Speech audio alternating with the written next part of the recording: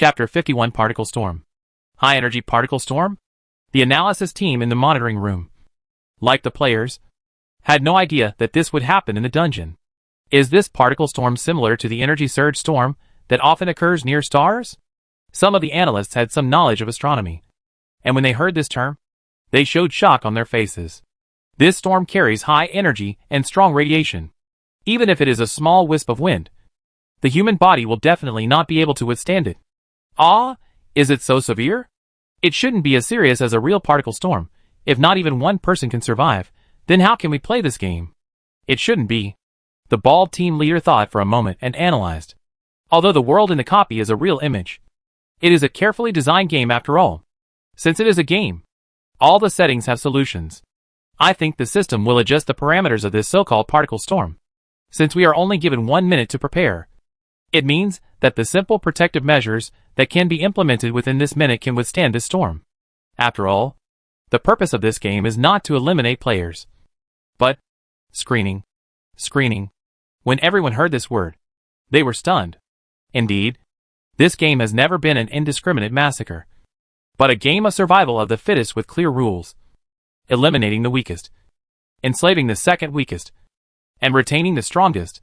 In fact, from the very beginning, the purpose of the Divine Court introducing this game was just like this. I wonder who will be the strong one who can be retained after this storm, or in the final outcome of this game. Everyone sighed silently in their hearts, guessed, and looked at the live broadcast screen. In each screen, the players hurriedly looked for cover like frightened ants. Some people went into the nearby circular cave. Some put on the shell of mechanical soldiers. And some people didn't even care whether they would step on the mines, and rushed directly into the huge building ruins next to the small square. The coxcomb didn't expect to encounter a particle storm. He found a cave to hide, secretly observed, and found a shelter to protect against the storm in advance. He quickly stuck a metal plate to the hole, and sealed the gap with some sundries. At the moment when his vision was completely blocked, he saw a man in a purple shirt hurriedly running into the ruins, obviously trying to use the broken wall to block the storm. Finally, someone stepped on the landmine first. The coxcomb was happy, and he sealed the gap tightly, and hid in the cave with peace of mind. At the same time, far away from the coxcomb, Chin-Su also received the same report. Like the coxcomb, he dragged some large pieces of mechanical garbage into the cave, and firmly blocked the cave entrance. Then he picked up Bai Yi, who was still sleeping, protected him in front of him, and sat down with his back to the cave entrance, just waiting for the particle storm to hit. Gradually, there seemed to be a gust of wind outside the cave, fuzzy and low. But soon, the sounds outside became strange. The sharp sound of the wind was mixed with various squeezing sounds, cracking sounds, and sizzling metal friction sounds. If you listen carefully, you can also hear a buzzing sound that is almost ultrasonic. This buzzing sound seems to be able to penetrate the eardrum directly into the brain, making people feel worse than death. But Chin-Su can capture these subtle sound waves. After Bai Yi's transformation, his hearing range has increased. The ultrasonic sound that ordinary people cannot hear, Chin-Su can clearly feel it this time. However, this ultrasonic buzzing sound gave him a severe headache, like thousands of fine needles piercing his brain at a high frequency. Chin-Su closed his eyes, clenched his teeth, and endured the impact of the sound. However, not only his brain, but his whole body began to feel as if being pricked by needles. Despite the transformation, Bai Yi did not get rid of his sense of pain. Pain is an important mechanism for self-protection. Losing it means losing the basic ability to perceive danger. Even Chin-Su, who is a mechanical body, also needs pain to make the body more sensitive to external threats. He thought to himself, what is hurting his body in this particle storm? At this moment, the storm roared, and a piece of metal shell piled at the entrance of the cave could not withstand the impact of the force, and suddenly opened up, and a gap appeared in the originally closed entrance. Chin-Su put Bai Yi down, endured the stinging pain, and reached out to pull back the open metal shell. But when the mechanical arm was exposed to the particle storm for only 1 second, the piercing pain came instantly, almost blurring Chin-Su's consciousness. This shouldn't be like this. Retracting his arm, the pain was immediately relieved. Chin-Su gritted his teeth and remained silent for a moment, then returned to Bai Yi and continued to protect him. The arm he had just stretched out was his left arm, which was the fully armed mechanical arm. Its shell is made of super titanium, and ordinary attacks, High pressure and high temperature cannot cause any damage to it. Moreover, there is not even a scratch on the shell of the mechanical arm. So, what is the cause of this strange pain? But the coxcomb on the other side did not feel uncomfortable at all. He was like a passerby in a mountain hut, quietly waiting for the blizzard to pass. And his only trouble was boredom. The man in the purple shirt had already become a guinea pig and entered the ruins. When the particle storm is over, if he can safely exit the ruins, he can go in to look for energy points without worry. Coxcomb was playing with the discarded screws on the ground, thinking in his mind. Although the ruins were dilapidated and messy, they still looked like a castle. With years of gaming experience, a place that looks like a castle is definitely a holy place for treasure chests and gold coins. The system also prompts that the first task has been completed. According to traditional game routines, the next task is likely to be to capture this castle. That's right. It's very likely. The more Coxcomb thought about it, the more he felt that his decision to come here and wait was extremely smart. After the punishment, he didn't find many fragments. If he wanted to accumulate enough points before the next punishment, he would have to rely on this treasure land. He thought so and looked at the time again, hoping that the particle storm would end soon, so that he could enter the castle first and get points. Sure enough, the particle storm did not last too long.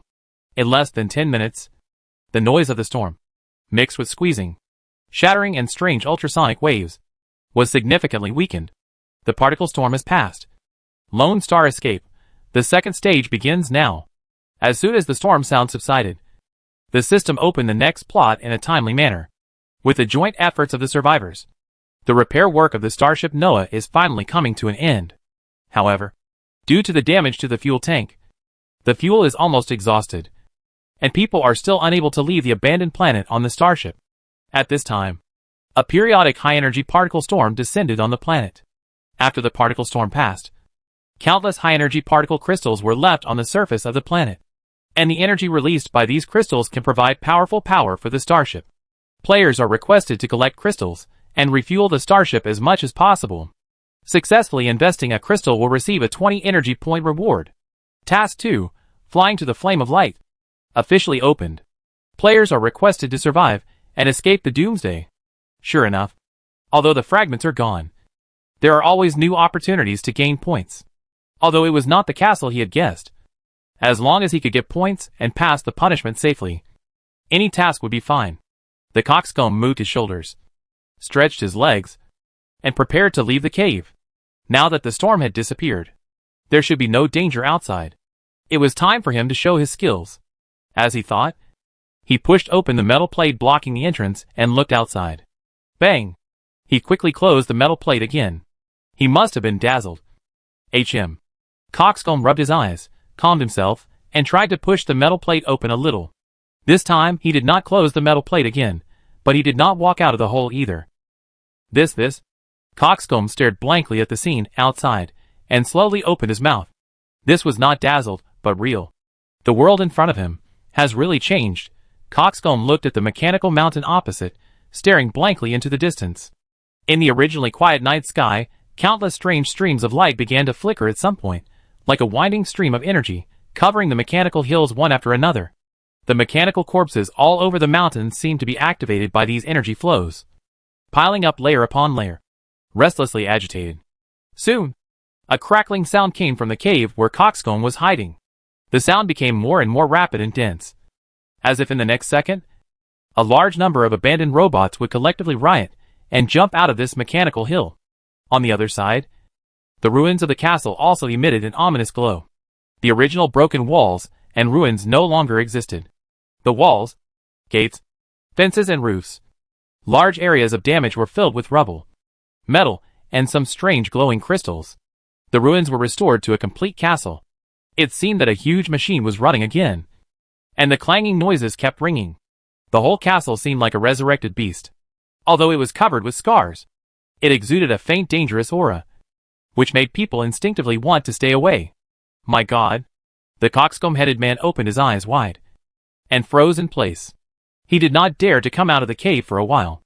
The next second, the strange sound next to his ear was like a needle suddenly piercing his back, causing him to punch the metal plate in front of him and suddenly jump out of the small cave. There were lights everywhere, faint lights, sizzling sounds. Danger! Danger! The coxcomb stood in terror among the restless mechanical hills, trembling with fear, and in a panic, ran towards the small square far away from the hills. When he just ran to the flagpole in the center of the square, he heard a rumbling sound from the castle, and then with a loud bang, something came crashing down from the sky. A warm liquid suddenly splashed on his face, and the coxcomb stopped abruptly, but what he saw falling from the sky were pieces of bloody body parts. One of them was obviously a human arm, and there was still a blood-soaked sleeve on the arm. Purple, like a shirt. It was exactly the same as the attire of the man who hid in the ruins before the storm. Chapter 52. Why didn't you tell me in advance? On the screen, the blood-stained coxcomb stood there blankly, staring at the corpses on the ground with a dull look, and the analysis team in the monitoring room was shocked beyond words. How could this happen? The entire screen wall, and the pictures of different sizes were flashing with strange and chilling lights and shadows. Even the analysis team outside the game, facing this strange scene, couldn't help but feel panic. The players in the live broadcast panicked, and each of them ran for their lives and hid. On the central screen, Chun Su, who was guarding Bai Yi, noticed the movement outside the cave, and tightly protected Bai Yi behind him, observing vigilantly. At the same time, on multiple screens including the coxcomb head, in addition to the restless mechanical corpses, the ruins that had been resurrected were clearly shown. How come all these corpses and that castle have been resurrected? The analyst stared at the strange pictures with wide eyes. And you see? The number of holes on the mechanical mountain seems to have increased. Could those caves be caused by the particle storm? Oh my god! How much energy impact is needed to create such holes? It seems that the huge energy brought by this particle storm has injected fresh vitality into this world. Ed stared at the chaotic scene on the screen and said slowly, "These abandoned robots are actually inanimate objects. And there is no real death. At the beginning of the game, the planet was in a low energy state, so it was quiet. Once the energy is restored, these parts can run again if there is no major failure. Then the zombie robots that jumped out before, were they also powered by the energy brought by the particle storm?" Someone asked along with Ed's thoughts. It's possible. Ed was also thinking about this question. It seems that it was just before the particle storm came, and the energy reserves on the planet were extremely low. The robots may have only absorbed a little residual energy left after the last storm. This also explains why the resurrection only happened once, and why Chun Su could not blow up a living body, no matter how hard he blew up the mountain afterwards. The bald team leader nodded, seemingly agreeing with Ed's speculation. It seems that the castle is the same. When the energy is exhausted, it falls into a dormant state, and the new energy brought by the particle storm makes the mechanical system in the castle work again, and the whole castle is revived. The team members nodded in agreement, and their eyes turned to the various pictures again, that dangerous world with abundant energy. Soon, the resurrected mechanical soldiers rushed out from the ground one after another, jumping down from the hills in the flickering strange light and shadow, and attacking the panicked players. Some players successfully avoided the zombies in front of them, but they could not avoid this wave of large-scale resurrection attacks. The red laser passed through them instantly, and their heads were blown into pieces, leaving only a headless corpse, which fell straight to the ground. On the largest screen in front of everyone, Bai Yi was still sleeping soundly, as if the turmoil outside had nothing to do with him. On the screen next to him, the coxcomb man, who was covered with corpses, was stunned for a long time, and finally came to his senses. He dared not think about the treasure chest and gold coins in the castle anymore. He turned around and fled from the castle area. Not long after the coxcomb man escaped, several familiar figures appeared at the entrance of a passage. A bald man in black walked up to the corpses, kicked them with his feet, and looked up at the castle over there. Another Caucasian man, with a high nose and deep eyes, walked up to him and talked to him in a low voice. Then the two looked at each other, and at the same time, an elusive smile appeared on the corners of their mouths. At 10:30 in the evening, Chun Su glanced at the time, and then lowered his head to look at Bai Yi, who was still sleeping soundly. In total, he had been immersed in sleep for nearly 6 hours.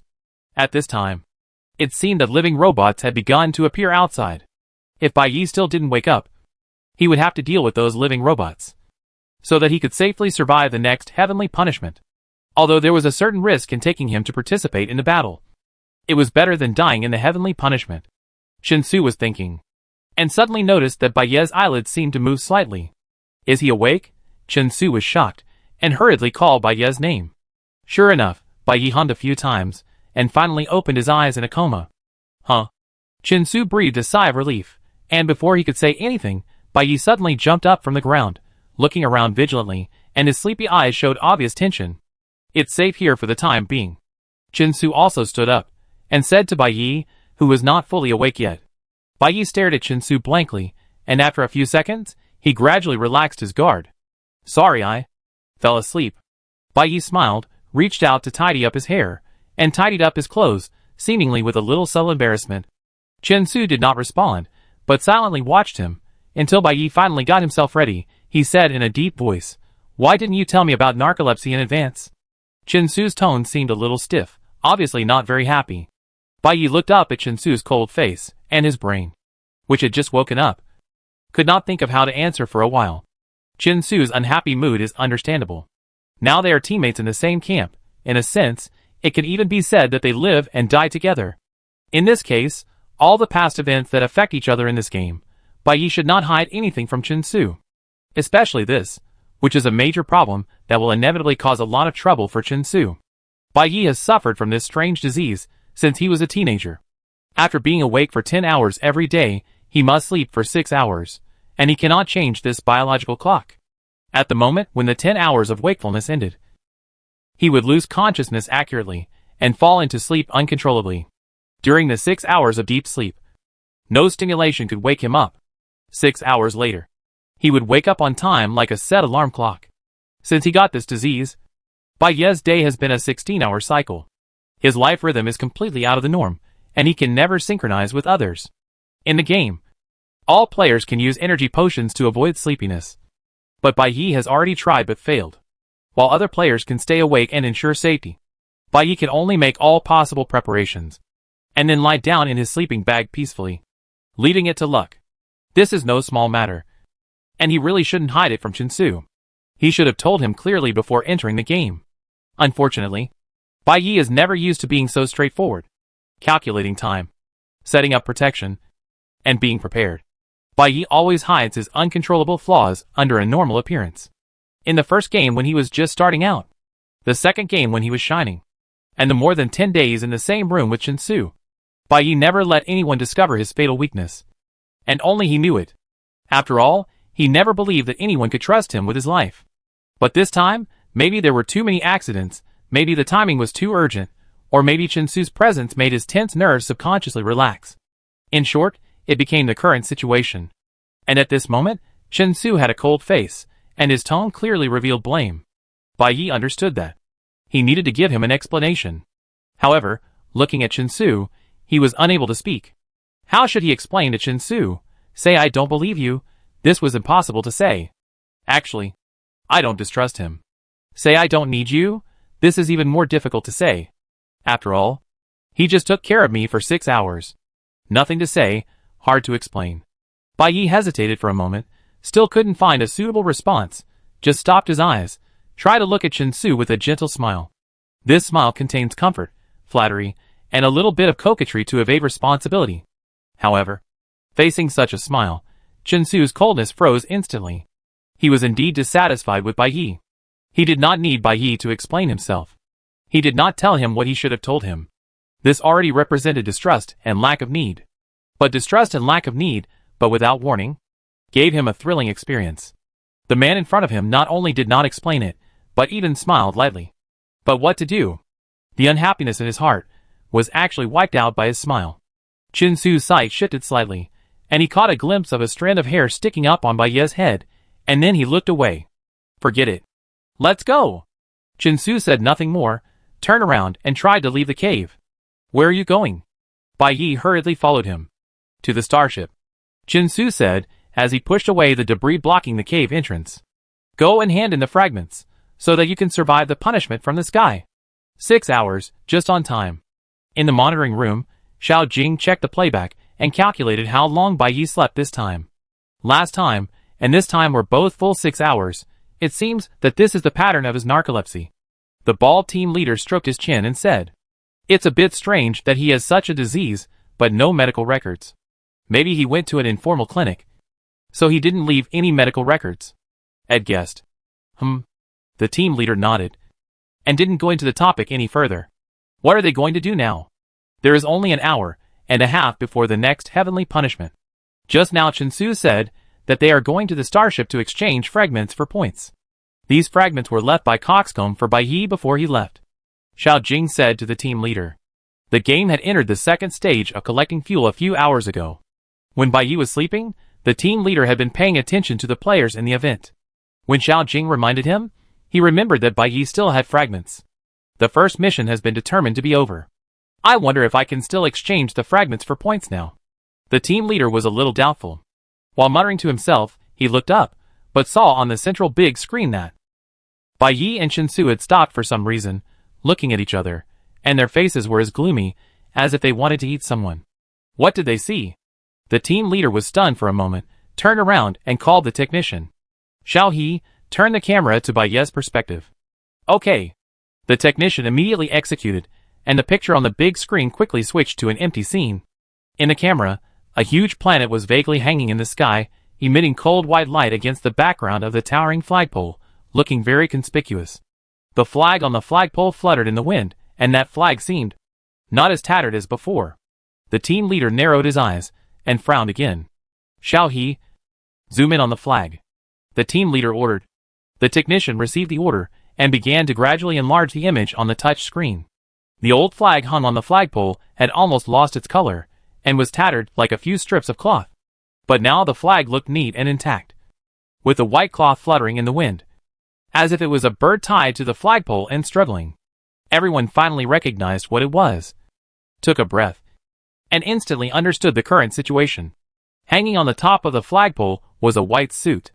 To be precise, it was a white suit that only Bai Yi would wear in the entire copy. And there was only one person in the entire copy who could get this suit and dared to hang it on the flagpole provocatively. Hu Xiao. Chapter 53, What He Wants to Do. A moment ago. This should be caused by energy overload. On the way to the starship, Chinsu mentioned to Bai Yi the severe pain he felt in the particle storm. After thinking about it, Bai Yi made a judgment. The particle storm brought a large amount of cosmic radiation energy, and your body is driven by similar radiation energy. The organism will not have a significant reaction to radiation energy, but once it is ingested in excess, it will affect the normal functioning of the body, similar to overload. However, short-term low-level overload will not cause any other damage to you except pain. Fortunately, you were not directly exposed to the particle storm otherwise. Bai Yi's words suddenly stopped, and the second half of the sentence was not continued, and he stared at Chinsu quietly. Chinsu didn't understand, and looked back at Bai Yi subconsciously. Particle storms can successfully charge these mechanical corpses. After a long while, Bai Yi said abruptly, Chinsu still didn't understand what he meant, and could only listen patiently. In fact, as long as you are exposed to the sky, there will always be a small amount of radiation around you. Bai Yi seemed to be talking to Chinsu, and also seemed to be talking to himself. Then why? Chinsu frowned slightly, a little confused, but saw Bai Yi's expression change, as if he had a flash of inspiration, and suddenly called out the broken machine, and directly pulled a restless corpse from the mechanical hill next to him. Most of the piled-up mechanical soldiers were scrapped due to damaged parts, and only a few could move to create an atmosphere. Not all corpses could be successfully revived. After walking for 10 minutes, there were only 3 or 5 living soldiers who actually attacked them. The mechanical soldiers torn off by the broken machine were also easily overturned by Chinsu and the broken machine, even though they were flashing energy flows and making noises. Then Bai Yi unscrewed its chassis in a few strokes. The mechanical soldier lying on the ground struggled unwillingly, swinging his half-broken legs as if trying to stand up. Bai Yi wanted to check the internal structure, but was annoyed by its commotion, so he simply unplugged its neural bus. The mechanical soldier immediately quieted down. I see. Bai Yi studied inside the huge body for a while, and seemed to have finally realized something. When he came out, his golden gray eyes flashed with excitement. I know what to do. Chinsu, your energy source next. Bai Yi, are you Bai Yi? Before Bai Yi finished speaking, he suddenly heard someone calling his name not far away. He turned around and saw a strange player running towards him in a hurry, pointing to the northeast while running, which was the direction of the huge planet. Someone told you to look over there, right over there. What are you looking at? Bai Yi didn't turn around, his face darkened, his tone suddenly became cold. Just as the stranger was about to answer, he was grabbed by the back of his neck by Chen Su and lifted up. Hey! Hey! Hey, don't catch me! I'm just delivering a message for someone. The stranger was panicked, his limbs flailing in the air. For whom? Chen Su asked coldly. A bald man, ahem. The stranger was strangled by his collar, and couldn't make a sound. He said, if you see a man in a white suit and glasses, tell him to look over there, to see the flagpole. Bald? Huiqiao? Bai Yi looked at the player suspiciously, and then looked in the direction he pointed. There was indeed a towering flagpole over there, very conspicuous, and there seemed to be a white flag hanging on the top of the flagpole. Wait! Bai Yi's eyebrows moved, reached out, and tapped the edge of his glasses a few times, activating the far-sighted function, and then his face changed instantly. That white thing was not a flag, but a suit jacket he had prepared in his space card. It was Huiqiao. Chen Su also recognized the clothes hanging on the flagpole, and his expression suddenly became gloomy. What else did he say? Chen Su's tone made people feel chilled. No more. The player who was grabbed by Chen Su blushed, tried to pull the collar, and hurriedly answered. That person, well, he just asked me to pass on this message. Boss, please put me down, otherwise, I really don't know. Chen Su had no intention of arguing with a messenger, and threw him aside.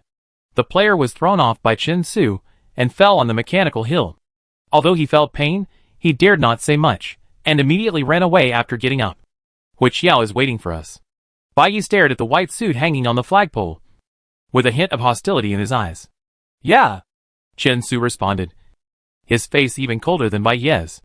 Let's go! The unfinished topic was interrupted, and no one mentioned any tasks anymore. The fragments were still crystals. Chen Su jumped onto the hill in front, and Bai Yi got on the broken machine, pushing at full speed. The two of them quickly headed towards the cold white planet. Huiqiao didn't know how many people he had found to pass on the message to Bai Yi. On the way, players came to Bai Yi one after another and shouted, Look over there. Someone told you to look over there. With each person who came, Bai Yi's eyes became more aggressive, and those ignorant players were grabbed by the collar and thrown out before they finished the first half of their sentences. The two of them hurried on their way, clearing obstacles at the same time, and soon they arrived at the small square in front of the castle. On the square, Bai Yi's clothes were hanging on the top of the flagpole, but he did not take them, and he was not even interested in taking a second look. We are here. Bai Yi sat on the shoulders of the broken machine and said to the empty square. The square was empty, with only a few pools of dark red liquid scattered on the ground. The two looked around, walked cautiously to the center of the square, and quietly waited for Huiqiao to appear. Huiqiao did not let them wait too long. As soon as Bai Yi and Chen Su stood by the flagpole, the bald man in black walked out of the passage leisurely, with no one following him. Glad that you're here. Huiqiao walked to the front of the castle, and stopped not far from Bai Yi and the others. I asked a lot of people to pass on the message to you, but I was afraid you wouldn't come. How could we not come if you invited us? Bai Yi raised his eyelids, and responded to him coldly. That's right. Huiqiao smiled, shrugged exaggeratedly, pointed at Bai Yi, and then pointed at Chen Su. You want your space card back. And you want my life. You too. It seems that you both want to see me. So, my efforts for those messengers are not wasted.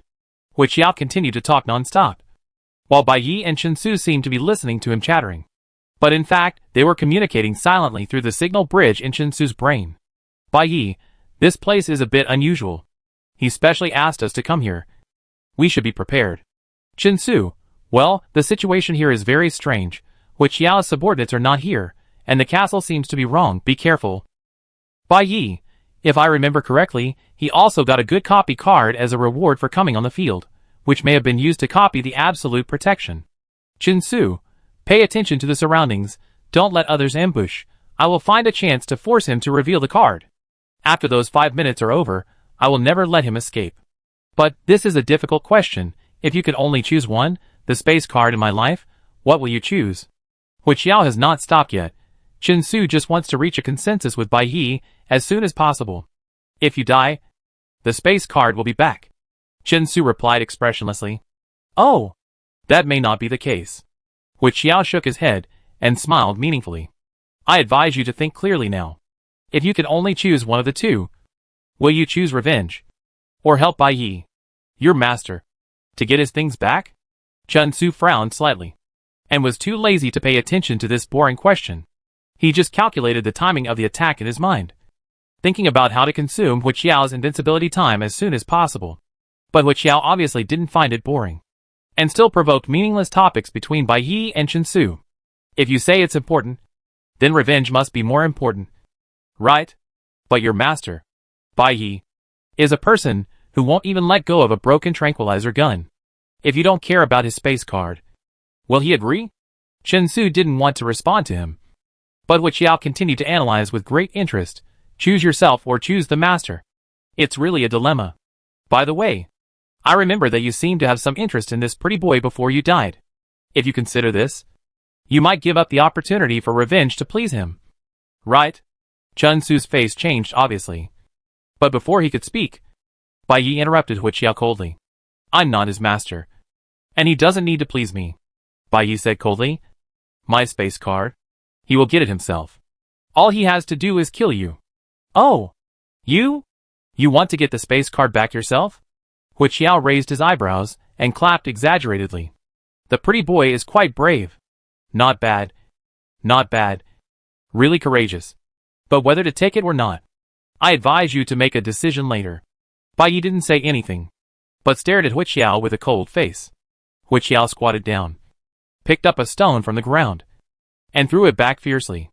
The stone drew a smooth arc and hit the heavy cast iron gate of the castle. Boom! The moment the stone hit, the cast iron gate rose up with a bang. In an instant, a strong wind blew in the small square, and the airflow carried sand, stone and iron blocks into the open gate. The castle opened its huge black mouth like a ferocious beast, as if it wanted to swallow everything in front of it. Oh! Hu Qiao seemed to be prepared, and he firmly held the metal pillar next to him. Chen Su and Bad Machine also reacted quickly, grabbing the flagpole tightly, stabilizing their bodies. Your space card is right there. Hu Qiao stared at Bai Yi, pointing his arm to the side. Bai Yi looked in the direction of his hand, and saw a black object fixed by a piece of heavy metal in the open castle gate, flying up and down with the wind. It was his space card wristband. If you want to get the space card, you have to go into the castle. Hu Qiao raised the corner of his mouth, revealing a contemptuous smile. How about it? Want to try it? Chapter 54. Who should I choose? Somewhere in the copy. 6 hours have passed, but Coxcomb did not go back to find Bai Yi immediately. Instead, he chose a secluded corner, and searched alone for the high-energy particle crystals mentioned by the system. The fragments left by the scientists are still there, and living robots can be seen everywhere in the copy. Coxcomb believes that he is naturally fearless of this heavenly punishment. Although he told Chen Su that he would help deal with Hu Qiao before leaving, but after thinking about it, Coxcomb still did not go back to find Bai Yi. It was nothing else. I was just a little bit uneasy. The scientist was already annoyed enough with me.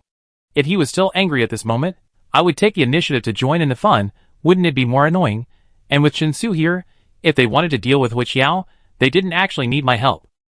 So, Coxcomb was still somewhat aware of his situation. He turned over the mechanical corpses piled up on the hill, and probed into the broken shell to search. Not long after, he found a sparkling crystal in a gap, and was delighted, and immediately took it out, gently brushed off the dust on it, and then put it in the bag around his waist. Bai Yi's position in Coxcomb's heart is indeed different.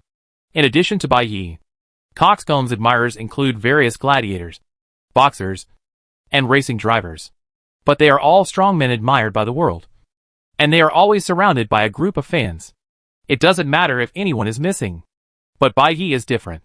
Almost everyone who sees Bai Yi mocks him, laughing at his exquisite dress, laughing at his thin body, laughing at his dependence on others, laughing at his vulnerability. Even if he won the first place in the competition, there are still very few people who truly recognize him. People are used to judging people by appearance, or out of rejection of being different. No one is willing to admit that a man with a gorgeous appearance can also have strength that cannot be underestimated. In the live broadcast room, among almost the vast majority of the audience, only Coxcomb Head is willing to support him, although he is also not sociable. Even if he can only be alone, Coxcomb Head is willing to cheer for Bai Yi until the last moment, because he saw himself in Bai Yi, the past that was once ridiculed, the clumsiness that was despised, and the feeling of working hard but never being affirmed. Bai Yi is so powerful, one day he will convince those who have belittled him. Maybe, one day he can be as powerful as him, so powerful that it will shock everyone. The coxcomb rubbed his nose gently, and the fantasy that flashed through his mind made him smile. However, his strength is still a long way from that goal. So before he becomes stronger, it's better, don't cause trouble for them. The coxcomb lifted a piece of metal plate to search, and put it down when he didn't find anything, and began to turn over the mechanical wreckage next to it. This time, the scientist obviously doesn't need to worry about the punishment from heaven. The number of crystals in his bag is not small. If he works harder, he should have no problem ranking. However, this area has been searched almost completely. It seems that we need to change places, the coxcomb thought, looking up and looking around. This place is about in the northeast of the map, not far from the man-eating castle. If we want to change places, we should go to. Inadvertently, the coxcomb's eyes stopped on the flagpole not far away. If I remember correctly, the flag on the flagpole should be black before, and it was almost impossible to see. But now, under the night light, it actually looks brand new and bright. Wait. No. That's not a flag. That's a piece of clothing. Coxcomb looked closely, and his heart suddenly jumped into his throat. That's the scientist's clothing. How could the scientist's clothing be hanging there? Could it be that the scientist? Coxcomb swallowed his saliva, and looked at the white clothing fluttering in the wind. And an ominous premonition continued to rise in his heart. The castle after charging is an extremely dangerous place. The bloody and fleshy corpses on the ground may still be spread on the small square, and on the flagpole in the middle of the square, the scientist's clothing is hung. The premonition of fear is becoming more and more obvious in his heart. Coxcomb can no longer bear the anxiety in his heart, and grits his teeth, and decides to run towards the castle. Let's play a game. Running all the way to the castle, just out of the passage, I heard a familiar and annoying hoarse voice rushing straight into my eardrums. The coxcomb head hurriedly stopped, hid his body, and looked at the small square from the hidden place. In the small square, Chinsu stood by the flagpole, looking at the direction of the castle expressionlessly. Beside him, Bad Machine stood quietly, and the man in white sitting on Bad Machine's shoulder was Bai Yi. Thank God, he's fine. Those messy speculations finally didn't come true. The coxcomb head breathed a sigh of relief, slightly calmed down, and then adjusted the angle, observed across from Bai Yi and the others.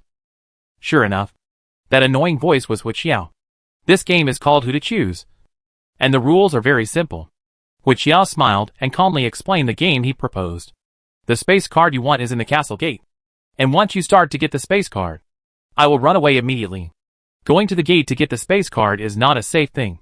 Once I escape, you may never catch me again. If you can't have both the space card and my life, I wonder what you will choose. Oh, yes, I almost forgot.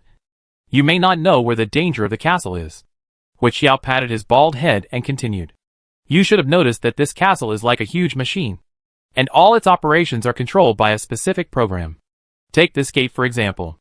Once it senses someone entering, this cast iron gate will fall down suddenly, and it cannot be opened from inside or outside. The only way to open it again is to use external force to hit it when there is no one inside the castle. For example, throwing a stone.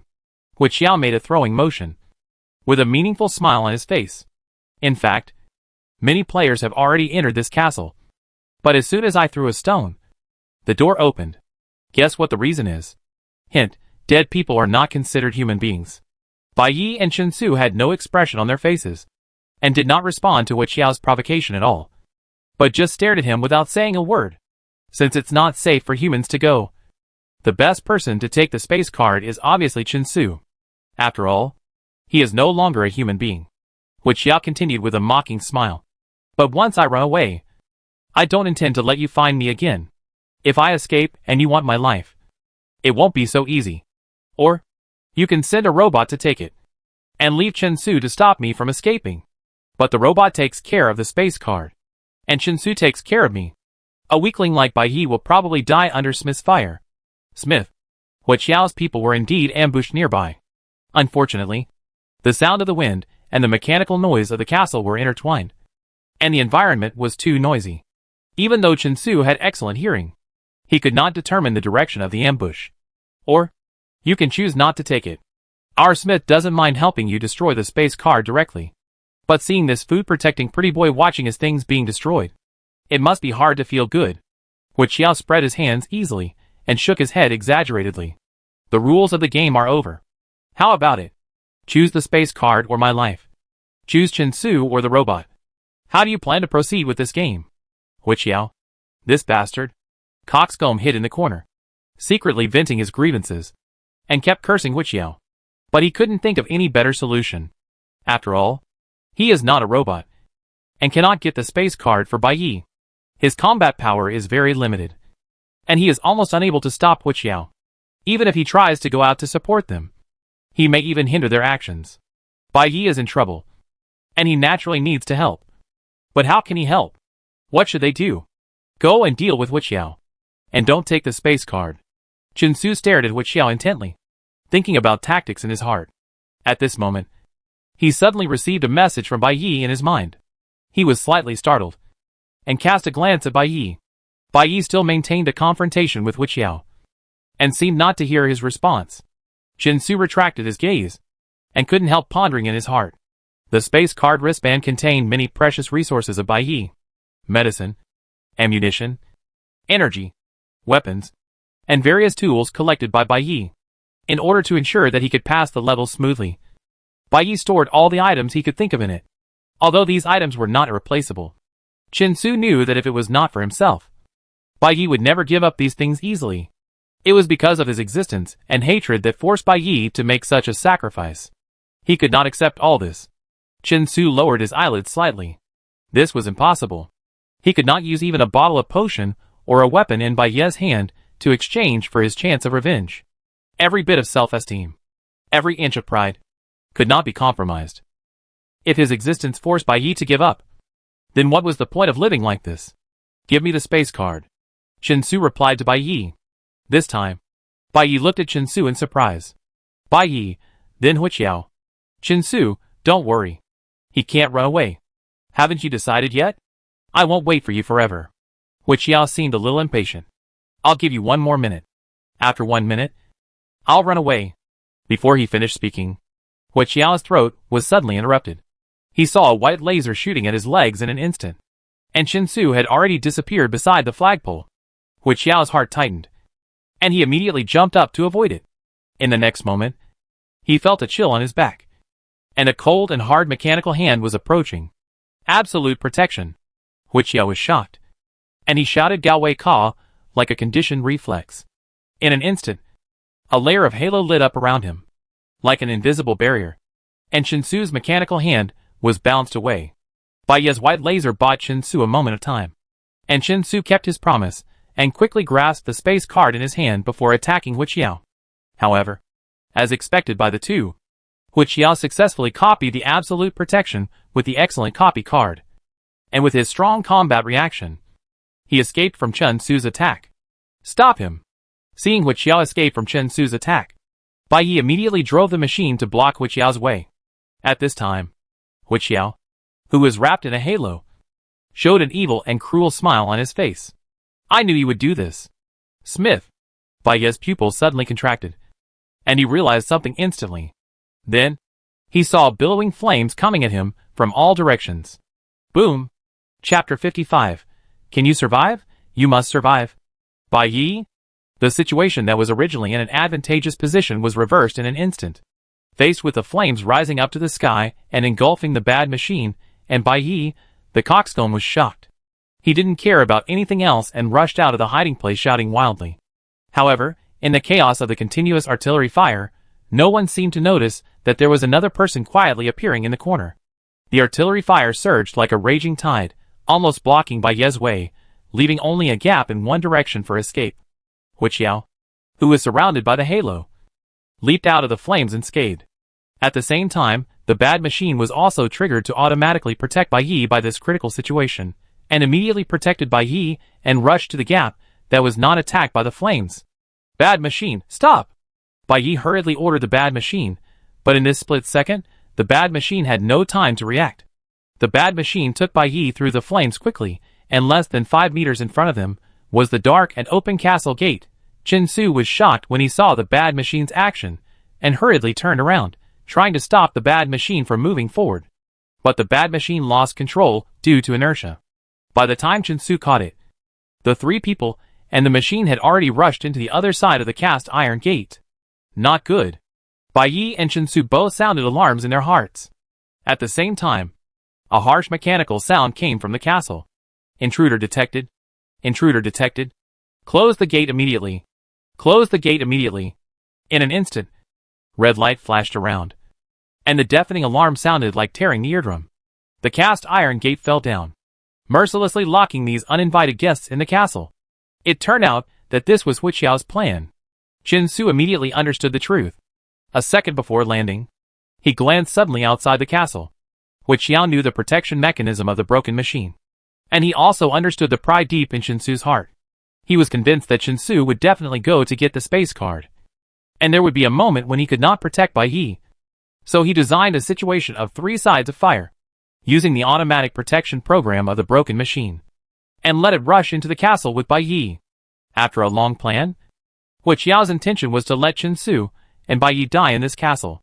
In the burning flames, Hu Qiao stared at Chin-Su and Bai Yi, who rushed into the castle, and laughed more and more wantonly.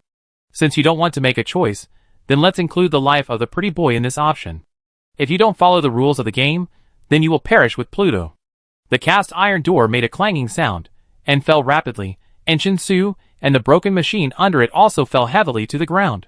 Before the two people and the machine could completely get up, a familiar shout was heard from outside, followed by a loud bang, and the heavy cast iron door was stuck by something 10 centimeters from the ground. Scientist! Scientist! Someone shouted outside the door. Could it be Coxcomb? Bai Yi got up from the ground, ran to the cast iron door, and looked down through the crack in the door. He saw a familiar knife handle stuck in the crack in the door, which was the electric knife that Coxcomb often used. Why are you here? Bai Yi asked through the door, with shock in his tone. Chin-Su told him what he had experienced in his dream, including Coxcomb's apology at parting, and his promise to help them deal with Hu Qiao. Although Coxcomb is stupid, he is sincere to his friends. Bai Yi does not intend to forgive him for this. However, from the moment he woke up, he did not see Coxcomb again. Who knew that he would show up at this time? Now is not the time to discuss this. Coxcomb tried hard to lift the door from the crack of the door, and his fingers were scratching under the door. This castle is very dangerous. Anyone who enters will die. All will be crushed into pieces. Coxcomb muttered in his mouth, and his tone seemed particularly nervous. Nothing can happen to you. I will save you. Come out. I will definitely save you. Bai Yi and Chin-Su looked at each other, and hurriedly reached out to lift the iron door through the crack. But no matter Bai Yi, or Coxcomb's head, or even Chin-Su's instantaneous strength of 423 kg, they couldn't lift the cast iron door even a little bit. I will definitely save you. Although this brute force to lift the door seemed to have no effect, the Coxcomb head outside the door did not give up. As he continued to exert force, his fingers were scratched blue and white under the door, and he kept repeating those words in his ear. You can't die. I can't mess this time. I can't mess it up. At this time, a mechanical alarm sounded in the castle, and the red light that had just gone out flashed again. Fault detected. Start troubleshooting. The mechanical sound sounded in my ears one by one, foreshadowing that some terrible consequences were approaching. Bai Yi let go of his hand, looked up at the red light in the castle, and couldn't help but let out a cold breath, and hurriedly slapped the door to remind Coxcomb. Go! Get out of here! It's dangerous here. No! I must save you. Coxcomb didn't listen to the advice, and was still desperately trying to lift the door. This time, we must not mess it up. You, not, I'll go. A rustling sound suddenly came to his ears. Bai Yi was so anxious that he could only knock on the door and shout loudly. The elimination program has been activated. The mechanical soldiers are coming. Go! The noisy sound was getting closer and closer. Even the clattering footsteps of the mechanical soldiers' thin legs could be heard inside the door. However, no matter how Bai Yi shouted, Coxcomb seemed to be fixed and had no intention of leaving. Go! Are you stupid? Scientist, you can't die. You can't die. I absolutely won't. Boom! There was a loud noise as if an attack hit the cast iron door. The voice of the Coxcomb stopped abruptly, and all the noise was instantly drowned out by the loud noise. The pressure and impact on the iron door finally crushed the handle of the electric knife. Chin-Su pulled his hand back alertly, and the cast iron door fell heavily to the ground. Bai Yi held his breath, staring at the closed door intently, and his eyes slowly moved downwards. At the crack of the door, several deformed fingers were pressed tightly under the iron door. Blood slowly oozed out from the bottom, spreading and expanding, bright red like blood, piercing the eyes, and approaching the red light in the eyes. "Brother!" Arnold shouted in pain in the public live broadcast room. Suddenly jumped up from his seat, rushed to the live broadcast screen in a few steps, and stared at everything in front of him in disbelief. However, in the picture of Bai Yi, the blood-red color spread silently like a tide, coldly and ruthlessly occupying his vision. Impossible! Impossible! Arnold was stunned for a moment, his eyes wide open. And then, he hurriedly opened his personal terminal to look for the player information of the A1 field. His fingers hurriedly slid across the player list, dragging up and down, until the familiar name appeared on the screen. And he suddenly stopped. Two large red characters were clearly visible behind the name, clearly reading death. Impossible. How could this happen? Brother. Arnold sat on the ground helplessly, staring blankly at the heart-wrenching red words, muttering impossible to himself. But he was unable to stand up. But no one in the audience came to help him, and no one said a word of comfort. They were used to witnessing such deaths. Coxcomb was not the first, nor would he be the last. They had seen too many life and death games. The blood on the ground was just a decrease in the number of players. One less. Sometimes someone would glance at Arnold, or whisper a few words with the person next to them, and then ignore him and focus on the live broadcasts. The screens around were bustling, and the audience outside the venue was very excited. Only Arnold sat there powerlessly, staring blankly at the name at the bottom of the list, unable to come back to his senses for a long time. You once said that you wanted me to cheer for you. You once said that this game would be no problem. Originally, you had 1,300 points at the start. Originally, how could you not make it through this game? All the pieces were given to Bai Yi, and so much time was wasted on him, and in the end, even, is it worth it? Is it worth it, brother?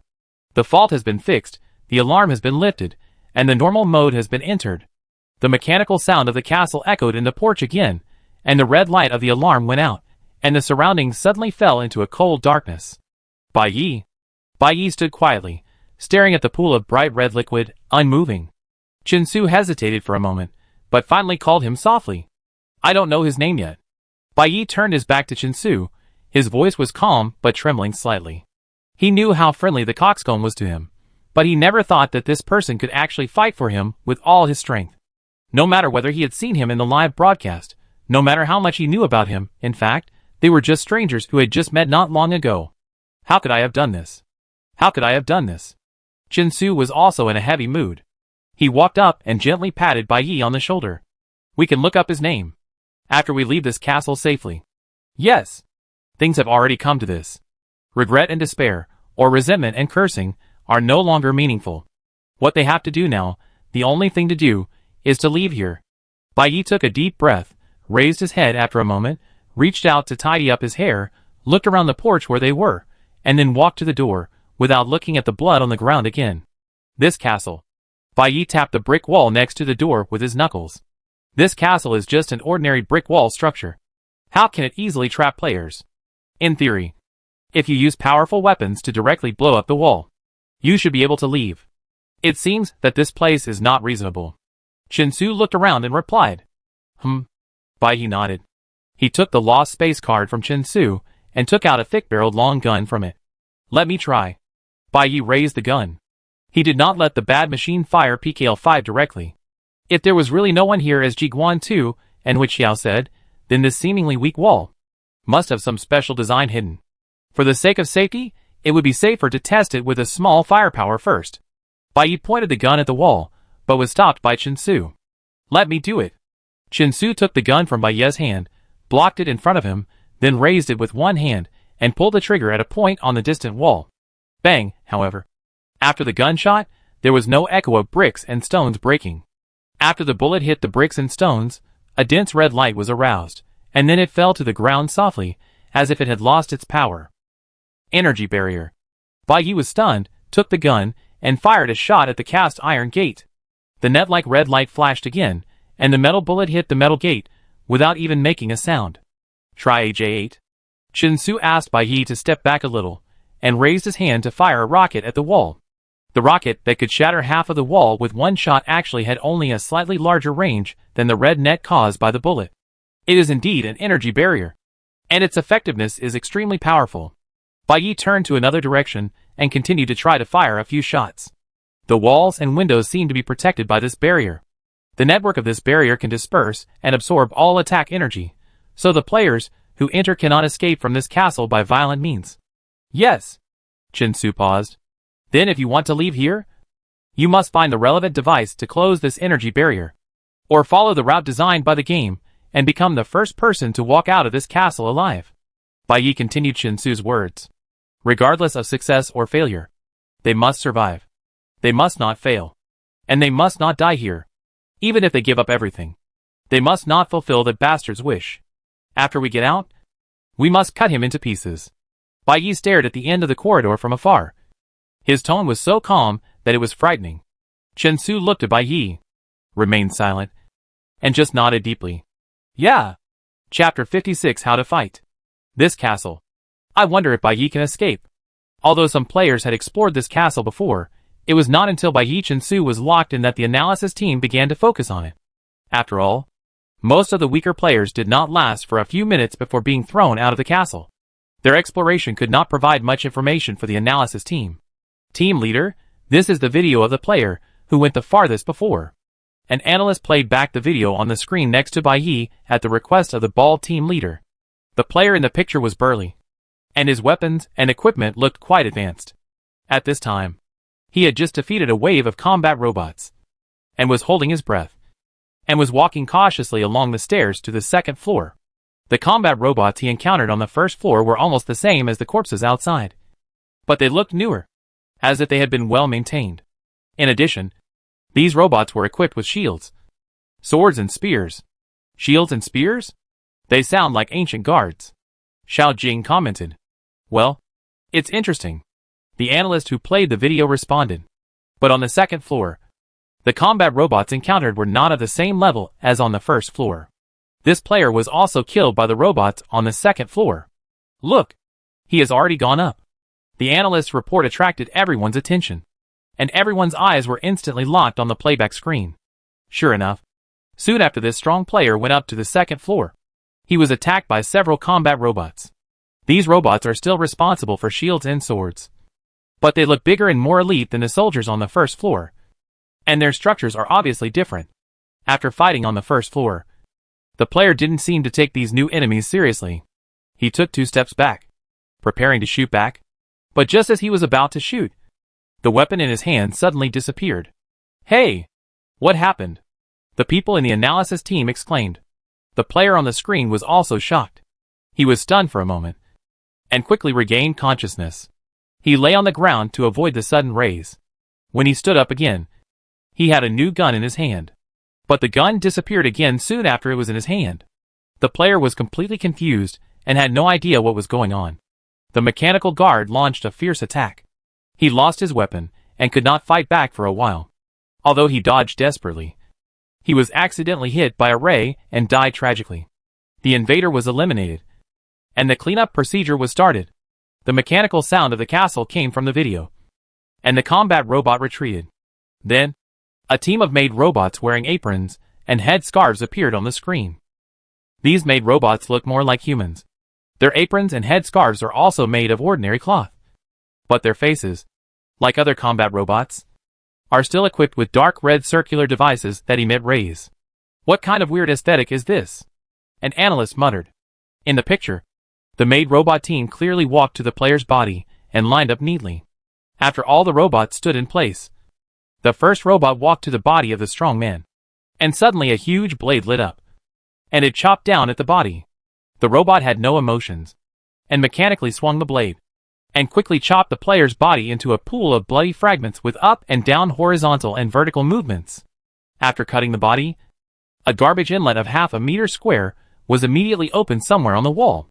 Several maid robots stepped forward, scooped up the body parts one by one with a metal shovel, and poured them into the mouth one by one. When the body parts on the ground were completely cleaned up, another robot sprayed a large amount of foam cleaner, and then used a powerful vacuum cleaner to suck away the foam. After a series of assembly line operations, The place that was originally splattered with blood and mincemeat was as if nothing had happened, without even a trace left. One analyst couldn't stand it, and hurried to the bathroom, and the others who witnessed this bloody and weird scene were horrified, and were shocked to the point of being speechless. You can go up from this staircase. Chin-Su looked up at the staircase and said to Bai Yi. Bai Yi nodded, and got down from the bad machine's shoulder. The staircase was a bit narrow. Bai Yi put away the bad machine and followed Chin-Su to the second floor. Since the two of them left the gate and went deep into the castle, the harsh mechanical noise in the castle has been ringing. Intruders enter the corridor. Eliminate the invaders. Eliminate the invaders. Intruders leave the corridor. The second team attacks with all their strength. Intruders approach the spiral staircase. The third team prepares to fight. Although the castle was noisy. In fact, it did not take too much energy for the two to deal with the soldiers on the first floor. Chin-Su used a rocket launcher. Bai Yi controlled a laser cannon. And those robots that loved to shoot at heads were quickly dealt with by the two of them. But obviously, a castle that could make so many players go without return would never be that simple. Fortunately, no more soldiers came up, and the two of them concentrated their minds and walked to the second floor step by step. The stairs were not long.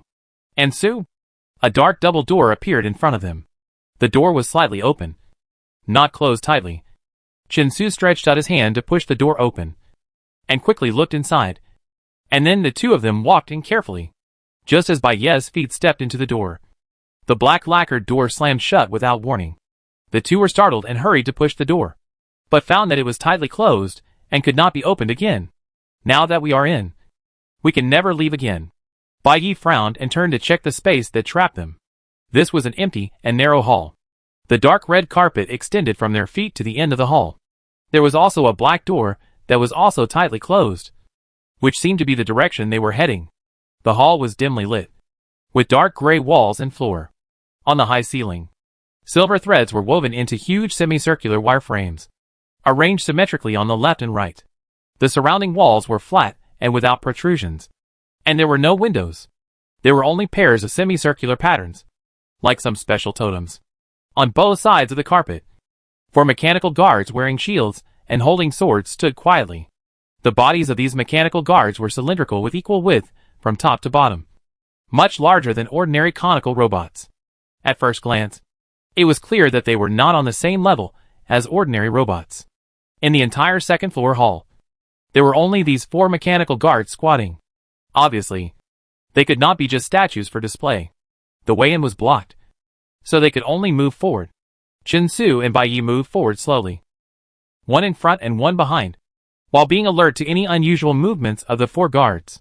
They had just walked less than 10 meters, and the annoying mechanical sound really sounded in the empty hall. Intruders entered the Black Iron Hall. Intruders entered the Black Iron Hall. C4 troops are ready. Launch an attack immediately.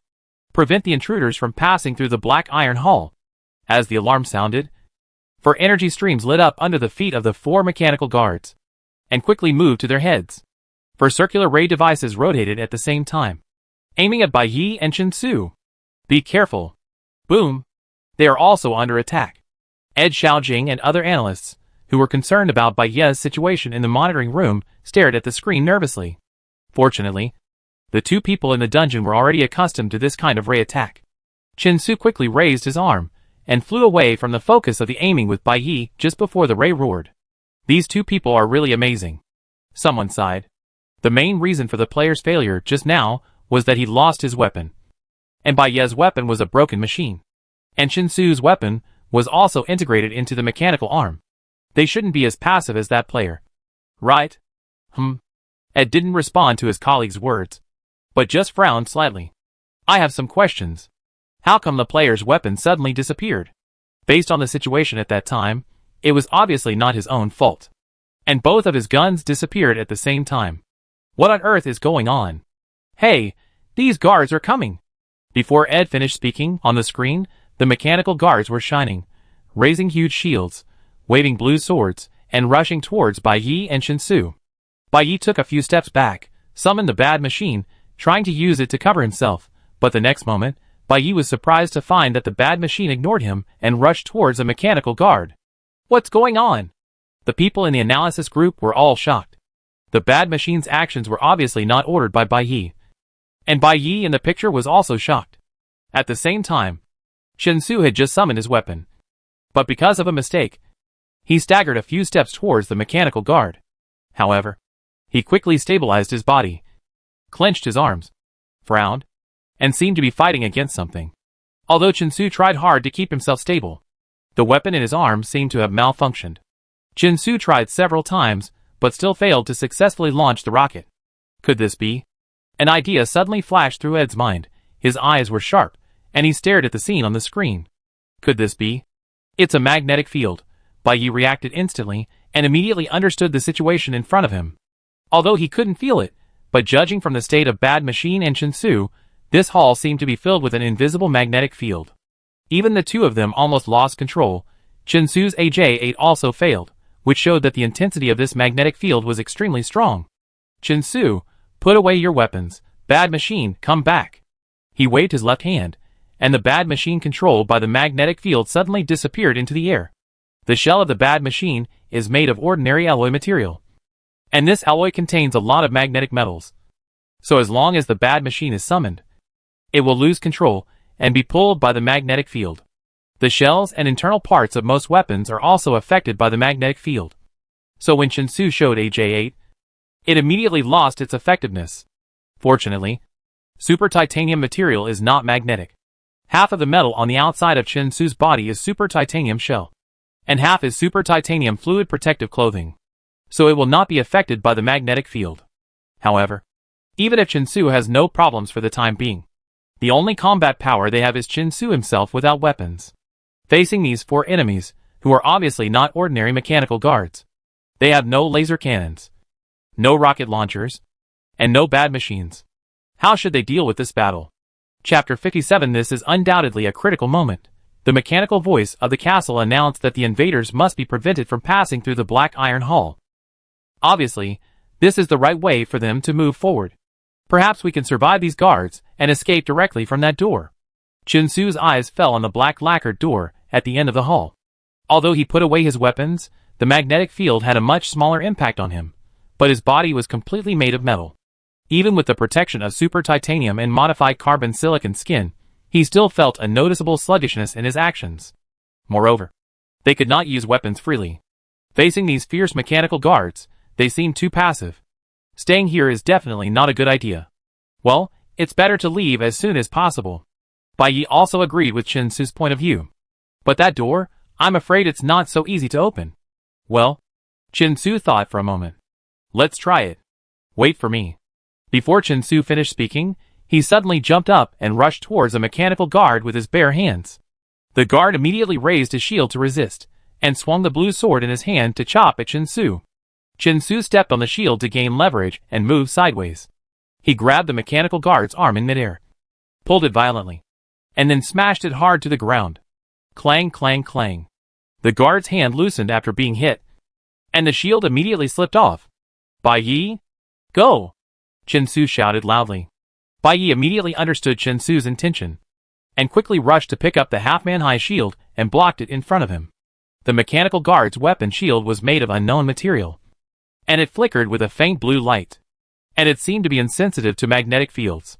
The shield was wide, enough to completely cover Bai Yi's bent body, and its weight was much lighter than ordinary metal.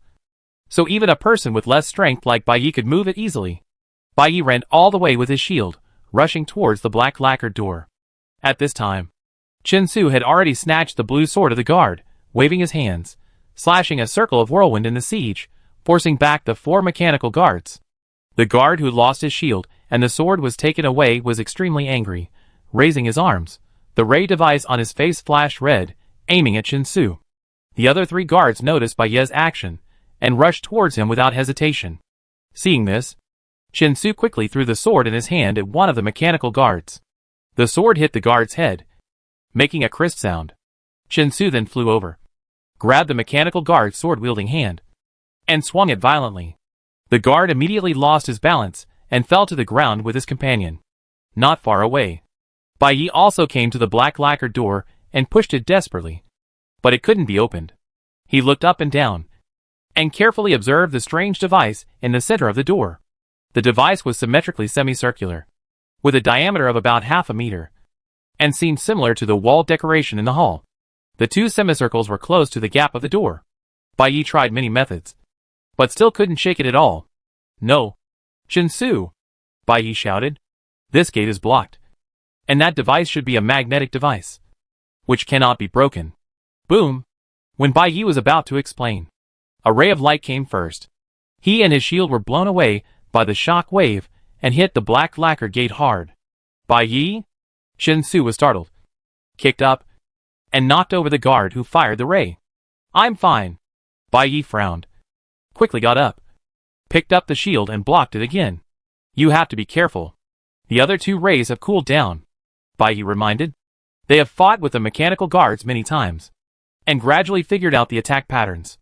No matter what form the mechanical guards are, they must be equipped with a device to launch rays. Although the rays are powerful, they need to cool down for a period of time before they can be restarted after each launch. Moreover, before launching, the mechanical guards will have 1 to 2 seconds to aim. So as long as they react quickly, it is not difficult to avoid the rays. As the mechanical guard's protective gear, this shield that emits blue light will not be destroyed by ray attacks, with Shinsu blocking in front. And with this shield, Bai Yi can protect himself even if he cannot use the broken machine. Bai Yi lay behind the shield to protect himself, his eyes following Shinsu as he swiftly shuttled between the 4 mechanical guards. Shinsu pretended to attack, then cleverly used the force to jump away, directing the 2 rays to the wall. The energy of the rays was absorbed by the energy barrier of the wall. At the same time, Shinsu flew up to pick up the blue light sword on the ground, rushed towards the mechanical guard closest to Bai Yi, and successfully attracted the attention of the guard. After the transformation, Shinsu inherited excellent combat awareness, coupled with outstanding body structure. His combat power has long exceeded the limit of ordinary people. However, the opponent is also a well-designed fighting machine. Even if Shinsu is powerful, without destructive weapons, the sword alone may not be able to cause substantial damage to the 4 guards. This cannot go on. Bai Yi glanced at the closed door. If they cannot open this door, even if the current situation is not bad, what awaits them in the end is still the exhaustion of Shinsu's energy, and the loss of their ability to resist. Shinsu is attracting the guard's attacks, trying to buy time, and he must think of a way to open the door as soon as possible to ensure a breakthrough within the time Shinsu can buy. Magnetic blocking device. The bald team leader frowned slightly, thinking over and over what Bai Yi said. This magnetic blocking device. I'm afraid it has something to do with the overall magnetic field of the room? Ed guessed. Maybe if you want to pass through here, you have to turn off the magnetic field of the room first. How do you turn it off? Xiao Jing asked in confusion. I just looked around carefully. The walls are smooth, and there is nothing. There are only 2 doors in the whole hall, a carpet and 4 mechanical guards. It doesn't look like there is a switch. It seems that finding this switch is the key to this challenge. Someone said affirmatively. Shinsu diverts the fire, which will give Bai Yi an opportunity to find the switch. Problems related to machinery should be Bai Yi's forte. Once he finds the switch to turn off the magnetic field, the door will be unlocked, and we can leave. Everyone nodded in agreement. Before Bai Yi on the screen took any action, the analysts outside the screen had already sorted out the solution. At this time, someone suddenly interrupted the discussion. Are you sure? There is really such a switch? This magnetic field is so strong. Can it really be turned off by pressing a switch? The discussion stopped instantly, although everyone was discussing enthusiastically just now. When it came to the key issue, everyone was stunned. Can it?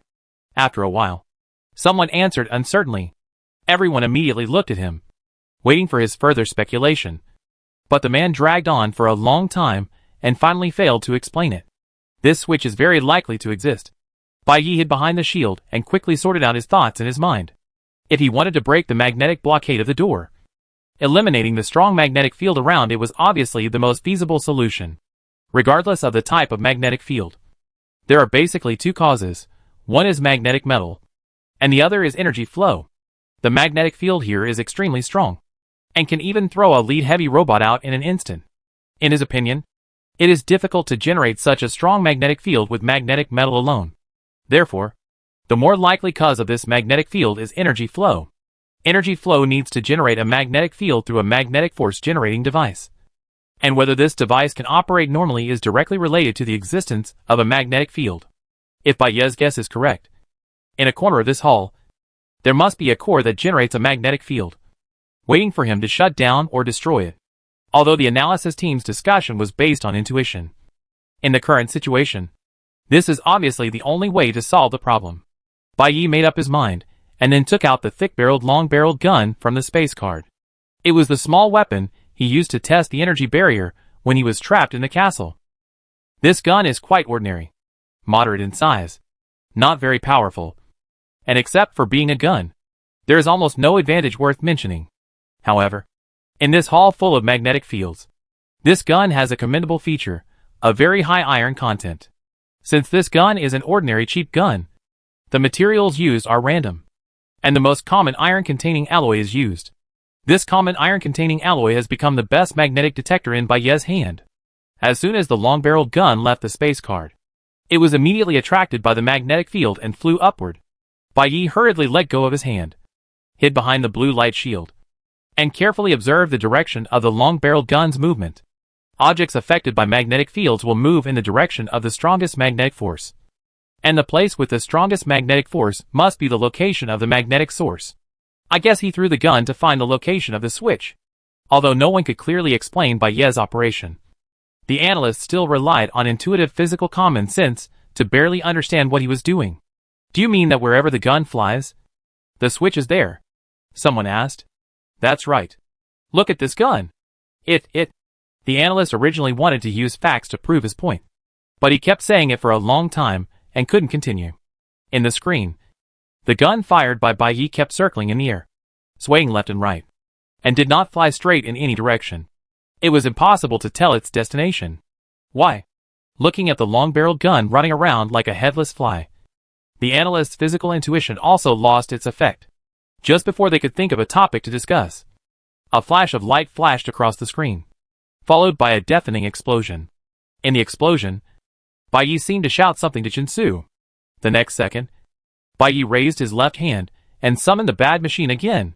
As soon as the bad machine appeared, it rushed towards a mechanical guard at high speed without any surprise.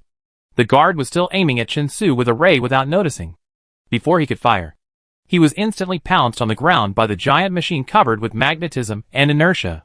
Chapter 58. Despite bad luck, the beam fired by the knockdown mechanical guard was off-center and crashed into a corner of the hall. The size of the broken machine was not much smaller than that of the mechanical guard, and its weight was also considerable. The mechanical guard was pinned down by it and could not get out of it. "Chinsu, give me the blue light sword," Baye shouted, and rushed out of the shield's protection and rushed towards the suppressed guard in a hurry. The guards had just fired around the beams and were now in a cooling state, which was the best time to take action. When Chinsu heard Baye's shout, he immediately threw the blue light sword in his hand to Baye, and then quickly hooked the mechanical arm of the guard next to him with his hand, and disarmed him neatly. Baye kept walking, leaned over to pick up the sword thrown by Chinsu, and quickly rushed to the guard, who was pressed by the bad machine.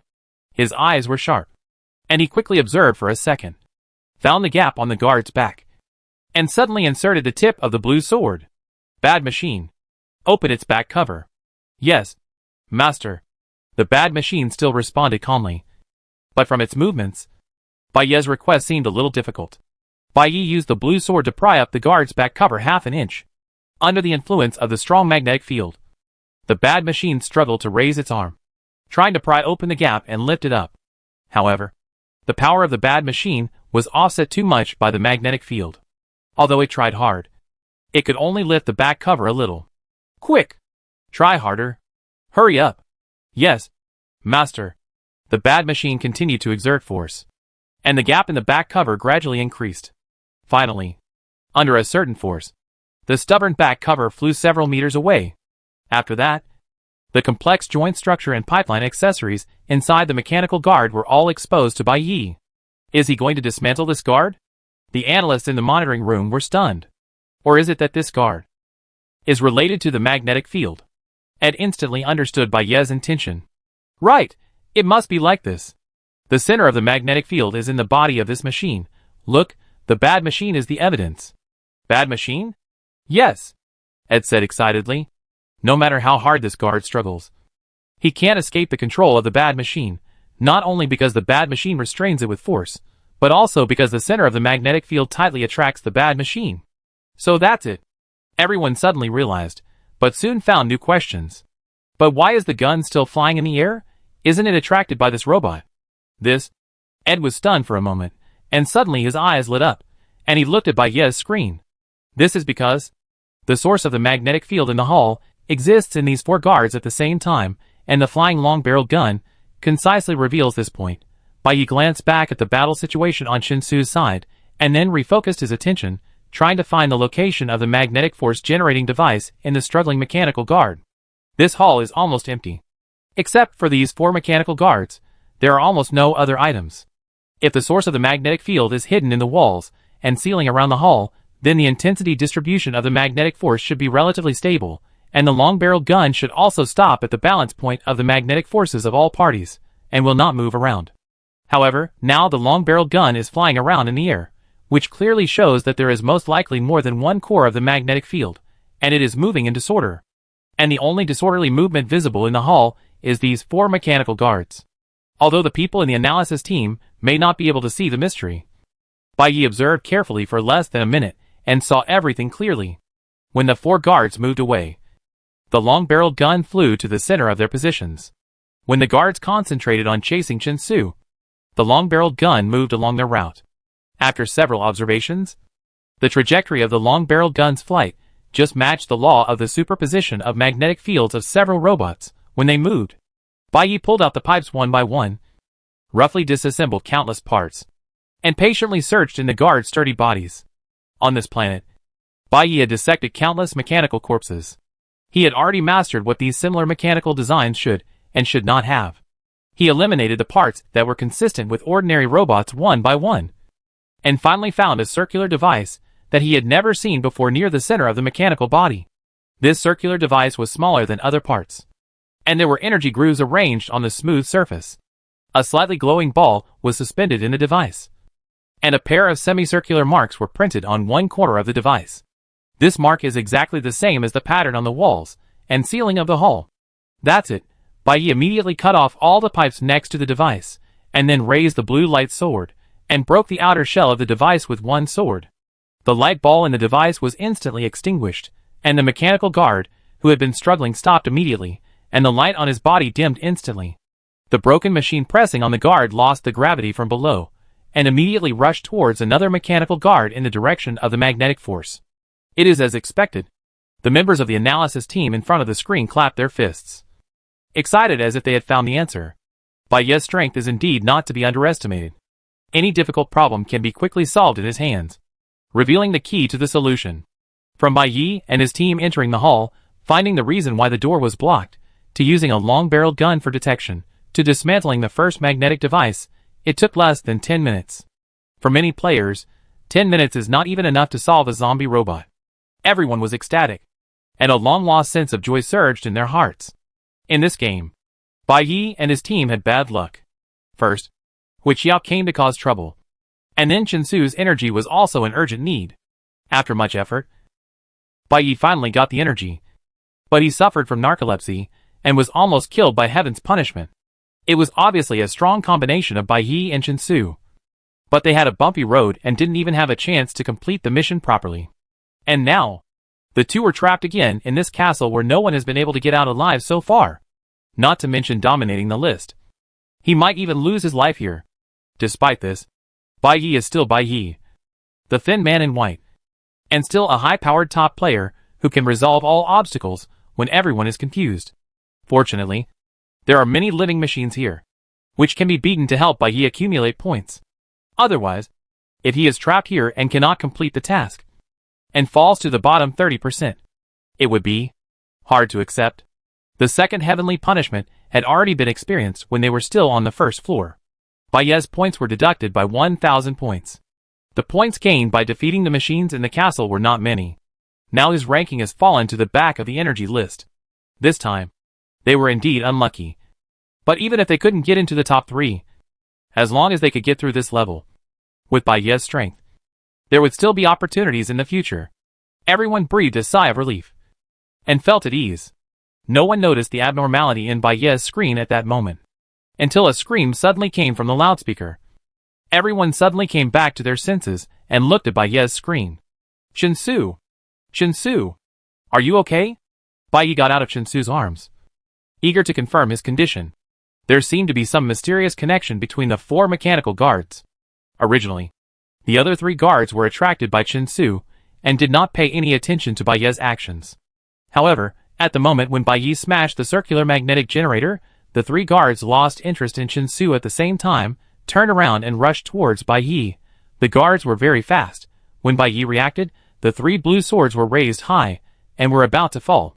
Just when the sword was about to chop down, a black shadow suddenly pounced and protected Baiye. Almost at the same time, the 3 blue swords actually chopped the black shadow's back. The black shadow, of course, was Shinsu. How are you? Baiye eagerly checked on Shinsu's condition. Fortunately, the blue sword was not powerful enough to penetrate the super titanium protective suit, and Shinsu did not look injured.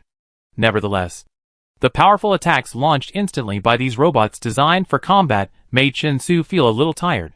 Although Shinsu said it's okay, he knelt on one knee, supported the ground with one hand, and tried to stand up, but failed for a long time. The 3 guards succeeded in their attack, and then jumped away for a distance, and the ray devices on their faces lit up again.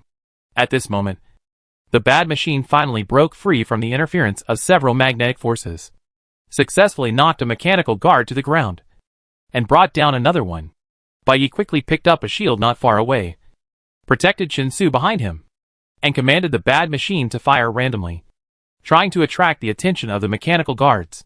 The intelligence level of these mechanical guards is not high. Basically, I will hit whoever hits me, so it is not difficult to attract attention. Seeing the mechanical guard attacking the bad machine, Baiye couldn't help but have a flash of doubt in his heart. Baiye knew Shinsu's fighting style and habits. In the situation just now, he could have protected himself in many ways, but choosing to use his body to directly resist, it seemed, not in line with Shinsu's style. Why would he do this? Baiye's eyes fell on Shinsu's profile. Fortunately, the modified Shinsu was still reliable. After 3 heavy blows, he made a slight adjustment and stood up again. He said to Baiye, "Go on," and then flew towards the mechanical guard.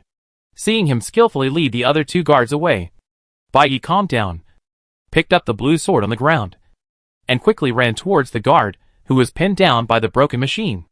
No need to think too much. Perhaps some things simply don't have so many answers. Baiye inserted a sword into the gap of the guard's back cover, thinking in his heart. What happened next unfolded naturally. Baiye still destroyed the 2nd magnetic generator quickly as before, then the 3rd one, and finally the 4th one. When Baiye destroyed the last magnetic generator, the long-barreled gun finally fell to the ground with a clang. The bad machine stood up from the ground and stood steadily beside Baiye. The magnetic blocking device on the black lacquered door also made a clear click sound. Open? The 2 of them immediately went forward to check. The 2 semicircular devices were still tightly attached to the door, and they seemed to be the same as before. Baiye stretched out his hand and gently pushed the door. To his surprise, this seemingly unchanged door actually opened quietly with a slight push. The door was successfully unlocked. Baiye and Shinsu looked at each other, and then walked out of the magnetic hall that had bound them for half a day. Outside the gate, there were no mechanical soldiers or other special devices. In the center was a square room with only a spiral staircase leading to the 3rd floor. Go up. Shinsu looked up and said. The 3rd floor of the castle might also have various hidden mechanisms to hinder their progress. But at this moment, with no way out, they had no choice but to keep going. Baiye nodded gently, and the 2 of them carefully walked along the stairs, heading towards the unknown next floor. Chapter 59. He fought for his life. They should be the first to enter the 3rd floor of the castle. Right? In the monitoring room, the fierce battle between Baiye and Shinsu attracted more and more analysts. Everyone was sitting or standing, focusing their eyes on the 2 people on the screen, discussing to themselves from time to time. Xiao Jing, check if there is any latest news about the 3rd floor of the castle in A2 and A3. The bald team leader said. Understood. Xiao Jing quickly searched in the system, and soon gave the answer. Not yet. The public information of A2 and A3 is still on the 1st floor of the castle, and that information is from a few hours ago. It makes sense. When ordinary players see the corpses on the square, who would dare to go deep into the castle? Even strong men like Bai Yi and his friends are not willing to enter the castle. It seems that in these 3 games, Bai Yi is at the forefront again. The bald team leader sighed. At this time, in the picture, Bai Yi and Chen Su are walking along the spiral staircase, step by step, towards the 3rd floor. Countless pairs of eyes in the monitoring room are closely watching their every move, looking forward to Bai Yi and Chen Su leading everyone to the mysterious field that no one has ever set foot in. In fact, this is exactly why the analysis team chose to focus on key players. Among the many players who entered the castle, most of them were cut into pieces by the maid robots on the 1st floor and thrown out of the city. The only slightly stronger player failed to see through the secret of magnetism and died easily in the Black Iron Hall on the 2nd floor. Only Bai Yi and Chen Su easily passed the 1st floor and quickly broke through the 2nd floor. Now, the 3rd floor, which has never been set foot on and the situation is completely unknown, is about to be presented to everyone. Breaking through numerous obstacles, overcoming one difficulty after another, being in the deepest no man's land of this game. Only players with extraordinary strength like them can do it. I really don't know what I will encounter on the 3rd floor, an analyst whispered, and everyone was full of expectations. The spiral staircase soon reached the end. The 2 stepped onto the last step, and a double opening door with the same shape as the previous Black Iron Hall appeared in front of them. The color of this door was as bright red as fire, and it was still half closed, as if it had been waiting for the arrival of the invaders. Obviously, he had bad intentions. Chen Su pushed the door gently and peeked inside. It's quite similar to the 2nd floor, both are halls, and there are many mechanical soldiers inside. Chen Su said, "Let's go in and take a look." The 2 walked into the door one after another. Sure enough, after Bai Yi stepped into the door closed again. This procedure was exactly the same as on the 2nd floor. The 2 did not try to open the door again, but just looked back lightly, and then turned their attention to the hall in front of them. This hall was square, much brighter than the Black Iron Hall, and there was also an identical red door opposite, tightly closed, which was obviously their way out. Between the entrance and the exit, rows of mechanical soldiers stood quietly in the hall. These soldiers were much smaller than the 4 mechanical guards on the 2nd floor. They were less than a person tall, thin and without arms or legs, like pillars fixed on the ground, as if they could not move. Despite this, these pillar-like soldiers were densely packed throughout the hall, and their number was too large to count. Upon closer inspection, the ray-emitting devices on the soldiers' faces were much larger than those of the previous robots, like a turret ready to fire, just waiting for them to come and receive the baptism of the explosion. At this time, Bai Yi and Chen Su stood in a small area at the entrance. This area was flanked by walls, and only the front was connected to the hall. There was a gray floor on the ground, which was large enough to accommodate 3 or 5 people. There was a clear dividing line in front of the area, which emitted a faint white light. When crossing this dividing line, these mechanical soldiers will definitely be activated. Chen Su carefully observed the environment of the hall, and then turned his eyes to the mechanical soldiers. "Let's start first," Chen Su suggested. "Yeah." Bai Yi agreed with Chen Su's opinion. Chen Su said nothing more, flipped his arm, summoned the AJ-8 rocket launcher, and fired a rocket directly into the center of the hall. However, the expected explosion did not happen, and it was replaced by the familiar red light net, which appeared and disappeared in an instant. "There is also an energy barrier here." Bai Yi frowned slightly. "It seems that this hall does not allow us to pass through by force. Unable to attack, unable to fight. All they can do is to move forward." The 2 of them were ready. Chen Su blocked Bai Yi behind him and tentatively stepped out of the dividing line with 1 foot. Intruders enter the red flame hall. Intruders enter the red flame hall. As expected, as soon as they stepped out of the dividing line, a shrill alarm sounded in the castle. "Red flame force. Launch an attack immediately. Stop the invaders from passing through the red flame hall." As soon as the alarm sounded, all the mechanical soldiers in the hall turned their heads at the same time, and countless ray launchers were aimed at Chen Su in unison. Beep, beep, beep, beep, beep, beep.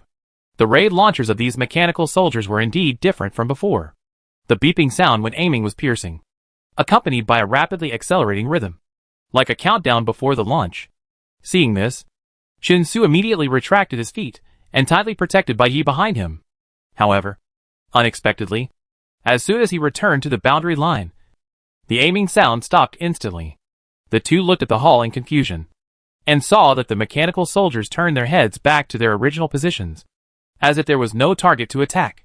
Chinsu tried back and forth several times inside and outside the boundary line, and the results were the same. It seems that this door is a specially set safe zone. Entering this gray area will make the mechanical soldiers lose their target, Bai Yi speculated. But staying in the safe zone all the time is useless. To reach the exit over there, you must bypass the mechanical soldiers in this entire hall. Bai Yi sank into his thoughts, and was silently thinking about the countermeasures, when Chinsu suddenly spoke. Wait a minute, I'll go over there to check the situation. Over there? You mean in the hall? Bai Yi was shocked. No matter how strong Chinsu is, his defense has its limits. Being attacked by dozens or hundreds of rays at the same time, even with super titanium protection, it is difficult to withstand. No, this is too dangerous. Bai Yi stopped him immediately. Don't worry. I can dodge, Chinsu said, without waiting for Bai Yi to respond, and instantly jumped into the hall. Beep, beep, beep, beep, beep. The high-pitched aiming sound instantly rang in the hall, and all the ray launchers were aimed at Chinsu. Chinsu! Bai Yi's heart tightened, and he couldn't help holding his breath. Chinsu was in the air, stepping on the head of the mechanical soldier, moving as fast as flying. The aiming sound rang out, and the momentum was so crazy that the rhythm quickly connected into a line. Just as Chinsu stepped on a soldier, the aiming sound suddenly stopped, and the countless red rays gathered instantly, and all fired at Chinsu. Boom! The ray exploded. How is Chinsu? The thick smoke from the explosion instantly filled the entire screen. The people in the monitoring room held their breath and stared at the smoke intently, fearing to miss any details. In the next moment, a tall figure suddenly rushed out of the smoke and quickly jumped to the side of the hall. Oh my god! He's fine! Everyone finally breathed a sigh of relief. But before they could relax, the intensive aiming sound in the monitor sounded again, as if it had never stopped. The ray device here has no cooling time. With this intensity of explosion, does Chinsu have to keep dodging? Everyone's heart tightened again. It may be relatively easy to concentrate in a short period of time to avoid a ray attack. But if you need to dodge continuously and quickly, and maintain high concentration for a long time, the difficulty will increase exponentially. Oh my god! Will this work? Chinsu is too risky. The analysts stared at the screen nervously, feeling that the nerves in their brains were about to collapse. At this time, Chinsu was flying in the hall at an astonishing speed. The frightening dripping sound kept echoing, and the smoke of the explosion drowned him again and again.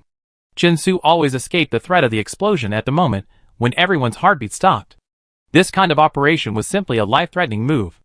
The analysts were so nervous that they dared not even breathe hard.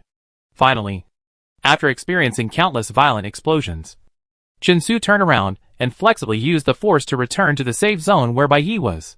I have a general understanding of the situation. Chinsu stopped in the safe zone, and the harsh dripping sound suddenly disappeared. The mechanical soldiers in the whole hall finally quieted down. Bai Yi stared at Chinsu intently. His expression was dazed, and he seemed to have not recovered from the tense situation just now. Chinsu seemed very calm, reporting to Bai Yi the information he had collected. There are 10 rows and 10 columns of mechanical soldiers here, a total of 100. There are not many settings in the hall. In addition to these mechanical soldiers, there are 4 lever switches, which seem to be operable if the corner of the wall on one side of the hall is taken as the origin.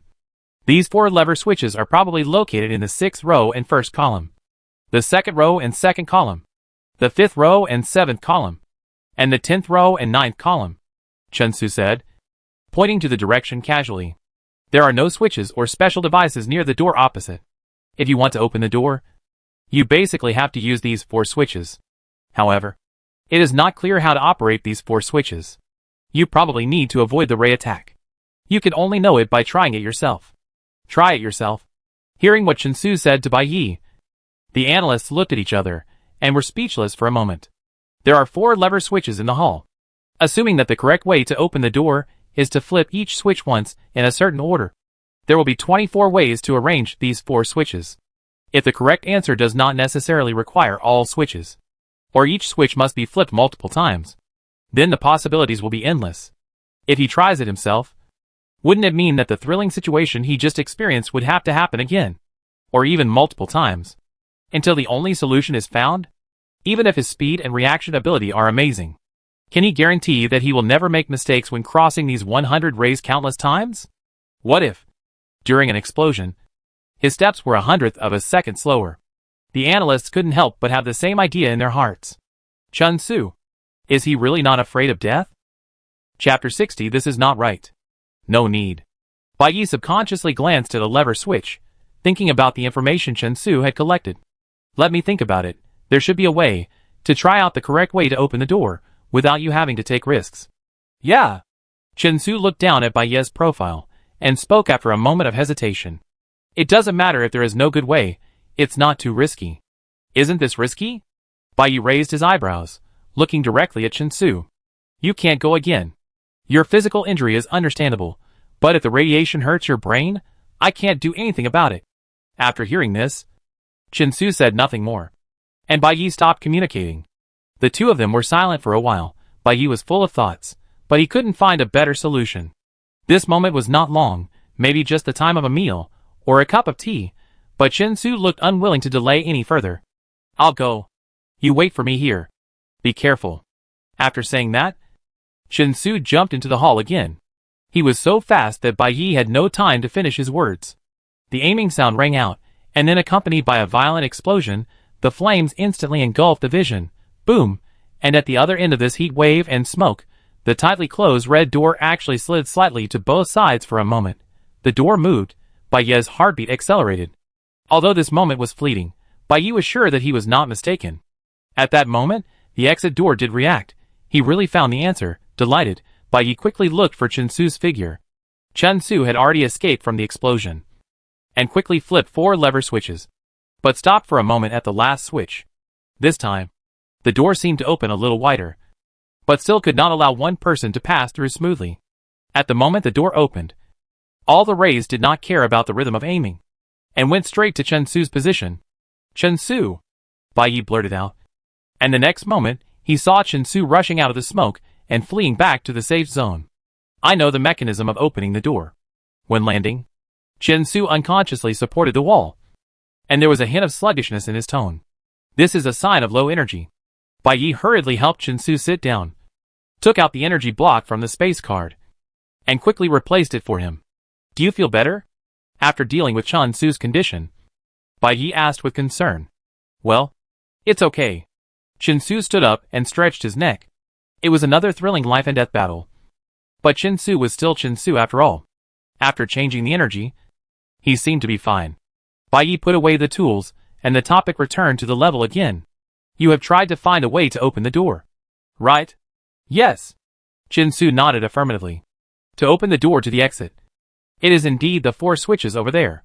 The levers of these 4 switches are usually facing the exit side, and they will face the entrance side after being turned. If the order of turning is wrong, when the last switch is turned down, the 4 switches will flash red together, and then return to the initial state. The meaning is clear. The correct answer to open the door is to turn each lever once in a certain order. I tried several times, and finally found the correct order. If you number these 4 switches from left to right 1234, the order is 3, 1, 4, 2. If you flip the switches in this order, the switches will immediately flash green, and the door over there will open for a moment. 3, 1, 4, 2. If you number them according to the way of Chun-Su, the switches to be flipped are located in 5th row, 7th column, 6th row, 1st column, 10th row, 9th column, 2nd row, 2nd column. To flip the 4 switches, you need to cross almost the entire hall twice, and the last switch is the farthest from the exit. Even if you know the correct answer to open the door, it is still difficult to operate. Moreover, Bai Yi looked across the hall, and after thinking for a moment, he asked, that door? Can it only be opened a little bit? With such a small gap, Chun-Su and the bad machine would find it difficult to squeeze out, and he himself would have no way to escape. To open it completely, you should manually stabilize the lever. Chun-Su replied indifferently. Hold the lever manually? Bai Yi was stunned. Yes. Chun-Su nodded. When the last switch is flipped, the door will open. But if you let go, The lever will bounce back immediately, and the door will close. Only by holding the lever manually for a while can you have a chance to get out. I see. Bai Yi nodded. But soon his face became serious again. He remembered that when Chinsu flipped the switch, all the mechanical soldiers ignored the aiming time and fired directly at Chinsu. If Chinsu hadn't reacted quickly, he might not have had a chance to come back. However, even so, the sliding door was not open enough for people to pass through. If the door is to be fully opened, it must withstand the radiation bombardment. If you choose to escape before the bombardment, you can't really open the door. Just knowing the door opening password 3142 is obviously not enough. Bai Yi frowned. Thinking rapidly, he must come up with a feasible plan. This situation where he can't open the door or avoid the explosion can no longer be implemented by Chinsu. Even if Bai Yi had the chance to choose, he would not have let Chinsu take the risk to collect information in the previous 2 times. After all, Chinsu was not a disposable combat machine. But his companion? I'll think about it again. There must be a way, Bai Yi said to Chinsu. Chinsu did not answer, but waited quietly. Bai Yi frowned and lowered his head, looking a little confused, as if he had not come up with an effective countermeasure for the time being. Chinsu stared at him quietly for a while, and then looked away, staring at the fiery red door, and said in a deep voice, "After I leave later, you summon the broken machine and let it protect you to run quickly to the door. I will create an opportunity for you to go out." How to create an opportunity? Bai Yi was at a loss when his thoughts were suddenly interrupted. And after we pass? What will you do? I will think of another way. You go out first, Chinsu said, stepping out of the area with white light. Watch out for opportunities. Be careful of explosions.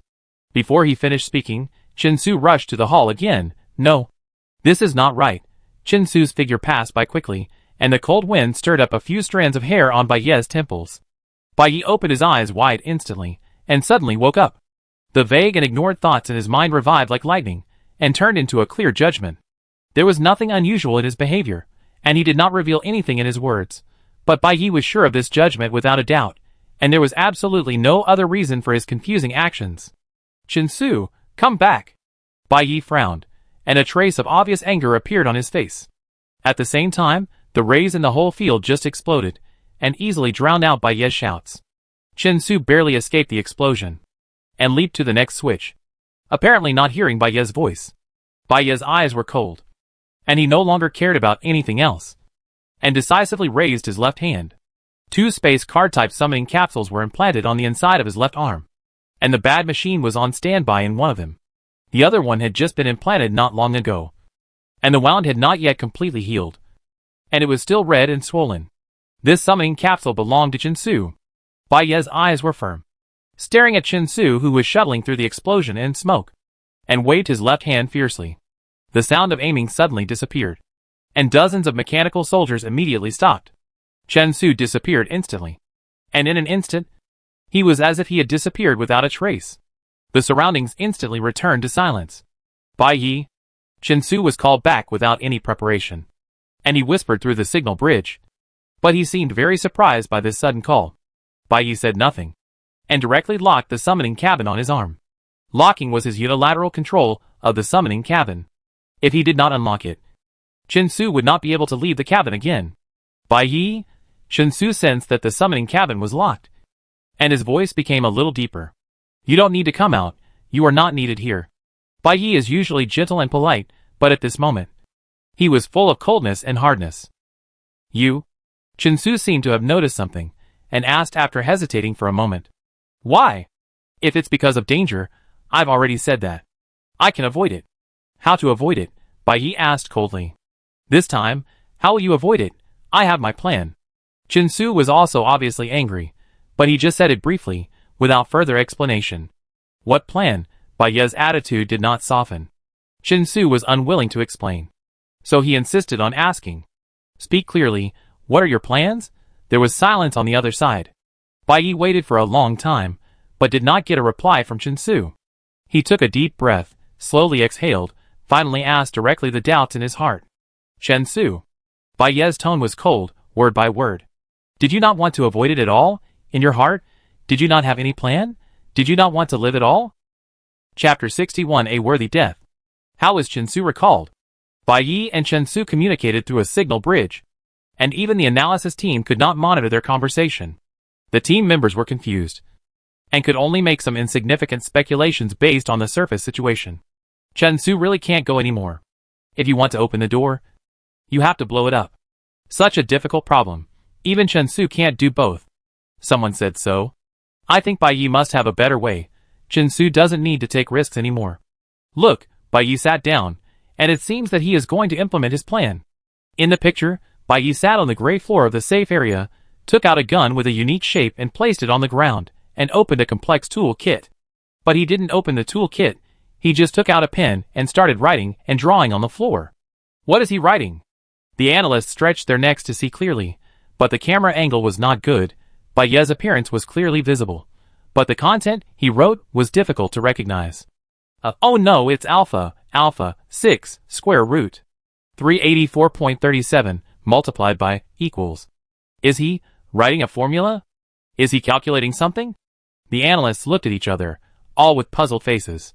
Not to mention the formulas written by Bai Yi, a top student at the National Divine Blessing University, even for high school math, physics and chemistry. Many people have almost forgotten them all. Bai Yi was focused, quickly filling up more than half of the gray floor, stopped writing, stared at the lines of calculations he wrote, and frowned slightly as he thought. Ah, I suddenly understand the charm of academic men. Because they couldn't see clearly, and couldn't understand, the analysts quickly gave up discussing what Bai Yi was thinking. Xiao Jing held his chin, looking at the thoughtful Bai Yi in the picture. A trace of admiration gradually appeared in his eyes. Such a good-looking man, writing formulas that I can't understand at all, being serious and focused, emitting the light of knowledge. Ah, really attractive. The key is that he is good-looking. Ade next to him said sourly. Yes. Xiao Jing admitted without hiding anything. Superb appearance, can attract both men and women, plus he is smart and capable, and he smiles so gently. TSK, really amazing. Huh, is he gentle? Have you forgotten what he did in front of the Research Institute during the last game? Ade obviously didn't want to see Xiao Jing praising other men in front of him, so he brought up Bai Yi's old account. Xiao Jing was stunned for a moment, glanced at Ed, and then turned his eyes back to Bai Yi's picture, and decisively chose to close his eyes and not talk. What's the matter? I forgot.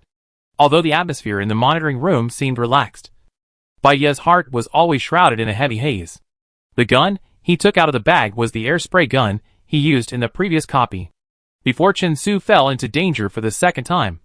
Bai Yi had already begun to think about whether he could use the airflow emitted by this air spray gun to remotely operate those lever switches. However, this idea was only a preliminary concept at the time, and there was still a long way to go before it could be truly realized. The first problem was the range. The length and width of this hall were about 30 meters, but the range of the air jet gun was only 5 to 10 meters. If you want to control the lever switch farthest from the safe zone, this range is obviously far from enough. The second problem was the angle. The lever switch needed to be pushed from the exit to the entrance. If you wanted to use the airflow to push the lever, you had to fire from the exit, and only a very small angle would allow the thrust of the airflow to be suitable for the movement of the lever.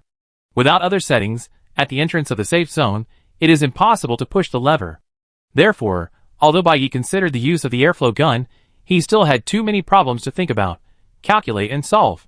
However, Chen Su did not give him time to think, nor did he leave him the opportunity to stop. Without saying much, he decisively chose to take the risk.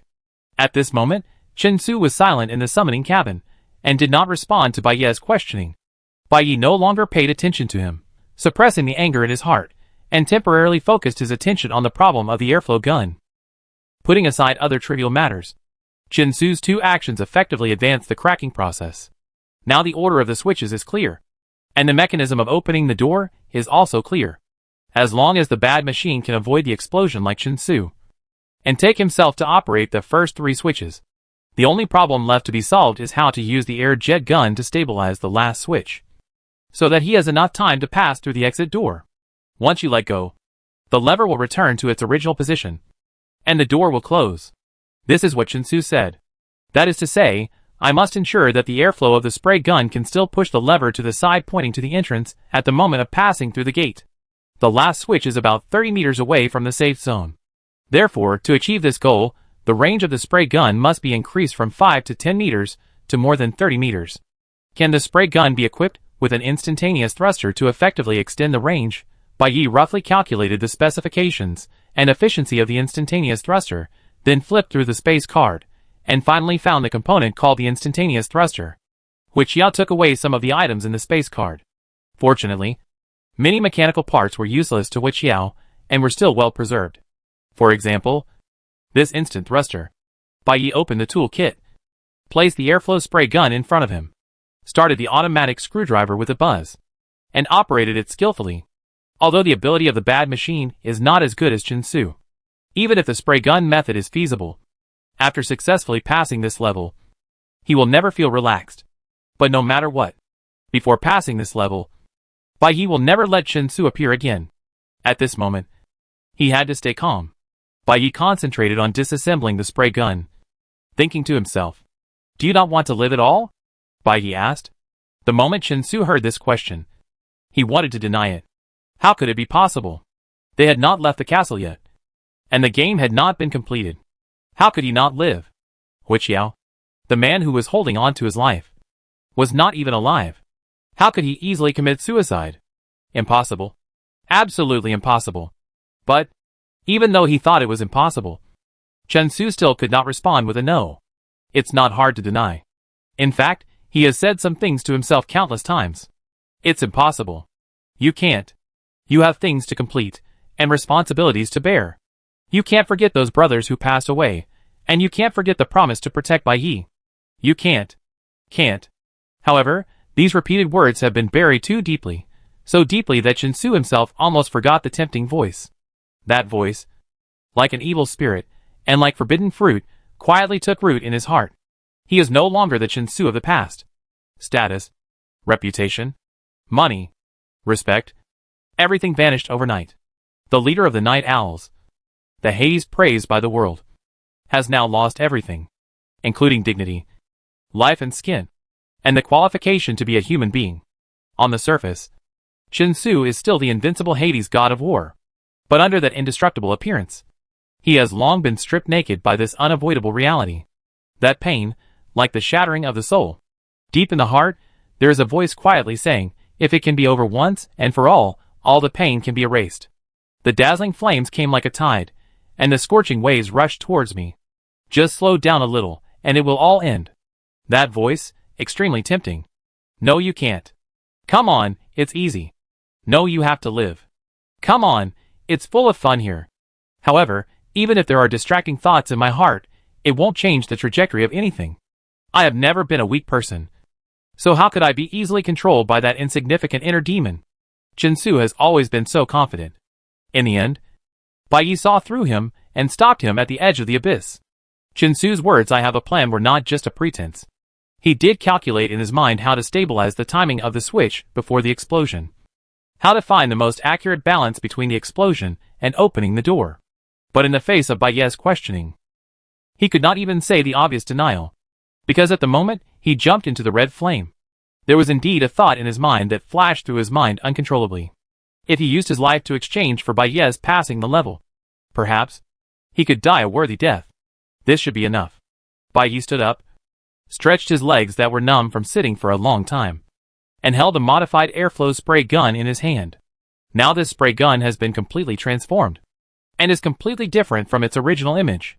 Although the original appearance still retains some characteristics of a pistol, it looks thicker overall, and the opening of the barrel is also significantly wider. After Bai Yi's careful modification, this airflow spray gun has become a complex mechanical device. The length of the entire gun body is almost the same as an arm, and the diameter of the airflow outlet is even longer than the length of a forearm. Because it is a temporary assembly, the various mechanical parts are exposed. Although the appearance is a bit messy, it also contains a unique mechanical beauty, and the details are complicated and eye-catching. Bai Yi carried the spray gun, gestured at the lever switch in the distance, and then turned the muzzle to the exit door, and lightly pressed the index finger to press the switch of the spray gun. Woo! A strong airflow gushed out from the muzzle, accompanied by a roar, and accurately hit the red door opposite. There is no problem with the range and power. It seems that we can give it a try. Bai Yi lowered the muzzle of the gun, raised his left hand, and summoned the bad machine. He said slowly, "I will sit on your shoulder later, and you take me into the hall." We need to turn on 4 switches first, and then exit from the red door in time. Bai Yi gave clear instructions to the bad machine one by one. There are 4 levers in the hall. Remember their numbers. This is 1, that is 2, 3 and 4. He pointed and said, you will turn on the first 3 switches. The operation method is to turn the lever towards the entrance. The order of opening is 3, 1 and 4. The last switch will be turned on by me with an air spray gun. I need a continuous airflow to keep the lever open. So you have to make sure the airflow can hit the switch lever steadily. And rush out of the door as soon as possible. Understand? Understood. Master. The bad machine replied calmly. Very good. At the same time, I have to remind you that this hall will burst into a ray attack every 3 seconds. Once we enter, we must always pay attention to the time of the explosion and avoid it as soon as possible. If we fail to avoid it once, life and death will be in an instant. So avoiding the ray is a priority. Okay, Master. The bad machine is like a loyal servant, always meticulously carrying out Bai Yi's instructions, even if he accidentally entered the castle because of it. Bai Yi did not hold a grudge against it. After all, it had no ability to think for itself. If it was not for the poor design, the responsibility would be his. Okay. The instructions were almost ready. Bai Yi patted the sturdy mechanical arm of the bad machine, then let the bad machine bend down, and sat on its left shoulder. Start the air pressure assist. Wait for my order, and you will move. Yes, Master. Bai Yi. The bad machine's response had just fallen, and Chinsu's voice came from the signal bridge again. Unlock the summoning cabin. I will handle the 3 switches, and you can go directly to the exit. Chinsu's tone was obviously much softer. He heard Bai Yi's instructions to Bad Machine, and understood that it was not a safe choice for Bad Machine to take Bai Yi to the switch. He also did not want to let Bai Yi face danger alone, because of the Cold War between the two. However, Bai Yi seemed not to hear Chinsu's words, and did not respond. He just said to Bad Machine, are you ready? Ready. Master. Okay. Let's go! As soon as Bai Yi's order came out, Bad Machine immediately jumped to the first switch. Lever number 3. The dormant mechanical soldiers were instantly activated, and the alarm sounded beep beep, and the aiming sound sounded as expected. Bai Yi? Come back quickly. Danger? Chinsu shouted anxiously in the summoning cabin. Let me do the switch. Don't joke with your life. Chapter 62 past the 3rd level. Bai Yi really took the stage in person. In the monitoring room, the hearts of many analysts suddenly tightened. Chinsu was flying up and down in the explosion before, which was already frightening. Just when everyone was relieved, Bai Yi and the abominable machine were about to start a new round of adventure. The bad machine was huge and bulky, and was obviously not as flexible as Chinsu. It was exposed in front of countless mechanical soldiers, and it became a living target. Can they hold on? Everyone's heart was in their throat. Why didn't Bai Yi let Chinsu turn on the switch? Is it really appropriate for Bai Yi to do this? Ed also seemed very anxious. Obviously, the best battle plan is to let Chinsu turn on the 3 switches first, and Bai Yi will take the opportunity to approach the exit when Chinsu attracts firepower, and then use the spray gun to deal with the last switch, and then take Chinsu back at the moment of passing through the gate. Although such an arrangement is not foolproof, it is at least much safer than Bai Yi going into battle himself. I really don't know what Bai Yi is thinking. If he is hit by those hundreds of rays, the consequences will be disastrous. In the picture, the bad machine successfully turned on a switch and barely avoided the first wave of explosions. The second switch was not far away. The bad machine flew over with all its strength and was about to pull the lever. At this time, the 3-second aiming time just ended, and dense rays shot towards the second switch mercilessly. The bad machine sensed the rays and hurriedly withdrew his hand, but was still a beat too late. The rays burst out instantly, and the flames instantly swept half of the bad machine's body. Ah! I dare not look. Xiao Jing took a breath and covered his eyes. It's okay. They are okay. Ed hurriedly comforted Xiao Jing. As soon as the flame started, they dodged. Are you really okay? Xiao Jing carefully peeked through his fingers, finally put down his hand, leaned softly on the back of the chair, and his heart kept beating violently. Let Chinsu come out quickly. My heart really can't take it anymore. But Bai Yi still failed to summon Chinsu. He sat on the shoulder of the broken machine, directing the machine to flexibly avoid frequent explosions, while constantly experiencing several close calls. and struggling to adjust the 3 levers to the correct position in sequence. Get the bad machine ready. Find the right angle. I'm going to fire the spray gun. Okay, master. The switch of the last lever is probably located in the second row and second column of the mechanical soldiers. The bad machine quickly moved to that position, providing Bai Yi with an angle perpendicular to the lever, and then, according to Bai Yi's preset instructions, one assist rushed to the exit gate. Bai Yi immediately raised the modified airflow spray gun and decisively pressed the switch. With a hum, a strong airflow rushed to the last lever and instantly pushed it towards the entrance. Instantly, the green indicator light came on, and all 4 switches finally opened in the correct order. Clang, clang, clang. The last lever switch was firmly held by the airflow, and the exit door continued to slide to both sides, and the door opened wider and wider, and it seemed that one person could pass through. This method works. Bai Yi was delighted, and he stabilized the airflow gun, and tried his best to keep the lever pointing to the entrance. Ding, ding, ding. But at this moment, the alarm sounded again, and countless rays were like poisonous snakes, and they fired fiercely at Bai Yi and the bad machine. These mechanical soldiers obviously existed only to prevent the door from opening. The bad machine followed Bai Yi's life-saving instructions, and immediately dodged to one side of the hall after the ray was emitted. But after the bad machine deviated, the air jet gun also lost its angle, and the red door clanged and closed again. The exit door opened and closed again, and all the switches returned to their original positions. The efforts that had been dangerous just now were instantly wiped out, and everything had to start all over again. Bai Yi gritted his teeth, calmed his mind, and gave the bad machine instructions again without hesitation. Follow the order just now, starting from the first switch, and turn them all on again. This time, we must be closer to the exit, and try to rush out of the door before the explosion. Yes, master. Ah, we have to do it again. Outside the screen, Xiao Jing couldn't help but screamed, and other analysts were also worried. Why hasn't he called Chen Su out yet? If Chen Su was here, they would have succeeded by now. What on earth are they doing? If they don't summon Chen Su now, when will they? Chen Su certainly wanted to come out. He kept trying to communicate with Bai Yi in the summoning cabin, but he had no choice. No matter how he persuaded or coaxed him, Bai Yi still ignored him and refused to say a word. Bai Yi, this is too dangerous. Let's go back to the safe zone first and talk about other things later. I was wrong. Okay? Don't be angry. Go back quickly. If you have any dissatisfaction, just vent to me. Bad machine. Go back.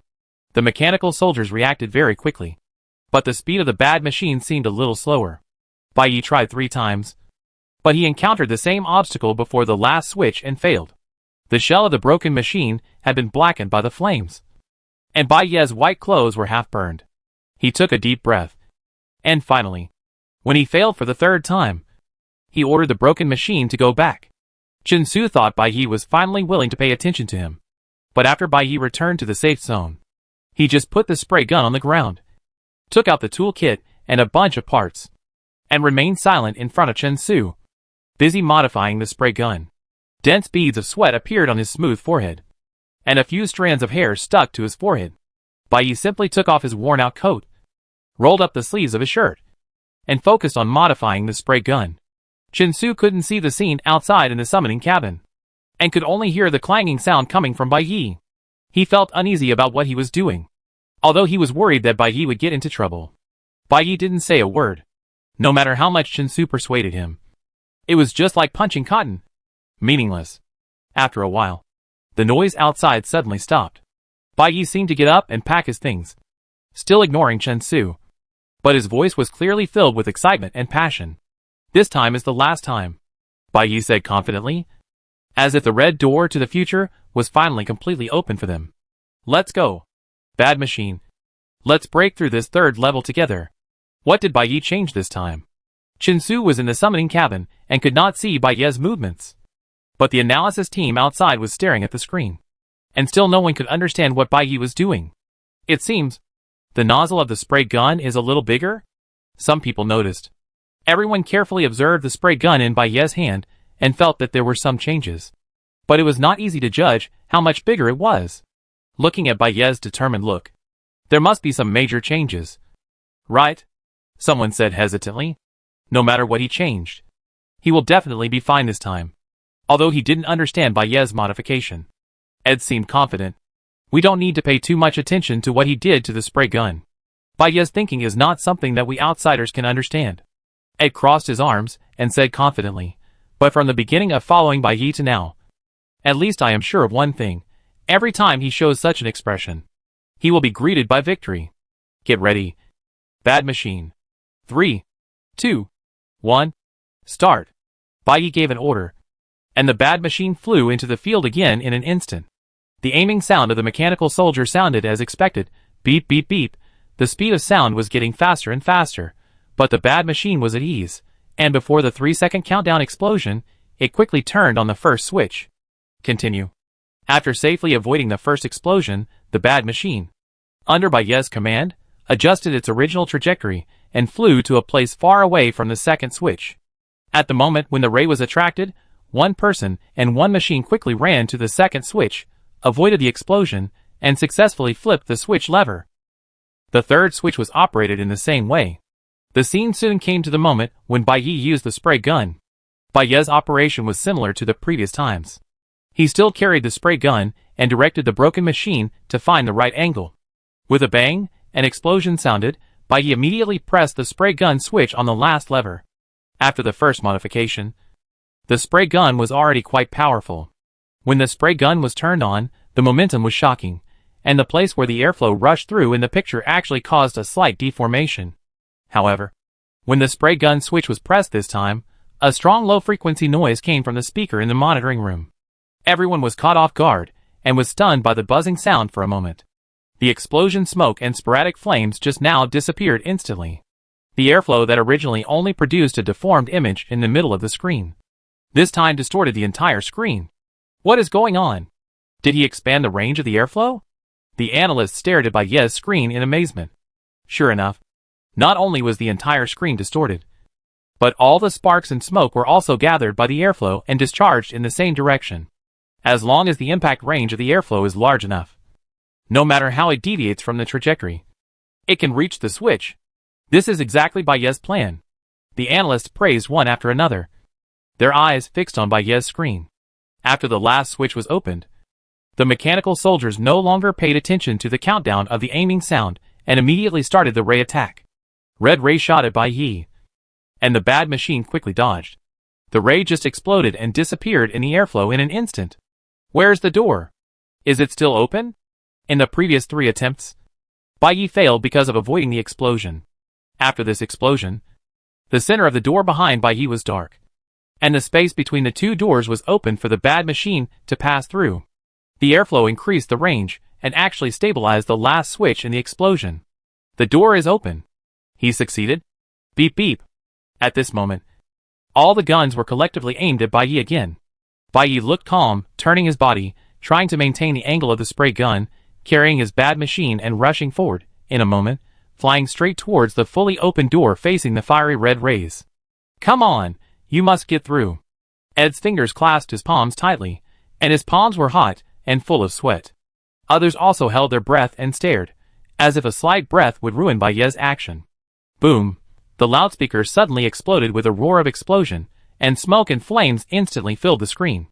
However, the explosion lasted only for a moment. The next second, the camera suddenly switched, and the soldiers, the rays, the switches, the explosions, all disappeared instantly. The light in the picture dimmed suddenly, and there was a long-lost tranquility all around.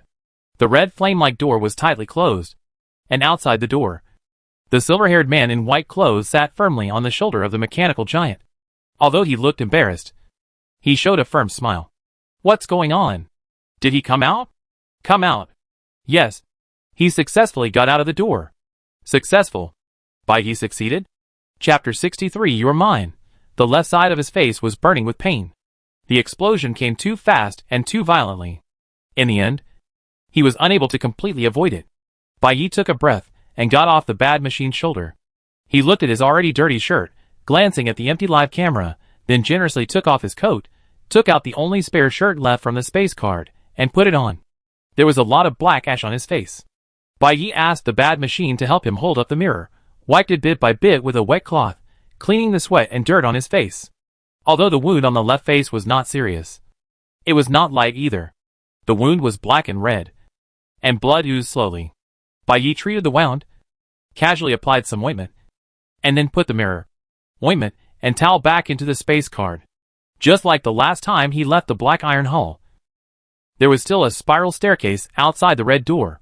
But Bai Yi did not move forward, but just stopped where he was, lowered his eyelids, and took a deep breath. Ding! The summoning cabin was unlocked. The next moment, Chinsu suddenly appeared beside Bai Yi, in the empty space. Bai! Chinsu had just shouted Bai Yi. Bai Yi's eyes suddenly became sharp. He raised his hand to Chinsu's neck, and pushed him against the wall. Chinsu was startled, and wanted to dodge reflexively, but he finally stabilized his body's reaction, stepped back a few steps, and let Bai Yi choke his throat. You are really promising. The gentleness on Bai Yi's face was gone. His eyes were like ice. He looked directly at Chinsu, and his tone was as cold as a knife. You, the leader of the Night Owl group, the legendary invincible god of war, the Hades who frightens everyone, actually want to die. Who are you? Are you the same person I know? Are you still worthy of being called Chinsu? Are you really worthy? Chinsu wanted to explain, but was interrupted by Bai Yi's angry words. Don't tell me you are not. You don't deserve it. You lost something. Does losing these mean that you are no longer Chinsu? Half of your body is gone, replaced by a mechanical body. Does your personality and soul also disappear? I tried my best to save you, to keep your brain, memory and consciousness. Is it to make you want to die? I'm sorry. Bai Yi. Chinsu felt that Bai Yi's words burned his heart like fire, and he didn't know how to explain. Nor could he defend himself. He could only bow his head and apologize. Sorry? You actually know that you are sorry to me? A simple apology obviously could not calm Bai Yi's anger. He pressed tightly against Chinsu's neck, the veins on his forehead bulged slightly, and his eyes exuded a coldness that Chinsu had never seen before. I saved you. Your body was constructed by me with all my heart and soul. All the parts were welded and assembled by me bit by bit. Even your earlobes were given to you by me. In this body, my blood flows, and my flesh condenses. I put all my energy into creating your life, and you dare to abandon it so rashly. Listen carefully, Chinsu, you belong to me. Every finger and every hair on your body are mine. You want to give up your life, want to die without permission? Did I allow you? Chinsu, want to end his life? The analysts looked at each other. Unbelievable that such a strong man would have such a suicidal idea. Falling from that peak position, and living as a summoned body from now on, ordinary people will probably collapse. Someone tried to analyze. But he is not an ordinary person, he is Chinsu. How could such a high god be crushed by such a thing? Others still did not want to believe it. But Chinsu did not refute. Indeed, Bai Yi scolded him, but Chinsu only said sorry. Everyone looked at each other, and could not help but sigh in their hearts. Even Chinsu, who is as powerful as the god of war, will experience pain and weakness. Even if he always looks calm on the outside, deep down inside, he may be filled with despair. If Bai Yi had not noticed it and taken him back in time, what they saw before their eyes might not be the scene of the two people passing through the red flame hall safely, but a tragic tragedy. After all the truth is revealed, after the anger and shouting, what kind of mood will the two people feel now? Bai Yi and Chinsu in the picture have not shown anything yet, but the people watching are already heartbroken by their entanglement. However, Bai Yi did not have too many complicated emotions in his heart. After venting his anger, Chinsu also apologized for himself, and he finally felt relieved. After all, the two of them still had to leave the castle together. Instead of worrying about this matter, it would be better to turn their attention to the 4th floor of the castle and prepare to face the unknown level. So, Bai Yi let go of the hand that was tightly holding Chinsu's arm, and did not call Chinsu back. He turned around and walked straight towards the spiral staircase leading to the 4th floor. When they stepped onto the last step of the spiral staircase, they saw a closed door in front of them. This door looked much taller than the black iron door and the red flame door. The two copper doors shone with golden luster. The complex patterns on the doors were more delicate and complicated than the previous two doors, seemingly indicating that this was the final checkpoint. The two of them thought of this tacitly, but did not exchange any opinions. Chinsu still stood in front of Bai Yi, slightly pushing open a gap. Inside the door was a wide hall, the light was dim, no mechanical soldiers were seen, and there seemed to be no dangerous items around. Chin-Su pushed the door a little wider, and the view still didn't change much. The hall is very big, and I haven't seen any mechanical soldiers yet, Chin-Su said to Bai Yi. Yeah, Bai Yi responded lightly, and walked past Chin-Su without discussing with him. Obviously wanting to go in, Chin-Su could only follow behind, until they stepped on the red carpet behind the brass door, and the door behind them slammed shut again. This hall is indeed very big, even more spacious than the black iron hall and the red flame hall combined. Old tasseled curtains were hung between the pillars on both sides of the hall. Looking up, there was a suspended second-floor terrace above. Although the decoration was gorgeous, the railings of the terrace were made of worn copper and iron pipes, and the curtains were also old and dusty. The desolation and splendor were intertwined in this hall, which seemed particularly abrupt and weird. The red carpet under the feet of the two extended to the depths of the hall. On the high platform at the end of the red carpet sat a huge robot, steadily occupying its mechanical throne. The robot has a conical body and long legs. Its shape is very similar to the abandoned soldiers piled up outside, but it is several times larger. Its huge ray device is like a bottomless eye, staring at the two tiny ants that broke into the palace. Is he the king here? Bai Yi glanced at the small crooked crown on the robot's head and asked softly. In the entire hall, there were no other guards or soldiers except this huge robot. Several beams of cold white light fell from the skylight above the throne to the depths of the hall, reflecting the lonely and desolate king. Kill him, and we can probably get out. Chin-Su's idea was simple and direct. After all, there was no other way out of this hall except the door they came in through, and it looked like they had reached the end of the level. Be prepared. It may be activated at any time, Chin-Su said. Bai Yi nodded and summoned the bad machine. After the explosion in the red flame hall, the bad machine looked very embarrassed, with a charred shell and many parts of its arms and legs changed. Although Bai Yi tried his best to tidy himself up, the burns on his face still looked frightening. Chin-Su stared at the bad machine, and then moved his eyes to Bai Yi's face. Although he didn't say anything, he stayed there for a long time. I'm ready. Let's go! Bai Yi didn't notice Chin-Su's eyes, rolled up his shirt sleeves, and sat on the bad machine's shoulders. Yes! Chin-Su quietly withdrew his gaze, nodded, and the two of them walked carefully towards the king sitting on the throne. Is this the final boss? New levels and monsters emerged, and the members of the analysis team began to get busy. Xiao Jing, the basic information of this monster has been updated, she reported to the ball team leader. Lone Star Soldier King is the king of this planet? The team leader read out the name of the robot and continued to browse. Height, 5.63 meters. Weight, 2.75 tons. Difficulty level, S. Introduction.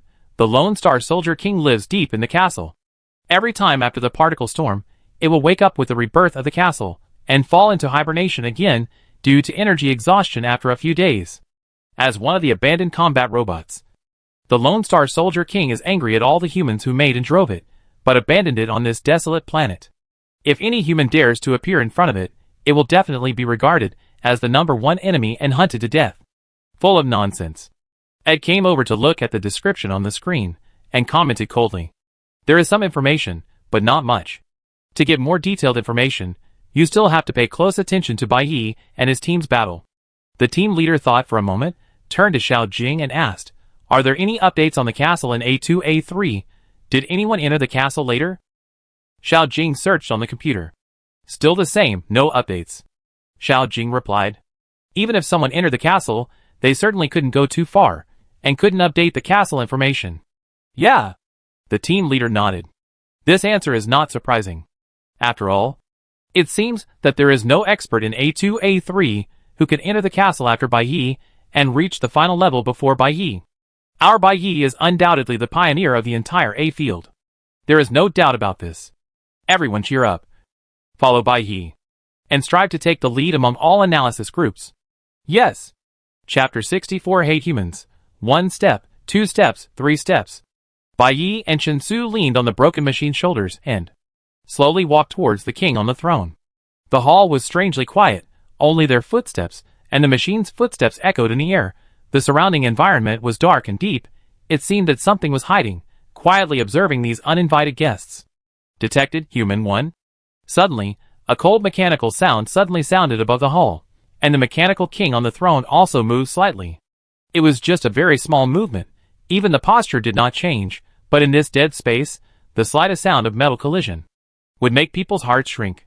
The two of them stopped quickly, watching the huge machine in the light and shadow with vigilance. Bai Yi whispered the order to prepare for the attack. Chen Su took a half step back and took out the rocket launcher from the mechanical arm. Human, invader human, hateful human. Mechanical sounds rang out from all directions at the same time, and the mechanical king kept repeating his disgust for humans. The originally calm voice gradually began to reveal excitement. The huge mechanical body kept making clanging sounds, as if it would pounce on them in just a moment. Chen Su was concentrating, staring at the mechanical king's movements, ready to attack, waiting for the other party to show signs of attack.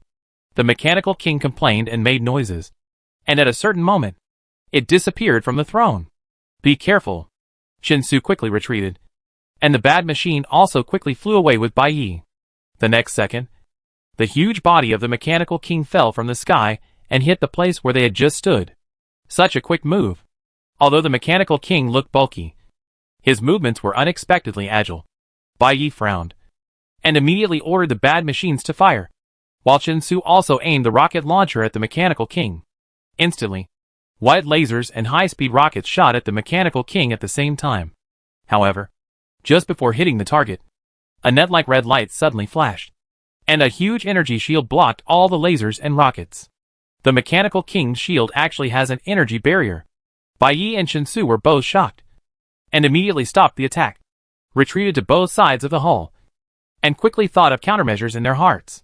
The mechanical king ignored Chen Su, and turned his head around, pointing directly at Bai Yi. Human! Hateful humans! Kill! Kill them all!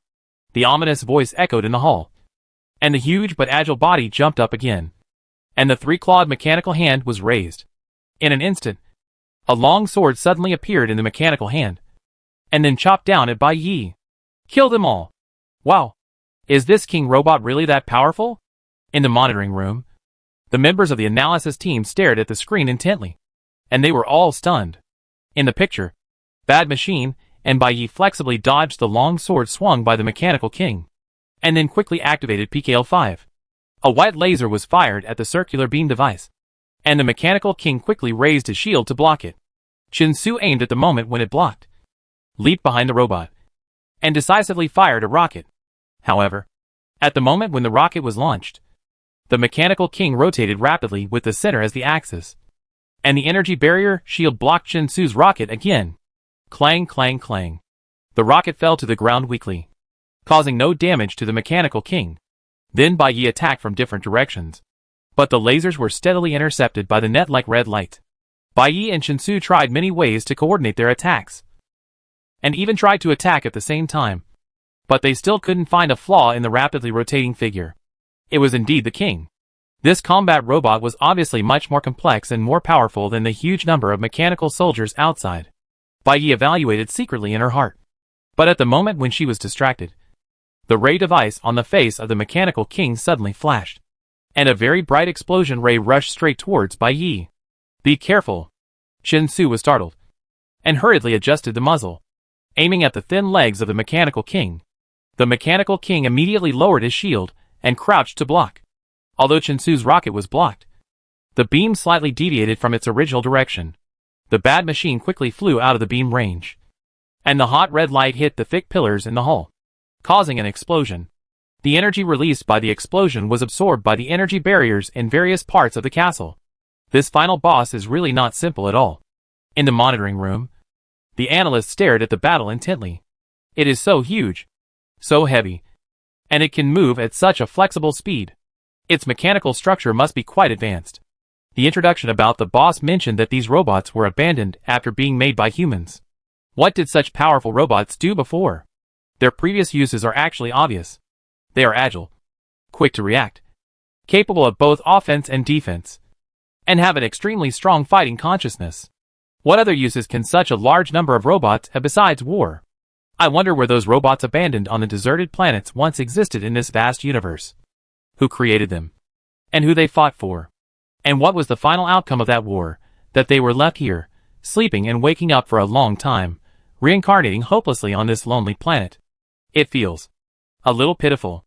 Xiao Jing witnessed the battle between Bai Yi and the boss, and sighed softly.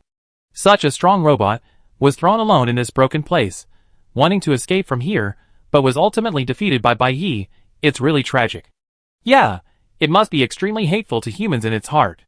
Abe responded to Xiao Jing, and his heart was also full of complicated emotions. The two sighed together.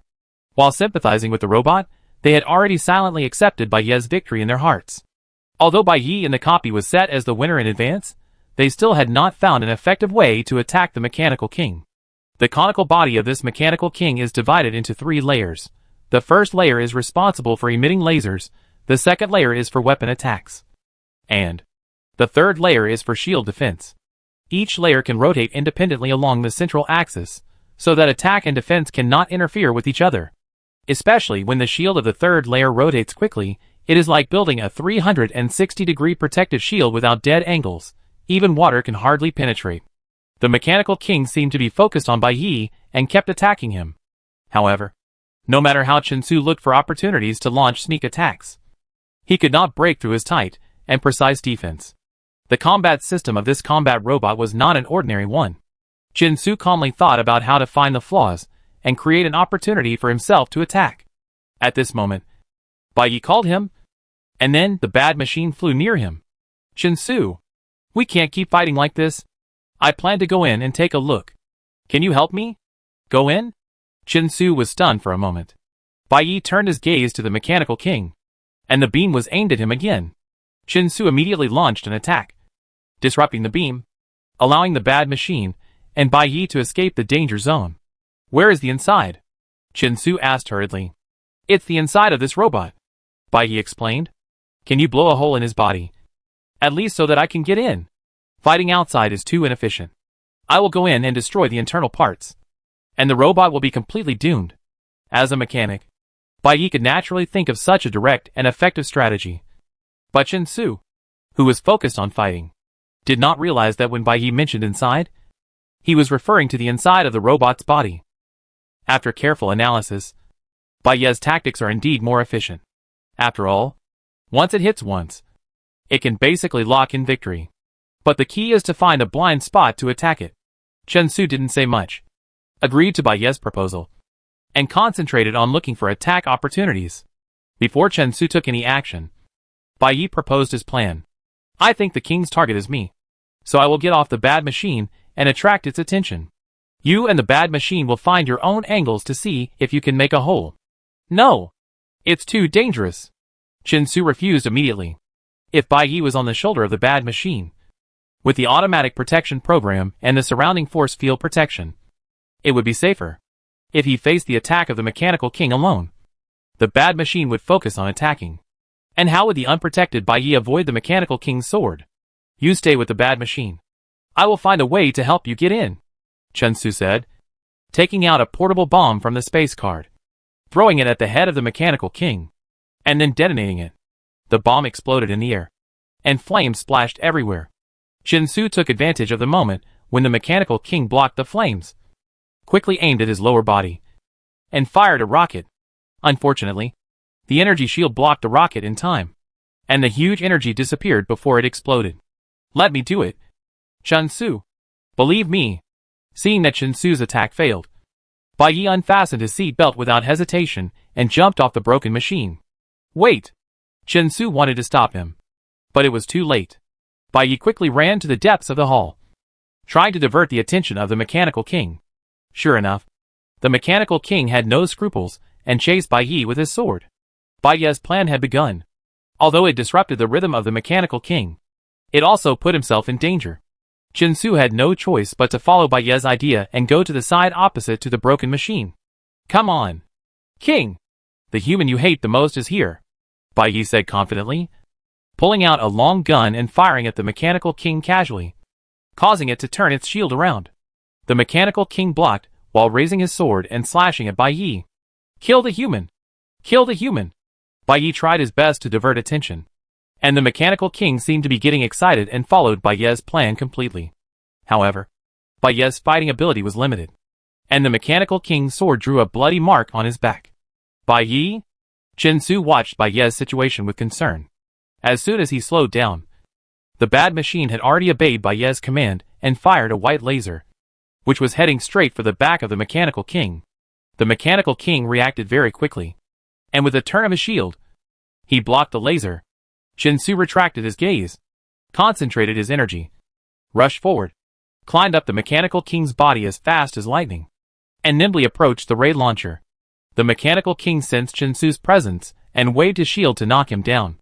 Chinsu dodged quickly, pushed his hand to the other side of his body, and used the force to kick and leaped in the opposite direction. At this time, the bad machine fired lasers at the Mechanical King again. Baiyi turned around and continued to attack, and Chinsu suddenly launched a rocket at the Mechanical King at the moment he leaped in the air. Boom! Chinsu, Baiyi and the bad machine attacked together, and the Mechanical King was finally caught off guard at this moment. The huge mechanical body was shaken by the sudden impact, and where the flames spread, the metal shell of the Mechanical King, as Baiyi had planned, suddenly cracked a large black hole. Chapter 65. Send me in. Success?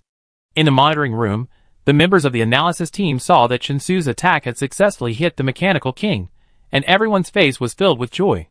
However, this joy did not last long, and everyone saw that the Mechanical King actually ignored the big hole on his body and swung his sword directly at Baiyi.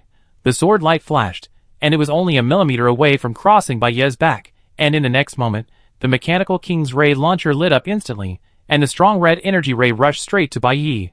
The Mechanical King's ray was extremely fast, and the explosive power should not be underestimated.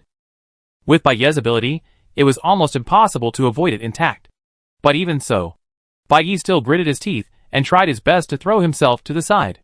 Just as he threw himself out, a black shadow suddenly appeared, and a mechanical arm quickly wrapped around Baiyi's waist, and took him away from the attack range of the ray like flying. Boom! With a loud bang, the ray exploded, and Baiyi was at the edge of the flame, safely protected by Chinsu, and not even a hair was burned. I'll take you in, Chinsu said concisely and clearly to Baiyi. After several unsuccessful attacks, the Mechanical King was completely enraged, and he roared wildly, "Kill! Kill!" and rushed towards Chinsu and Baiyi. Chinsu moved very quickly, holding the slender Baiyi in his arms with both hands, and quickly went around the cave entrance, then suddenly lifted Baiyi up and sent him to the vicinity of the cave entrance. Although Baiyi's physical fitness was not outstanding, his comprehensive index was not bad. He followed Chinsu's strength, grabbed the edge of the cave entrance with both hands, and whispered to Chinsu, "I'm going in." Then, with his hands, he pushed himself into the cave smoothly. He's in. As long as Baiyi enters the body of the Mechanical King, the victory or defeat will be no longer in doubt, and the analysis team members are immediately excited.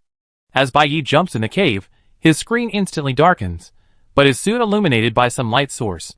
In the light, Baiyi jumps down the cave, grasps the pipes in front of him with both hands, and lands on an uneven metal platform. The light just covers Baiyi's head, and wherever he goes, the light follows him. Could this be the lighting card he drew?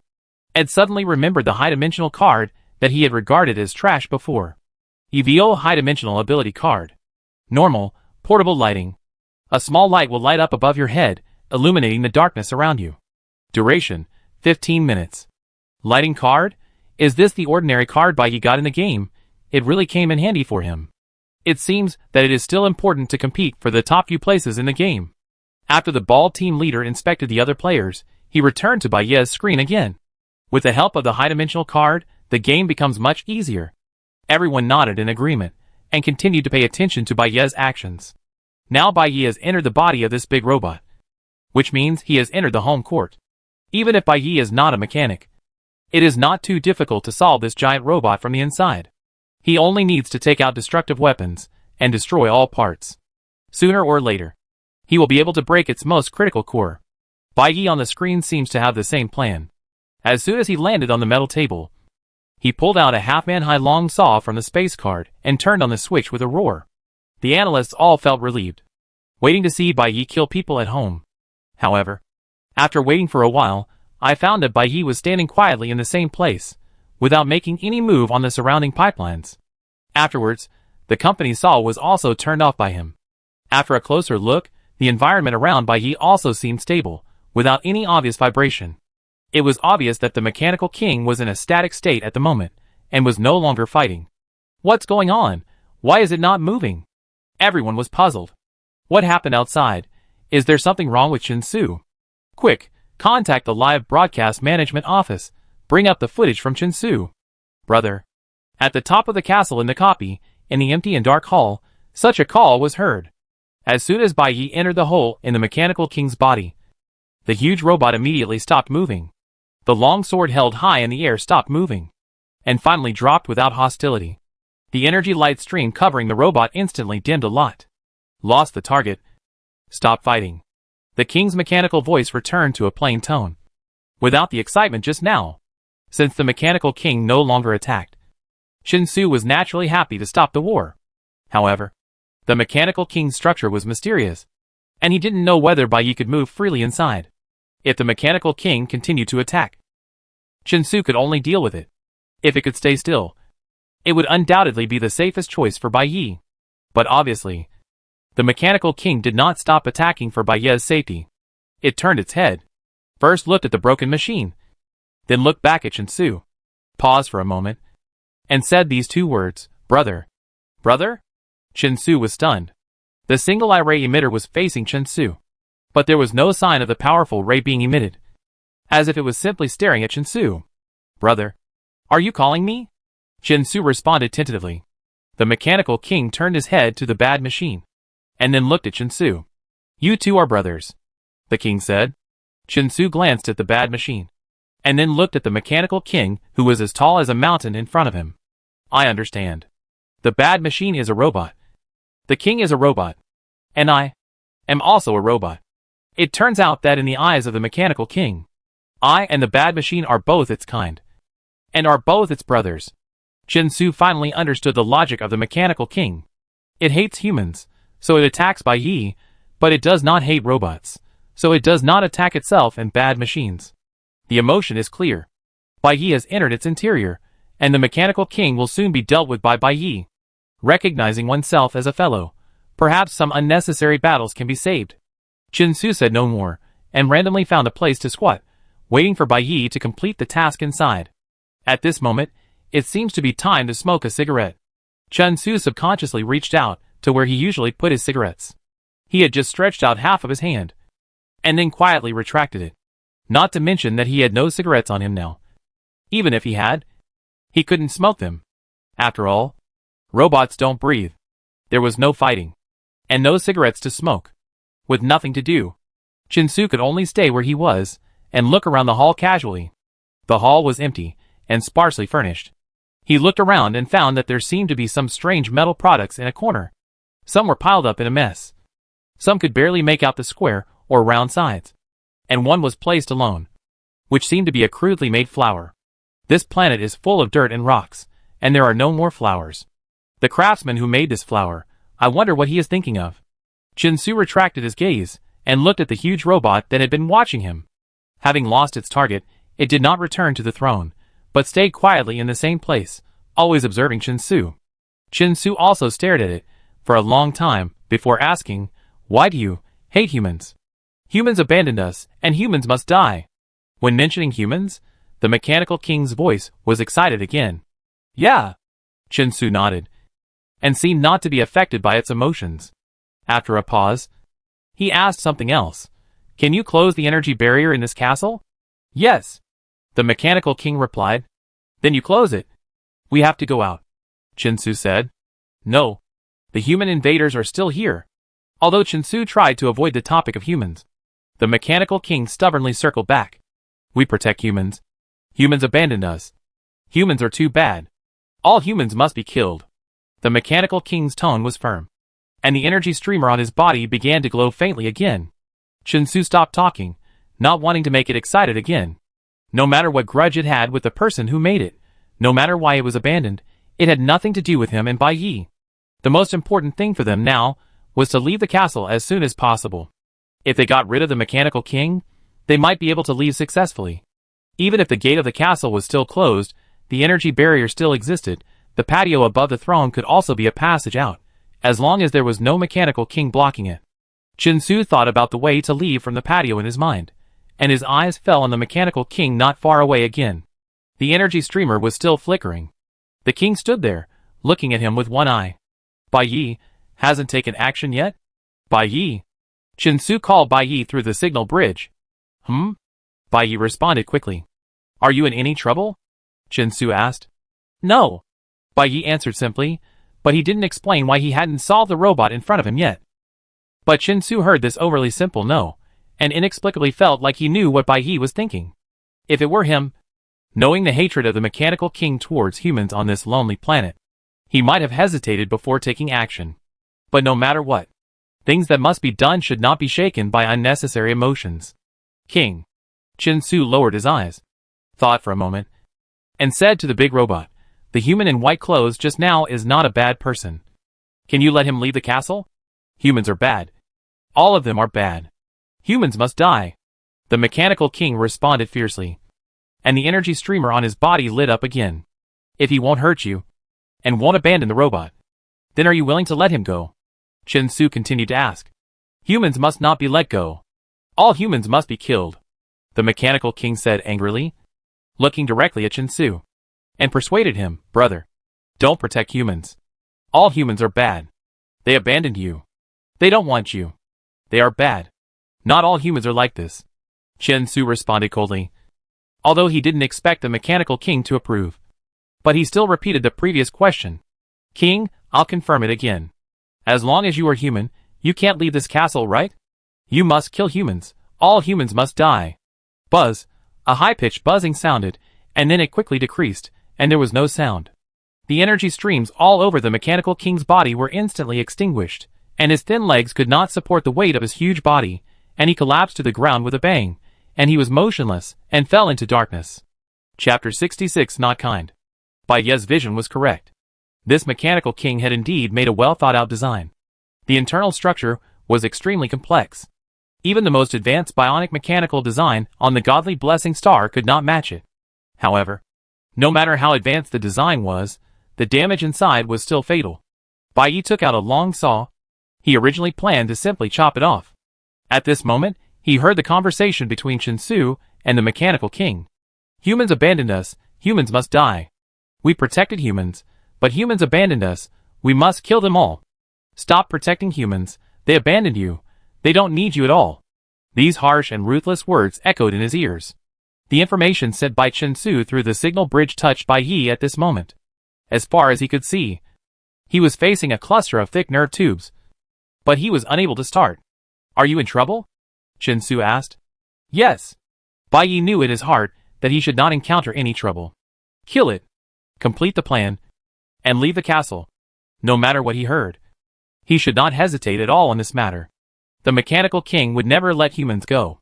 The problem mentioned by Chen Su was actually a reminder to himself that they could not coexist. It was obvious how to deal with it. Therefore, we could only try to make the process look decent. Thinking of this, Bai Yi put down the long saw, and did not cut the nerve tubes in front of him. These nerve tubes are responsible for the transmission of limb signals. Severing a cluster of nerve tubes would only paralyze some functions of the mechanical body, and would not kill it completely. To kill it completely, it must destroy its heart. Bai Yi looked around at the mechanical structures, slid along the pipeline to the vicinity of the central axis, grabbed a slightly tilted part, and quickly climbed up along the pipeline. According to the direction of each transmission line, the heart of this mechanical king is likely to be nearby. He pushed aside the obstruction of the pipeline and carefully searched the surroundings. Sure enough, he soon found a square metal box full of connecting wires not far away. The box was about the size of a suitcase. Various data were displayed on the screen, and the green indicator light next to it was flashing and beating steadily. Any pure mechanical body would have such an important component. The core control module. Once the core control module is destroyed, even the most powerful mechanical body will quickly and completely die. Bai Yi stared at the flickering indicator light, gripping the long saw in his hand. He didn't know if the robot felt pain. But even if it did, directly destroying the control module would minimize its pain. Killed with one blow, painless and insensitive. This might be the best way to end it. Humans, all must die. The roar of the mechanical king passed through its body, and directly reached Bai Ye's ears. Bai Yi calmed down, pressed the switch of the long saw, finally aimed at the shell of the core module, and chopped it down with force. Ah. Bai Yi finally took action. In the monitoring room, the analyst's emotions were complicated. In this dark and lonely palace, this robot that was deeply betrayed by humans was finally completely wiped out by humans. Such a scene makes people feel sad. Perhaps Bai Yi and the mechanical king can coexist. Perhaps with a little more effort, they can still find a way to make the mechanical king agree to let Bai Yi go. However, Bai Yi and Shinsu did not waste time trying those methods that were uncertain whether they would succeed in order to save the mechanical king's life. They both chose the most efficient, but also the most ruthless path. Neither of them was kind. But even so, no one would blame them.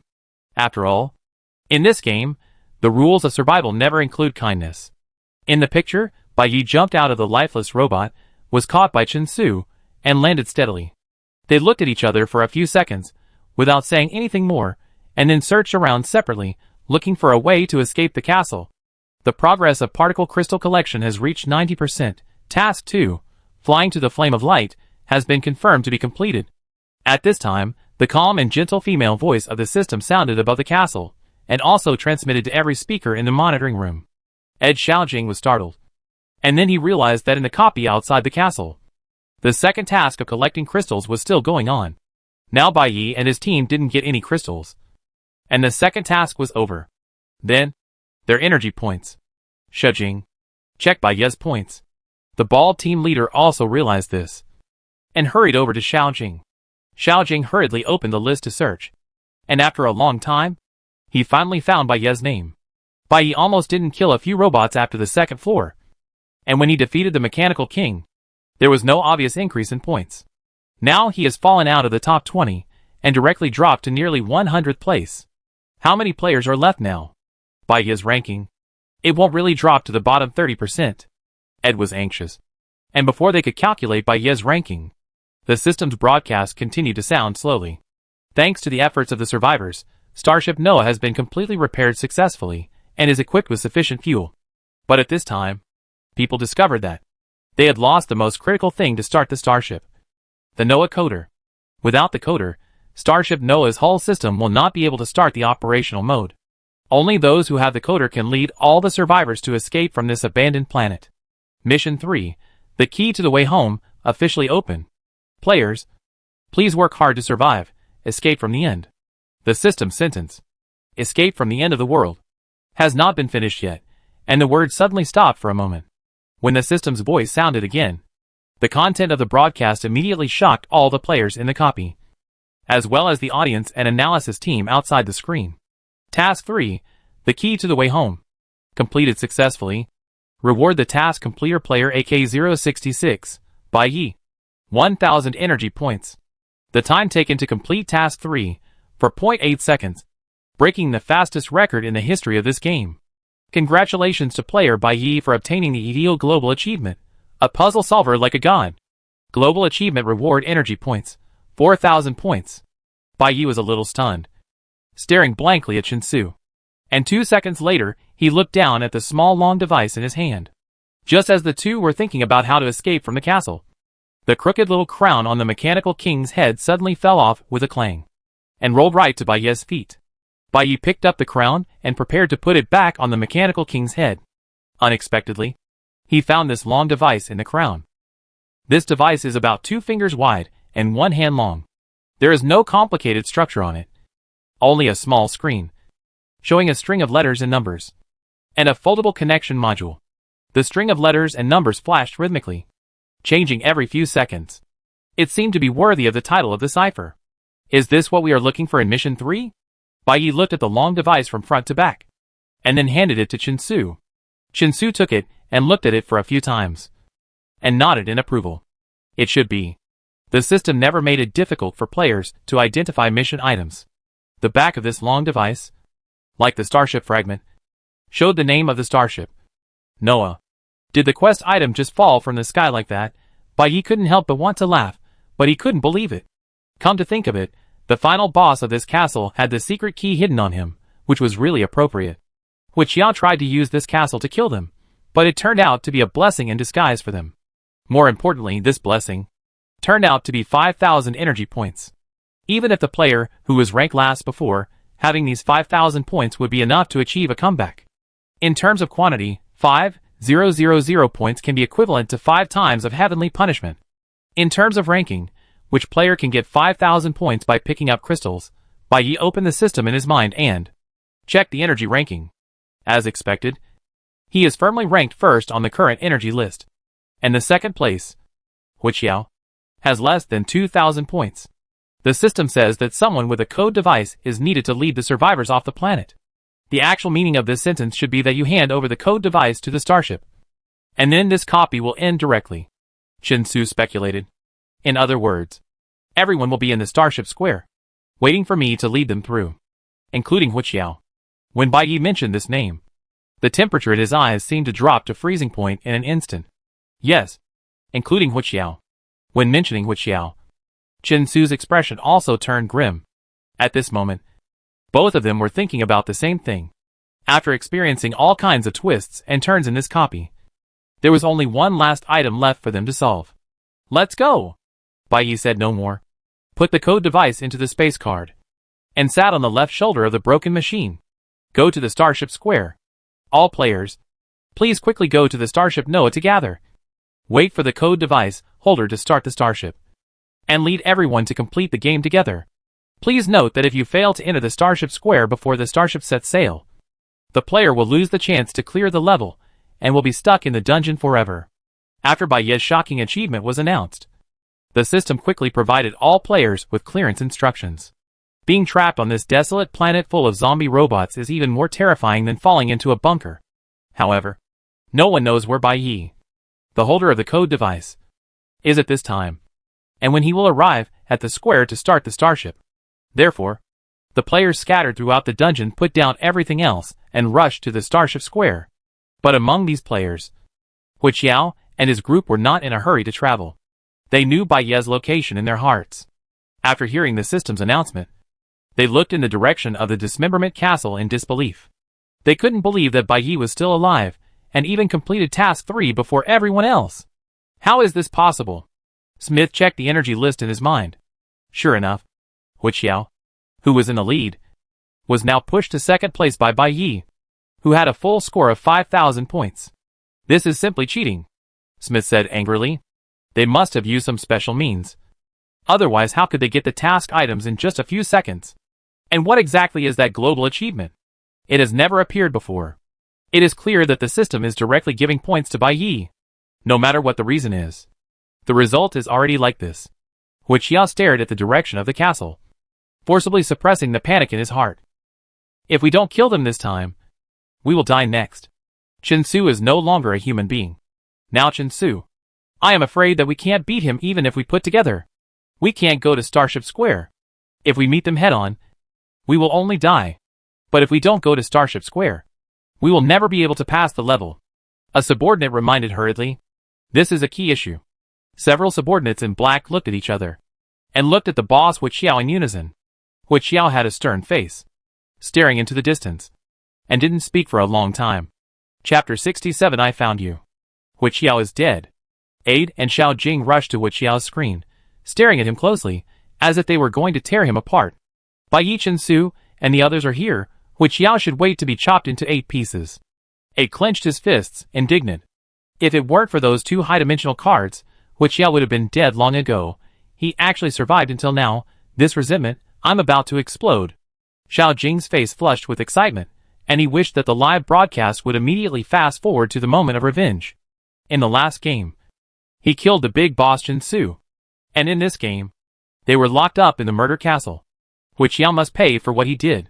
Ed and Xiao Jing were talking to each other, and they were eager to see Bai Yi Chen Su beat Hu Qiao to pieces. At this time, Bai Yi and his companions in the copy did not delay any longer, and showed their weapons, and found the right angle.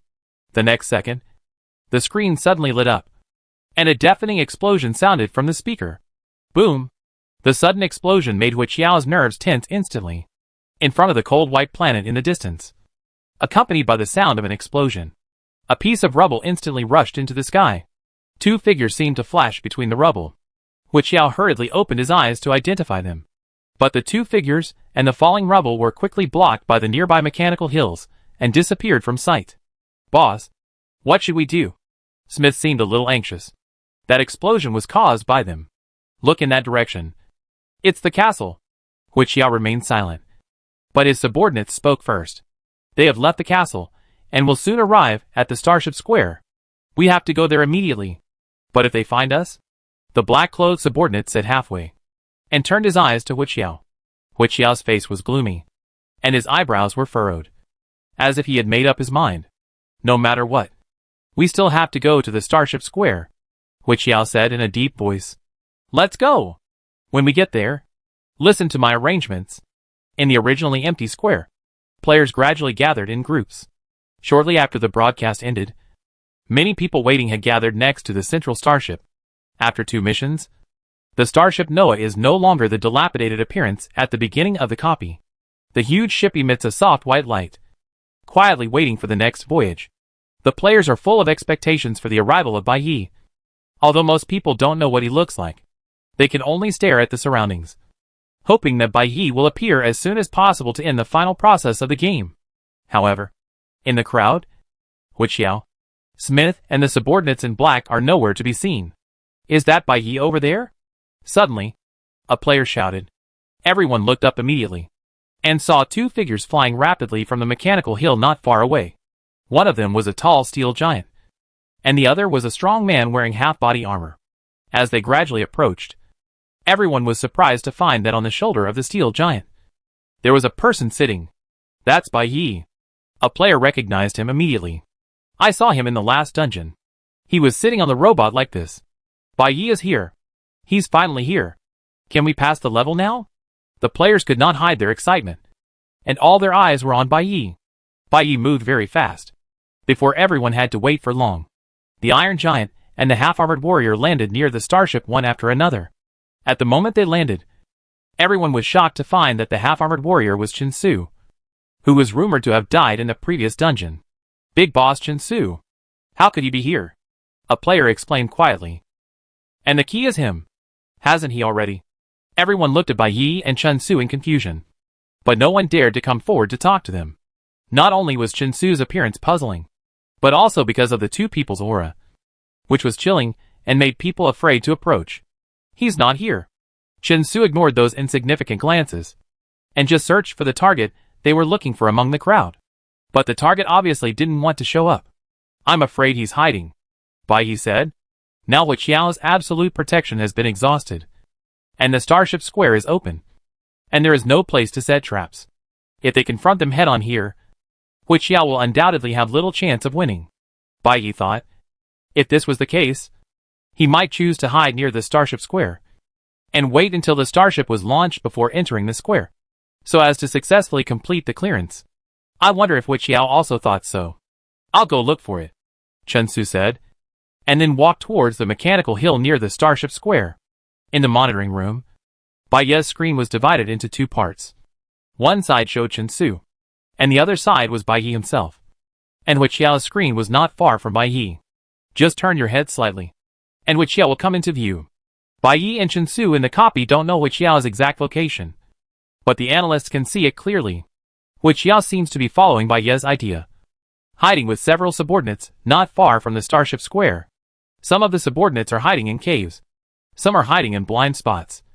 And Hu Qiao is hiding inside a dilapidated mechanical soldier shell. Hu Qiao is hiding here. Go find him. Ed and Xiao Jing shouted excitedly outside the screen, fearing that Hu Qiao would hide too well and escape again. But Chen Su didn't seem to be in a hurry. He walked slowly, tilted his head slightly, and listened attentively to the movements around him. At this time, Hu Qiao seemed a little anxious, and seemed to want to hear the sounds outside. He squinted his eyes and stretched his neck, but he seemed to hear nothing. He's just in front. Just 100 meters away.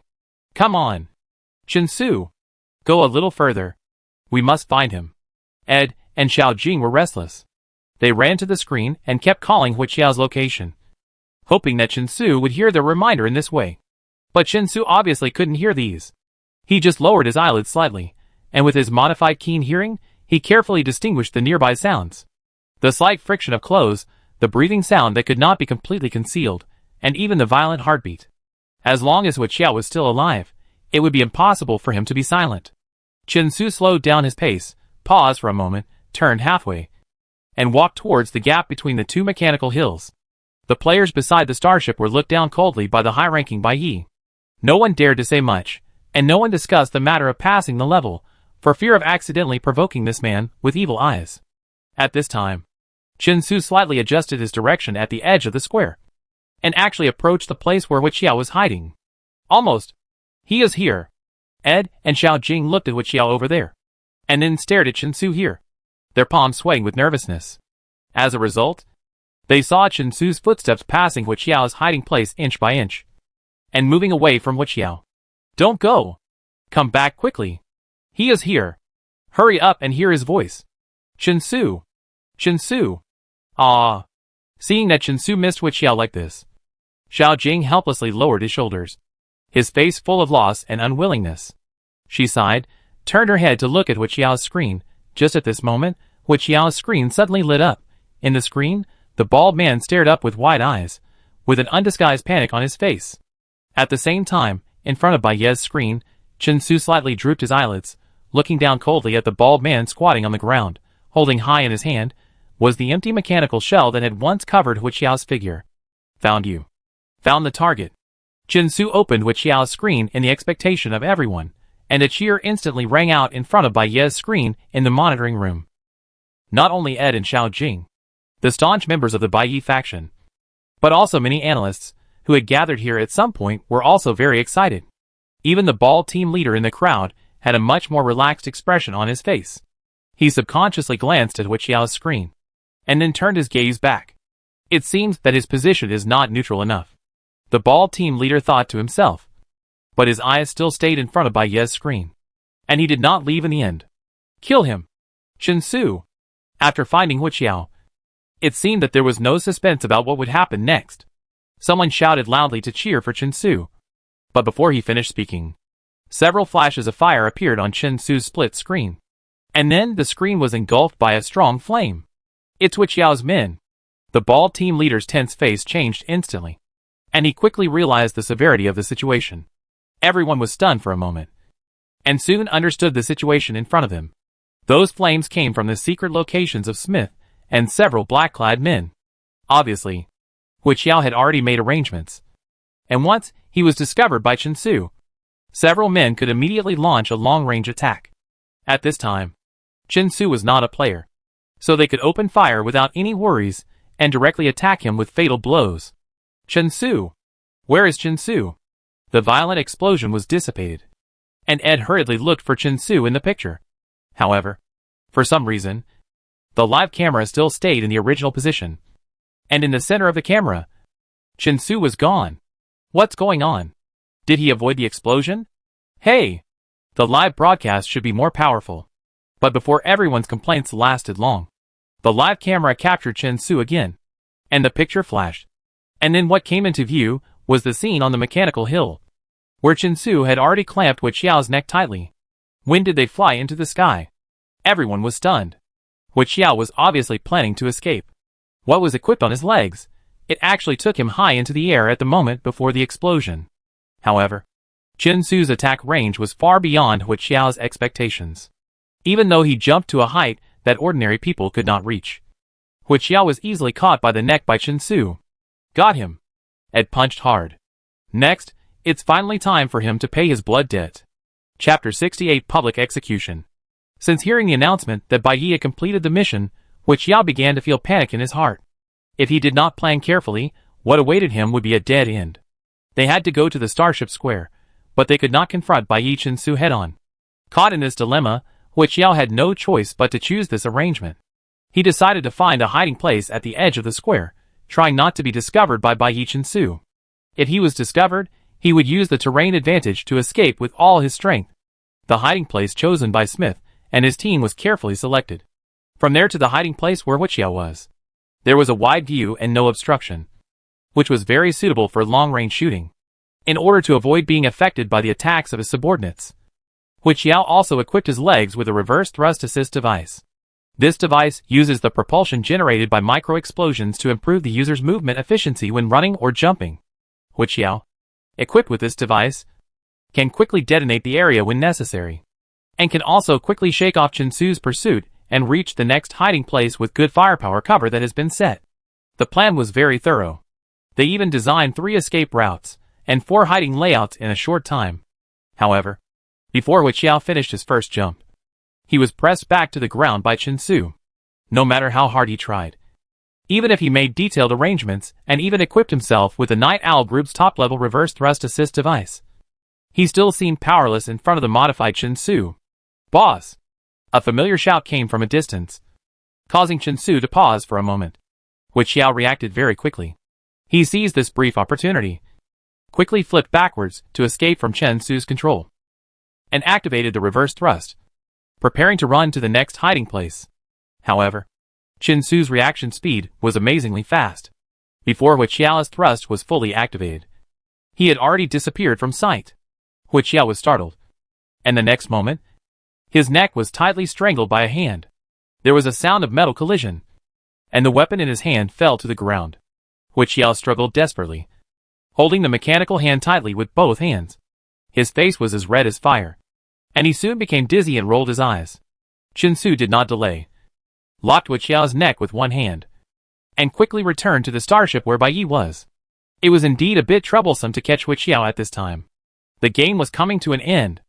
As long as Bai Yi handed the code device to the starship, the entire copy would be completely over.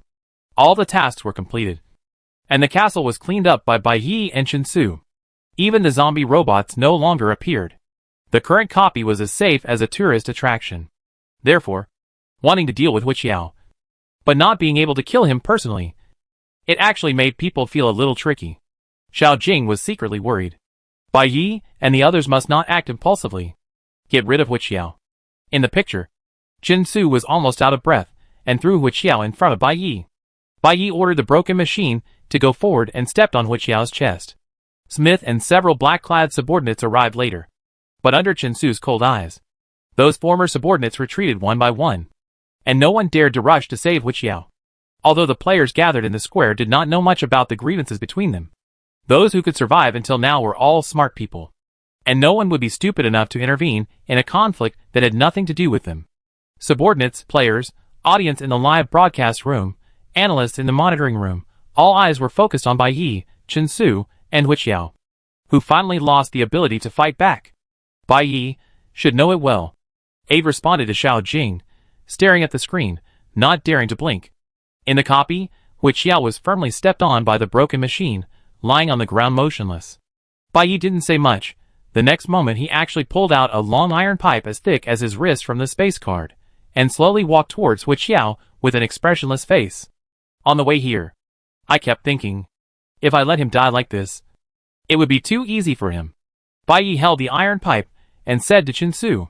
Smith and his friends tried to move forward, but they didn't dare to move. The players also wisely stepped away. The space around Bai Yi and Chen Su was empty like an execution ground.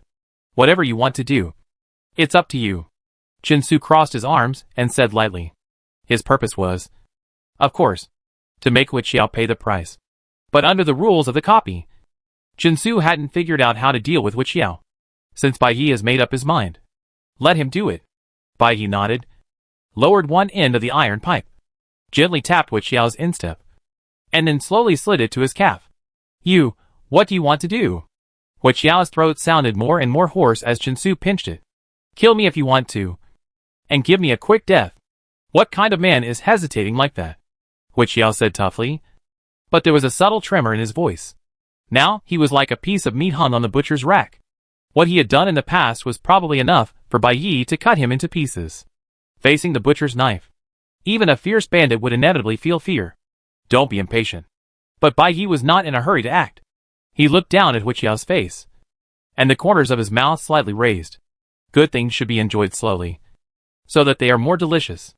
As he said that, he used the iron pipe to scratch Huixiao's calf a few times. First of all, it's not easy to catch you, and I have to make sure you won't escape again, Bai Yi said, while moving the iron pipe slightly. Fibula, tibia, kneecap. If these bones are broken directly, you won't be able to escape again. Huixiao heard this, and his pupils suddenly contracted. In the next second, Bai Yi raised his arm, and the thick iron pipe hit Huixiao's calf hard. Ah! Huixiao screamed miserably. and everyone present gasped in shock. Although Bai Yi was thin, he had been dealing with metal machinery for many years, and the strength of his arm could not be underestimated.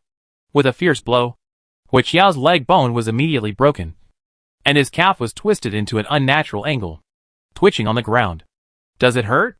Bai Yi asked with great concern. "When you took my space card, you should have thought that there would be a result today. You are so brave. Not only did you take it, you also took the things in my space card. I don't want those things anymore after they touched your dirty hands. Just use your leg to compensate for my loss." Bai Yi spoke lightly, but Hui Qiao was in so much pain that he couldn't even speak. He could only stare at Bai Yi helplessly. After Bai Yi finished speaking, he moved the iron pipe to Hui Qiao's thigh and tapped it gently. "Here. It's the femur and hip bone. If this is broken, your leg will be truly useless," Bai Yi said, and raised his hand to hit again. "Ah!" Hui Qiao's facial features were distorted in pain, and his body was shaking under the pressure of the iron pipe, like a fish thrown ashore, unable to breathe. "This blow was for my suit jacket," Bai Yi said, while poking Hui Qiao's thigh hard, causing another miserable cry. "That coat is very expensive, and I like to wear it. You actually hung it on the flagpole like this. It's so high up there, so cold, and it's hanging alone. It's so pitiful. Do you think you should apologize to it? Isn't it?" Bai Yi poked Hui Qiao's broken leg with the iron pipe in his hand, just asking him if he did. But Hui Qiao couldn't even cry out in pain, let alone answer. He didn't answer, so Bai Yi kept asking and pressing him, until Hui Qiao's nose and tears were running, and his voice could no longer be shouted. And then he stopped. Seeing this, the players watching huddled together, not even daring to breathe. Some of the black-clad subordinates impulsively wanted to save Hui Qiao, but were stopped by Smith. They had a hand in everything that happened to Hui Qiao. Bai Yi couldn't care about them at this time, and he was thankful that he could drag the result to this point. If they act rashly, Hui Qiao's fate may be their end in the next second. No, it's far more than Hui Qiao now. Smith thought about it in his heart, and he couldn't help but panic for a moment. Although Bai Yi's move almost made Hui Qiao lose half his life, the players present could see that Bai Yi was warming up. This public execution against Hui Qiao was actually just beginning. Bai Yi, what kind of ending will he bring to Hui Qiao? In the monitoring room, everyone stared at Bai Yi punching Hui Qiao's broken leg one after another, and felt a dull pain in their legs.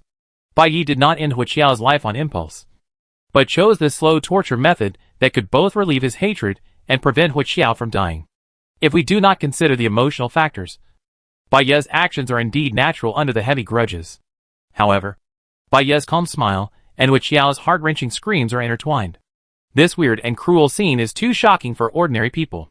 The analysts in the monitoring room were silent, just like the players at the scene, and their nerves were unconsciously tense. In the public live broadcast room, the doubts about Bai Yi intensified. This is too cruel. They are not dead, and the space card is back. Why does he torture Hui Qiao so much? And Chen Su did not stop him. This is his former confidant. What happened?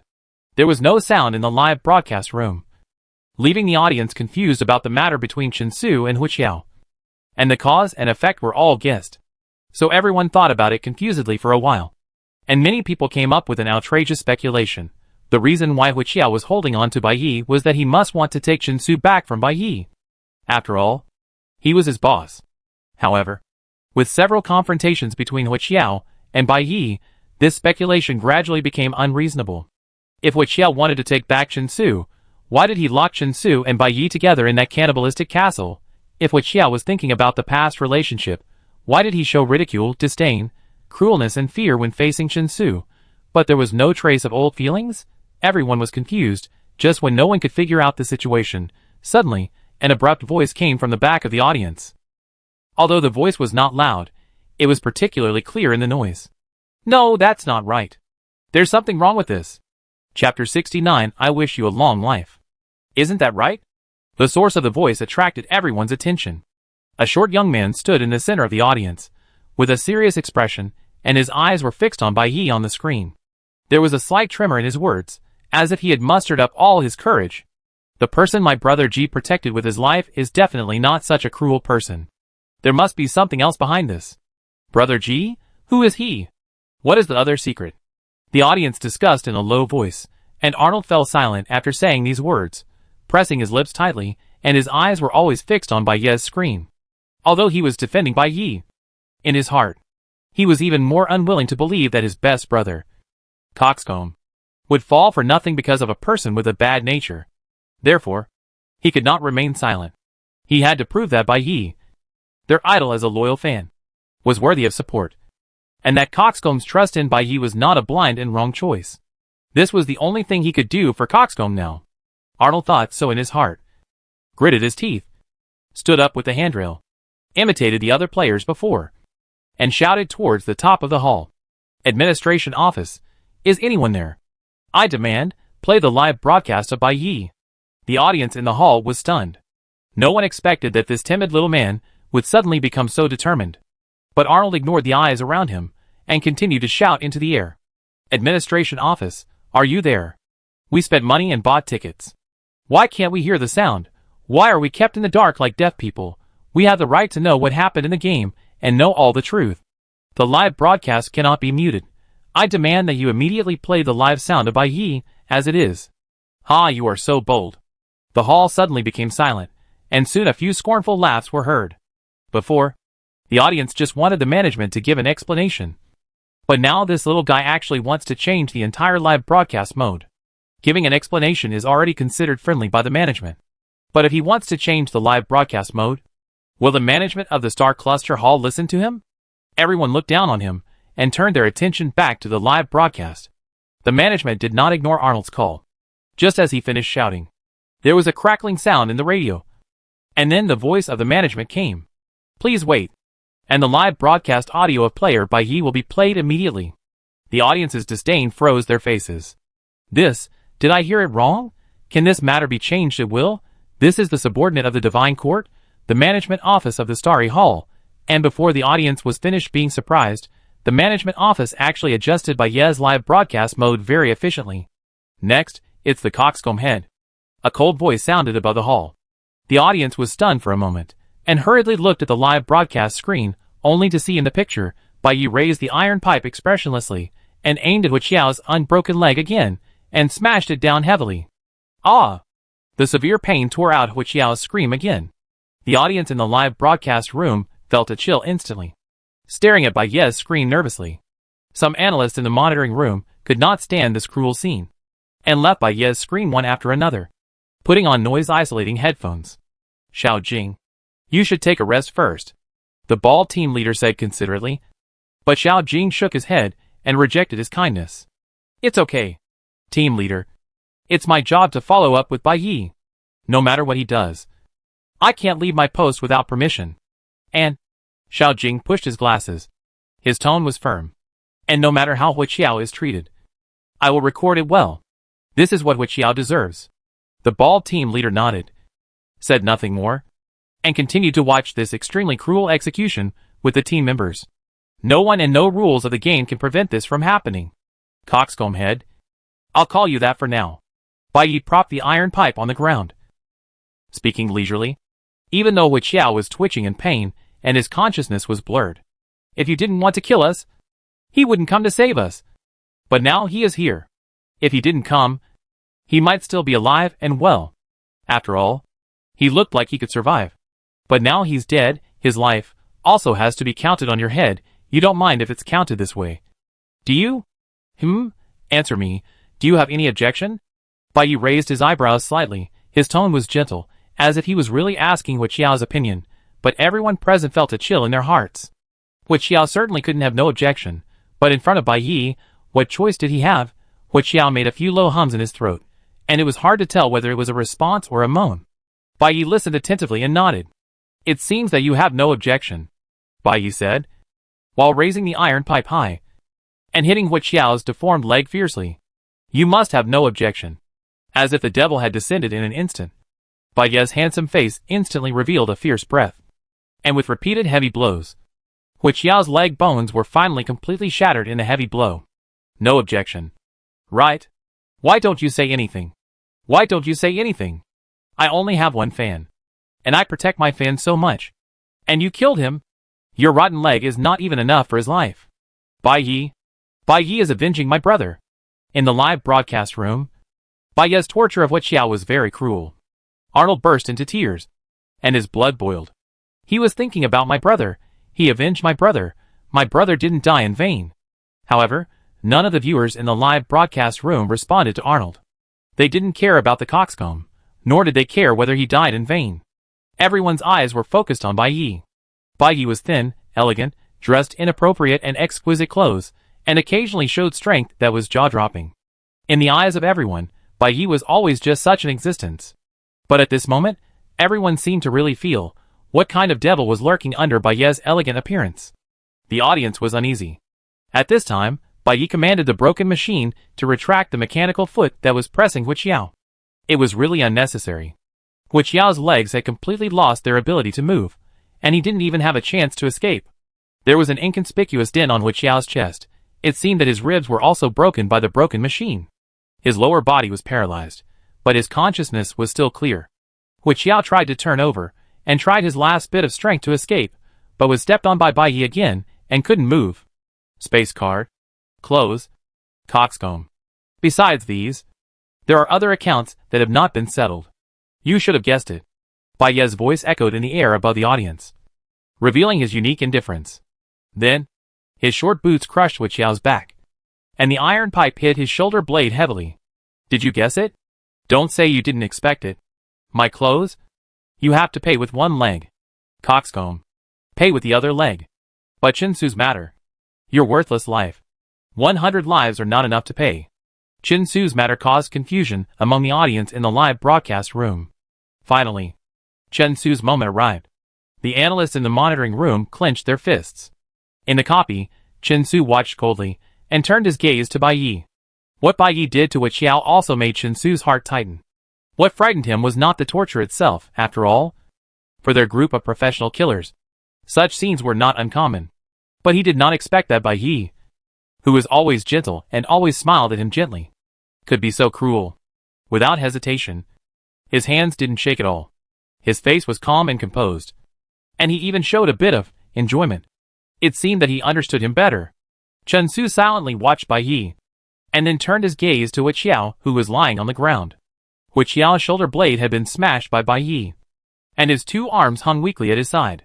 His eyes were almost unfocused, and he could only twitch and struggle on the ground by instinct. But after a while, he still couldn't move an inch. Tell everyone quickly. What did you do to Chinsu?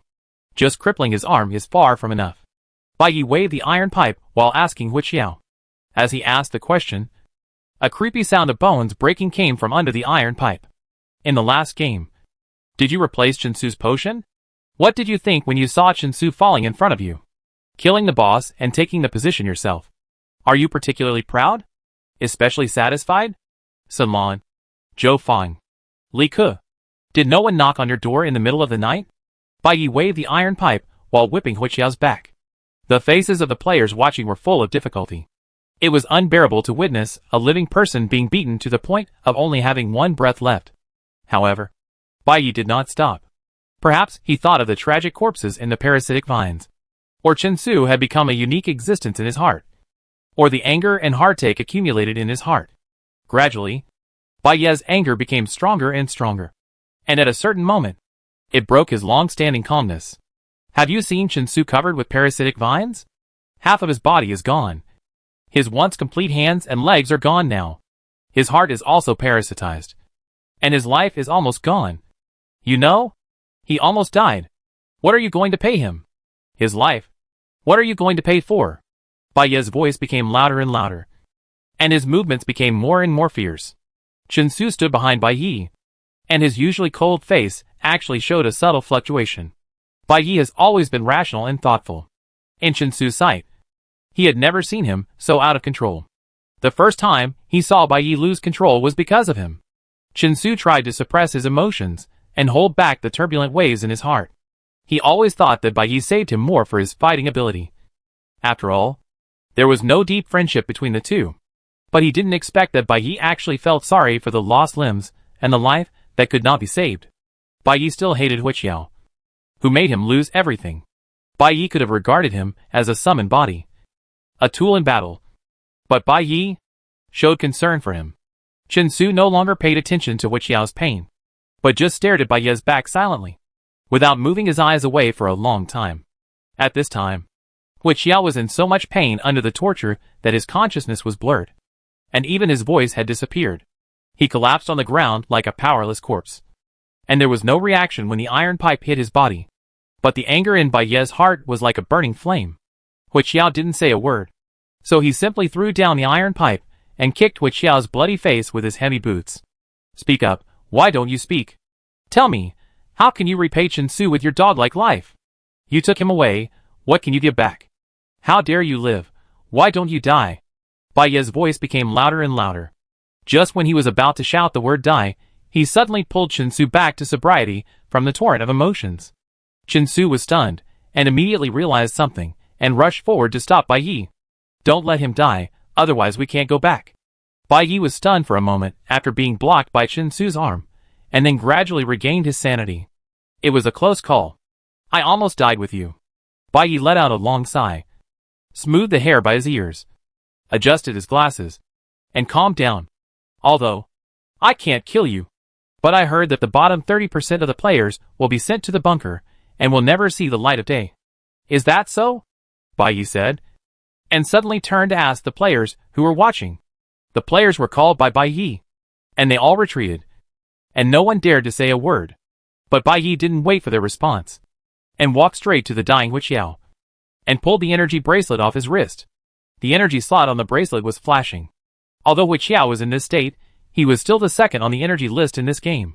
However, the premise was that his 2,000 energy points had to be kept until the end of the game. Since taking your life still cannot compensate Chen Su, then let you live, Baiye said, throwing Hu Qiao's bracelet on the ground, glancing at the half-dead man who had turned into mud, then raised his foot, stomped on it, and the bracelet containing 2,000 energy instantly turned into debris. Go to hell, Hu Qiao. Baiye looked down at the man on the ground coldly, and said word by word, I wish you a long life in hell. Chapter 70. So that's it.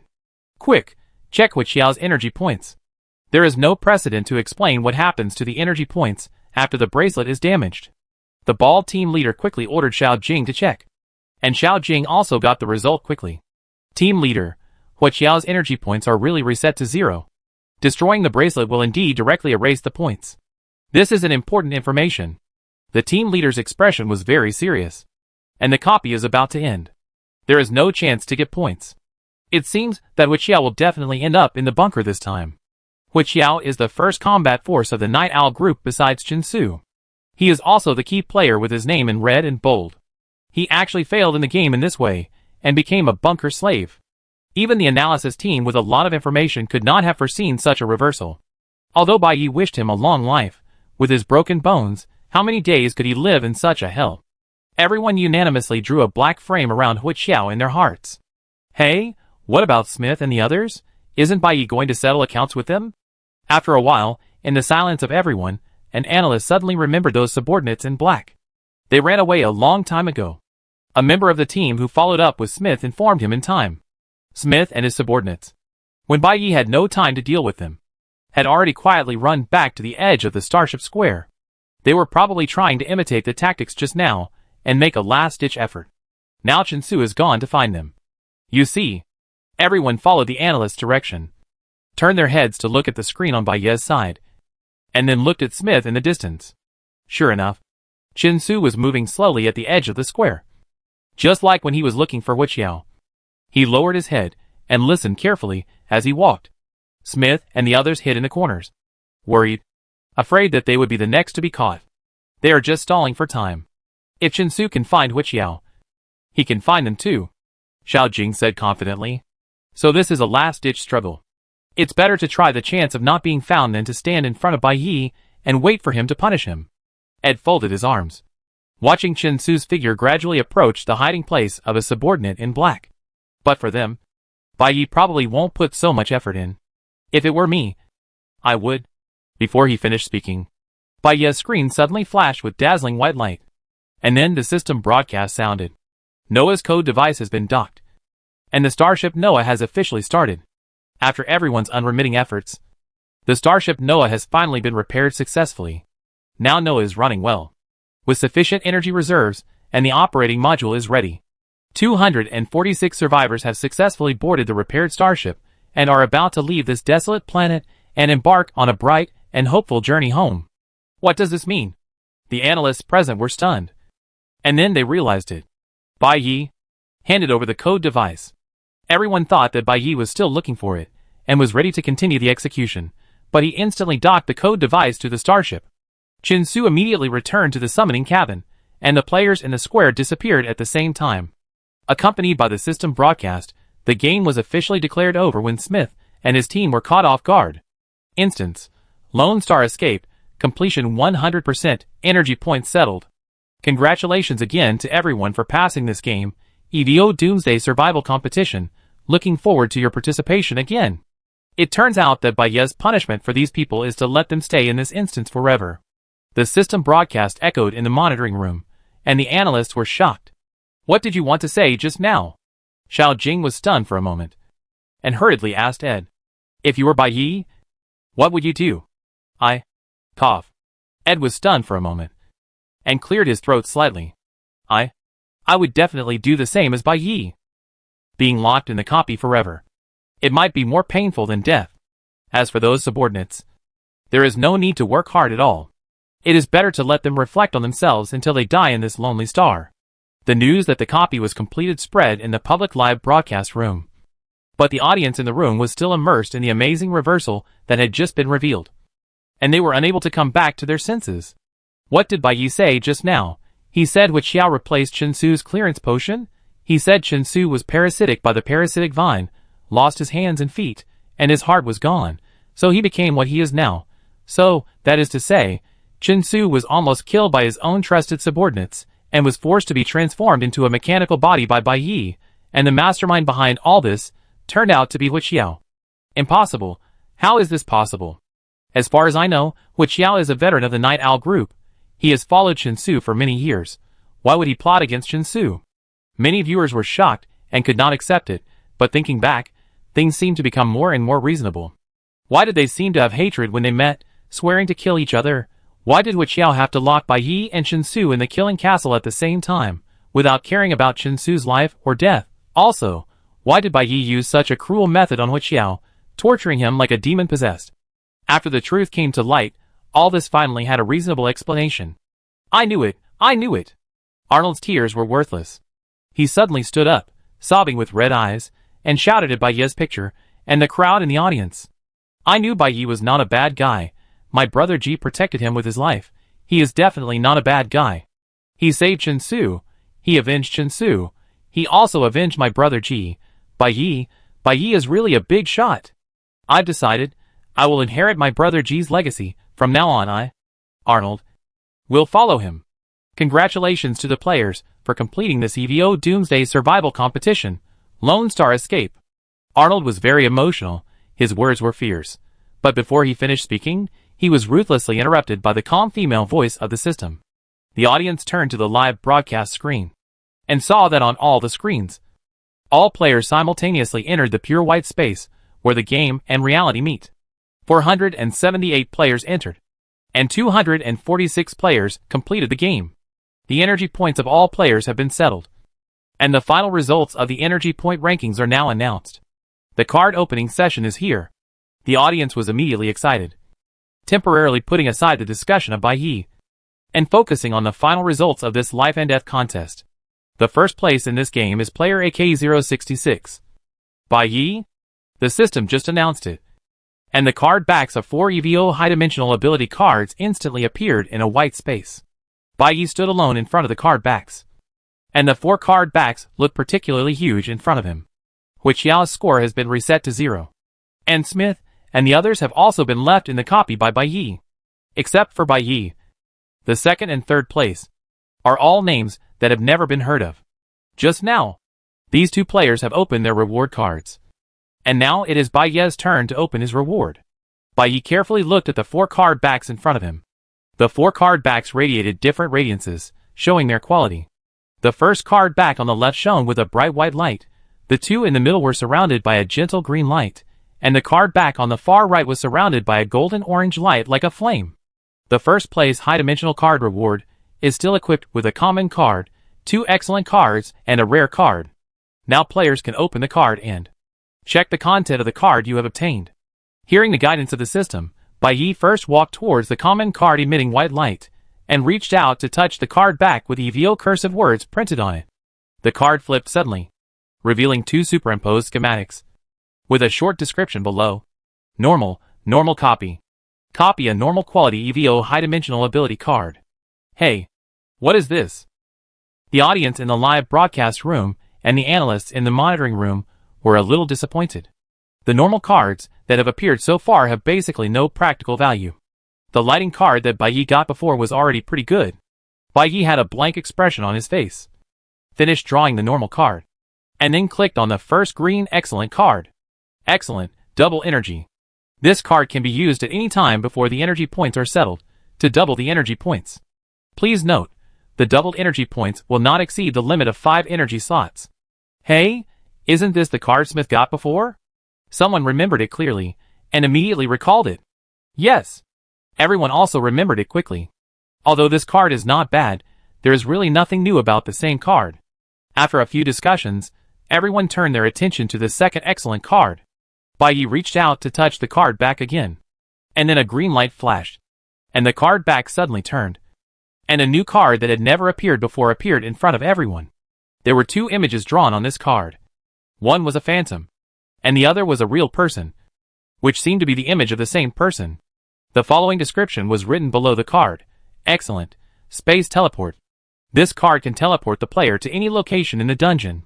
The teleportation is not limited by space, time, dungeon cognition, and combat status. Space teleport? When everyone saw the description of this card, their eyes lit up. Not limited by combat status. In other words, if you encounter a monster that is difficult to deal with, you can just teleport and escape? This is really a life-saving card. And according to its description, you can now use it to teleport to places that were previously inaccessible. People in the live broadcast room and the monitoring room speculated about the effect of this card. But due to the lack of actual game content as a basis, it was just wishful thinking. At the end of the last game, Bai Yi also got 4 high-dimensional cards. In this Lonely Star Escape, Bai Yi used the common high-dimensional card, Illumination card, and the rare card, Death Rewind. Now he still has 2 excellent cards in his hand that have not been used. So far, Bai Yi has a total of EVO high-dimensional ability cards. Excellent, excellent copy. Excellent, self-strengthening. Excellent, energy double. Excellent, space teleport. And now, Bai Yi is standing in front of the last card back that is flashing with golden-orange flames. That rare card. Can't we really take a look? Some viewers stared at the gorgeous flame card back and couldn't help swallowing. I really want to know. I'm itching. Unfortunately, rules are rules. Just when Bai Yi was about to point at the back of the golden-orange card, the picture suddenly became blurred as if covered with a layer of mist. Until the audience vaguely saw the card turned over and disappeared beside Bai Yi, the picture became clear again. What on earth is it? The audience stared at Bai Yi's picture, but they only saw a smile on Bai Yi's lips. Chapter 71 in Humanity. The golden-orange light was dazzling for a moment, but then it quickly became soft, and a card that was obviously more delicate than other cards floated gently in front of Bai Yi. Not bad, Bai Yi said to Chen Su in the summoning cabin through the signal bridge. What is it? Chen Su asked curiously. Rare, full luck. Bai Yi read the contents of the card aloud. Give a 100% luck value to a decision of yours, and the result obtained from this decision will be the best of all results. It's really good. Chen Su also gave the same evaluation. If I decide to be the first in this game, I don't know if this lucky card can help me achieve it. Bai Yi looked at the rare card that was gradually shrinking and disappearing, and said to Chen Su casually, Probably not. Chen Su replied, and there seemed to be a hint of smile in his tone. Bai Yi also smiled. A game with ups and downs, and twists and turns, finally passed smoothly. What should be done has been done, and the people who should be settled have been settled. Bai Yi and Chen Su felt much more relaxed.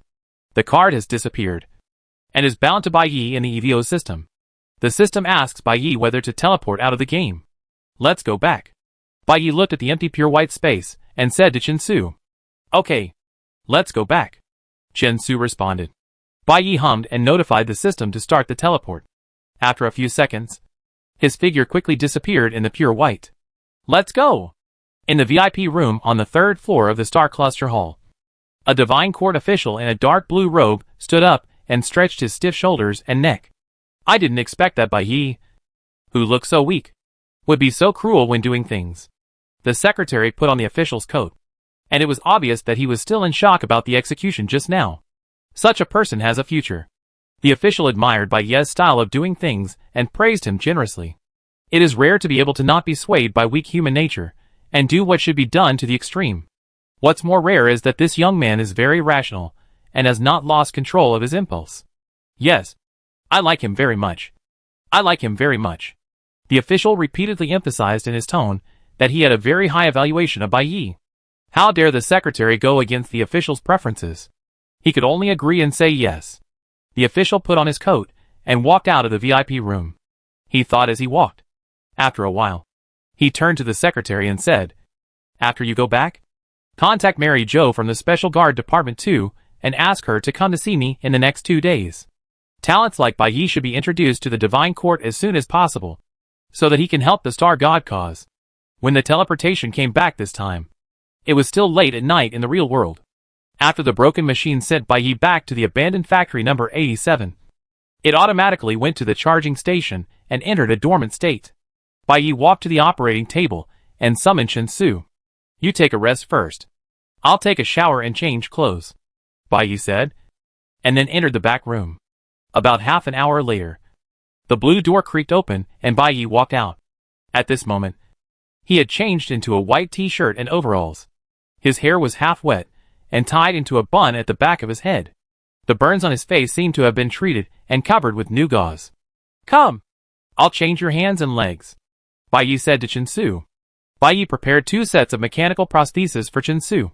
One was a combat version fully loaded with weapons used in the dungeon, and the other was a daily version that was almost indistinguishable from a real limb, and was lighter and more comfortable, allowing Chen Su to move more freely when not in combat. Chen Su nodded, and according to Bai Yi's instructions, sat on the edge of the bed on the operating table. The bed was very high, and although it was a sitting position, it was not very comfortable. Chen Su was half sitting and half leaning, and his height was still slightly taller than Bai Yi, who was standing. Bai Yi stood between Chen Su's legs, and instead of using power tools, he picked up a manual screwdriver and carefully tightened the screws on Chen Su's mechanical arm.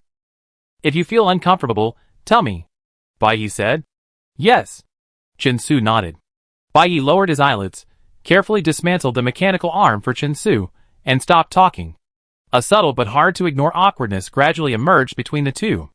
In the game, there are always other people and things to distract attention. Now that I am back home, is it quiet? Those previously shelved thoughts resurface again. Is Bai Yi really angry this time? Chen Su's eyes wandered between Bai Yi's eyebrows and glanced at the wound on his cheek. If he wasn't angry, he probably wouldn't have done such a bravado. I wonder how the injury is now. Chen Su couldn't help but reach out his hand and gently stroke the gauze on Bai Yi's face with his thumb. Bai Yi raised his eyes and looked into Chen Su's deep eyes.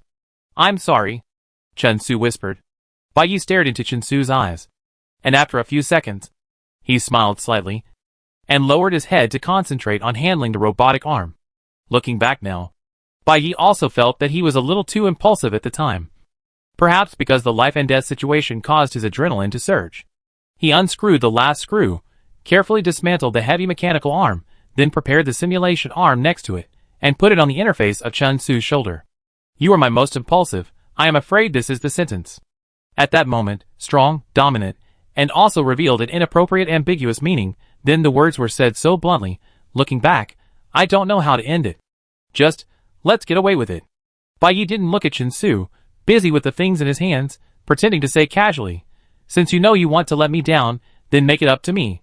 Chen Su looked at him quietly, with the corners of his mouth slightly raised. "What compensation do you want?"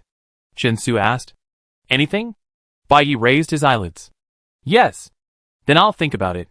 Bai Yi smiled, installed the simulated arm, motioned Chen Su to lie on the bed, and began to process his mechanical leg. "It's not easy to have the opportunity to make a wish. You can't waste it. Wait until I think about it. You can't regret it." The date of the next game, the system announced, is 15 days later. 15 days is enough time for rest. But for Bai Yi, time seems particularly tight. Because within these short 15 days, Bai Yi must completely solve the energy problem of Chen Su. The mechanical bodies in the previous game gave Bai Yi an important revelation. Those abandoned robots can recharge themselves in periodic particle storms. And in fact, the cosmic radiation brought by particle storms is also ubiquitous in daily life. As long as they are under the sky, everyone is receiving trace amounts of cosmic radiation.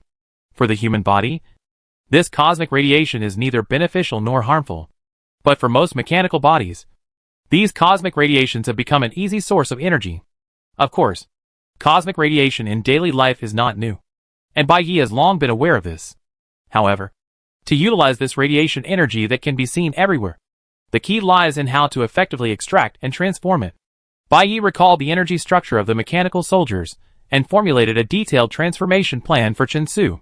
Then, he carefully selected a large number of parts and materials, and raced against time to calculate, experiment and adjust, striving to completely transform Chen Su's energy system before the next game. Once a more efficient conversion is achieved, there will be no need for the huge energy in the particle storm. Although the mechanical body can always maintain sufficient energy. If this concept can succeed, Chen Su will be able to maintain sufficient energy, and will no longer fall into the dilemma of not knowing when it will be low energy like before. It will no longer fall into despair because of a space card. During the waking time, Bai Yi is dedicated, regardless of external interference, and devotes himself to the transformation of Chen Su. Chen Su sometimes sat on a chair beside him, and quietly accompanied Bai Yi, who was busy. Sometimes he stood up and walked slowly, moving the mechanical joints, and carefully observing this small room that he had not noticed before. This small factory was not big as a workplace, but it was quite spacious as a residence. Bai Yi divided it into two halves.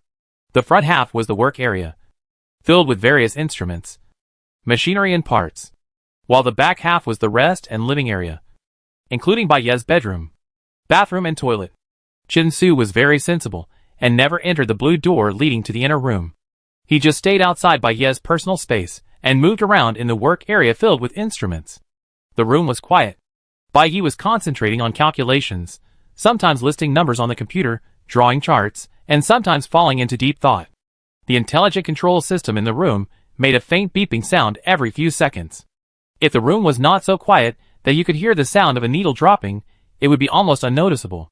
Several screens on the wall displayed the numerical status of various parameters in the room, including temperature, humidity, light, dust index, radiation index, energy reserves, and some professional terms that Chen Su did not understand very well.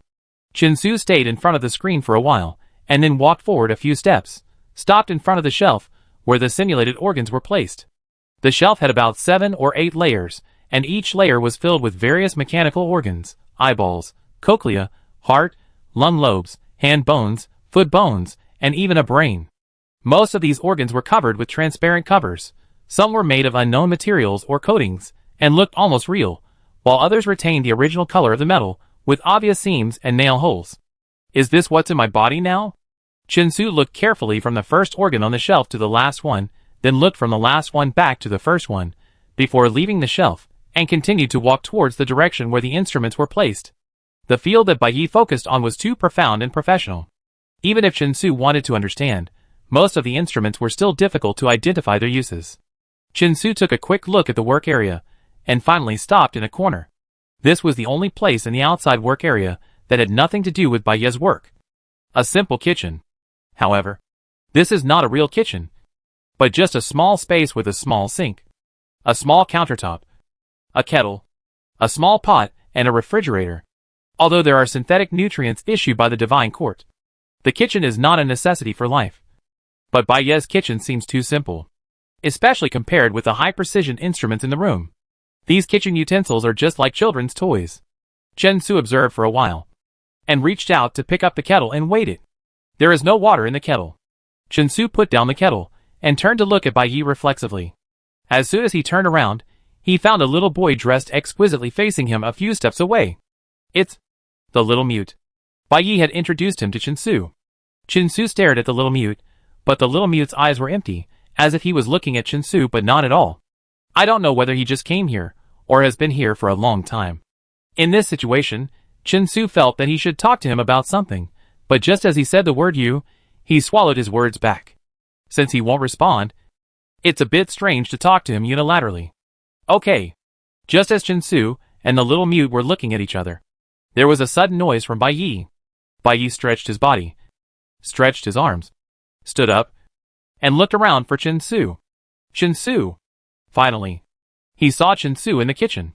Bai Yi's eyes flickered, and he smiled brightly at him. The simulation test is finally completed. Now it's time to do the actual operation on you. The test time is much longer than expected. We have to hurry up. I hope to complete the transformation smoothly before the next game starts. My lord, Mary Jo has arrived at the 2nd Special Guard Division. Well, let her in. Deep in the Divine Blessing Square, there are towering spires. This is the Star God Hall of the Divine Court. There are many rooms in the Star God Hall. These are where the officials of the God Court work and rest. The dark red door of a room was knocked twice, and then it was opened. A tall woman walked in. She was wearing the exclusive dark gray uniform of the God Court Special Guard. Black boots, and her long reddish-brown hair was neatly tied behind her head, which made her look particularly capable. I'm here, in the room, the director of the EVO game department. The God Court official, who had been paying attention to Bai Yi, was sitting behind a large desk, looking at Mary Jo standing in front of the desk. How is the matter with Bai Yi going? The officer asked. I'm sorry, sir. Mary Jo's words were equally straightforward, without beating around the bush. We've been going to the abandoned factory at number 87. X0B5 district every day these days to look for Bai Yi, but we haven't seen him. Didn't see him? The officer frowned slightly, waiting for Mary Jo's further explanation. Yes. Mary Jo nodded. There's no doorbell at the gate there. We tried many ways to knock on the door, but no one came to open it. We wanted to try to enter the factory directly without going through the gate, but we didn't succeed. We are the Special Guard Team 2, and we actually have trouble sneaking into an abandoned factory? The officer raised his eyebrows in dissatisfaction. Number 87 is not an ordinary abandoned factory, Mary Jo explained. It looks deserted on the surface, but it may be equipped with an optical defense system. The surrounding outer walls are protected by mirages. Although the eyes can see it, it is impossible to really determine the location of the entity. The gate detected high voltage current. It may be dangerous to try to climb over it rashly. We did not try more violent methods. Since you want Bai Yi to serve the Divine Court, I think it is better to maintain some etiquette. This Bai Yi is quite vigilant. The official listened to Mary Jo's words, and did not blame her too much. After thinking for a while with his fingers on his chin, he looked up at the capable woman in front of him. How about this? Since you can't see him at home, then go find him in the game. Go check the time of Bai Yi's next match, and after he enters the game, take your people to meet him. By the way, since etiquette is important, remember not to go empty-handed, prepare some gifts, give some help, let him feel the sincerity of the God Court in recruiting talents. Yes, sir. Chapter 72. Are you willing to leave behind me? The transformation process is like a delicate surgery. Before the operation began, Bai Yi set Chen Su to sleep, and cut off the nerve connection between his brain and body. Chen Su was just like when Bai Yi brought him back to the abandoned factory, with his eyes closed, lying quietly on the operating table, and remained motionless for several days and nights. During this period of sleep, Bai Yi made many changes to this mechanical body, adding new components and removing some old ones. At this time, Chen Su, who was sleeping, was unaware of anything. When he opened his eyes again, he saw only Bai Yi's slightly tired smile, and the date on the clock that the next game would start in 1 day.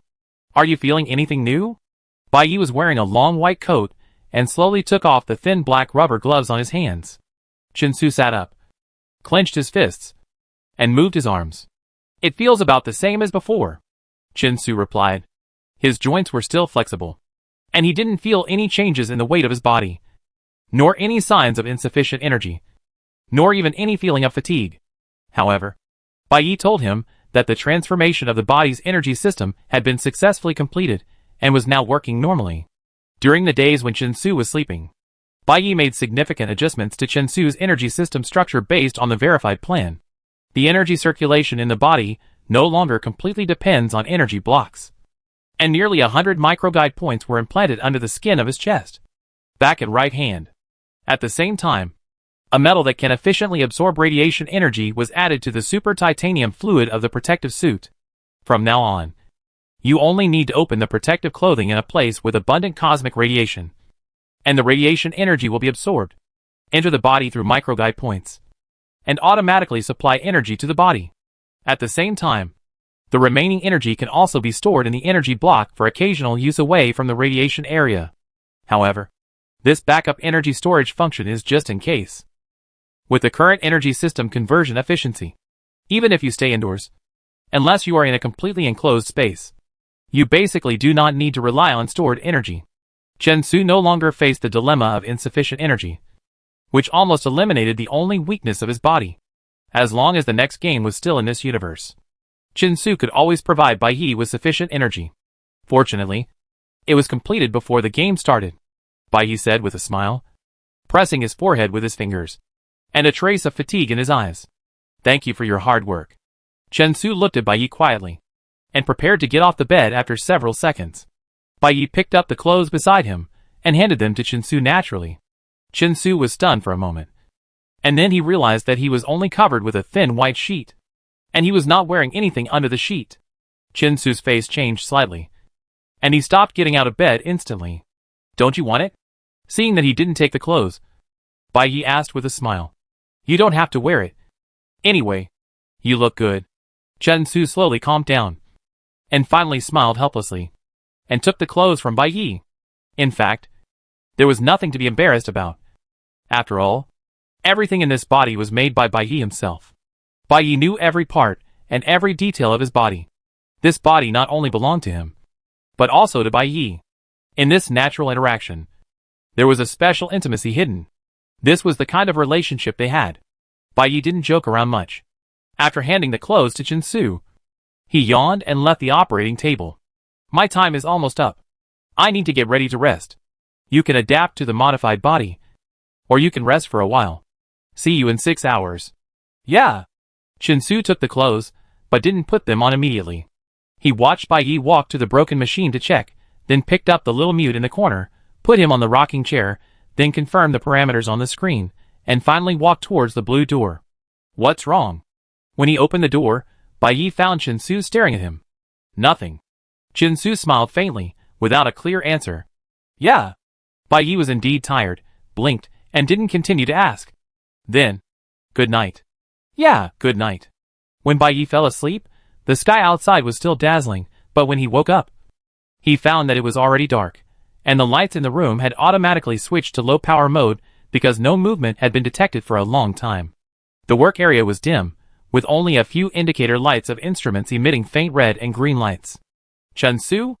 Bai Yi muttered to himself. When he walked out of the blue door, the lights in the room slowly lit up. The broken machine was still sleeping in the charging area, and the little mute was still sitting in the rocking chair, but Bai Yi looked around, and did not see Chen Su. Isn't he here? Bai Yi thought to himself, and walked to the kitchen to boil a pot of water for himself. The kettle soon made a gurgling sound. Bai Yi leaned against the cooking table, his eyes wandering in this quiet work area, and he couldn't help but raise his eyebrows. In fact, Chen Su didn't go anywhere. He just sat quietly in a corner outside the factory. The lights in this place were dim, and the view was wide. Looking up at the night sky seemed deep and distant, and the anxious mood seemed to be calm at this moment. Chen Su stared at the sky, playing with an unlit cigarette in his hand. He used to smoke that cigarette, which Bai Yi brought back when he rescued him from the dungeon, and put it in his pocket. For a cyborg who was no longer alive, the only use of this cigarette was to evoke past memories. What are you thinking about? Footsteps sounded, and Bai Yi approached him. Nothing. Chen Su saw Bai Yi coming, and put the cigarette back into the cigarette box. It should be enough to recharge if you stay here for a while. Bai Yi smiled, and sat down next to Chen Su. How is the charging going? Are you feeling unwell? No, I feel good, Chen Su replied. Bai Yi nodded, leaning quietly against the wall behind him, looking up at the night sky with Chen Su. Chen Su did not deliberately avoid Bai Yi. Although he was holding a cigarette from the past, he did not think too much in his heart. Under this quiet night sky, his mind could be empty. It seemed that no matter whether it was the flesh and blood Chen Su in the past, or the mechanical him now, there was not much difference at this moment. They are all tiny but real existences, and they are all lives called Chen Su. Come. Bai Yi sat for a while and stretched out his hand to Chen Su. Cigarettes? Chen Su didn't understand why Bai Yi wanted cigarettes. But since he asked for them, Chen Su handed over the cigarette box. The cigarette box was all black, with only a silver border on the box mouth. The design was simple and firm, which matched the style of the former leader of the Night Owl group. Bai Yi once hesitated whether to hide this thing that might only bring troubles, but finally decided to return the cigarette box to Chen Su. There is no point in escaping. You have to face it eventually. Bai Yi took a cigarette out of the cigarette box, put it in his mouth, lit it and took a puff. Cough, cough, cough. The smoke irritated him, and he coughed a few times. Then he smiled and said, "It's really choking." Then he handed the lit cigarette to Chen Su. Chen Su took the cigarette, looked at Bai Yi, and raised his eyebrows slightly. "You can smell it, right?" Bai Yi smiled warmly. The cigarette burned slowly between his fingers. A wisp of gray smoke rose gently and drifted across his nose. It was a familiar smell. Chen Su understood, lowered his head and smiled, then put the cigarette in his mouth, just like every time in the past, as if he was still the fierce bandit Pluto who couldn't quit smoking. "Hey," Bai Yi called him. Chen Su responded. "You said you wanted to compensate me 2 days ago, remember?" Chen Su narrowed his eyes slightly, looking at the night sky covered by thin smoke. "Such a rare opportunity, I thought about it. I still have to save it for important things," Bai Yi said slowly. "I've been thinking about the future recently. I am so weak. I might die in the game one day. And even if I don't die, I will die of old age and illness sooner or later. But you are forever young, forever strong, never sick, and never die of natural causes. Although we are bound together, you can continue to live. But I may disappear at any time. Thinking about it this way, I feel that I am at a disadvantage." Chen Su did not respond, but just held the cigarette in his mouth and smiled with relief. "So why not use this matter to compensate me?" Bai Yi's tone was still a little willful, and he seemed to be sure that Chen Su would agree. "You have to promise me that you won't get hurt, won't die, and live as long and peacefully as possible. You must leave your life to me, and you can't die before me. Otherwise, once you die, my days will be shorter. Is this considered selling yourself?" Chen Su couldn't help laughing. "Yes." Bai Yi also laughed. "That's about it." Chen Su smiled, but he didn't say anything more in his heart. Leaving your life to Bai Yi seems not bad, he thought silently. Things that can't be returned. Just treat them as a dream. After waking up from the dream, the world has Bai Yi, a sense of belonging. Still under this bright night sky, life is still meaningful. In fact, this is considered lucky. Don't say you won't sell it, you promised it, you can't regret it. Seeing Chen Su not talking, Bai Yi kicked him lightly. "Sell it." Chen Su was obviously half joking, but his tone was serious. "Don't worry, I won't regret it." One welding point after another, one screw after another, Bai Yi personally gave him this life. From now on, why not use this life well for Bai Yi? The next day, the game officially started. According to tradition, the game started at 12 noon. Bai Yi prepared sufficient equipment in the space cart of the two people. Before setting off, he carefully arranged himself in front of the mirror, and then gently took off the gauze on his face. The burn had completely healed, and the ointment was effective, leaving no trace. Bai Yi threw away the gauze and adjusted the silk scarf at his collar. "How is it?" He turned to Chen Su and asked. Chen Su waited patiently on the side, neither impatient nor urging. "It looks good," Chen Su replied with a smile. Bai Yi raised a smile, and finally confirmed the intelligent protection status of the house, and turned to walk towards the door. "Okay, let's go." In the Star Cluster Hall, there was still more than an hour before the game started, and the audience walked into the live broadcast room one after another. All members of the analysis team on the second floor were in place. The bald team leader, Xiao Jing, Ed and a group of analysts each wore their badges, sat in their seats, and waited for the game to officially start. In this competition, Field A was divided into 10 subfields, each with only a few dozen players.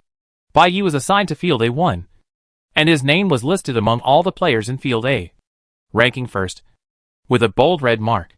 "I heard that the Divine Court has sent the second special guard to invite Bai Yi." Ed adjusted his chair, moved closer to Xiao Jing, and whispered to share the news he heard. "Huh? What do you want to invite Bai Yi for?" Xiao Jing didn't react for a while. What else can the divine court do if it invites Bai Yi? Ed answered mysteriously. They must have noticed his ability and wanted him to serve the divine court. Ed seemed very excited. Bai Yi's ability? Is it his ability to transform the human body? Xiao Jing opened his eyes wide, full of curiosity. It should be, Ed confirmed. Wow. Xiao Jing pondered, surprised. Then from now on, Bai Yi will be a member of the divine court? Oh my god. It's really a step up. And the second special guard department invited him. I heard that department is very powerful, Xiao Jing added. Of course it's awesome.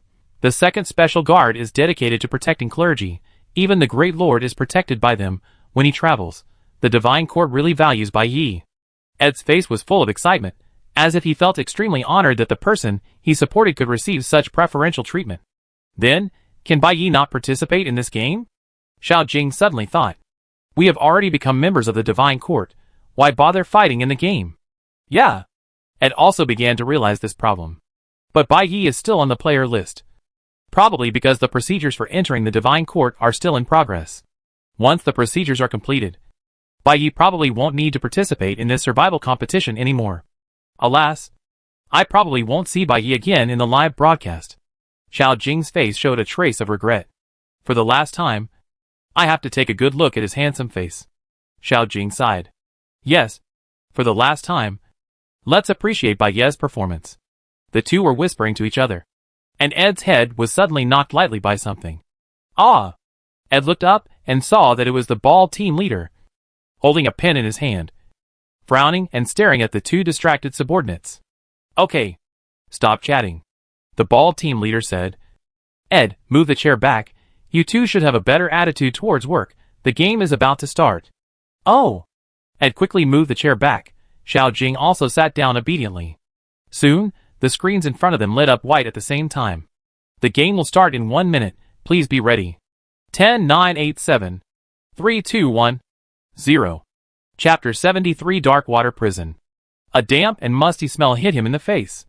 Bai Yi opened his eyes and found himself in a small, dim room. The room was only 3 or 5 steps long. He could reach out and touch the cold, hard iron door in front of him. Wait. This is not a dream. Bai Yi's heart tightened. He looked around hurriedly. After turning around, he found a small air vent on the wall behind him. Luckily, there is still this window. Bai Yi breathed a sigh of relief. When designing the charging system for Chen Su, he had tried his best to take into account the complexity of the game environment and try his best to make the design comprehensive. Whether it is indoors, caves, or shielding fields, Chen Su will not lose the source of radiation energy. However, there is one place that Bai Yi is always powerless to do and can only give up. That is underground.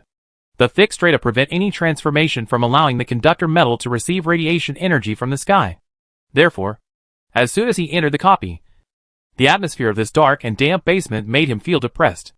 But fortunately, the night light from the air window showed that this place was still on the ground. Bai Yi? Chen Su called out in the summoning cabin. Bai Yi responded and summoned Chen Su directly. This place was too small. Even if there were only Chen Su and him, it seemed a bit crowded. Chen Su looked around and pushed the iron door, but found that it was locked and could not be opened. What do you think this is? Bai Yi looked at Chen Su. Chen Su picked the rust off his fingers and simply answered, prison. Bai Yi nodded in agreement. The cramped space, the dirty environment, the small window, and the locked door.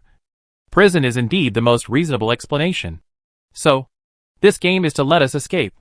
Before Bai Yi finished speaking, he suddenly stopped. He was stunned for a moment, and looked at Chen Su again. Did you feel anything? Yeah. Bai Yi did not explain it specifically, but Chen Su obviously understood and felt the same strangeness. Felt it. Bai Yi raised his voice and lowered his head to pay attention to his feet. He and Chen Su both felt that the ground was shaking. Is this an earthquake? Before he finished speaking, a rumbling sound suddenly drowned out Bai Yi's voice. And then the whole room shook violently, as if it was uprooted. Chen Su reacted quickly, rushed forward immediately, and protected Bai Yi under his body. Dust and gravel fell one after another, accumulating on Chen Su's back. After an unknown amount of time, the muffled sound gradually dissipated, and the violent vibration slowly subsided. Is it over? Bai Yi looked out from Chen Su's arms. It seems so. Shinsu stood up, shook off the dust on his body, and Bai Yi also got up and looked around the room. The earthquake just now came suddenly, as if it was deliberately arranged by the game. But there was no change in the room after the earthquake. The walls were intact, and the locked door was still closed. They were still locked in this small room. The earthquake did not change anything. Dear players, welcome to the official EVO Doomsday Survival Competition. Just as the two were confused, the system's voice suddenly sounded above their heads. Bai Yi was startled. Shinsu also looked up unconsciously, but the ceiling above them was still bare. This game has officially begun. Next, I will introduce the game and guide the players. The gentle female voice of the system was like a whisper in their ears.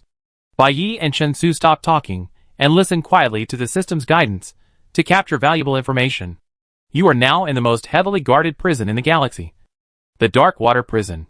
This prison is located in the center of the Dark Water Lake, surrounded by deep water, and at least 3 kilometers away from the shore. The prison is equipped with various advanced alarms and defense measures. Since its establishment, no prisoner has ever successfully escaped. There are 60 cells on the bottom floor of the Dark Water Prison, holding 60 prisoners. For many years, the prisoners have been law-abiding under the supervision of the prison administrators, and no one has attempted to escape from this place where it is impossible to escape. But an earthquake broke this orderly situation. The island carrying the prison began to sink rapidly due to the earthquake. A large amount of lake water gradually poured into the prison. Soon, the prison will sink to the bottom of the lake together with the island. The managers don't care about the life and death of the prisoners. If they don't save themselves, the fate waiting for the prisoners will be to be buried in this cold lake. No one wants to sink with this prison. Although escaping from prison is as difficult as ascending to heaven, staying here and waiting for death is also an option. Time is running out. There is no time to lose, players. Are you ready to escape? EVO Game Number 4, Dark Water Prison. Prison Break. Bai Yi and Shinsu looked at each other. 2 simple words clearly pointed out their goal in this game. There are no ships in the Dark Water Prison, nor any bridges around. The only passage connecting here to the outside world is a space portal on the top floor of the prison. First step, please open the door, escape from your respective cells, and head to the top of the prison. The system paused and continued also.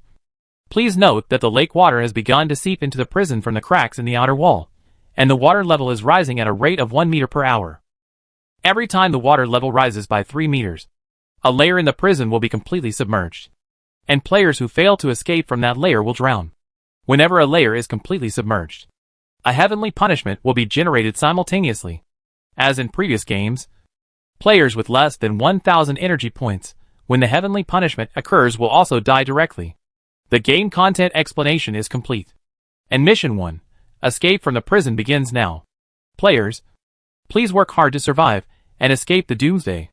The theme this time is jailbreak. The analysis team in the monitoring room was also listening attentively to the system's game explanation. After the system said try to survive, escape the doomsday, the bald team leader gently rubbed his chin, reviewed the long speech of the system just now, and quickly summarized the key of this game. This game is different from the past. The team leader analyzed word by word. Players are no longer in an open world. This time the map is smaller. The time to complete the task is limited.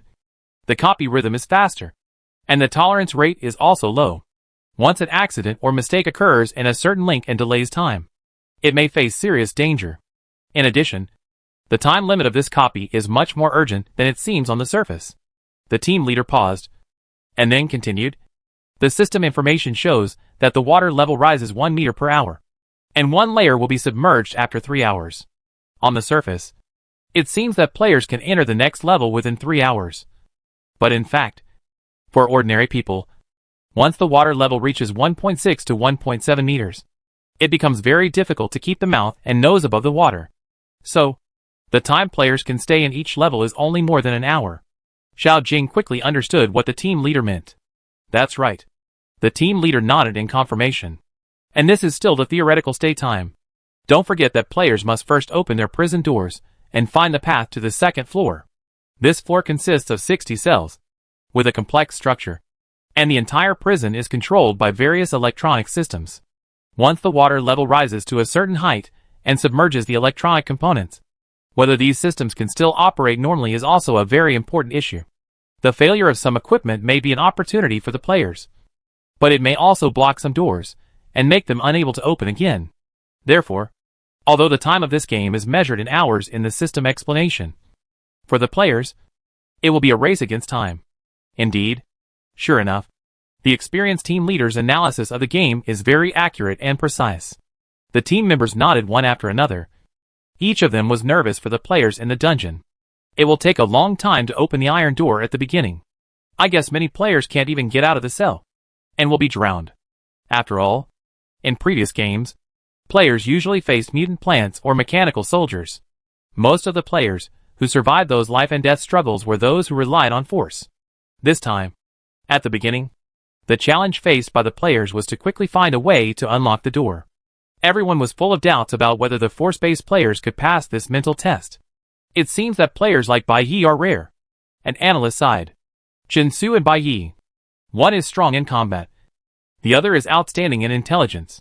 I really don't know who can surpass this hexagonal combination without blind spots. The analysts agreed, and each of them turned their attention to Bai Yi's screen.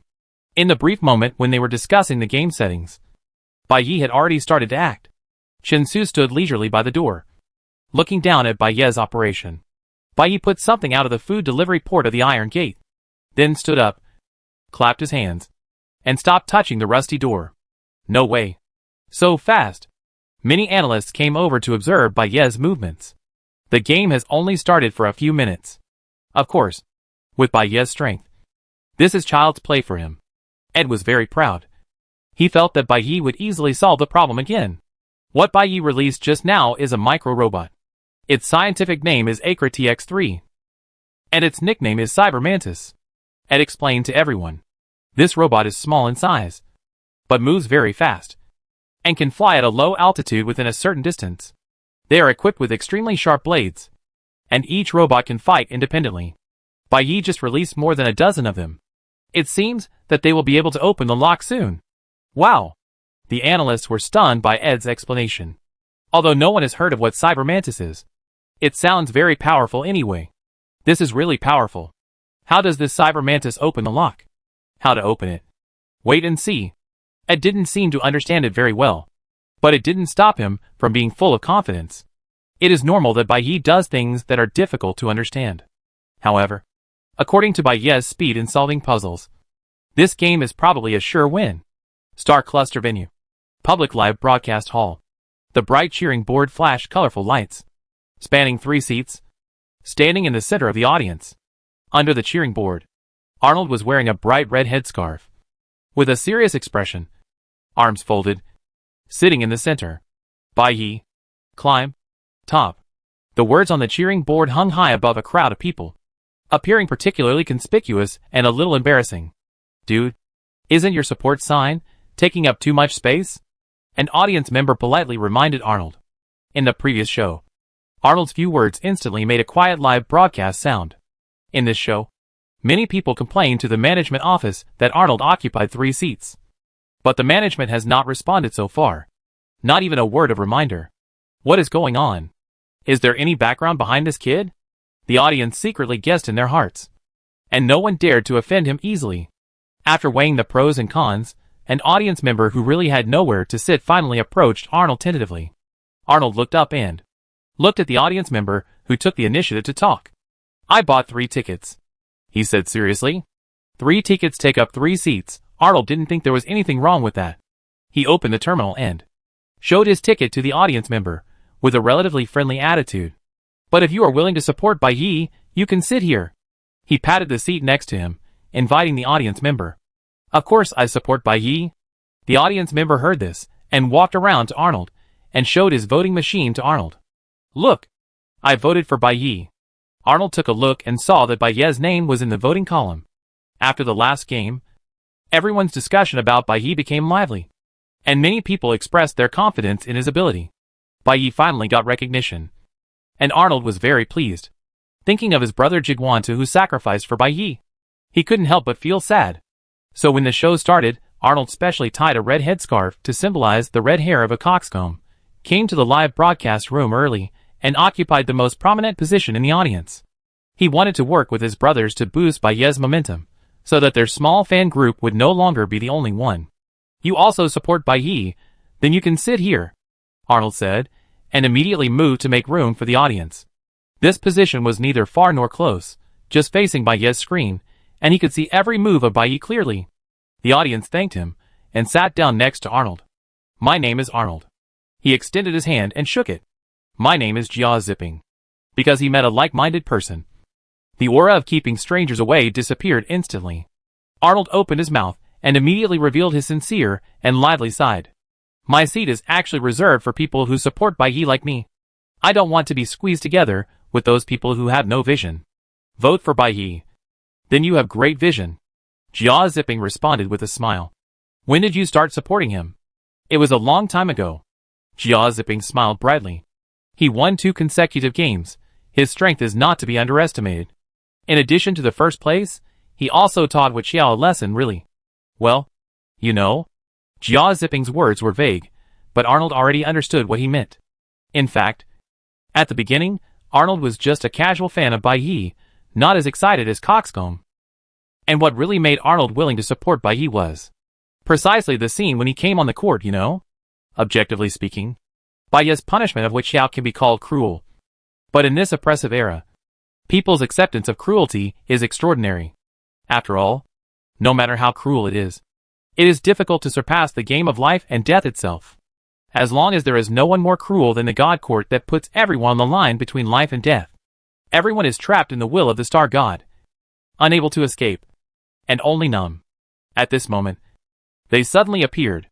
They have unscrupulous determination and arbitrary control of reason. While they are strong, they are also willing to put their strength under the justice of the world. They have ability, courage, principles, and compassion. Who else is more like a sword that cuts through this era than them? But in this crowded live broadcast room, Jia Zipping and Arnold did not think too much. Those inexplicable yearnings eventually turned into a light-hearted joke. You know, despite the ambiguous words, these 2 like-minded people quickly started a conversation. When Bailly raised the iron pipe and whipped it hard, that expression, wow, my heart. Yes, yes. I really didn't expect that Bailly, such a good-looking person, could be so cruel that it can make people tremble. Too exciting. Yes, too exciting. Jia Zipping and Arnold discussed enthusiastically and happily, as if they were a pair of old friends. Obviously, Bailly's new fans are not just Jia Zipping. Seeing that they were chatting happily, more viewers gradually joined the discussion. I voted for Bailly too. Me too. Bailly is so handsome. I am optimistic about him. And I will definitely earn 1,000 points by voting for him. The more people who share the same interests, the better. Arnold greeted everyone, and even took out a red headscarf from his bag, and distributed it to everyone enthusiastically. Everyone should support Bailly. Remember, our slogan is, Bailly will reach the top. Bailly will win. Chapter 74 N. Some players tried to attack the gate with weapons, but to no avail. In the monitoring room, the analyst reported to the ball team leader. The doors and walls here are the same as the castle in the previous game. They are all equipped with energy barriers. Weapon attacks are ineffective. They must be unlocked according to the game settings before they can be opened. It seems that places in the game that do not allow violent destruction are set up like this. The ball team leader nodded in agreement. This is fair. After all, this is a survival competition with rules, not a competition of who has stronger firepower. The analysts agreed. After listening to the report, the team leader inspected the screens of each player, and finally returned to Bailly's team. How is the situation? The ball team leader asked Ed. Still waiting, Ed answered truthfully. In the picture, Bailly and Shinsu were still in the cell. Bailly was carefully operating on the holographic screen above his wrist, while Shinsu stood aside, patiently waiting for Bailly's result. Cyber Mantis has been released for almost a minute. Bailly has been operating on this holographic screen. The content on the screen is not clear. I guess he should be controlling the actions of Cyber Mantis, Ed said. Can we see what those Cyber Mantises are doing now? The ball team leader looked at Bailly's holographic screen seriously, and then asked. This? Ade and Xiao Jing looked at each other. The live broadcast is centered around the players, and it should not be possible to watch it without players. The ball team leader raised his head after a few seconds of hesitation. Xiao Jing, contact the live broadcast management office and see if they have any solution. There are too few conversations between Bailly and Shinsu, and the information we have is not sufficient. Did Bai Yi open the door, and we still can't understand how he did it? Understood. After receiving the instructions, Xiao Jing immediately contacted the live broadcast management office with the communicator. After a moment, the communication was disconnected, and Xiao Jing moved the computer to the ball team leader. Team leader. The management office said that live tracking cannot be carried out without the player as the focus. But they will synchronize the spare empty camera images to my computer, and we can try to find clues from them. It seems so. Let's give it a try. As soon as the team leader finished speaking, Xiao Jing's computer screen flashed and quickly turned into a 9-square grid picture. Each square of the 9-square grid was filled with a dark atmosphere. Some showed corridors, some showed outside the prison door, and another picture looked like the prison guard's duty room. Is there really a prison guard on duty on this floor? Several people took a few more glances at the screen in the prison guard's duty room. But the duty room was empty, with no trace of the prison guard at all. Maybe he went out for inspection. Ed speculated, but before he finished speaking, the volume suddenly rose 8 degrees. Hey! Look! Is this the prison guard? Ed pointed to a certain screen in the 9-square grid. Sure enough, a tall man in uniform came from a distance, followed by 3 or 5 small black shadows. Cyber mantises. It's Bai Yi. Bai Yi is directing the cyber mantis to follow the prison guard. The 3 immediately realized the important discovery. Xiao Jing quickly locked the screen, and 3 pairs of eyes stared at the man approaching in the screen. Does Bai Yi want cyber mantis to steal the key from the prison guard? Analysts speculated. In any case, Bai Yi sent cyber mantis to follow, and the prison guard must be the key to unlocking the door.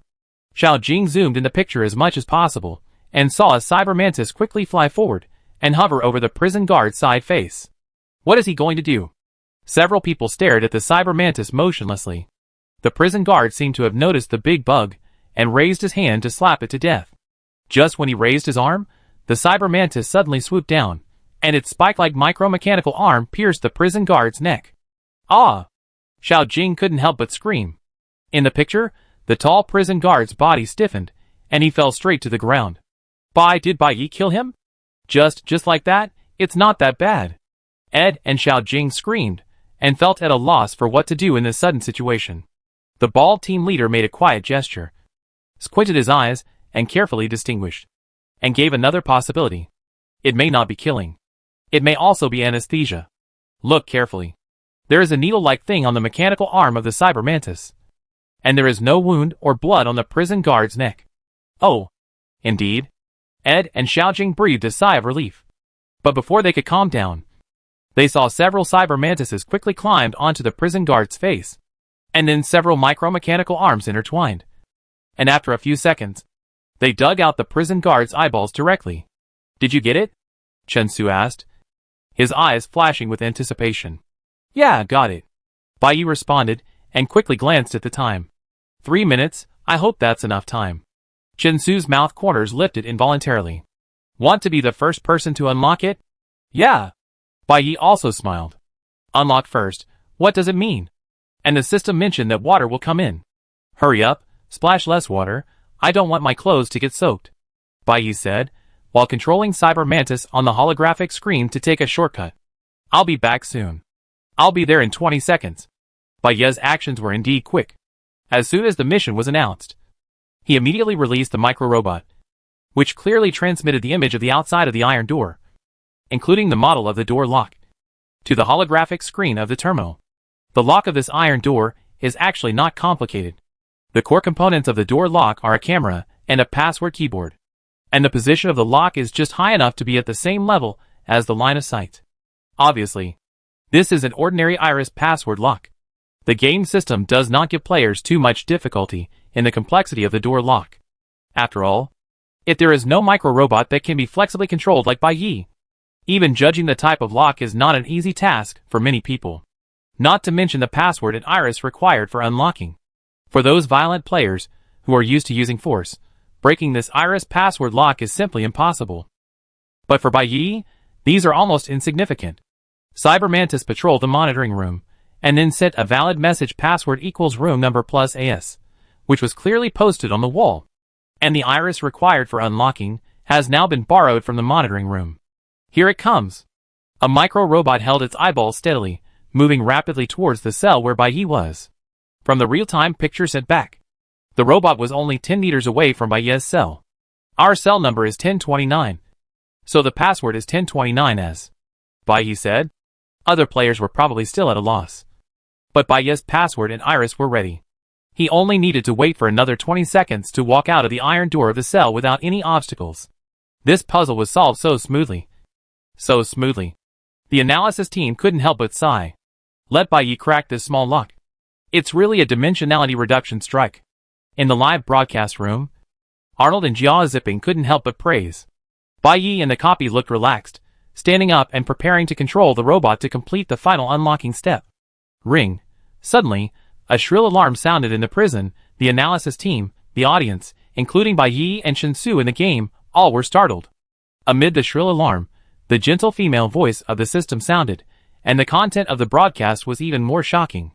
Congratulations to Player N for successfully unlocking the door and completing Task 1, Escape from Prison. Player N first completed Task 1 and obtained the achievement, Skilled Jailbreaker, and the reward energy points, 1,000 points. Let's congratulate him together. Who is Player N? The analysis team and the audience were stunned, and it was difficult to determine whether this N was someone else, or Bai Yi, who was anonymous for some reason.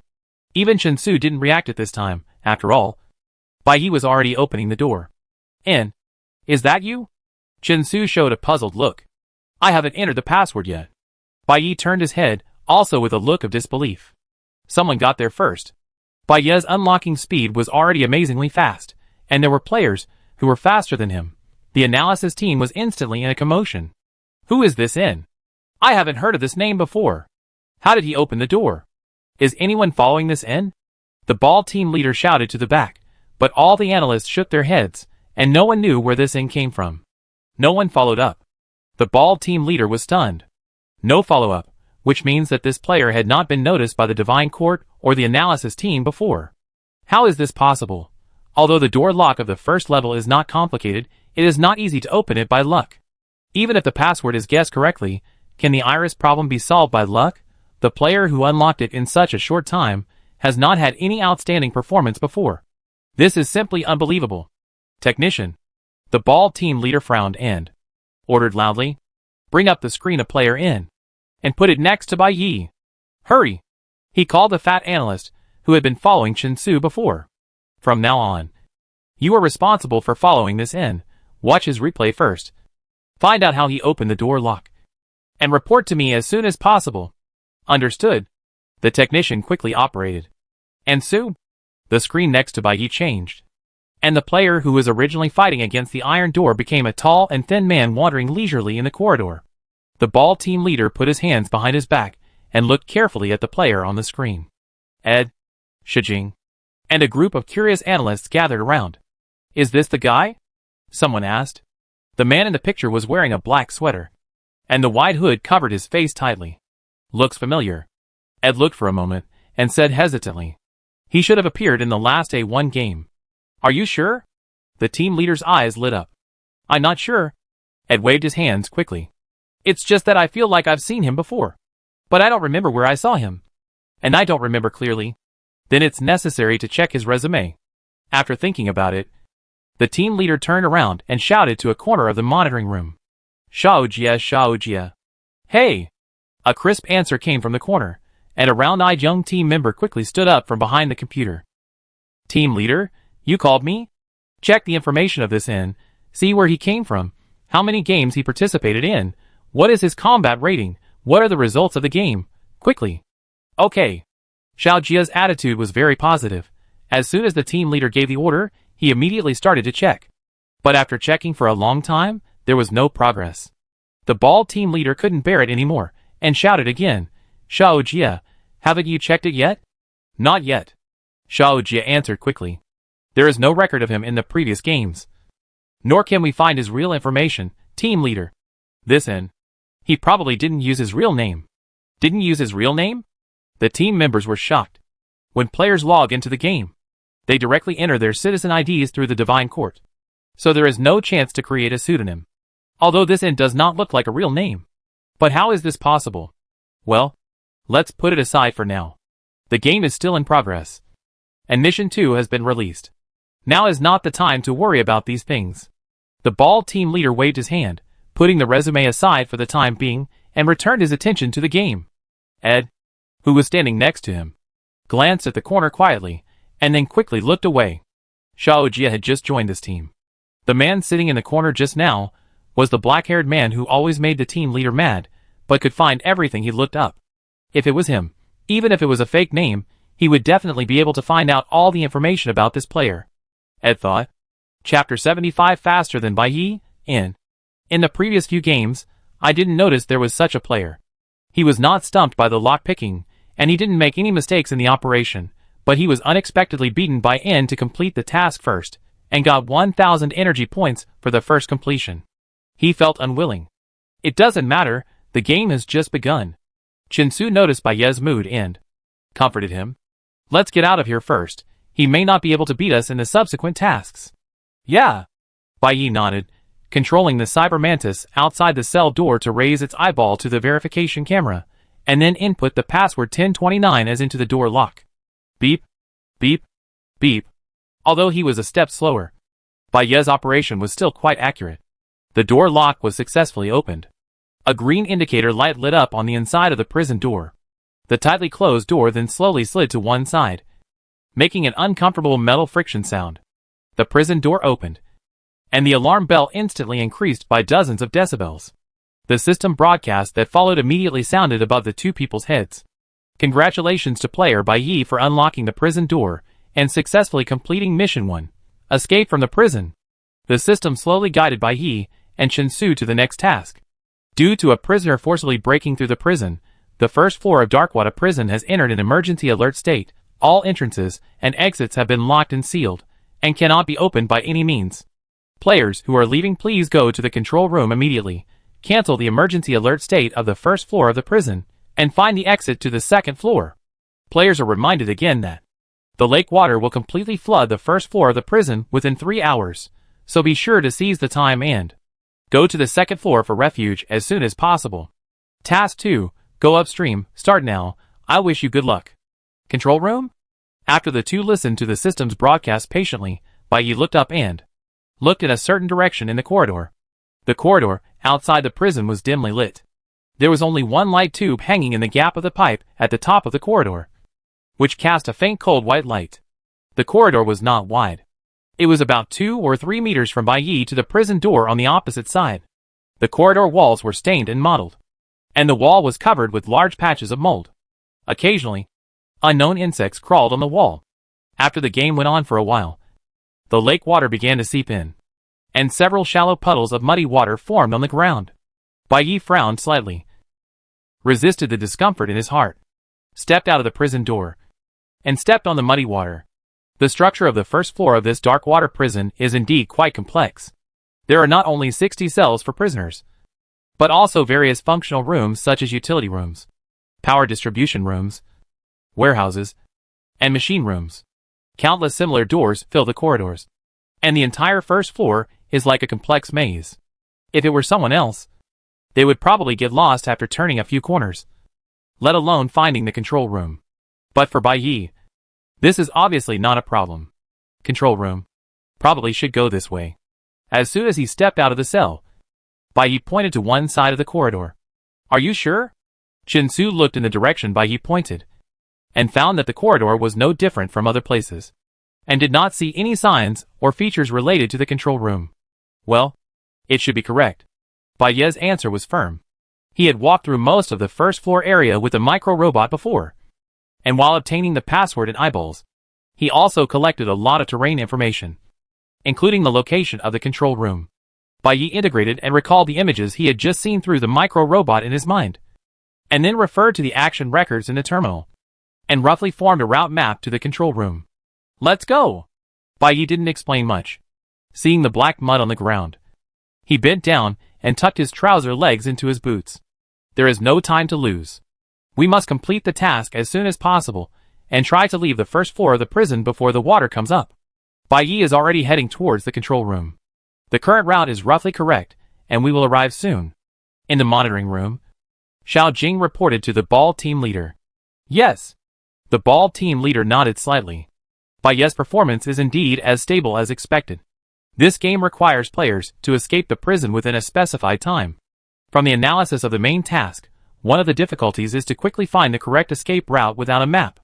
But looking at the current situation, this difficulty does not seem to be a big deal for Baiye. Although there is no map, he seems to know the layout of the prison very well. It should be because of the help of Cyber Mantis. Ed quickly guessed the reason why Baiye knew the way. If Baiye just controlled Cyber Mantis to pass through the control room, it must have left an impression in his mind, and there may be relevant records in the terminal. Well, it is indeed possible. The bald team leader agreed. Technology and equipment are Baiye's unique advantages. These auxiliary equipment are really helpful to him in the game. Although he got the first task. A strong player is still a strong player after all. And he should not be underestimated. The control room is located near the prison guard's duty room. About 100 or 200 meters away from Baiye's cell.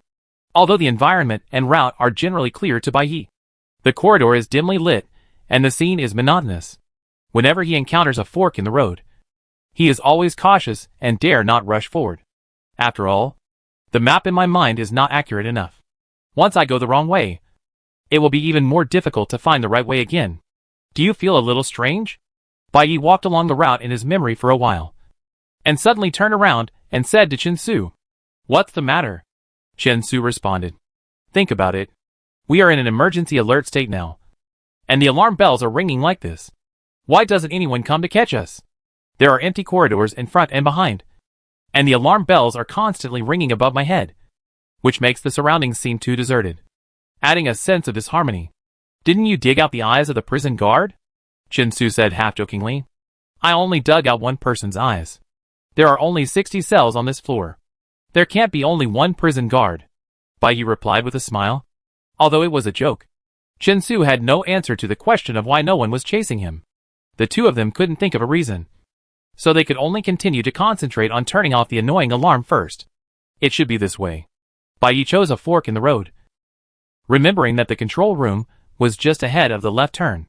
The water was getting deeper, and it was almost covering Baiye's boots. He frowned and tried to walk on the steps at the door of the cell, not wanting his boots to be soaked in water. He actually wanted to take the bad machine immediately, completely away from the dirty water. But unfortunately the passage was too narrow, and the bad machine was too big. Summoning it would only hinder their actions. They still needed to find a way, as soon as possible, and go to the second floor. When we get to the control room, it would be best to completely destroy this emergency alert system. Chinsu didn't care about the water, and walked leisurely. He looked back at Baiye, who was trying to avoid the water, and slowed down to wait for him. Otherwise, if another player opens the door lock, the entrance and exit will be locked by this alarm again. That's right. Baiye nodded. I'll try it when I get to the control room, and see if I can. The bell clicked. Before Baiye finished speaking, the harsh sound suddenly disappeared, and the dim corridor fell into silence. The alarm stopped? Baiye suddenly looked at Chinsu, and Chinsu looked back at him in surprise. Someone else turned off the emergency alert before them. It's N again, Deshang quickly reported to the ball team leader. It was N who turned off the emergency alert. It was him. The ball team leader walked to N's screen, and what he saw was the man in the black cloak calmly walking out of the control room, as if he had no sense of urgency to complete the task within the time limit. But in fact, he was indeed one step faster than Baiye. As soon as he left the cell, he walked straight to the control room, without hesitation, without even taking one more step, as if he had already known the location of the control room. Deshang's eyes were filled with shock. Baiye had Cyber Mantis as his vanguard, but N was always alone. Apart from occasionally using his personal terminal, he had no equipment. How did he do it? Baiye is not slow, but he actually fell behind him. This N is really amazing. An analyst couldn't help but sigh. Ah. Xiao Jing seemed quite disappointed. If Baiye hadn't been hiding from the water on the ground, they might have reached N first. It doesn't matter. Although N was the first to shut down the emergency alert, the mission has not been completed. He has no achievements and no bonus energy points. Baiye has not lost anything. Ed comforted. And Baiye doesn't need to go to the control room anymore, and can proceed to the next step earlier. Don't forget, the second mission is to find the exit to the second floor. Only by finding the exit first can the mission be considered completed. Chapter 76, Meeting an Old Friend Again. However, Baiye Chinsu in the copy did not take the initiative to complete the second task as Ed expected. On the surface, they did not seem to show any obvious emotional fluctuations. The two of them just froze for a moment, and then discussed a few words, and still walked towards the control room. Chin-Su's concerns were reasonable. The players locked in the cell could be unlocked at any time, thus triggering the alarm again. If they simply turned off the emergency alert system, and it was triggered when they were about to go to the second floor, it would be quite embarrassing. Therefore, the best way is to completely destroy the emergency alert system. To ensure that there is no risk, it is necessary to go to the control room. Turning the intersection in front. The control room is there. Just as the two walked into the passage in front of the control room, a man in black flashed across Baiye's vision. Is that in? Baiye's heart moved, and his eyes stayed at the corner where no one was for a few seconds. Then he turned back and walked into the control room with Chin-Su. As soon as they stepped into the door of the control room, the two quickly discovered that the emergency alert system, or the entire control room system, seemed to have completely failed without their intervention. The failure status was so obvious that it didn't even need to be confirmed. After all, which normal system would display a little yellow duck swimming around on the screen? Baiye and Chin-Su looked at each other. Did that do it? Baiye frowned slightly. Probably. Chin-Su nodded. This actually coincided with their ideas, did what they should do, and indeed saved them a lot of trouble. But he always got there first, which still made people feel uncomfortable. Let's go! It was a wasted trip to the control room. There was no need to stay any longer. Chin-Su glanced at the swimming duck, and then looked at the accumulated water outside the door. The control room and the prison cell were higher than the corridor, so there was not much water under their feet, but as the water level rose, the water in the corridor was slowly seeping into the room. This little water was not enough to kill people, but it was enough to make people feel threatened. Yeah, Baiye responded, after a simple walk around the control room, followed Chin-Su to the corridor. Although he didn't want to get his clothes wet, it seemed impossible not to wade in the water given the depth of the water in the corridor. The prison was full of dust and mildew, and after the lake water poured in, it became turbid. Baiye tried to step on the puddles with his feet, and just as he was about to step down, his peripheral vision caught sight of something on the water, and he couldn't help but exclaimed, "What's wrong?" Chin-Su asked, his eyes following Baiye's line of sight. He saw a dead rat floating on the turbid water in the corridor. Chin-Su was stunned for a moment, looking at Baiye, who looked disgusted but refused to move, felt helpless, and secretly amused. So he walked to Baiye, with his arms open. "Come!" Baiye blinked, and immediately understood what Chin-Su meant, smiled happily, no longer polite, and directly hooked Chin-Su's neck, letting him pick him up. "Thank you." Baiye smiled with his eyes curved. Chin-Su smiled faintly. "Where to go?" Chin-Su asked. Baiye thought for a moment. It was not difficult to find the control room. The doorplate of the control room was outside. Baiye found it when he released the micro-robot to look for the prison guard. But the micro-robot went around, and did not take any photos of any place with the words "exit" or "second floor" hanging. There was no clue of the exit in the control room, nor in the simple prison cell. The only place that might have clues was, "Let's go to the prison guard's duty room." Baiye raised his hand and pointed in the direction of the duty room. "At the fork in the road just now, turn left to get to the control room, turn right to get to the prison guard's duty room," and the duty room was where Baiye learned the password of the prison door lock. Chin-Su had no objection, and carried Baiye across the intersection, stepped onto the still dry steps, and then put Baiye down. The control room had begun to flood, but the floor of the prison guard's duty room remained dry. This room was about the size of 2 or 3 cells. There were 2 bunk beds in the back of the room. A small screen hung on the wall, and on the table under the screen, a few books were scattered around, and opposite the table was a half-closed bathroom. This duty room did not seem to be idle, but it did not seem to have many people coming in and out. The micro-robot had been here before, and provided Baiye with a rough image of the place. But many details could only be noticed by being there in person. For example, the overly neat bed.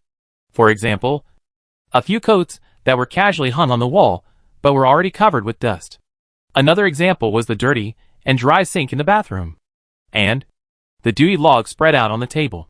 Baiye flipped through the log, roughly browsing the content. On February 16th, during the exercise, number 1036 and number 1015 had a conflict, and were criticized and educated. On February 17th, The toilet in number 1015 overflowed, making it uninhabitable. Number 1015 has been transferred to a temporary cell for custody. These daily records are basically trivial matters in prison, except that the prisoners are a little difficult to manage. There seems to be no special content.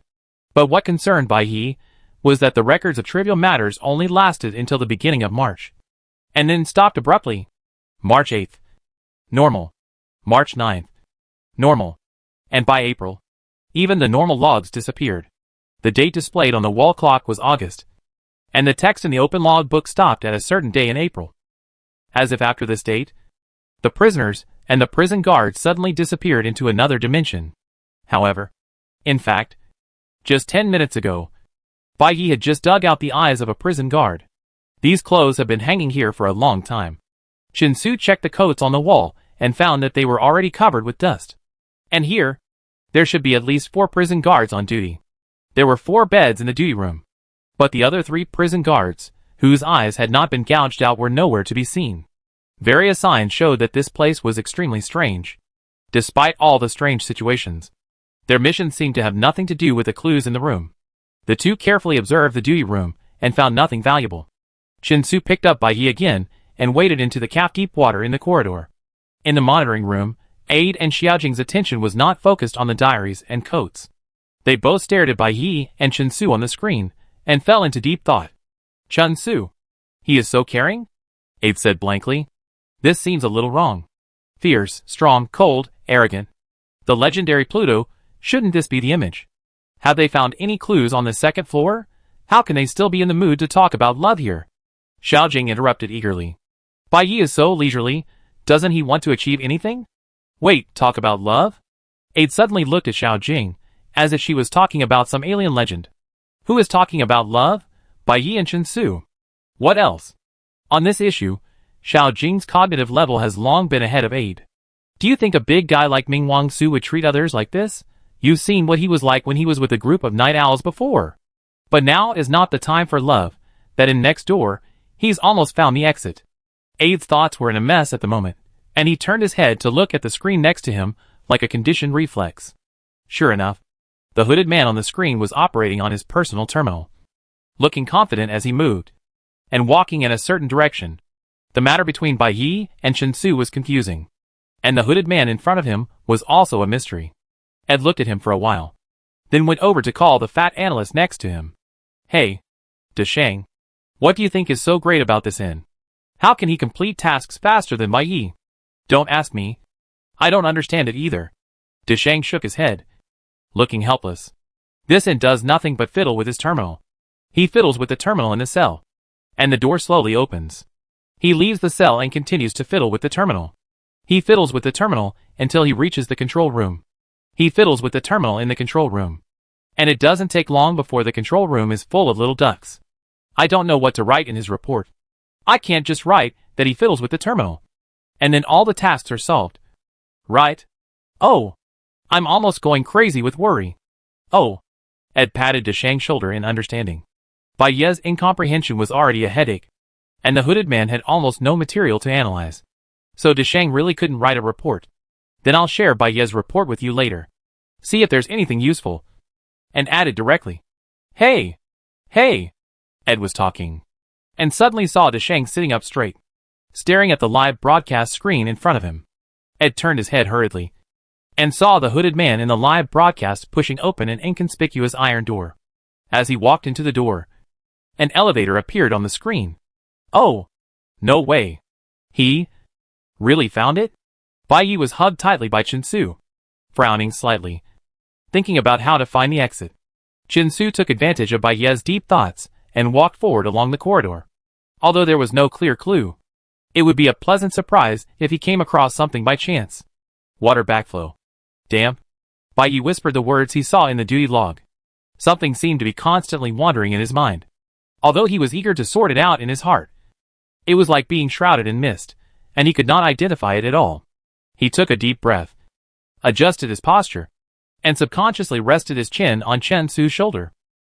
The warm breath quietly passed over his neck. Chin-Su's shoulders stiffened slightly, and his steps could not help but slow down. What's wrong? Bai Yi thought Chin-Su had noticed something, and asked hurriedly. Nothing. Shinsu quickly recovered his original speed and cleverly concealed his momentary distraction. Just now I heard you say, backflow and humidity? Shinsu continued to ask. Yes. Bai Yi did not care too much and continued to say, the log mentioned rain, backflow and humidity, combined with the current lake water recharge. All this information is related to water. I always feel that there must be some clues hidden here. But when I think about it more carefully, it seems that something is missing. The thread that can pull out the clue. Shinsu thought for a while, but still had no idea where to start. Besides, even Bai Yi didn't figure it out, so he naturally wouldn't have any better insights. The water level was getting deeper and deeper, and it was already above his knees. Shinsu held Bai Yi more securely, turned a corner, and walked into a fork in the road that had not been explored before. Maybe there will be something special here, Shinsu thought, and walked forward in the deep water. But after a few steps, a familiar voice suddenly came from above his head. Hey, long time no see. Has your relationship developed so quickly? Shinsu stopped immediately and looked up. He saw a blond man holding the pipe on the top with one hand, with his feet on the wall, squatting next to the ceiling. This man had extremely pale skin, red lips that were particularly conspicuous, and strong muscles. However, his upper body was not covered with a single piece of cloth. What a special discovery. Bai Yi and Shinsu looked at the man at the same time. Their expressions instantly became solemn. Kasu? The analysts who had paid attention to the game of vegetation outbreak recognized the naked man. Isn't he the one who stole Bai Yi's tranquilizer gun? He is actually in this game? Indeed, he is also a player in this game. Xiao Jing flipped through the player list and confirmed. But what's the matter? Isn't he a very strong player? Why is there no highlight? This person, actually, his strength is quite average. The information officer Xiao Jie, who was originally sitting in the corner, walked to the front without knowing when, and took the opportunity to join the discussion. In the game of Lone Star Escape, he ranked in the top 70%. In the game before that, which was the vegetation outbreak, he didn't make it into the top 10 of the energy list. He performed well in the qualifiers, but the next two games were just SOSO, so he was not the focus of attention. After all, Sijie is an information officer, and his ability to collect intelligence is pretty good. Although he just joined the analysis team in this game, he does have some insights when talking about old players. However, there is still a big gap between the data he learned from the paper and Ed Xiaojing's understanding of queso. How is that possible? His strength is definitely more than just average. Ed was a little bit unbelievable. In Lone Star Escape, he was not in the A1 field. I dare not say how he performed. But in the vegetation outbreak, more than a dozen night owls besieged him. But they couldn't hurt him at all. His strength is average. So who else is strong? The strength of a player is not just about combat power. Sijie's words hit the point. This queso is indeed strong in combat. But he seems a bit stupid. Ed was stunned and speechless for a moment. The word idiot really fits his image. For example, now, it has been almost half an hour since the game started. Except for Bai Yi and In, several other players have successfully escaped from the cell, including Kasu. But other players are seriously looking for clues to the second floor. But Kasu is the only one jumping around at the entrance of the corridor. When he sees Bai Yi, he blocks him directly. He is like a guy who is too full and bored. I saw you on the player list a long time ago, but I didn't realize that I was also in this game. Ah, I'm so disappointed. I thought we were all acquaintances, and you would come to play with me. During the live broadcast, Kasu said to Bai Yi on the roof, covering his face with one hand and shaking his head exaggeratedly. When he looked at Bai Yi again, he found that Shinsu and Bai Yi ignored him and had already walked 5 meters away. Hey! Hey! Don't go! Kasu climbed the pipe and followed closely. I haven't finished talking yet. Chapter 77 Going Against the Current. Hey, Bai Yi, wait for me! The naked man shouted from behind, but Bai Yi Shinsu seemed not to hear him, and did not even look at him. Bai Yi had of course seen the player list, glancing at the beginning of the game, and even confirmed his existence when In first unlocked the cell door. But he did not know that the naked man was also a player in this game, because he did not know the naked man's name at all. How can you be so heartless? I came here specifically to team up with you. I am sincere. The naked man shouted relentlessly. Ever since the fight at the vegetation outbreak, Bai Yi had already classified the naked man as sick in the brain. so he naturally would not team up with him. But the naked man seemed to have decided on Bai Yi, and he did not get off the ground or get wet. He clung to the pipe on the roof and swung behind him. Hey, Bai Yi? Little Bai Yi? The naked man tried to find a topic to attract Bai Yi's attention. Little Bai Yi. Bai Yi. Yi. Do you know? You are not the first in this game now. This topic is really disgusting. And the name of Little Bai Yi makes people want to get sick. Bai Yi frowned, ignoring him. What a surprise. The first place in this game is that inn. Bai Yi remained indifferent, but the naked man became more and more excited. Remember your previous game, you were the first in several tasks. Why not this time? You have been the first so many times. If you are surpassed by others, it will be very embarrassing. Come on, you must surpass that inn. Everything the naked man said was to stimulate Bai Yi, making his anger rise. I'm optimistic about you. If you can't beat that inn, I'll be disappointed. Where are you going now? Are you sure about the direction? Hey, you don't know where the exit is. Do you? No way. Then in will get there first. Swish. The naked man's voice stopped abruptly. A red light suddenly lit up in the dark space. Chinsu held Bai Yi in one hand and pointed a laser knife at the naked man on the roof with the other hand. Get lost? Chinsu's cold voice was like a buried bomb. Bai Yi and Chinsu had both seen the naked man's abilities. The flame laser was ineffective against him, but he was afraid of physical attacks. Sure enough, when the naked man saw Chinsu draw his sword, he quickly stepped back a few steps and kept his distance from Chinsu. Let's talk it over. Don't do it. The naked man still had a grin on his face. I shut up. Isn't it okay to shut up? But don't chase me away. I can't figure out where the exit is, and I'm hoping to complete the mission by following you. Forget it. The naked man was like a piece of chewing gum that was hard to get rid of. It made people sick to keep it. But it was not that easy to get rid of it. Bai Yi was too lazy to waste time, and turned his eyes away, no longer looking at him. At this moment, the soft female voice of the system suddenly sounded in this narrow corridor.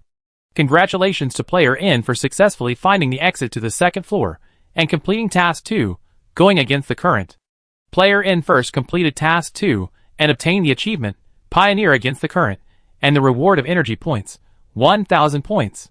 Let's congratulate him together. Bai Yi looked at Chinsu suddenly, and Chinsu also looked at Bai Yi in surprise. It turned out. It was N again. The answer that Bai Yi hadn't figured out yet was actually found by him first. Bai Yi's face instantly darkened, and the naked man whistled leisurely behind him. If he hadn't said a bunch of boring things, Bai Yi wouldn't have thought of competing with N. But he made it clear that he didn't care about it. He's a man who doesn't have a desire to win. Ah. The naked man dragged out the sound. Sure enough.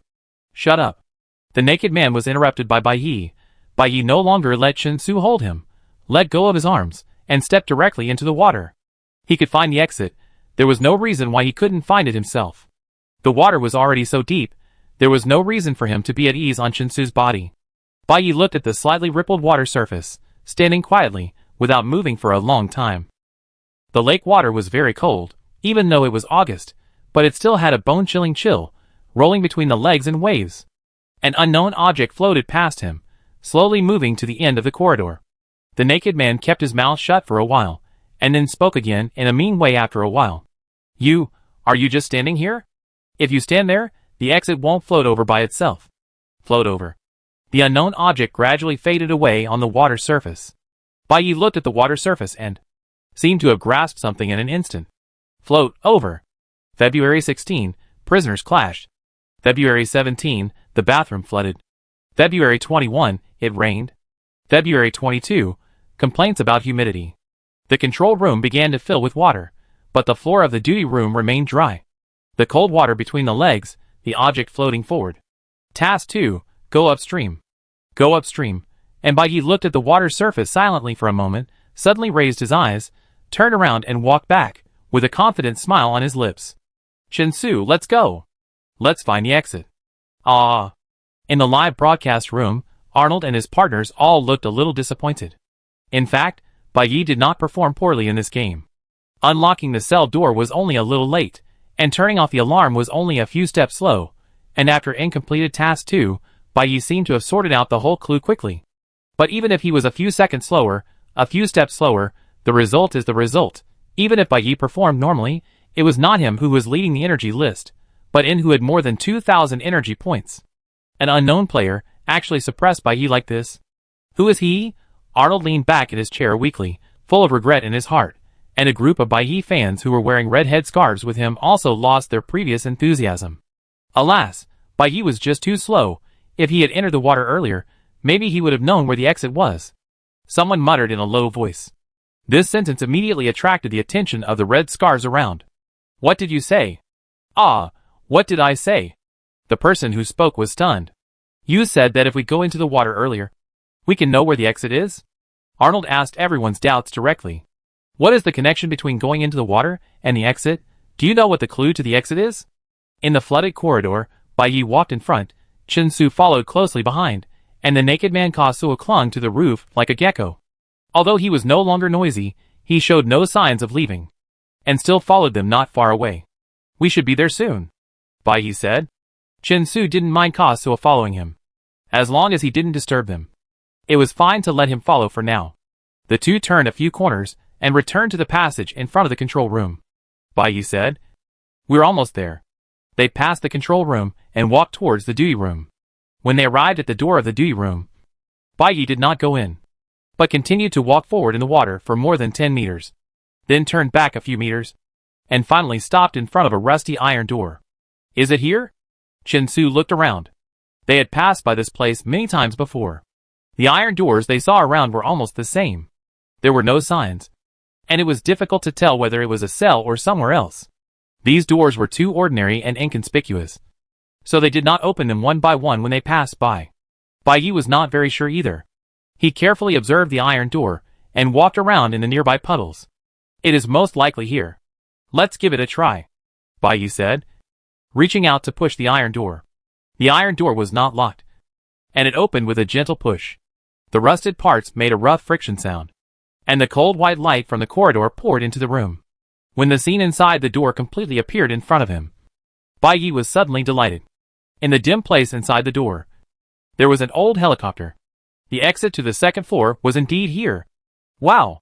The naked man exclaimed behind him. Bai Yi found the right one. Arnold and the others immediately became excited. How did Bai Yi find it? How did In find it?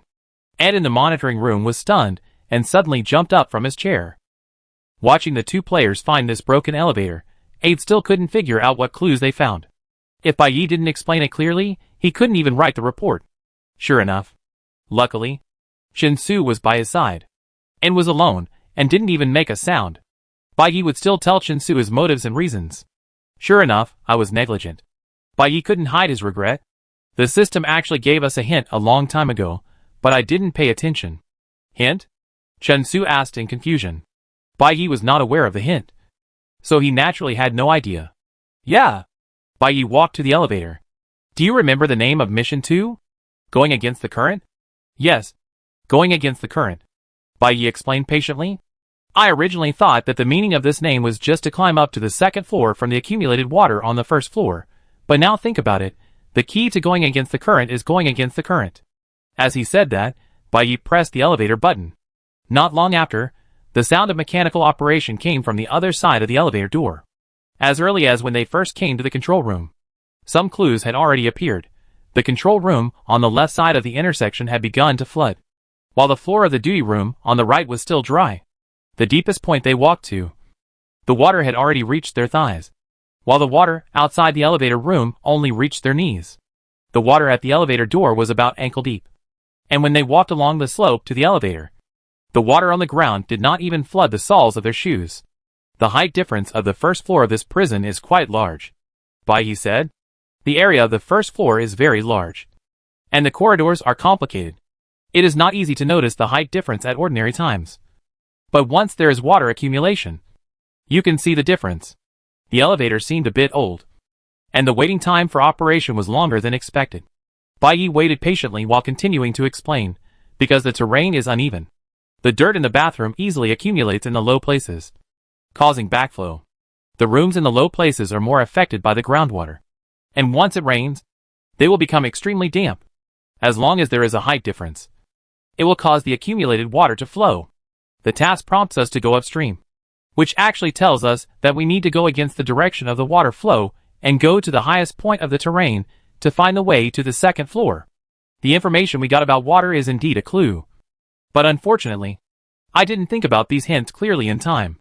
It was not until my legs were immersed in the accumulated water that I really felt the fluctuating water flow. But at this moment, N had already completed the task first. Thinking of this, Bai Yi felt depressed and unhappy. It's great to think of these things. Chinsu noticed Bai Yi's emotions and comforted him. The elevator made a creaking sound, and finally stopped at the first floor with a clang. The elevator door slowly opened. Bai Yi walked in, and Chinsu followed in. As soon as the two passed the door, they immediately pressed the door closing button. Wait for me. Seeing that the two were about to leave, Kazuo hurriedly jumped down from the roof and tried to enter the elevator. However, Chinsu pulled out the red flame blade and blocked the elevator door. So cruel? Kazuo took a step back reflexively. Bai Yi and Chinsu stared at him coldly, obviously conveying the meaning of "don't follow me." Facing Chinsu's irresistible sense of oppression, Kazuo did not dare to rush into the elevator. The elevator door would not wait for anyone, and slowly closed according to the program.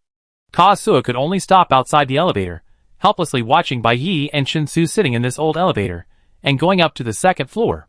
Congratulations to the player for completing Mission 2, going against the current. Reward energy points, 200 points. Mission 3, obstacles that must be overcome in prison escape, now open. Please break through the obstacles and reach the third floor of the prison as soon as possible. Please note that the first heavenly punishment will be carried out when the first floor is completely flooded. Please pay attention to accumulating energy points and safely pass the heavenly punishment. Bai Yi finally reached the second floor. In the monitoring room, Aide and Xiao Jing breathed a sigh of relief. Although they failed to obtain the 1,000 points reward for the first completion achievement, the fact that they were able to enter the next stage early is also a good result. As Bai Yi stepped onto the second floor, the live broadcast screen was firmly occupied by the faulty machine in the corridor. After he recalled the broken machine, his soaked clothes were replaced with dry new clothes, and he regained his usual exquisite appearance. On the next screen, the hooded man in was still walking carelessly, and Kazuo on the distant screen was squatting at the elevator entrance on the first floor. It was not until the elevator slowly sent Bai Yi away that he slowly completed the task of going to the second floor. Somewhere on the first floor where no one noticed, there were sudden water accumulations, and waves of water appeared. A tall man in uniform suddenly stood up from the water, stood still for a moment, and then paced in the water with an expressionless face, and walked forward. Dirt and blood clots flowed out of his empty eye sockets, but he seemed to be unaware of it, and still disappeared step by step into the darkness at the end of the corridor. Chapter 78. Try your best. Only 500 points? After completing the second task, Bai Yi checked the energy bracelet and felt a little worried. After completing 2 tasks, each got 200 points, plus opening the map, finding NPCs and other factors, there were only 538 points in total, which only filled half of the first energy slot. And there was only 1 hour left before the punishment. Just completing the task, but not getting the achievement, the points were really a headache. Save enough points before the punishment. Either we reach the third floor first, or we have to fight more prison guards. Chinsu looked at the empty corridor and said to Bai Yi, "Fight more prison guards." Bai Yi looked up at Chinsu. "Yes." Chinsu nodded. The name of this mission is the necessary obstacles to escape the prison, and the necessary obstacles are most likely related to the prison guards. Even if this obstacle does not refer to the prison guards, fighting monsters to gain energy is also the basic setting of this game. Yes, indeed. Bai Yi agreed. Do you have any high-dimensional cards that can be used? Chinsu asked. Yes. Bai Yi confirmed it in the system interface in his mind. There are excellent copies, self-enhancement, energy doubling, space transmission, and an ordinary copy. The ordinary copy card is useless, after all. Bai Yi does not have a second ordinary card. Self-enhancement is not very meaningful at present, and excellent copies, it seems that there is no special card that needs to be copied. For this game, the 3 cards are not very useful, and the only ones left are energy doubling and space teleportation. Now he has more than 500 energy points. If he can't save energy points in more than an hour, he may be able to pass the punishment by using energy doubling. However, the mechanism and restrictions of space teleportation are not very clear. If he teleports to the third floor immediately, it is unknown whether he will get the achievement of completing the task first. I'll go ask. Bai Yi pondered slightly, as if asking the system in his mind. But soon, he brought a conclusion to Chen Su. It still doesn't work, Bai Yi said. The system means that to complete task 3, we need to break through the obstacles and reach the 3rd floor. If we teleport directly, the system will not recognize that we have completed the task. Is that so? Chen Su nodded. But they actually didn't want to use up this seemingly very useful space teleportation card just for 1,000 points of reward. Time is still there, and the mission has just begun. With Chen Su's combat power, maybe beating the prison NPC will be enough to accumulate points. Let's go. Find where the prison warden is, Chen Su said, choosing a random direction and moving forward. The light on the 2nd floor was brighter than the 1st floor, but it made the prison look even colder and more dilapidated. The walls were covered with unknown stains. The iron doors were mostly rusted and deformed, and the iron pipes exposed on the roof were condensed with water vapor. And from time to time, dirty water with dust and rust residue dripped down. The water dripped onto the ground, making a faint sound, making the corridor on the 2nd floor seem even more eerie and quiet. Bai Yi followed Chen Su quietly, lowering his footsteps and walking cautiously in the passage. The corridor on the 2nd floor has as many forks as the 1st floor, and the terrain is also complicated. The two walked out of the corridor and turned into a T-shaped intersection. As soon as they turned the corner, they suddenly stopped. On one side of the corridor, a group of men in uniform stood in a line quietly, expressionless, and then a burst of gun loading sounded, and the black muzzles of the guns were instantly aimed at Bai Yi and Chen Su. Be careful. Chen Su reacted very quickly, and suddenly took Bai Yi into his arms, protecting him and hiding at the corner. At the same time, gunshots rang out. Bullets brushed the corner, hit the opposite wall, and left holes. Chen Su guessed right. The analyst in the monitoring room suddenly became nervous. Sure enough, the prison guards appeared. No wonder no one chased them on the 1st floor. It turns out that they all went to the 2nd floor to block people. Everyone stared at the live broadcast screen while talking. Chen Su left Bai Yi behind the corner, raised his arm, took out the rocket launcher, stepped out of the cover of the corner, and fired at the prison guards over there. The rocket flew out instantly. Chen Su retreated to the corner in time, and then with a boom, the corridor was instantly filled with flames. Chen Su's firepower is simply more than enough to deal with these NPCs. Although the scene was tense, no one was worried about Bai Yi and his men's combat effectiveness. The flames gradually receded, and Chen Su looked out to see that across the corridor, the prison guards, who had been shooting at them crazily before, had now turned into a pile of bloody fragments. Sure enough, this is simply a meal. Seeing this, the analysts all sighed at Chen Su's strength. It would be nice to have some more prison guards. If the NPCs are in unlimited supply, Bai Yi and his team will soon be able to catch up. I wonder how many prison guards they have to kill to surpass N. Xiao Jing thought about Bai Yi's ranking, flipped through the player list, clicked on Bai Yi's data, and exclaimed as soon as he saw it, "Hey, what's wrong?" Ed came over to check Xiao Jing's computer. How could this happen? Xiao Jing looked at Bai Yi's energy points in surprise. They blew up so many prison guards with one rocket. How come the points didn't increase at all? It didn't increase at all? It's impossible. Xiao Jing's words attracted the attention of the analysts next to him. But no matter how much people didn't believe it, the number 538 was still clearly displayed on Bai Yi's energy point column. It's still more than 500. Has it not increased at all? Hearing someone ask, Xiao Jing opened Bai Yi's energy point details. There were numbers behind the points obtained from the missions, but the points obtained from killing NPCs were still 0. Those prison guards have been completely broken. Doesn't it count as killing NPCs? Everyone was shocked and couldn't believe the situation before them. If this doesn't count, then what does? What does this count? In the dungeon, Bai Yi and Chen Su were stunned. They first looked at the prison guards, who were smashed into pieces by Chen Su's cannon, and then looked at Bai Yi's bracelet energy slot, which was not fluctuating at all. They couldn't figure out the situation in front of them for a while. According to the settings of the previous 2 dungeons, any NPC with aggressiveness can provide them with energy points, even if it is a small mutant weed or an incomplete zombie robot. As long as they are killed, they can always get some points on the bracelet.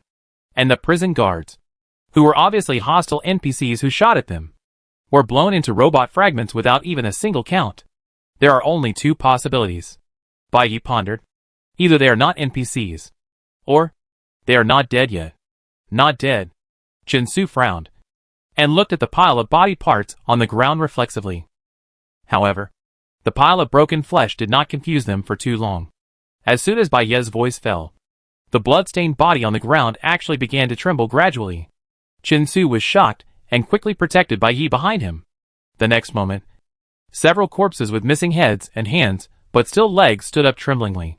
They are not dead yet.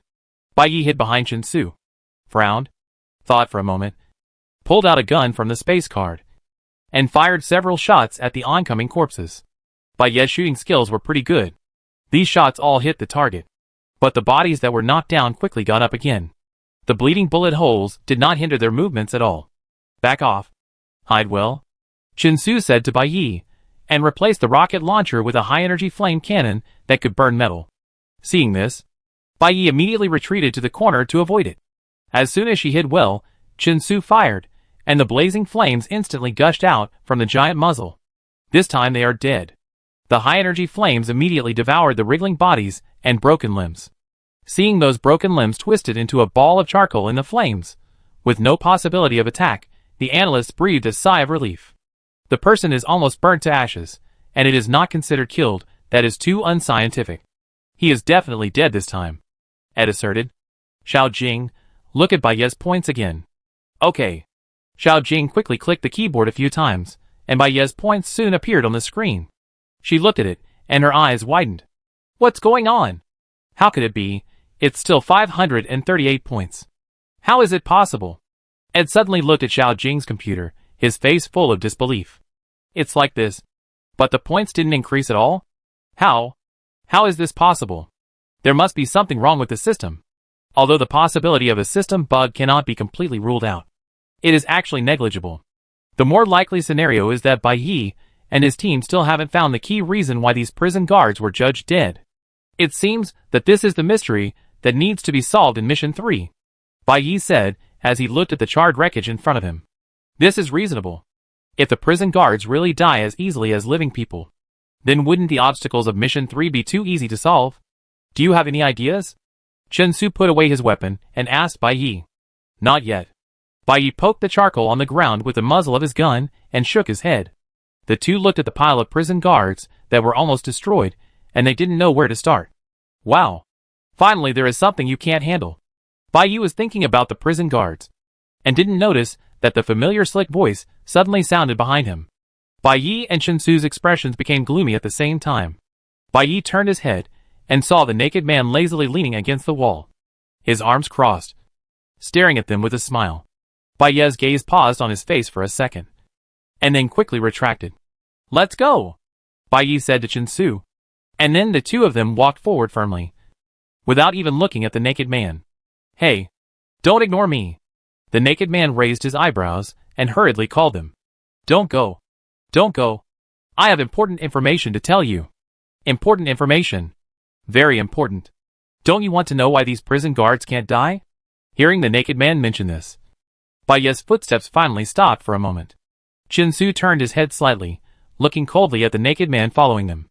Speak, Chen Su said in a deep voice. The naked man saw that he had finally attracted their attention, smiled, and leaned back lazily against the dirty wall next to him. Why can't the prison guard die? I don't know either. Bai Yi and Chen Su immediately turned around and walked away, no longer looking at him. Wait! Wait! The naked man shouted hurriedly. Although I don't know, someone may know. Who? Chen Su looked at him coldly. Is that even a question? Casso grinned exaggeratedly. It's that N. N? Yes. The naked man smiled, and snapped his fingers leisurely, and there were faint sparks between his fingers. The only one who entered the second floor now, besides us, is N. Before I came to find you, I walked around the second floor, and happened to see that N also encountered a group of prison guards, but guess what? The naked man paused, and deliberately kept the secret, but Bai Yi and Chen Su ignored him. Okay. The naked man had no choice but to continue talking about the two uncooperative people. I saw those prison guards. None of them attacked him. All of them followed him very obediently when he walked. The prison guards walked when he stopped. The prison guards stopped. Don't you think, is this magical? Bai Yi looked at the naked man carefully, and then searched for the player ranking in his mind. His score did not change. He did not kill the prison guards. Bai Yi said expressionlessly. No, no, no. The naked man shook his finger. You have to think like this. What is the purpose of Mission 3? Isn't it to break through to the upper 3 floors? The prison guards are no longer attacking him now, so he has no obstacles. When he finds the entrance to the 3rd floor, won't the mission be easily completed?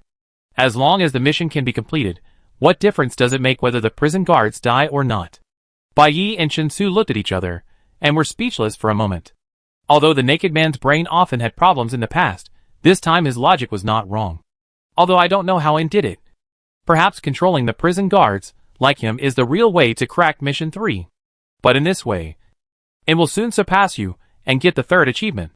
The naked man's normal state lasted less than a minute, and he began to show off his charm again. Hey, Bai Yi. I originally thought you were the best and wanted to follow you to pass the level. But now, why do I feel that it is more reliable to follow In? Although I am a little reluctant to leave you. If I continue to hang out with you, I will be killed by the punishment of heaven. So, I can only say goodbye. And you have to keep working hard after I leave. Bai Yi. After saying that, the naked man jumped onto the ceiling with a back jump, climbed the pipe on the top, kissed Bai Yi playfully, and then disappeared at the end of the corridor in 2 or 3 steps. The corridor suddenly became quiet, leaving only Chen Su and Bai Yi, and the pile of charcoal debris. Chen Su looked down at Bai Yi, and found that Bai Yi was staring at the direction where the naked man left, his face as dark as a storm. Bai Yi, Chen Su called out tentatively. What is he doing here? Bai Yi suppressed his anger, and it seemed that he would explode at any time. Don't worry about him, Chen Su comforted, and can find a way to control the prison guards. And we can do the same. As for the score, don't worry too much. The doubling card is there, and the punishment from heaven is not a problem for us at all. Although he was annoyed by the naked man, Bai Yi still maintained a little rationality. The mission is at hand. Even if the naked man is disgusting, now is not a good time to get angry. Bai Yi took a deep breath, forced to calm down, and was about to leave with Chen Su, but turned around and saw several people in uniforms walking towards them. These uniforms are not the ones worn by prison guards. It's a waste to use the double card when encountering such a small problem. The leader was a woman with a capable temperament. She was wearing a sophisticated dark gray uniform, and her long reddish-brown hair was neatly piled up high, and her expression was upright and serious. She did not hide her gaze, and cast her eyes straight at Bai Yi, obviously coming for Bai Yi. Bai Yi exchanged glances with her, and then glanced at a spot on her uniform. There was a matte silver badge on that spot, with several strong fold lines interlaced, forming a neat 6-pointed star pattern. This pattern is known to all citizens of the godly blessing star. This is the unique symbol of the divine court, the one we star. Hello, Bai Yi. I am the captain of the 1st Squadron of the 2nd Division of the Divine Court Special Guard. Mary Jo. The woman stretched out her hand and said to Bai Yi. Chapter 79. Who told you to spoil the plot? 2nd Special Guard Division. In the monitoring room, when all the analysts heard these 4 words, they jumped up from their seats and rushed to Bai Yi's screen. 2nd Special Guard Division? Is it the 2nd Special Guard Division of the Divine Court? Which other 2nd Special Guard Division is there? Oh my god, is this the Divine Court coming to find Bai Yi? The analysts were all surprised. Even Ed Xiaojing, who had heard the gossip a long time ago, saw the people from the 2nd Special Guard Division in person in front of Bai Yi, and his heartbeat accelerated, and his blood was surging. The Divine Court, that is a high and mighty existence, out of reach.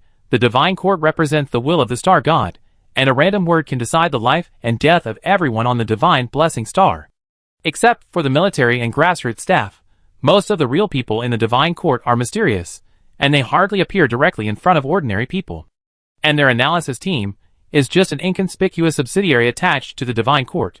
Even the bald team leader has no chance to meet face-to-face with the high-level priests wearing the One We Star logo. And now, the Special Guard Division 2, wearing the One We Star and well-known in the Divine Court, actually came to Bai Yi and extended his right hand in a friendly manner. The analysts were stunned on the spot, staring blankly at Bai Yi on the screen. This man might soar to the sky. On the largest display among the 4 screens, Bai Yi hesitated for a second, looked at the hand extended by the red-haired woman, and shook it politely. And this handshake made the audience in the live broadcast room gasp. "Oh my god. I actually caught up with a big shot," a red-headed man behind Arnold said excitedly. "I have to tell my wife right away. Let her know how discerning I am. I knew that Bai Yi is different from ordinary players." "Do you think Shinting has noticed Bai Yi's talent and wants to ask him to serve Shinting?" Someone made this guess, which immediately attracted the attention of the people around. "It's possible." A group of red-headed men were stunned for a moment, and then nodded in unison. "He can transform the boss of Chinsu into this. It must be not simple. I think Shinting came to him for this reason. In the copy. I will get straight to the point." Mary Jo stood in front of Bai Yi with her hands behind her back. Her posture was straight, and she exuded a military-like majesty. "We are here to convey the decision of the top leaders of Shinting, inviting you to join the Scientific Research Department of Shinting." "Shinting Scientific Research Department?" Bai Yi had no expression on his face, repeating Mary Jo's key information. "That's right." Mary Jo nodded in confirmation. "The Shinting Research Department has been focusing on the project of bionic transformation of humans, and your technology can provide great help for our research. As long as you are willing to devote your technology and abilities without reservation, the Shinting will grant you the status of a priest, let you get rid of your civilian status. You will no longer participate in the competition for survival, and get rich money and resources. From then on, you can continue your research in a better environment, and live a stable and wealthy life. Such conditions, I wonder what you think? Of course, if you have special requirements, I can also convey them to the top leaders of the Shinting. The top management attaches great importance to you. As long as your request is not excessive, they will try their best to meet it." At this point, Mary Jo paused, as if waiting for Bai Yi's response.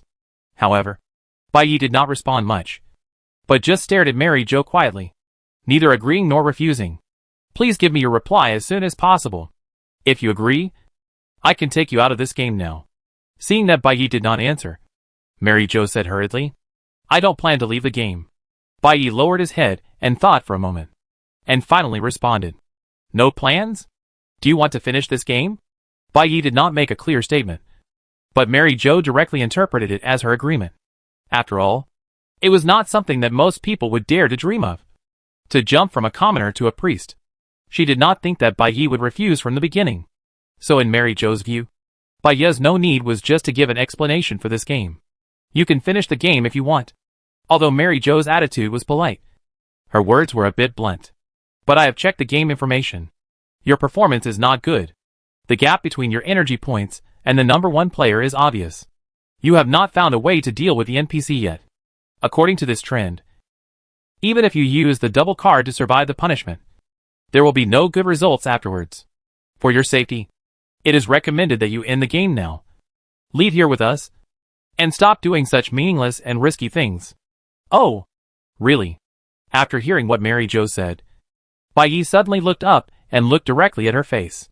His eyes were sharp and merciless, which made Mary Chiao stunned. Chinsu lowered his eyes slightly, his face was as cold as ice. Bai Yi's expression was no longer as indifferent as before, and there was a trace of unnoticeable hostility in his golden gray eyes. "Sorry, I will continue to play this game," Bai Yi said coldly. Mary Chiao frowned slightly, but soon returned to her smile. She needed to make Bai Yi feel the sincerity of the Divine Court in recruiting talents as much as possible. This was the task assigned by the top leaders before she went to find Bai Yi. "Since you insist on continuing the game, we will respect your choice." Mary Jo did not continue to force it, but nodded politely. "But in order to ensure your safety, we can provide some help. According to the data provided by the Game Management Department, the key to killing these prison guards lies in the core chips in their bodies. These chips are essentially electromagnetic materials, existing in the prison guard NPC body, and controlling the various actions of the NPC through communication with the mother chip. Only when the core chip is destroyed, the game will determine that the NPC is dead. But these chips are extremely resistant to damage, and can withstand high temperature, high pressure, physical shock, chemical corrosion, etc. Your flame cannon, no matter how powerful it is, cannot destroy the chip. The only weapon that can effectively deal with this kind of electromagnetic chip is the electromagnetic pulse weapon." Speaking of this, Mary Jo took a medium-sized firearm from her subordinates, and seemed to be handing it to Bai Yi. But suddenly, several subordinates turned to the corridor, and the muzzles of their guns were raised. And then, there was a crackling sound of electric current explosion. Under their gunfire, a team of prison NPCs, who appeared quietly, fell down in the blue-purple arc before they could react, and could no longer move. Our weapon is the 98K electromagnetic pulse gun. You have seen the effect, which is immediate. Mary Jo turned around and handed the gun back to Bai Yi. You can use this gun as much as you want. I will wait until you successfully pass the game and take you to the God's Court. The gun was handed to Bai Yi, but it was stagnant for a long time, and no one took it. A hint of chill gradually permeated the air, and the atmosphere in the corridor instantly dropped to freezing point. Mary Jo still kept the posture of handing over the gun, looking at Bai Yi in confusion. Bai Yi's face was calm, and the hint of hostility just now was now fully revealed. Who told you to spoil the plot? Bai Yi's tone was as cold and hard as ice for thousands of years. Mary Jo frowned at this sentence. Patiently and in detail, she reminded Bai Yi of the key to the mission, and gave him the weapons he needed to pass the level. But she didn't expect Bai Yi to react like this. We are doing this for your own good. After a moment of silence, Mary Jo raised her chin slightly, and her tone gradually became colder. Really? Thank you so much, Bai Yi said with sarcasm, and there was no kindness in his eyes. He raised his hand, and mercilessly pushed away the electromagnetic pulse gun in front of him, not giving any face to this high priest. You don't have to come to me again, and ask me to become a priest in the court of gods. I, a commoner, really can't afford it. After saying that, Bai Yi left several special guards in the same place, and walked straight to the other end of the corridor without looking back. Bai Yi. Did he refuse? The monitoring room was silent for a second, and then it exploded. Did I hear it right? He refused. Didn't he? He said he wouldn't go? That was an invitation from Shinting. He actually didn't go? Bai Yi's bold behavior stunned everyone. The analysts gathered in front of the screen, discussing in surprise, and had no intention of paying attention to the players on their side. Who told you to spoil the spoiler? He actually talked to Shinting like this. He was so bold. The bald team leader was also surprised for a moment. But before the shock of the team members dissipated, he had regained his sanity. He stared at the angry Bai Yi on the screen, thought for a moment, and roughly understood the situation in front of him. This Mary Jo clearly touched Bai Yi's weak spot. The bald team leader crossed his arms and said in a deep voice, "Strain?" The team members all cast doubtful glances at the team leader. Yes. The bald team leader nodded and added, "Look, in this game, Bai Yi was suppressed by N from the beginning, and the achievements of the first two tasks were directly taken away by N, and the current situation is that N has found a way to control the prison guards, and Bai Yi didn't know how to break the situation until just now. Although Bai Yi doesn't always talk about his thoughts, but with his personality, he must be holding back his resentment in his heart." Casso's words just now stimulated him. It happened that Mary Jo repeated Casso's words at this time. On the grounds of ensuring Bai Yi's safety, she directly revealed the answer to the task, and even thoughtfully prepared the tools to pass the level. The people of the Divine Court are used to being superior. As Mary Jo, she felt that her actions were a special treatment for Bai Yi. But in Bai Yi's view, Mary Jo's behavior was completely contempt for his ability, and denial of his efforts. How could Bai Yi, who was so proud, endure such disrespect? If he really accepted the invitation of the Divine Court with pleasure, then he would no longer be the Bai Yi we knew. In the copy, Mary Jo and the two special guards, who were coldly treated by Bai Yi, also had ugly expressions. After a few people whispered to each other, Mary Jo whispered a few words into her ear, and then the group disappeared in the corridor. The bald team leader looked at the dark gray figure gradually disappearing in the empty camera, and shook his head. Although there is no malice, they probably angered Bai Yi during this negotiation. Bai Yi can conduct research on bionics alone, and his financial resources are obviously not to be underestimated. This EDO game is not difficult for him to pass, and the conditions proposed by the Divine Court are really not attractive to him. In addition to Mary Jo's rude behavior this time, whether Bai Yi will choose to enter the Divine Court is hard to say. Chapter 80. Isn't it just a gun? Bai Yi. They didn't have a map, nor did they know the exact direction, but Bai Yi silently passed through several corners, without saying a word, and kept walking. Chinsu noticed that Bai Yi was in a bad mood, and called him from behind. But after just one call, Bai Yi suddenly stopped. Bai Yi? Isn't it just an electromagnetic pulse? It's as if no one can do it. Bai Yi said coldly, seemingly not caring about the surrounding environment, suddenly sat down in the middle of the corridor, then took out a bunch of weapons and parts from the space card, put on black rubber gloves, and started to work. Chin-Su was stunned for a moment, and quickly looked around. This area was quiet. There seemed to be nothing special in front and behind, and there were no other figures.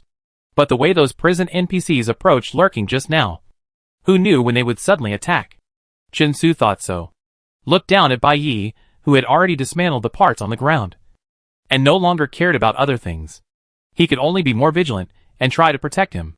Chin-Su flipped his hand and summoned the F-36 flame cannon. After thinking for a while, he took back the flame cannon and replaced it with a red flame laser knife.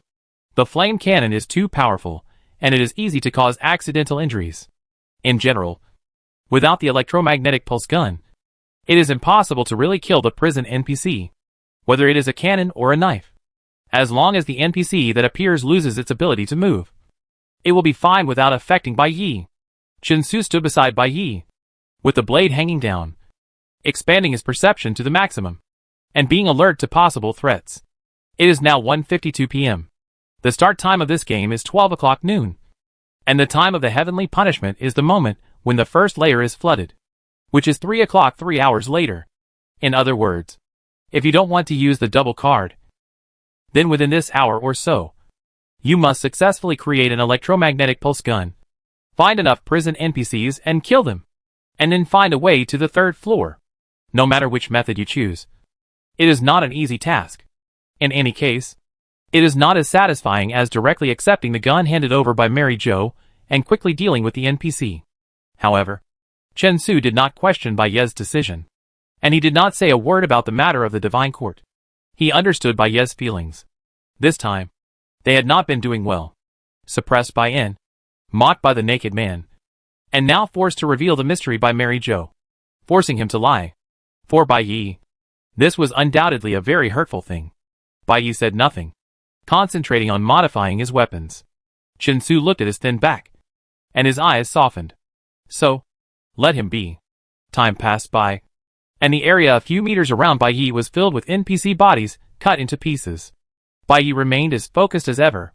Once he was focused on the task at hand, the surrounding interference seemed to have nothing to do with him, and he had no reaction at all.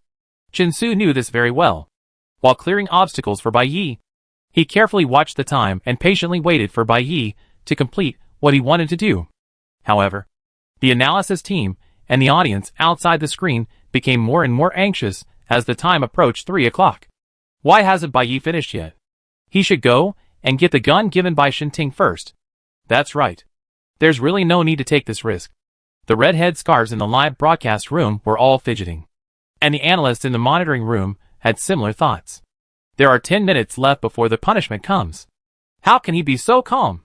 You can't really use the doubling card here.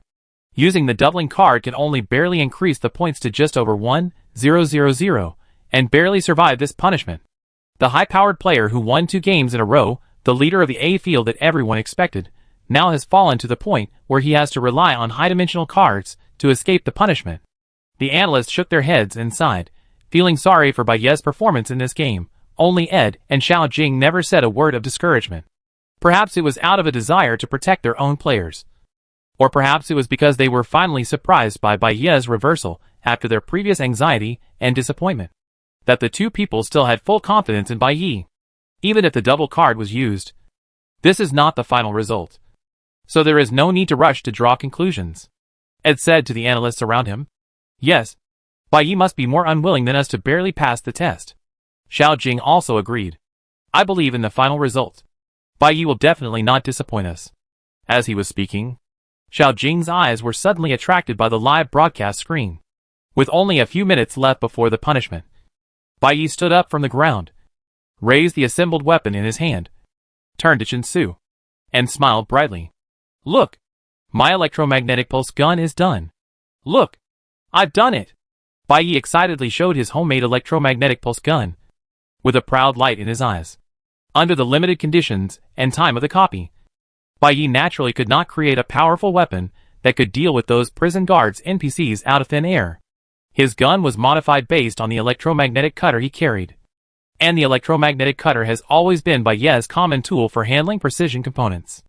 And its principle is also a powerful electromagnetic pulse. Bai Yi disassembled an ordinary long-barreled gun, and separated the pulse generator part of the electromagnetic cutter. After some modification, he successfully created this mechanical and cool-looking weapon. This gun is named Lightning Blaster. Number 1. After the demonstration, Bai Yi carried the gun on his shoulder, aimed at the air, and then weighed the gun in his hand. My gun is definitely better than their 98K. Yeah. Chen Su smiled faintly and responded. I thought this scene was a little funny. Bai Yi looked a little childish, and a little cute. Chen Su looked at Bai Yi, who was concentrating on playing with the gun in his hand, and couldn't help but rub his face with his thumb. Bai Yi raised his head and looked at him in confusion. This way. Chen Su pointed to the pile of mincemeat next to him and motioned him. Try it. Bai Yi spent a whole hour modifying the weapon, and during this time, prison guards NPCs kept coming to attack them. However, these NPCs had been cut into pieces by Chen Su, leaving pieces of broken limbs, lying in a pool of blood and trembling strangely. Although they were dead, they did not seem to be completely dead, which was just right for Bai Yi to test his gun. Bai Yi smiled knowingly, carried up the lightning blaster, aimed at the pile of mincemeat, and fired continuously. With bursts of loud gunshots, blue-purple arcs exploded on the pile of mincemeat, and the limbs that were still trembling quieted instantly with the explosion of the arc, and there was no sign of any movement. Look at the energy points, have they increased? Chen Su leaned against the wall with his arms folded, reminding him at the right time. Bai Yi put down the gun muzzle as instructed, checked his energy bracelet, then raised a smile at the corner of his mouth, showed the bracelet to Chen Su. Just now, there were only half of the energy slots, but now, in less than a minute, more than 2 have lit up. Look, look! 8 confirmed Bai Yi's energy value on the energy list, and his tone instantly rose 8 degrees. Just a minute ago, Bai Yi's energy was only a pitiful 500 points. But in the blink of an eye, Bai Yi's energy value was like a rocket, and it quickly soared to more than 2,000 points, even surpassing In by dozens of points. After all, during the hour that Bai Yi was concentrating on making weapons, many prison NPCs came to his door, but were cut into pieces by Chen Su, and all were prepared for Bai Yi. I knew Bai Yi could do it. His ability to turn the tables should never be underestimated. Ed and Xiao Jing clapped their hands excitedly, and then stared at In's screen next to them. The hooded man was still operating the terminal on his wrist, walking forward with ease. A large group of prison guards followed behind him, neither attacking nor leaving, as if they had become soulless zombies. This In controls so many prison guards. Why doesn't his energy value increase? Ed took another look at the energy list, and a smug tone rose spontaneously. Didn't the 2nd Special Security Department say that the chip must be destroyed for it to count?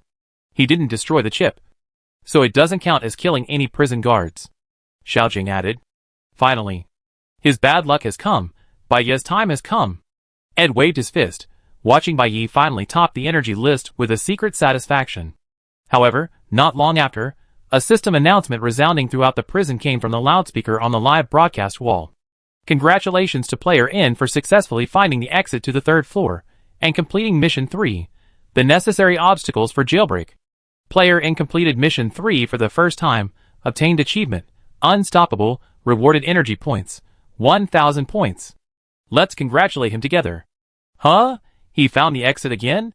Ed's smug expression froze immediately, and he stared at In's screen in amazement, just in time to see the scene of In walking out of a door. At this time, on the energy list, Bai Yi had just occupied the top spot for a few minutes, and was squeezed out again by In, who had just received 1,000 achievement points. It doesn't matter. Ed and Xiao Jing looked at each other, and after a few seconds of silence, they finally found words to comfort themselves. Bai Yi has an electromagnetic pulse gun, and it is not a problem for the prison guard to kill any one of them to get energy points. The difference is just killing a few more NPCs. In's task can be ahead, and it is not certain who will be ranked higher in the end. Although this is not their game. Ed and Xiao Jing have already agreed with Bai Yi's side. But In's performance that surpasses Bai Yi again and again has completely aroused their desire to win. The two of them encouraged each other, trying to calm down, just waiting for Bai Yi and Chen Su to get more points, make up for the 1,000 points behind, and once again leave In, who jumped to the first place behind. Bai Yi, who has won all the way until now. How could he lose to an unknown player who came out halfway? Absolutely impossible. Chapter 81. It's time to take it back. In the blink of an eye, A few minutes passed quickly. Shortly after N completed Task 3, the first punishment came. Thunder and lightning bursts came from the speakers. When the thunder gradually subsided and the energy list was refreshed, many analysts were surprised to find that, after this punishment, the surviving players could not even fill the top 20 vacancies on the energy list. Some players did not even escape from the first cell door, as many analysts had predicted at the beginning, and had drowned in the cell. Some people failed to find the elevator to the second floor in time, and were buried on the first floor. Some players were killed by the heavenly punishment shortly after they arrived at the second floor, due to insufficient energy points. The first heavenly punishment caused the loss of more than 2/3 of the players. And the atmosphere in the monitoring room suddenly became heavy. No one expected that this short game would be more cruel than the previous two. Xiao Jing, how do you think Bai Yi would know how to kill the NPC if there was no spoiler from the Special Guard Division 2? In the spacious monitoring room, Xiao Jing looked at Bai Yi on the screen. Although he was eager to win, he felt a little scared. If they can't kill the NPC, this game will become particularly difficult for them. After Xiao Jing finished speaking, Ed paused and analyzed clearly. My general analysis is that there are two ways to solve this game. Ed continued. The first is to move to the upper level as quickly as possible. Reach the highest level of the prison before the first heavenly punishment comes, and complete the final clearance task. In this way, the total time for solving the problem is only 3 hours at most. For NPCs, you only need to break their attacks. The other method is to find the key to killing the prison guards. Use the energy points provided by the prison guards to pass the heavenly punishment. And as long as you complete the task before being submerged by water, you can also pass the level with high energy points. Bai Yi has a doubling card, so he should be able to take the first method. And he doesn't necessarily need to get achievement points. Assuming there were no spoilers from the Special Guard Division 2, Bai Yi did not spend time killing NPCs. They used this hour to burn the NPCs to ashes, and then found the path to the third floor. And they could also complete Task 3, after completing more tasks and getting higher points. And then using the doubling card, Bai Yi's final point ranking would definitely not be low. Well, makes sense, Xiao Jing responded. But even in, it seems that he cannot complete all tasks within 3 hours.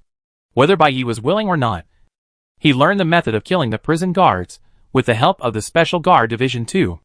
If according to your speculation, without the Special Guard 2, he may only be able to rely on high-dimensional cards to obtain high points, but not everyone has high-dimensional cards. Everyone says that EVO is a screening, and it is the survival of the fittest, but it is too difficult to survive in this game. Xiao Jing sighed. Indeed, Ed also agreed with this view. Thinking carefully, from the beginning of the survival competition to now, this game that seems to have the simplest setting is actually the most difficult one. However, when the spoilers of the Special Guard 2 are meaningless, the double card is no longer needed. Bai Yi has his Lightning Blaster number 1, and it is no longer difficult to obtain points. Ed and Xiao Jing were slightly relieved, and they breathed a sigh of relief. But just when they were relieved, Bai Yi and the copy took back the electromagnetic pulse gun for some reason. Facing In, who was 1,000 points higher than them, and the newly spawned prison warden NPC, Chen Su just used a laser knife to easily deal with it. Huh? What does this mean? Ed and Xiao Jing were stunned at the same time. He is still 1,000 points behind. Is he not going to catch the energy points? Of course, the energy points must be taken. But the punishment has passed, and the energy points can be put aside for the time being. Bai Yi followed Chen Su, thinking about something in his heart. After thinking for a while, he put away the pulse gun and told Chen Su to continue to use the laser knife to deal with the prison guard. He also told Chen Su to cut the meat into smaller pieces. Chen Su did not ask much about what Bai Yi wanted to do, since Bai Yi asked him to use a knife. Chen Su took out the laser knife again, and the prison guard NPC in front of him was chopped into pieces again, turning into a piece of mincemeat. Is this okay? Chen Su shook the blood beads on the knife and asked Bai Yi. Well, it's okay. I'll look for it, Bai Yi said, putting on gloves, taking out a long clamp from the space card, and began to search through the bloody fragments. He didn't know what he was looking for. Although the prison guard was an NPC, he looked no different from a real person. This pile of corpses, whether it was the hands, feet, head, heart, liver, spleen, or lungs, all looked like real human tissue. Compared with real human tissue, these corpses even had a weird and disturbing tremor. However, Bai Yi had no psychological barriers. He held a long clamp and poked around in the broken meat, as if he was looking for useful parts in a pile of mechanical garbage. After all, for Bai Yi, whether it is machinery or the human body, it is his expertise. There is no essential difference between parts and internal organs for him. Chen Su put away the laser knife and quietly waited for Bai Yi to find it. After a while, Bai Yi finally tore open a piece of flesh with a clamp and picked up a fingernail-sized, light blue, translucent piece. Just as Bai Yi picked up this small piece, the body piece he tore stopped shaking. This is it. Bai Yi picked up the small piece, wiped the blood on the surface with a tissue, and handed it to Chen Su for inspection. This thing is most likely the chip that woman mentioned. Is this what you are looking for? Chen Su took the chip and raised his eyebrows slightly. Yes. Bai Yi nodded to confirm. This chip is an electromagnetic substance that exists in the body of the prison NPC. It can control the various actions of the NPC through communication with the mother chip. The woman from the Special Guard Division 2 told him so. This thing is much more precious than a rare card. Bai Yi will never throw such a good thing in the copy without taking it back. This waste is not worth it. Collect more chips, and then find the location of the mother chip, and this trip to the dungeon will be worthwhile. Bai Yi put the chip into the space card and smiled with satisfaction. Bai Yi means he wants to take this chip out of the dungeon? Xiao Jing looked at Ed in astonishment. Can the items in the game really be taken out? I don't know. Ed was also shocked. I have never heard of such a thing before. But looking at Bai Yi, he seems to be very sure that he can take it out. In fact, it can be taken out. But Ed and Xiao Jing don't know it. Even the mechanical shell and protective clothing on Chen Su are derived from the super titanium crab legs of the tank crab in the game. What does Bai Yi want this for? Ade said, stroking his chin. Xiao Jing certainly couldn't understand it. She looked at Bai Yi, who was picking up things, and then turned to In's screen next to her. This dungeon is indeed not big, and the quest line is not long. After In completed the 3rd floor, he received Quest 4, which is obviously close to the end of the dungeon. Quest 4, Gate to Freedom. Now open. Please find the space portal that connects to the outside world, and leave this prison through the portal. When you step into the portal, you will successfully pass the game. Please break through the last obstacle and move towards freedom. According to the speed at which In completed the quest before, he may be about to pass the game. Xiao Jing was a little anxious. She didn't understand the true value of the chip. But in comparison, she still hoped that Bai Yi could strive for the first place in the energy list like before, and get the unique rare card. Unfortunately, her protagonist was always obsessed with finding the chip, and didn't seem to have any intention of competing with In. The punishment has passed, which means that the first layer has been flooded. If the first layer is flooded, it means that the second layer will soon start to flood. Ed also frowned and said, "We don't have much time." Just as Bai Yi was still searching among the corpses, Ed's words came true. Water began to flow over from the other end of the corridor. Bai Yi looked up at the water coming from not far away, finally picked up a chip, and then put away his long clamp and detector. The water slowly flowed over the corpses. Blood and meat residue mixed into the water, and the water that seemed clear became turbid in an instant. Bai Yi glanced at the dirty water on the ground, raised his head again, blinked, and looked at Chen Su.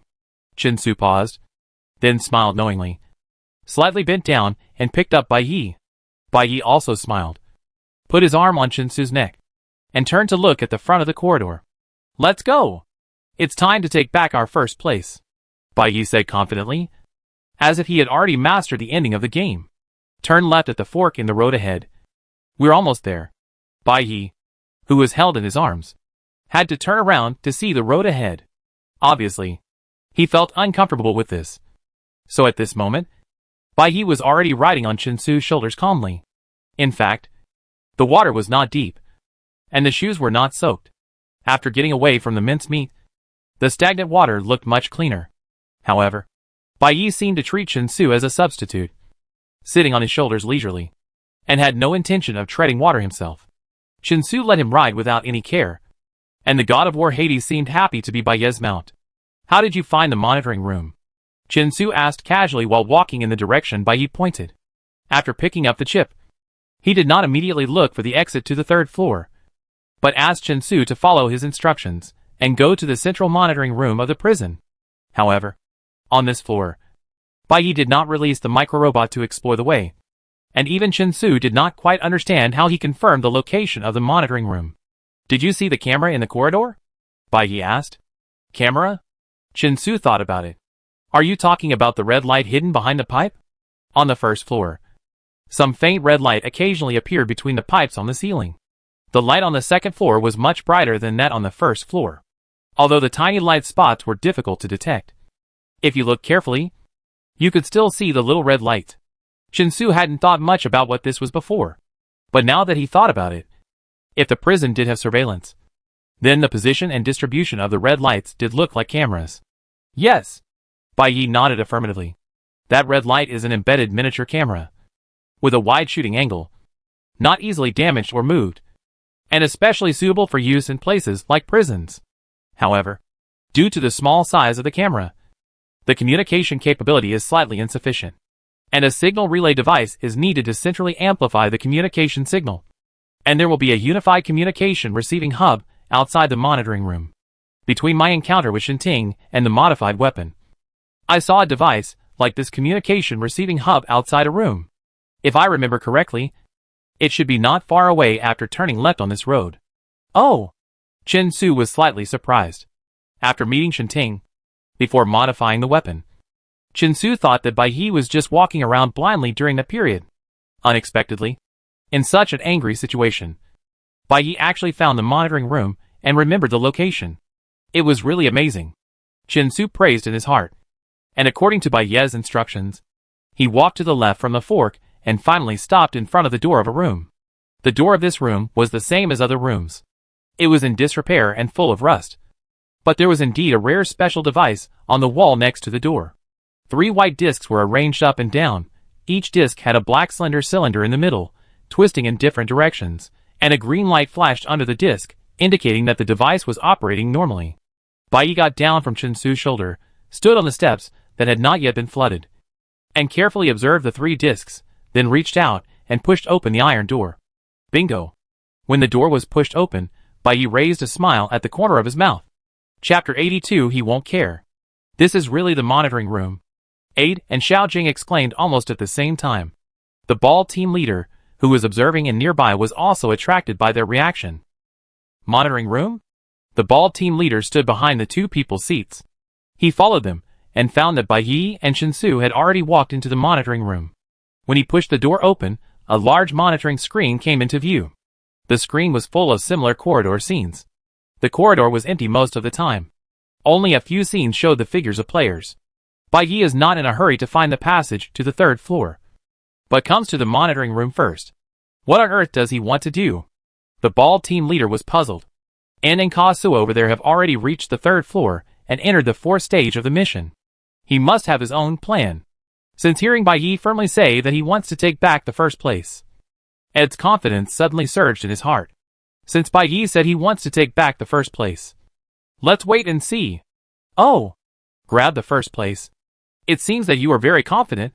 The bald team leader also showed a little interest in this. The water has already flooded the 2nd floor, and he hasn't even reached the 3rd floor yet. Actually, I have some ideas about how he got to the 1st place, Ed said mysteriously. Do you have any ideas? Xiao Jing looked at Ed in surprise, and the team leader couldn't help but raise his eyebrows. What do you think he will do? Ed exchanged glances, looked at Xiao Jing, and glanced at the team leader, looking a little proud. What do you think the purpose of the monitoring room is? It's to have an overview of the overall situation. As for why Bai Yi didn't look for the passage to the 3rd floor, but chose to have an overview of the overall situation here. Do you remember what card he had in his hand?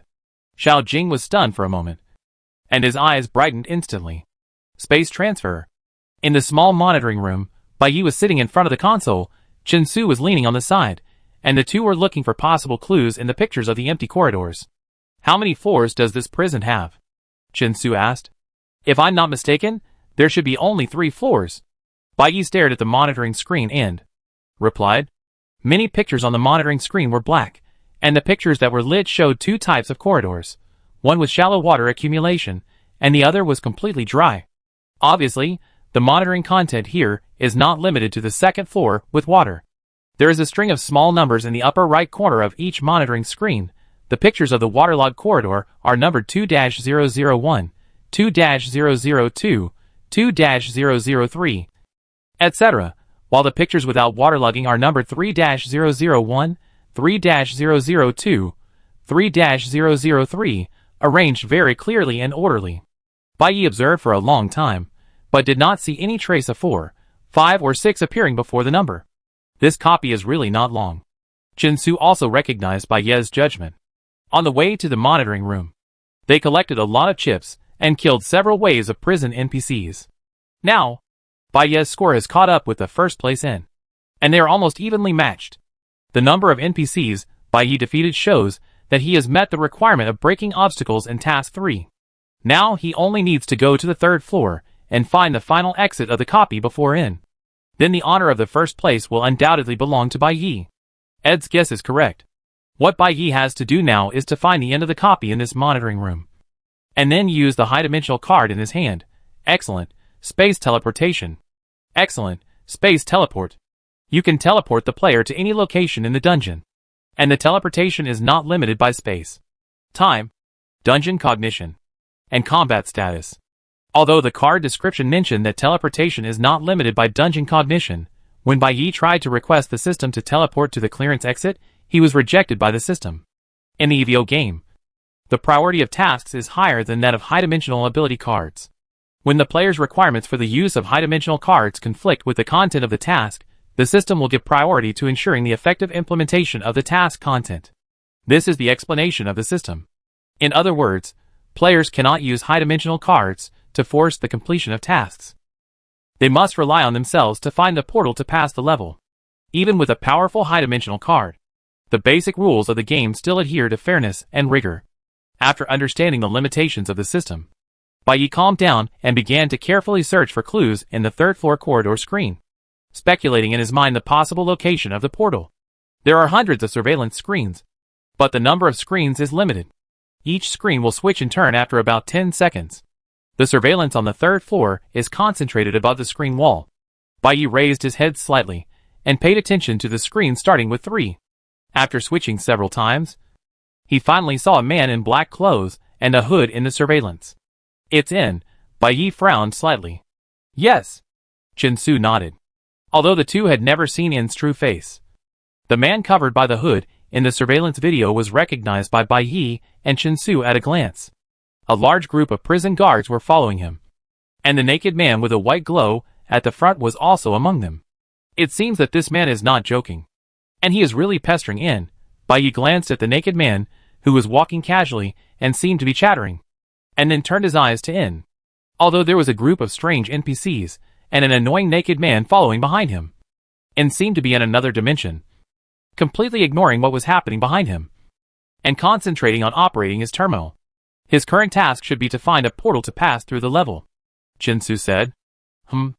Bai Yi responded, without saying much, but watching the hooded man's every move on the screen thoughtfully, watching him leave one surveillance screen and appear in the next screen. His fingers kept flying on the terminal, and he walked to the fork in the corridor and firmly chose a direction to turn around. Bai Yi stared at all this, after a moment, suddenly laughed. Let's just stop looking for clues. With so many people following In probably won't mind us following him anymore. As he spoke, Bai Yi's eyes followed In the surveillance video closely. In's steps were neither fast nor slow, and the black hooded figure appeared in the adjacent screens in sequence according to the number. But after a moment, he suddenly stopped, raised his head, as if looking ahead. Now, Bai Yi's mouth corners slightly raised, and then a flash of white light passed, and the surveillance room was empty in an instant. What is going on? In the public live broadcast room, Arnold and a group of red scarves were watching Bai Yi's screen. Suddenly, a dazzling white light flashed, and everyone's eyes widened. Fortunately, with Jia Zipping's reminder, they remembered that Bai Yi could actually teleport. Teleport. Is Bai Yi waiting for In to find the clearance location, and then teleport directly there? The red scarves looked at each other, and felt that this operation was beyond imagination, which made them a little stunned. That is to say, he doesn't need to look for the entrance to the 3rd floor, and even the step of looking for the portal in Task 4 is omitted. And he can directly reach the end of the level? Is this possible? Does the system really allow this? As it turned out, Bai Yi's card was used properly. and had just met the standards allowed by the system. The location he requested to teleport to was not the clearance location, but N's current location.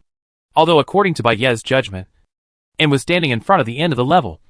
But with this link of the player's personal judgment, it was equivalent to not directly letting the high-dimensional card complete the task for him, and therefore did not violate the principle of effective implementation of priority task content. The white light quickly dissipated, and on the live screen, Baye and Chinsu appeared in front of everyone again. At the same time, a gray iron door that looked a bit abrupt at the end of the corridor appeared on the screen. This iron door was much wider than other doors in the prison. It looked like it had just been repainted, with no signs of rust at all. There was a metal sign hanging on the door, with 6 words clearly written on it: Warden's Office. Warden's Office. Baye stood in front of the gray door in front of him, and a trace of confusion arose in his heart. From the surveillance footage, it seems that N has found the exit. He always focused on the terminal, but at this moment he suddenly raised his head, put down his wrist, stopped, and stared at something in front of him. On the left side of surveillance footage number 3-078 where N was, there was a normal 3-077, while the footage on the right was number 3-080, and surveillance footage number 3-079 was missing. This means that the area pointed by N's sight did not appear in the surveillance for some unknown reason. Thinking carefully, Area 3-079 is indeed a special existence that cannot be ignored. So Baye made a decisive decision, quickly recalled Chinsu, and directly used the high-dimensional card of space transmission. When the dazzling white light dissipated, what appeared in front of him was the warden's office. N, is he looking at here? Baye frowned slightly, summoned Chinsu, and then turned around to face the man who only existed in the broadcast and monitoring in the past. Wow! Instant teleportation. It's amazing. Not far away. The naked man looked at Baye with surprise. However, Baye did not look at him directly, but locked his eyes on the face of the man in front of him, who was dressed in black and wearing a hood. N? Baye asked first. The hooded man opposite him had a calm expression and stared at Baye without looking away. Baye suddenly appeared here, but there was no surprise or doubt in the hooded man's eyes.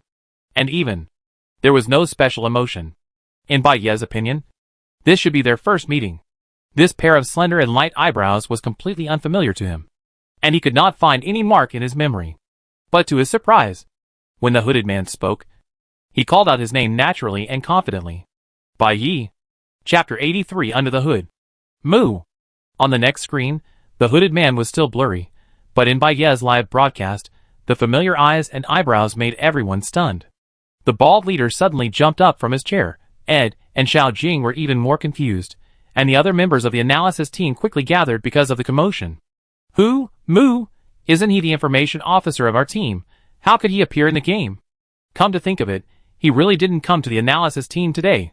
Whether he comes or not, how could a member of our analysis team go to participate in the EVO game? Because I fired him. The bald leader tried to calm himself down and explain to everyone what happened. He's not bad, but he doesn't fit in with the overall working atmosphere of our analysis team. He's not suitable for working in the analysis team.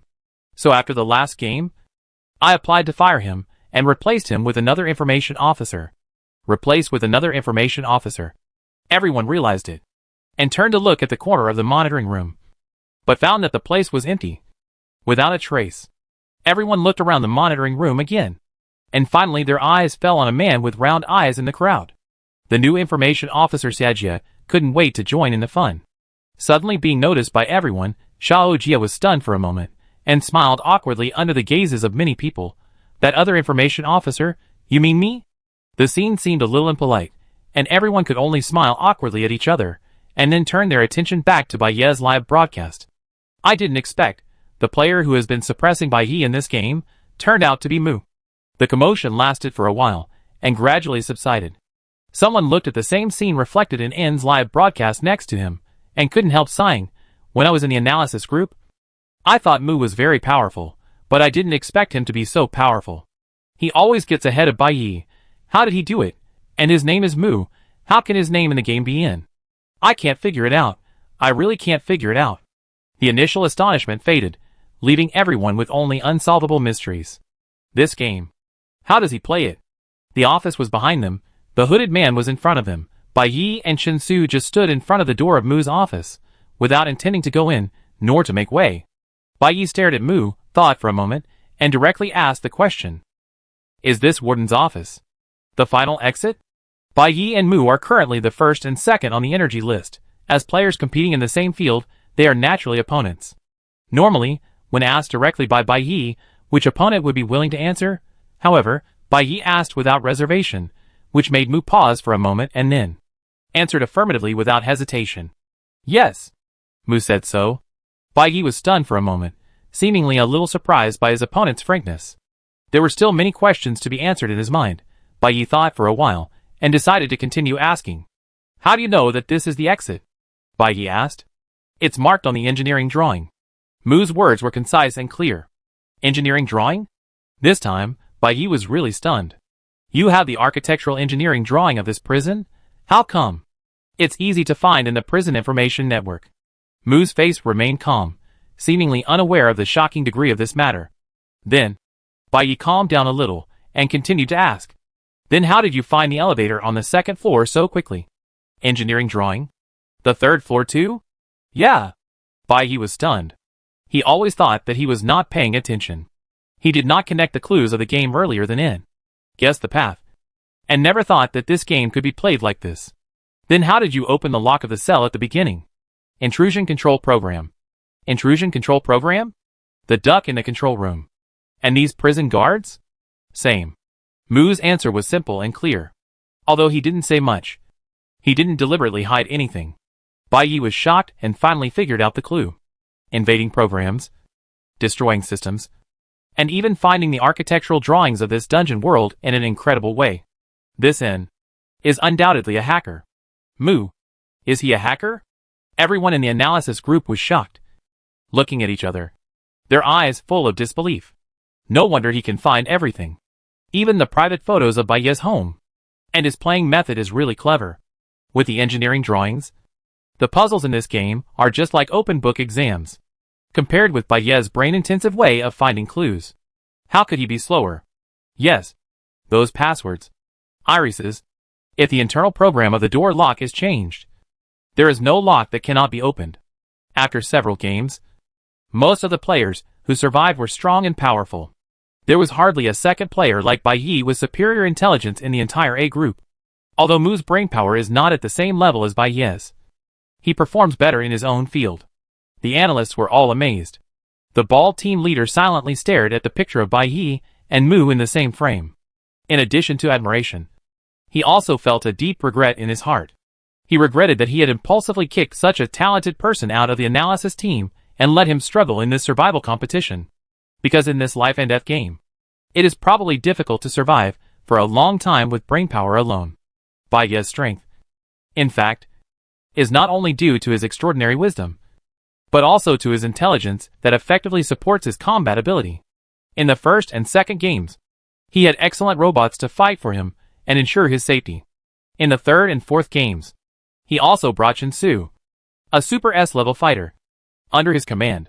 The reason why he was able to win all the way in the game was precisely because his safety was protected by both the Bad Machine and Chen Su.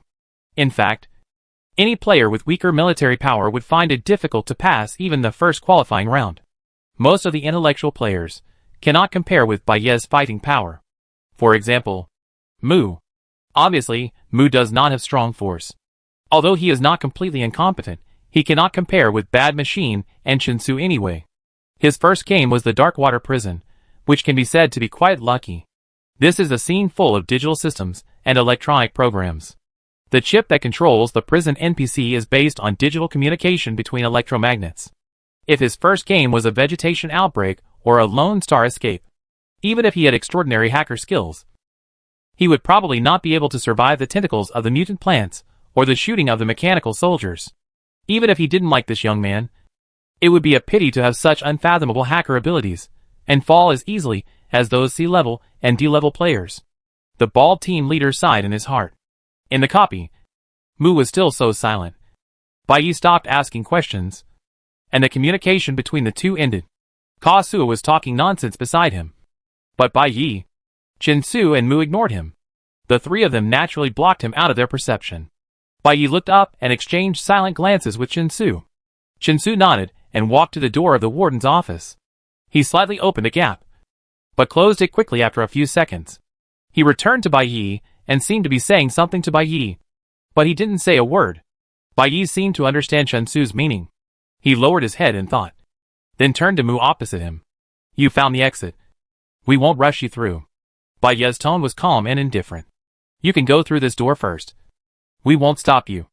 And you can get the first place in this game first. But for the sake of morality, I think I still have to remind you that although the exit is here, it is not that easy to really pass through. Bai Yi smiled slightly and made way for the warden's office. If you have any difficulties, you can certainly ask us for help. I'll wait for you here, and wish you good luck. Although Bai Yi did not explicitly state that there was danger in the office, the hint in his words was enough to make people feel it. Mu glanced at Bai Yi without saying anything, but took out a gun from his waist, walked straight in front of Bai Yi, gently pushed the door open, and walked in. The naked man saw that Mu had already entered the door, and quickly followed him. Since this road is not easy to walk, then I will go to protect. Before he finished speaking, Chen Su seemed to appear out of thin air, and quickly stood in front of the naked man. Don't even think about it. Bai Yi crossed his arms, and directly exposed the naked man's thoughts. Who will get the first place? It will definitely not be you. The naked man seemed to be afraid of Chen Su. Chen Su stopped him, and he no longer forced his way in. He just raised a greasy smile at the corner of his mouth, and spoke, obviously seeing through Bai Yi's intentions. You said that, as if you really intended to give him the first place. Who knows? Bai Yi neither denied nor admitted. Maybe, he really exceeded my imagination. Huh? Unable to enter the door, the naked man said no more, crouched in the corner, and smiled at Bai Yi. Bai Yi felt that his smile was a bit annoying, so he retracted his gaze, lowered his head, and fell into thought, and soon raised his eyes to look at Chen Su again. Chen Su. Bai Yi called Chen Su through the signal bridge. Chen Su turned around. Bai Yi, I want to ask you something. Chen Su, Bai Yi, you, after my transformation, do you feel any better than before? Chen Su looked a little surprised. Bai Yi smiled at him and explained, for example, when fighting, do you feel any different? How do you feel stronger in your current body? Come on, compliment me. Chen Su couldn't help but laugh. Although he didn't know why Bai Yi suddenly wanted to compliment him, but since Bai Yi wanted to hear it, Chen Su went along with it. Chen Su, there are many good things. Faster, stronger, no fatigue, so the ability in battle can always remain stable, and now the weapon is integrated into the arm. It is as unobstructed as using your own hands and feet, very comfortable. This feeling has never been experienced before. Hearing Chen Su's last words, Bai Yi's eyes seemed to light up. You mean, the feeling that the weapon has become a part of the body? Bai Yi asked. Yes. Chen Su nodded. The weapon is the body is the weapon. Firepower attack can be directly controlled by the mind, greatly improve the quality of the battle. After hearing this, Bai Yi's mouth curled up, Ying smiled. I understand, thank you. Chapter 84 Best Choice. What are you doing? Are you flirting? The secret conversation between Bai Yi and Chen Su seemed a little strange at first glance. The naked man Kasu, squatting by the wall, was paying attention to the interaction between Bai Yi and Chen Su, and a hint of ridicule appeared on his lips. At this moment, the door of the warden's office suddenly slammed open. Mu rushed out, and quickly closed the door. The three people outside the door were all stunned, seeing that Mu's dull face finally revealed a faint emotional crack. His hood slipped off, and as he panted slightly, his black hair stuck to his forehead with sweat. Do you need help? Seeing Mu's condition, there was no other answer to this question, but Bai Yi couldn't help asking. Mu just glanced at Bai Yi, without saying a word, and walked straight to the wall and squatted down, taking a deep breath, and then slowly exhaled. Should we go in? Obviously. Mu failed to pass the level successfully, and Chen Su saw that he had no intention of seeking help. So he said to Bai Yi in the signal bridge, Wait a minute. Bai Yi didn't seem to be in a hurry. After responding, he walked towards Mu and turned to lean against the wall next to him. The one inside doesn't seem to be an ordinary warden. Bai Yi spoke. Mu remained silent. The warden is the final boss, and he must be difficult to deal with. Mu didn't answer, and Bai Yi didn't care. He continued to analyze. You also know that those prison NPCs are controlled by people, and this prison is like a complete copy. without external settings. So I guess that the one who controls these prison guards should be the last warden. As a controller, it is definitely not an NPC that can be solved by a simple program intrusion. Bai Yi spoke calmly, as if he had been prepared. This dungeon has a refresh mechanism, which can be seen from the appearance of the prison warden NPC. I have confirmed in the system that this warden will also refresh, which means that even if we kill him and pass the level, when it is your turn, you will still have to deal with this warden again. Do you think you can get through the last level? Mu still did not answer, but he was slightly stunned. I admit it, Bai Yi continued, his tone firm. Your hacking skills are indeed admirable. I am convinced that you have won 3 achievements. But even if you can easily complete the first 3 tasks in this dungeon, hacking skills alone cannot guarantee your continued survival in the game. Even if you can get through this time, there will always be a game where your hacking skills may not be useful.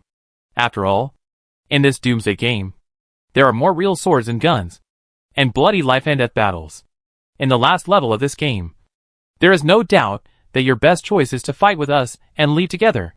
If you don't want to die in a future battle in a wasteland without programs and networks, I may be able to provide you with the best choice, Bai Yi said, lowering his head and looking at the black-haired man squatting beside him. Mu never reacted much to Bai Ye's words, but Bai Ye's words were not exaggerated. They were all naked facts. A moment ago, he had just experienced it himself. At the last moment of this life and death game, everything Bai Yi said was obviously not aimless. Layer by layer of analysis, a little bit of foreshadowing, finally led the topic to the last critical moment. So, Bai Yi looked down at the top of his head. His eyes slightly sank, and said word by word, "So, come and be my summoned body." What? Mu suddenly looked up and looked at Bai Yi in shock. Ka Su exclaimed quietly, "Wow." And Chen Su also became stiff and motionless at this moment, as if he had become a sculpture, standing there in a daze. What? When the people in the monitoring room heard Bai Ye's words, they were so shocked that their jaws almost dropped. The reason why Chen Su became Bai Ye's summoned body was just a helpless move, under the circumstances at that time. If it were not for Bai Ye's transformation, Chen Su would face complete destruction. But Mu was completely different. He was not controlled by the parasitic vine, and he had never been on the verge of life and death. Now he is healthy and sound, safe and sound, and has never been injured. There is no need for him to agree to Bai Yi and become a lifeless and intangible existence like Chen Su. Although Bai Ye's predictions for Mu in that long period of preparation were almost true. But at this moment, when all this has not happened yet, how can a normal person agree to such a ridiculous invitation? You can think about it. Bai Yi knew how unrealistic his invitation was, and Mu's reaction was also within his expectations. However, Bai Yi did not withdraw the invitation, nor did he explain too much. He just slowly described another possible future to Mu. Now, in these life and death games, no one can predict when they will end, or when we will suddenly fall. Think about it. Becoming my summoned body may be a good thing. You can have a stronger and more stable body, while retaining your thoughts and memories. You are still you, just in a different form, a different way of survival, and continue to exist. We have strong combat power, enough to face all kinds of dangers in the dungeon. Under the protection of our combat power, you can fully display your hacking skills to help us pass the test of the game more smoothly. If we unite, both you and I will have a much higher chance of survival. Of course, I also understand that at this point in time when nothing has happened yet, it is difficult for anyone to give up their body in advance. But there is often only a thin line between life and death. When encountering danger, no one can guarantee safety. My ability is also limited. If you die, the conditions for transforming you will disappear. If things develop to that point, it is really regrettable. After all, you are such an excellent hacker. Bai Yi paused and continued. If you are willing to join us, I can use my technology to integrate a high-performance supercomputer with your body. The code you want to write, the program you want to run, can be directly generated or processed in your body with just a thought. You will become the computer, and the computer will become you.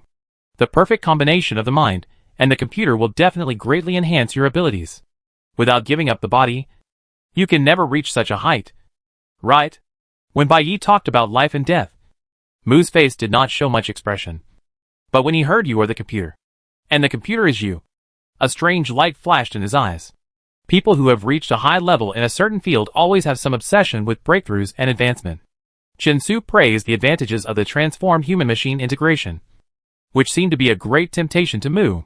Chin-Su, who was opposite, listened to Bai Ye's words, and his expression became more and more tense. Bai Ye's unprovoked praise before was for this moment. Chin-Su felt heavy in his heart. He didn't know when he had developed feelings for In, and when he had started to draft a plan to recruit In. And he, until just now, had not noticed it at all. Chin-Su's face was gloomy, and his eyes turned away from Bai Yi. Bai Yi didn't notice Chin-Su's abnormality, and he had almost said everything he needed to say. He didn't rush Mu to make a decision, but just returned to Chin-Su and turned the topic back to the current game. As for the last level of this game, you can complete it with us. I won't force you with this. We will help you complete it without any additional conditions. However, I still hope you can seriously consider my suggestion. I need your ability, and you also need our fighting power. If you agree to join us, I believe that in the future Doomsday game, we will be invincible. Mu never gave a clear response to Bai Ye's invitation. Bai Yi certainly understood that this choice was not easy, so he did not wait for Mu's answer, and pushed open the door of the warden's office with Chin-Su. Bai Yi was right. No matter what happened later, Mu's best choice at this level was to go through it hand in hand with Bai Yi. Mu raised his head, glanced at Bai Yi, and then stood up from the wall, as if he had decided to go in with Bai Yi and the others. Bai Yi smiled at Mu in a friendly manner, but his eyes turned away, and his expression suddenly cooled. Behind Mu, the naked man followed him unsteadily. He noticed Bai Ye's bad face, raised his eyebrows, and gave Bai Yi a bright smile. Don't be like that, little Bai Yi. The naked man smiled harmlessly. I won't take your first place. Just take me with you. The naked man continued. Bai Yi glared at him, regardless of whether what he said was true or not. Just making him stop following him would probably be more troublesome than preventing him from passing the level first. Bai Yi looked away disdainfully, not wanting to pay attention to the naked man anymore, and stretched out his hand to push open the iron door of the office. They came in together. In the monitoring room, the ball team leader ordered to adjust Queso's live broadcast screen to the surroundings of Bai Yi and Mu. In front of everyone, 3 live broadcasts, converging from 3 different angles at the last moment of the game. The warden's office was obviously much more spacious and tidy than other areas of the prison. The arrangement of the tables and chairs was also quite sophisticated, showing the warden's special status in this prison. The warden's desk was facing the gate. Sitting behind the desk was a short man with a small mustache. He is. Ha ha. Bai Yi seemed to want to ask. He is the warden. But before he could finish his words, the man in front of him suddenly burst into laughter. His body swelled instantly, as if he was inflated, and rushed straight to the ceiling. Buttons burst one after another. The uniform fabric was torn apart. In less than a few seconds, the mustache man had turned into a huge monster with a rotten body and a hideous face. Chin-Su frowned, quickly blocked Bai Yi behind him, and Mu instinctively took a step back. Queso said, "Oh! Oh!" and leaned against the wall leisurely, as if he had no intention of taking action, but just wanted to sit back and enjoy the fruits of his labor. It really surprised me. The monster opened its mouth, its huge head almost splitting apart, sticky saliva dripping from its 2 rows of sharp teeth, and the monster stared at the uninvited guests, who broke into its territory with its blood-red eyes. Although the monster had lost its human form, the voice that came out of its bloody mouth was still the tone of the warden. You jailbreakers. You actually broke all the way here. No. I should say, as prisoners of this dark water prison, you actually attempted to escape, which really surprised me. Isn't it normal for prisoners to want to escape? Bai Yi responded behind Chin-Su. Huh? Normal? A scornful smile flashed across the warden's hideous face. Tell me, prison breakers, how did you get out of my control? How did you disable the chip in your body? Chapter 85. Stop talking nonsense. As expected, he is the controller of those chips. The monster in front of him was rotting all over. Pus and blood kept oozing out from the rotten wounds, dripping on the tables, chairs, and the floor from time to time. Bai Yi frowned, endured the nausea, and looked up and down at the monster. He was not wrong, and from his words, it can be seen that he not only controlled the prison administrator, but also the original prisoners were all under his control.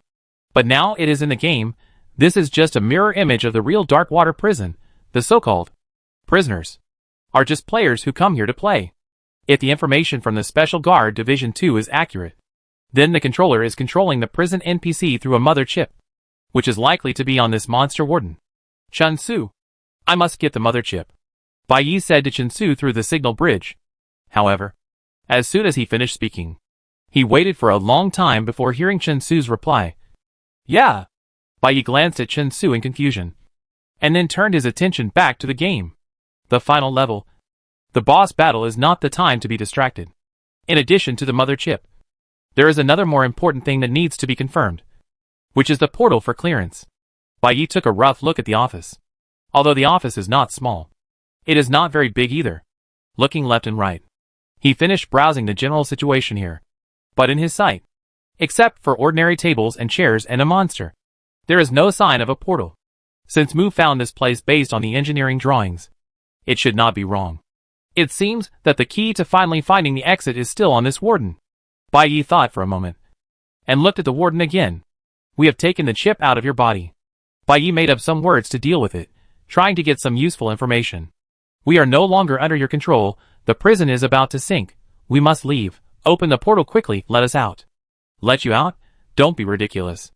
The warden opened his mouth, and a large drop of saliva flowed uncontrollably from the corner of his mouth. This prison is my territory. My subordinates, my prisoners, are all my subjects who follow my will, and my territory will soon expand beyond the prison, to the entire country, to the entire planet, and then everyone will have to follow my will. You don't want to be controlled by me, which means you are rejecting my rule. If you don't want to obey, how can I let you live? If you want to be my subject, you must obey me. Anyone who disobeys me will die. The warden's words were magnificent, and Bai Yi couldn't help but twitch his mouth after listening to them. Who gave this setting? It's too childish, isn't it? It's okay to be childish. But why didn't you mention the portal? Then, Bai Yi had no choice but to continue patiently after hearing a bunch of nonsense after a long time. What if we must get out? Kill you. Can we find the portal? Kill me? Ha ha. The monster warden laughed at the typical villain. Naive traitors. It seems that you don't understand my power at all. My power comes from the deepest darkness of the earth, and my body is the incarnation of the undead king. You are a few unscrupulous ants, and you want to kill me? I advise you, get to the point. Bai Yi frowned, and his patience was finally exhausted. Killing you? Will it really open the portal? If not, don't waste your time. Perhaps because he had never encountered such a straightforward and arrogant traitor, the warden's hideous face was obviously stunned for a moment. And then, he continued the conversation after a moment. You can't find the portal. Because I am the incarnation of immortality. It means that he can find the portal after he dies. Why not say it earlier? Okay. Bai Yi nodded, then raised his eyelids and stopped talking to him. Chun-Su, get rid of him. Almost at the same time Bai Yi spoke, Chun-Su had already jumped up. A flash of red flame flashed in a moment, and the warden's hideous head flew several meters away in an instant. Oh my god! In the live broadcast room, the red turbans who supported Bai Yi and passers-by opened their eyes wide, and were amazed. This is too amazing. The boss's head was chopped off. Chun-Su's movements were too fast. I didn't even have time to react, and his head flew off. But how come it's not dead yet? Without a head, its body can still move. In the picture, the warden's head rolled twice on the ground and stopped in the corner, but the headless body still stood upright, without any sluggishness. The claws covered with rotten flesh suddenly swung, pointing directly at Chun-Su who was in midair, and had not yet landed. Swish! The sharp claws attacked swiftly, as if they had pierced Chun-Su's body, but in a flash. It seemed to have hit the air, and missed. The shadow in the air was dispersed by a claw. And then a red light suddenly appeared. Chun-Su had flashed behind the headless monster without knowing when. And the red flame knife cut off the right arm that had just swung. Oh my god! So cool! The audience in the live broadcast room were instantly excited. Arnold and a group of red turbans jumped up excitedly, regardless of the life or death of the monster. Their eyes were fixed on Chun-Su, twinkling like little stars. Is this still the combat power that humans can achieve? Oh my god! Chun-Su was strong enough. And after Bai Yi's transformation, he was so handsome, regardless of whether the monster was dead or not. Chun-Su's strength to deal with the warden was obviously more than enough. The bald queso leaned against the wall with his arms folded, watching Chun-Su with interest, without any intention of joining the battle. And Mu, who was standing next to him, held a gun, seemingly wanting to help, but his arm moved slightly, and in the end, he still couldn't lift the gun. There was no need to intervene in this situation, let alone being able to intervene. Chinsu's movements were as smooth as flowing water. In less than a minute, the huge headless body was cut into a pile of rotten meat, and the seemingly fierce counterattack of the warden didn't even touch the corner of Chinsu's clothes. The strongest final boss of this game turned out to be no match for Chinsu. Just now, when facing the warden alone, she racked her brains just to avoid the attack, although she barely fired a few shots. Facing such a huge body, she failed to hit even one shot. The gap between her and them was too big. Chinsu put away the laser knife and returned to Bai Ye's side. Mu watched Chinsu standing next to Bai Ye. Although he didn't say anything, his face looked calm. But out of everyone's sight, she subconsciously held the handle of the gun tightly. Don't waste your energy. Even if you cut my body into pieces, you can't kill me. In a corner of the office, the head chopped off by Chinsu lay crooked on the ground, and his mouth was still talking. I've told you, I'm the incarnation of immortality. Once this iron door opens and closes, I'll return to my original state. Everything you do is meaningless. Shut up. Not far away, Bai Ye, wearing black gloves, wrapped a silk scarf around his mouth and nose, holding a long clamp and a detector, was searching through the pile of minced meat on the ground. The warden's body was huge, and his flesh was rotten to the point of almost falling off. The chopped body was piled into a disgusting pile, which was really nauseating. Bai Ye frowned, carefully turning over the rotten meat. But the detector did not respond. Instead of talking so much nonsense, why not tell me where your mother chip is? Bai Ye glanced at the head and said, Humph! How could I tell you? This is a gift from the god of darkness, and it is the blessing of fate to me. You ignorant ants. You are not worthy of such a great holy object. Only someone like me. Hey! Hey! The warden's head was halfway through his words, and suddenly shouted. Bai Ye looked back and found that the naked man was squatting next to the head, grabbing a tuft of hair, and unceremoniously lifted up the ugly big head. It's interesting that he's still talking after being chopped off. The naked man shook his head. You just said that when this iron door opens and closes, you can return to your original state? Yes. This shocking rebirth ability is the power given to me by the god of darkness, the warden said proudly. Oh, rebirth. The naked man blinked and looked at the iron door of the office meaningfully. Don't act rashly. Chinsu glanced at him from the side. I just want to play for a while. The naked man was seen through, but he didn't seem to care. If you don't want to play, forget it. Don't be so fierce. As he said that, the naked man casually threw the warden's head down, showed a mischievous smile to Chinsu, and leaned back against the wall.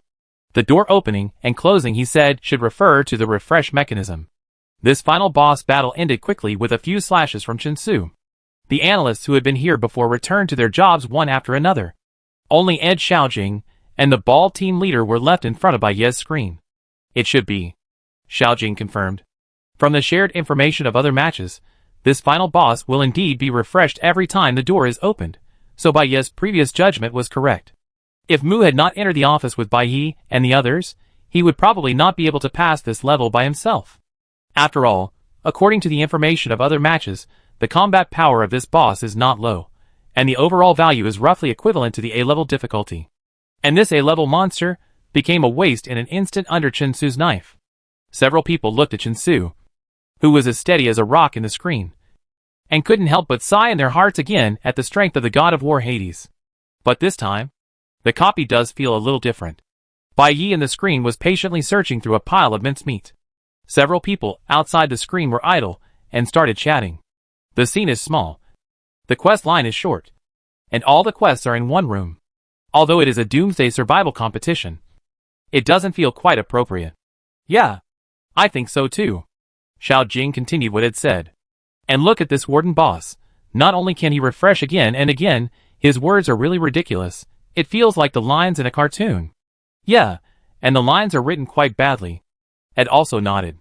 So I was thinking about this copy. You said it's different from the previous ones. The scene built by the system, the lines written by the system. You're tired of playing in the big world, and you make a small copy to make up the numbers? Otherwise, no matter how you look at it, this doesn't look like a reflection of the real world. No. The bald team leader, who had not participated in the discussion, suddenly said. This copy is very likely to be true. Huh? Ed and Xiao Jing looked at the team leader at the same time. How do you know this is true? The bald team leader did not answer directly, but turned back and shouted. Xijie, send the information you just showed me to Xiaojing's computer. Okay.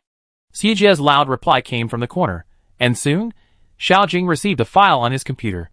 Darkwater Prison is located on Smog 3, coordinates X369.2, Y778.0, built in the year 3220, mainly used to detain serious criminals sentenced to more than 40 years. Xiaojing was surprised as he read the contents of the file. There is such a darkwater prison, and this photo. She slid down the file, and then suddenly looked up at the screen where Bai Yi was. This iron door, this corridor, are almost exactly the same as the structure in the dungeon. Really? Abe looked at the information on Xiaojing's computer, and his face was full of surprise. And the interior of the prison in the photo looks very new, like it was just built, while the prison in the dungeon looks shabby. It is indeed newly built. Star calendar 3220, isn't that just 2 years ago, if the Darkwater prison was just built? Xiaojing and Abe looked at each other. The scene in that copy is the future. Yes. The bald team leader has read the document. Compared with Ed Xiaojing, he seems very calm. There is more below, you continue to read. The team leader reminded. Ed Xiaojing was stunned for a moment, and quickly pulled down the document. Who is this person? After a paragraph of text, a photo of his ID card appeared on the screen. The man in the photo has a baby face, brown hair, and looks to be in his early 20s. You can watch the replay. It's the moment when Bai Yi and his team just entered the office. Xiaojing did as he was told, and turned on the replay. In the picture, Bai Yi Chen Su and his team pushed open the iron door of the office, and in front of them was the warden's desk and the warden behind the desk. Right here, pause. The bald team leader said. Xiaojing hurriedly pressed the pause button. At this time, the warden still briefly maintained his human form, and the middle-aged man, with a mustache behind the desk, his eyebrows and eyes were somewhat similar to the one in this photo. Zovar Walker. Xiaojing read the name under the photo. Is he? At present, he is just an intern warden of Darkwater Prison, but it seems that he will be promoted in the future. Xiaojing and Ed looked at each other, speechless for a moment. Prison, scene, characters, can actually find their correspondence in reality. Does that mean that, after a few decades, this intern warden Zova Walker will really become that kind of monster, will really control all the prisoners and warden, and turn this prison into his territory? This is really unbelievable. How about the information I found? Just when Ed and Xiaojing were shocked, a voice suddenly came from behind. The two turned around quickly, and found that it was the new information officer who had just joined the team. The round-eyed Xiaojie. This information is quite rare. Has Mu ever found this kind of information before? Everyone was praising Mu's ability before. Xiaojie seemed to have heard it. He pointed at the file on Xiaojing's computer, and raised his chin proudly. In terms of the ability to collect information, I am definitely not worse than the previous information officer. And don't worry. This information is correct. I guarantee that the accuracy rate is close to 100%. Chapter 86 Unlimited. It's useless to say it, you just don't believe it. The immortal incarnation, can you defeat me so easily? It's meaningless to continue like this. Open the door, and let me return to my original state, and fight again. See how I cut off your heads one by one. Although CGI collected various background information of the warden, he still couldn't find out that this warden was a long-winded nagging. Bai Yi searched for a long time in a pile of mincemeat, still couldn't find the mother chip, and the warden's head kept nagging on the side, making Bai Yi furious, stepped forward a few steps, and kicked the head away. The big head was bleeding with pus and blood, and it hit the wall heavily, and then rolled to the corner. Hey! How dare you do this to me? Wait until I recover, and I will make you die ugly. The warden was embarrassed and cursed, and said a lot of nonsense. Bai Yi was stunned, and the next moment, he looked directly at the head. What? What are you doing? The warden was stared at by Bai Yi, and he couldn't help but shrink. The prison warden's chip is in his body, so the mother chip should also be in his body. However, the pile of rotten meat had been searched, and the detector that was specially used to detect electromagnetic signals still had no response.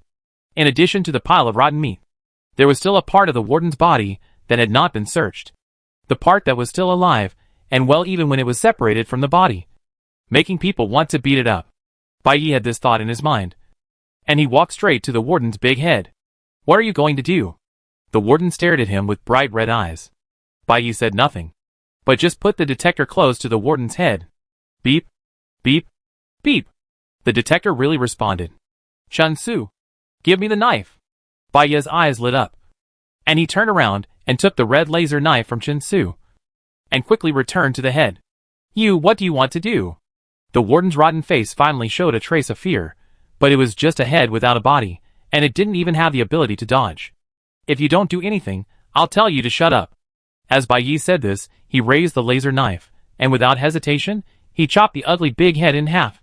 The laser knife was extremely powerful, and the head, including the skin, flesh and bones, was cut open with one knife, revealing a smooth cut surface.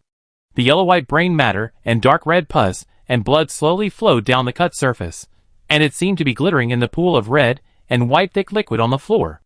Bai Yi used a long clamp to push aside the disgusting mixture, and picked up a transparent crystal that was slightly larger than an ordinary chip and slightly glowed blue. What is this? Ka So curiously leaned over, and Mu also cast his eyes on the crystal. Is this the mother chip? Outside the screen, Ed, Xiao Jing, and the ball team leader opened their eyes at the same time. Found it. On the screen, Bai Yi easily removed the crystal with a clamp and smiled. Chip. Mother chip. In the monitoring room, the ball team leader looked at Bai Yi, wiped the sparkling little thing clean, put it away, and showed a thoughtful expression on his face. What's wrong? Team leader? Ed came over and asked. Hey, team leader, what does Bai Yi want to do with these chips? Ed continued to ask. What else can he do? The ball team leader replied faintly. These chips were originally used for something, and he wanted to do it. Originally. Ed was stunned for a moment, and suddenly shocked. Could it be that Bai Yi, he also wants to establish a territory? To rule? What are you thinking about? Xiao Jing next to him knocked Ed's head. Are you blind? We have been following Bai Yi for so long. Don't you see who he is? No, then what is this chip used for? Isn't it used to control people? Ed covered his head, looking unconvinced. Not to the point of ruling, but think about it. What is Bai Yi's specialty? The bald leader said. Specialty. Ed blinked. A mechanic, a cyborg? Yeah. The bald leader frowned slightly, expressing his speculation. After a few battles, we have a good understanding of Bai Yi as a player. His own combat power is not strong. He can survive in this game by relying on his summoned body Chen Su and those bad machines. But now it seems that he is no longer satisfied with just these two. After discovering that Mu's hacking ability is outstanding, he hopes to recruit Mu to his team. If he encounters other powerful players in the future, if there is a suitable opportunity, he may recruit more and more powerful players to become his summoned bodies. If a person has multiple summoned bodies, and these summoned bodies have their own consciousness and personality, how can he ensure that these summoned bodies all obey him and serve him obediently? You mean control with a chip? Ade and Xiao Jing understood instantly. So Bai Yi, is he planning something like this? Xiao Jing was a little shocked. But think about it carefully. It's really possible. Ade was stunned for a second, and understood the leader's idea. His transformation ability is so strong, how could he be satisfied with just transforming Chen Su? As long as he can ensure absolute control, he can even form a summoning body army. This game is simply an easy crush for him. Ade and Xiao Jing looked at each other, imagining the future Bai Yi, who would lead the entire summoning body army, both excited, and felt a chill. With such a powerful force, even though it does not affect the analysis team outside the game, it is still daunting. That's it. The bald team leader nodded. Ed's thoughts were exactly what he thought. Bai Yi's ability ceiling is too high. So high that it is difficult for us to truly predict his ultimate strength. His future performance is indeed very exciting. Yes. Don't think too far ahead. Just Mu's matter is already full of expectations. Ed's eyes flickered. If Mu finally agrees to follow Bai Yi, then Bai Yi will have an invincible god of war and a super hacker. And Bai Yi himself is a genius mechanic. This is an invincible combination. Other players will have no chance to play. I hope Mu will agree to join. Xiao Jing is also looking forward to it. On the one hand, this will make Bai Yi stronger. And on the other hand, it will provide protection for Mu. Although there are some gains and losses, it is better than dying tragically in the game anyway. The warden's office. Perhaps because the mother chip was taken out. Or perhaps because his head was split in half and he lost the ability to speak. The warden, who had been chattering all the time, finally fell silent. The 4 people standing in the office. No one spoke. And the silence in the air made people feel a little uncomfortable. Is he dead? The silence did not last long. And the naked man Casso broke the silence first. He is dead? Should a portal appear? The meaning of the warden's words was indeed that killing him would find the exit to pass the level. But the warden had already quieted down at this time. And the office still looked unchanged. And there was no sign of passing the level. He's probably not dead. Chinsu looked at the split head on the ground. And said to Bai Yi, those prison guards must completely destroy the chip in their bodies to be considered truly dead. And he must be the same. It can't be destroyed. I want this chip. Bai Yi frowned. Yeah. Chinsu nodded. And did not object. If you want the chip, then we can't get out? The naked man said that he couldn't get out. And he leaned lazily against the wall, looking at Bai Yi with a greasy smile. If we go out first and come back in, and let the boss refresh, I wonder if we can save this chip and open the portal at the same time. Chinsu said thoughtfully. Well, we can try. Bai Yi considered Chinsu's suggestion. But judging from the NPC refresh mechanism, either the old NPC is erased and replaced by a new NPC, or the NPC goes back in time and returns to its original state. In either case, the mother chip in my hand should disappear at the same time. But it is still necessary to try it. If the chip really disappears, think of other ways. No need. Bai Yi, who was discussing with Chinsu, suddenly heard Mu speaking not far away. Bai Yi turned around and saw Mu standing by a white wall. He walked forward and touched the wall. The portal is behind this wall. Are you sure? Bai Yi's spirits lifted, and he immediately walked to the wall. There was no furniture placed next to this wall, leaving it bare. The wall seemed intact. But upon closer inspection, there was a barely noticeable gap running through the floor and ceiling. This is a secret door. Bai Yi looked at Mu in surprise. The portal device in the engineering drawing is exactly at this location. Mu scanned the wall up and down, then raised his wrist, opened his personal terminal, and lowered his head to operate it. Mu didn't avoid it deliberately. From Bai Yi's perspective, he could clearly see the holographic screen on his wrist. But Mu operated very quickly. The lines of code on the screen appeared and disappeared quickly. Although Bai Yi had a little knowledge of programming, he couldn't tell what Mu was doing. But Bai Yi didn't disturb Mu. He just waited quietly. After waiting for about 5 or 6 minutes, he suddenly heard a clicking sound from the wall, followed by a friction sound, and the walls on both sides of the gap actually slid open. Oh wow, great! Kasuo clapped his hands behind him. Bai Yi looked at the secret door that slowly opened in front of him, and couldn't help but admire it in his heart. Bypassing the complicated game settings, he opened up a simple and direct shortcut outside the original puzzle, and went straight to the goal. Mu's ability is really rare. Is this secret door also controlled by the program lock? Bai Yi asked with interest. Well, this is an arc induction lock. When the arc energy reaches the set value, it will automatically open. Mu explained concisely. I see. Bai Yi nodded, and turned to Chinsu again. You are right. There are no other electromagnets in this room. To generate high-energy arcs, we must use electromagnetic pulses to destroy the mother chip. This should be the key to open the door originally set by the game. But fortunately, Mu can open this lock directly, and my chip is finally saved. Yeah. Chinsu seemed to respond softly, and then turned his eyes away, no longer looking at Bai Yi. Wow. The portal is really here. Chinsu's attitude made Bai Yi stunned for a moment. But before he could ask Chinsu what was going on, the naked man's words drew his attention back. There was a row of huge instruments in the secret door. In the middle of the instruments was a teleporter that was more than 1 person tall. The teleporter was surrounded by a soft light, as if welcoming the players who had successfully arrived here towards the final door to freedom. The naked man looked inside the secret door and walked towards the teleporter. Halfway through, someone suddenly grabbed his shoulder. Ah, it hurts! The naked man retreated in pain and looked at Chinsu behind him with a grin. Why are you so violent? I just want to go over and take a look. I don't want to pass the level first. I always keep my word. Since I said I won't rob, I definitely won't rob. Look, I've been with you for so long, I've never lied to you. Although we haven't known each other for long, what he said seems to be true. Bai Yi glanced at the naked man, without saying anything more, turned his gaze to Mu. Although Mu was led by them to pass the warden's level, whether it was the warden's office or the secret door, it was Mu who found it after all.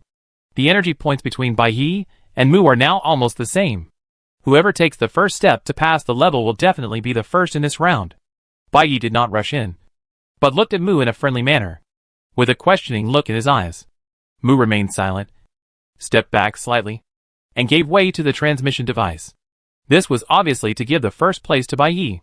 Bai Yi smiled slightly, without being polite to Mu, walked to Mu, whispered something in his ear, and then happily walked into the secret door. Abandoned factory number 87. Area X0B5. Come here to find me when you have made up your mind. Chapter 87. The tests ahead. Congratulations to AK-066 player, Bai Yi, for successfully finding the portal to the outside world, successfully completing all tasks in the dungeon, Darkwater Prison. 100% dungeon completion, reward energy points, 500 points. Player Bai Yi became the first successful jailbreaker in this game. Achievement, break the shackles, reward energy points, 1000 points. Congratulations to player Bai Yi again for successfully passing this EVO Doomsday Survival competition. Looking forward to your participation again. Oh, that's awesome. The soft announcement of the system sounded in the live broadcast hall. Arnold, jaw zipping, and a group of red turbans jumped up from their seats, high-fived each other to celebrate, and cheers continued. Bai Yi is Bai Yi. My red headscarf is not worn in vain. I finally understand. No matter what happened before, Bai Yi will definitely win in the end. There is no doubt about Bai Yi's strength. Everyone was immersed in excitement, just like watching an exciting movie, and couldn't wait to share this joy with like-minded friends. In the live broadcast, Mu and Ka Su also completed the level one after another. Just when everyone was still unsatisfied, the game adjusted the time in the copy. All the surviving players ended the game instantly, and the live broadcast screen turned pure white at the same time. The excited audience didn't pay much attention. Although the game was over, there were only 10 live broadcasts of the pure white space. This also shows that, in this game with 60 participants at the beginning, only 10 players successfully passed the level, because the number of people who passed the level was too small. All the top 10 players on the energy list were included, and the last 30% of losers were not counted. The energy points were quickly calculated, and Bai Yi naturally ranked first, in rank second, and the third place, as expected, fell to the naked man Queso. So the naked man's name is Queso, Bai Yi said to Chen Su while listening to the system's broadcast in the pure white space. It is not his real name either. I don't know what his real name is. Chen Su in the summoning cabin did not respond, and it was unknown whether he heard Bai Yi's words. Chen Su? Bai Yi called him again. Yeah. After a long time, Chen Su finally responded. What's wrong? Bai Yi asked him using the signal bridge instead. Since the battle with the warden, Chen Su seemed to be a little abnormal. Bai Yi initially thought it was his own illusion, but now it seems that it is obviously not. What are you thinking about? Bai Yi asked again. But before Chen Su could respond, four shiny card backs suddenly appeared in front of him. The first place in this game is player AK-066. Bai Yi? When the time for the reward came, the system's voice was much louder than in the game. Players, please open the card and receive your game reward. Oh! It's Bai Yi's turn to open the card. The analysts in the monitoring hall gathered in front of Bai Yi's screen again. In this game, only the first place winner can get a rare orange high-dimensional card, although no one except the player can know the specific content of the card. Just looking at the card back emitting golden orange brilliance seems to have become an indispensable part of the ritual at the end of the game. I wonder what card Bai Yi can draw this time.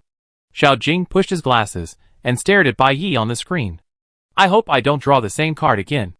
Ed's eyes flashed with anticipation. Give Bai Yi some new cards. Let us see what other unique effects the high-dimensional cards have. Everyone nodded, waiting for Bai Yi to reveal the contents of these cards.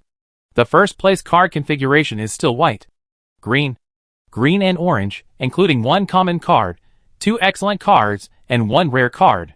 At this time, Bai Yi, like last time, walked to the white halo of the common card as soon as possible, reached out and clicked it. Suddenly, the card turned over instantly just as Ed had prayed. It really showed a pattern that no one had ever seen before. On the top of the card is a sketch of a human face, half of which is a normal face, and the other half shows the bone structure, and the simple text below explains the meaning of this half-face pattern. Normal. Identity recognition. After use, it can help players identify whether the specified target is a player or an NPC. Is this a player or an NPC? Can't you tell at a glance?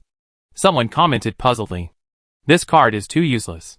The current game is indeed easy to judge, but it doesn't mean it will be the same in the future. A was not impressed by the practicality of this card. Perhaps in the future dungeons, there will be situations where players and NPCs are confused, although it is an ordinary card. If such a dungeon really appears, this card will be able to play an important role. No one can predict what will happen in the future. After all, the consequences of accidentally killing a player are serious. Obviously, the function of this card is more important than the ordinary cards in the past. Everyone nodded, and their eyes turned to the first excellent card in front of Bai Yi. Suddenly, the flipped card suddenly emitted green light around it. When the light subsided, a complex map appeared on the top of the card. This is also a new card. Everyone shouted in surprise. This card is called Energy Map? This function seems to be very useful. Excellent. Energy Map shows the acquisition locations of all current energy points in the copy. The map disappears after 3 minutes. This means that, when the energy is insufficient, using this card, you can go directly to a place with abundant energy. It's great! And places with abundant energy are often the areas where the mission is directed. The energy map shows not only energy points, but also may contain mission clues. This is really amazing. If Bai Yi uses this map, he can easily accumulate more than 2,000 energy points, and then double it. Oh my god, who else can snatch the first place from him? Everyone exclaimed. This excellent card instantly set off a wave in the monitoring hall. At this time, no one questioned the role of this card like they questioned the identity card. This card can directly guide players to get energy. In any case, the effect of this card is absolutely amazing. However, Bai Yi still looked calm. He simply glanced at the description of the map card, and then walked to the second excellent card. Next one. What is the next one? The analysts were full of expectations, waiting for Bai Yi to turn over the card again. Look! Bai Yi turned it over. Is it true? It's a new card again. Ed's wish came true 3 times in a row. The cards in Bai Yi's round were all new content that had never been seen before. When this excellent card was opened, a figure running fast appeared on the card in the flashing green light, leaving a trail of afterimages. Time acceleration. Seems pretty cool? Excellent. Time acceleration. Press the fast-forward button for the timeline in the copy. You can jump directly to a certain day or moment in the future according to the player's request. Facing this newly opened excellent card, everyone was still excited, but no one could give praise for a long time. Fast forward. Is it to speed up the player's own time? The player's time passes faster, and they can go to the future instantly. Is this a good thing? It doesn't seem to be. Xiao Jing thought for a moment, and looked confused. Do I think it would be more beneficial if players had more time and played more slowly? For example, in the Lone Star Escape dungeon, everyone wants to find the fragments and crystals first. If we jump directly to a certain time in the future, wouldn't we have less time to find the quest items? Or in the Dark Water Prison, players need to escape before the prison is flooded. If we jump directly to a few hours later, the quest is not completed, and the prison is flooded. Yes, that seems to be the case. Everyone thought about it and agreed. We should have more time to complete the task. That may not be the case. The bald team leader standing in the middle of the crowd carefully observed the card that was contrary to the game setting, and slowly explained his analysis to the team members. This card may not be useless. The world covered by the EVO game may be far more than what we see. I agree with Ed's opinion just now. It may seem useless now, but it does not mean that it will be absolutely useless in the future. Don't forget, our judgment is based only on our current understanding of the EVO game, including the qualifiers. We have only experienced 4 games. The starry sky is vast, and time is long and endless. If the EVO copy can be taken from any time point on any planet, then our understanding of this EVO competition may only be the tip of the iceberg. The team leader paused for a moment, and continued. We should look at this problem this way. Since the game gives Bai Yi such a reward, it means that in a future world, Bai Yi is likely to encounter unidentified enemies, or there will be a situation that requires jumping to the future to proceed more smoothly. After all, what Bai Yi will experience in the future the EVO game itself knows much more clearly than us. So everyone waits quietly, waiting for this EVO survival competition. What kind of test will it bring to Baiyi and other players? And also looking forward to how Baiyi will use his unique wisdom, ability, and these seemingly useless cards to turn the test into a surprising performance. The team leader's words do make sense, and everyone nodded in agreement. Now an ordinary card and two excellent cards have been displayed in front of everyone, and the only thing left is the golden and orange rare card, quietly floating in the pure white air. Baiyi is going to open the last card. Someone shouted excitedly. Oh! I really want to know what this card is. Baiyi only used one space transfer in this game, and the content of the rare card he got before has not been solved yet. I really want to know. I am so curious. However, no matter how the analysts expected, the rules are the rules. When Baiyi reached out and pointed at the back of the golden orange card, the live broadcast screen blurred just right. It's turned over. It's turned over. In the blurred picture, the golden orange light suddenly bloomed, and the front of the card turned over. However, no matter how hard everyone focused, they still couldn't see clearly what was written on the card and what was drawn. Ultimate superpower. Like last time, Baiyi read the description on the card to Chinsu. It greatly improves all the physical abilities of the player, restores all negative states, and is immune to all damage, and the effect lasts for 5 minutes. Isn't this an upgraded version of what Xiao's absolute protection? This last rare card, but Baiyi didn't feel as precious as the first two excellent cards. Although it greatly improves attack and defense, it may be a life-saving spell for ordinary players at critical moments. But for Baiyi, who does not need to fight much, this card is really useless. With you here, I am already in full attack and defense. Baiyi teased Chinsu in the summoning cabin. I wonder if it will agree to change it for me if I coerce and bribe the system. However, as soon as the voice fell, after waiting for a long time, there was no response from Chinsu. It can't be that the signal bridge is broken. Baiyi sighed softly. After collecting the cards, the game process also came to an end. Baiyi called the system in his mind to teleport himself out of the game. The game is not a place to talk properly. Everything has to wait until you get home. Chapter 88. I agree. It was dusk when we left the game this time. When Baiyi returned to the abandoned factory on the broken machine, the dim afterglow had already sunk into the night. The broken machine automatically went to the charging station to rest. Baiyi summoned Chinsu, took off his coat, and took a short rest. Turning his head, he found that Chinsu had a serious face and was silent. Since he was summoned, he had been standing there. What's wrong? You have been unhappy since you were in the game. Baiyi raised his eyebrows slightly and asked Chinsu.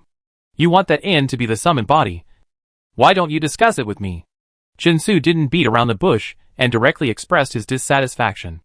Huh? Baiyi was fooled by Chinsu's words and was stunned for a moment. In fact, he really didn't discuss it with Chinsu, because he felt that it seemed unnecessary to discuss this matter. After all, strengthening strength is always a good thing, and this matter does not require Chinsu's participation. But Chinsu was obviously unhappy, and Baiyi decided to find a chance to make up for it. Then I will discuss it with you now. He smiled slightly, walked to Chinsu's side, and looked up at him. I want In to be my summoned body, don't you agree? Chinsu looked at Baiyi, who was smiling in front of him, and looked away somewhat unnaturally. He didn't want to agree, or even really didn't want to.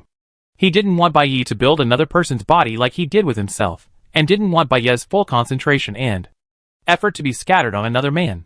He didn't want a third person to appear in the world that should have only him and Baiyi, and he didn't want his insignificant possession, and the meaning of existence that he had worked so hard to obtain, to be forced to share with a stranger. He longed for everything to belong to him, only to himself. However, he also understood that this was not possible. Baiyi treated him very well, and always respected him. Despite this, he was Baiyi's summoned body, which was an unchangeable fact. The summoned body belongs to the summoner, but the summoner does not belong to the summoned body. He belongs to Baiyi, but Baiyi does not belong to him. He did not refuse In's joining. Even if he was upset, resisted, or annoyed, he still could not say the 3 words disagree. The 2 of us plus the broken machine are enough to deal with this game. Chinsu looked down at the ground, his voice cold. That In's hacking skills are very strong. With him, we can be stronger. Baiyi poked his head out, trying to catch Chinsu's eyes. But he never met his gaze. You are already the first. Do you need to be stronger? Chin-Su said coldly. Who would think they are too strong? Bai Yi smiled. Why? You don't like him? Chin-Su was silent for a moment. His voice became stiff. We don't need him. Bai Yi looked at Chin-Su quietly, as if thinking about how to deal with it, and smiled again after a while. In's matter can be put aside for the time being. The important thing is to appease Chin-Su first.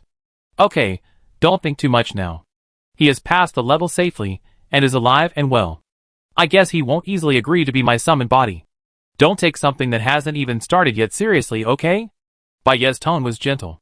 Although Chin-Su still looked awkward, he still patiently comforted him.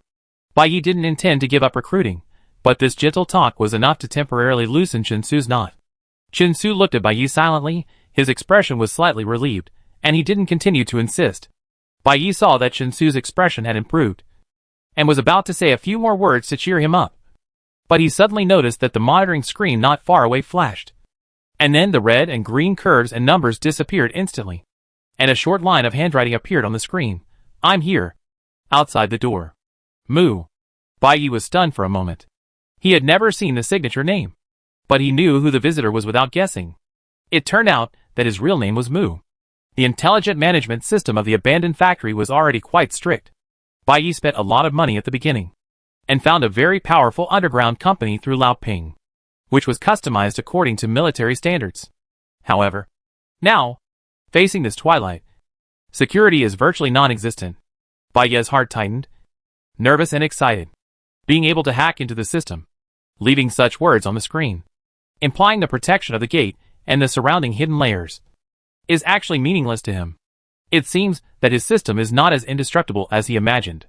And this person, he was right. Bai Yi was excited, but suddenly remembered something and turned to look at Chin-Su. But he saw that Chin-Su's face, which had just relaxed a little, became tense again. He looked at the words on the screen. His expression became more and more stern, and finally turned around and left the room without saying a word. Since you came here to find me, do you agree with what I said in the copy? Mu was already outside the door. Now was not the time to go out and curry favor. Bai Yi had no choice but to open the factory door, let Mu in, and guide him into his small factory. You said that people and computers can merge. Is it really possible? Mu did not answer directly, but just confirmed with Bai Yi. Sure enough, Bai Yi's guess was right.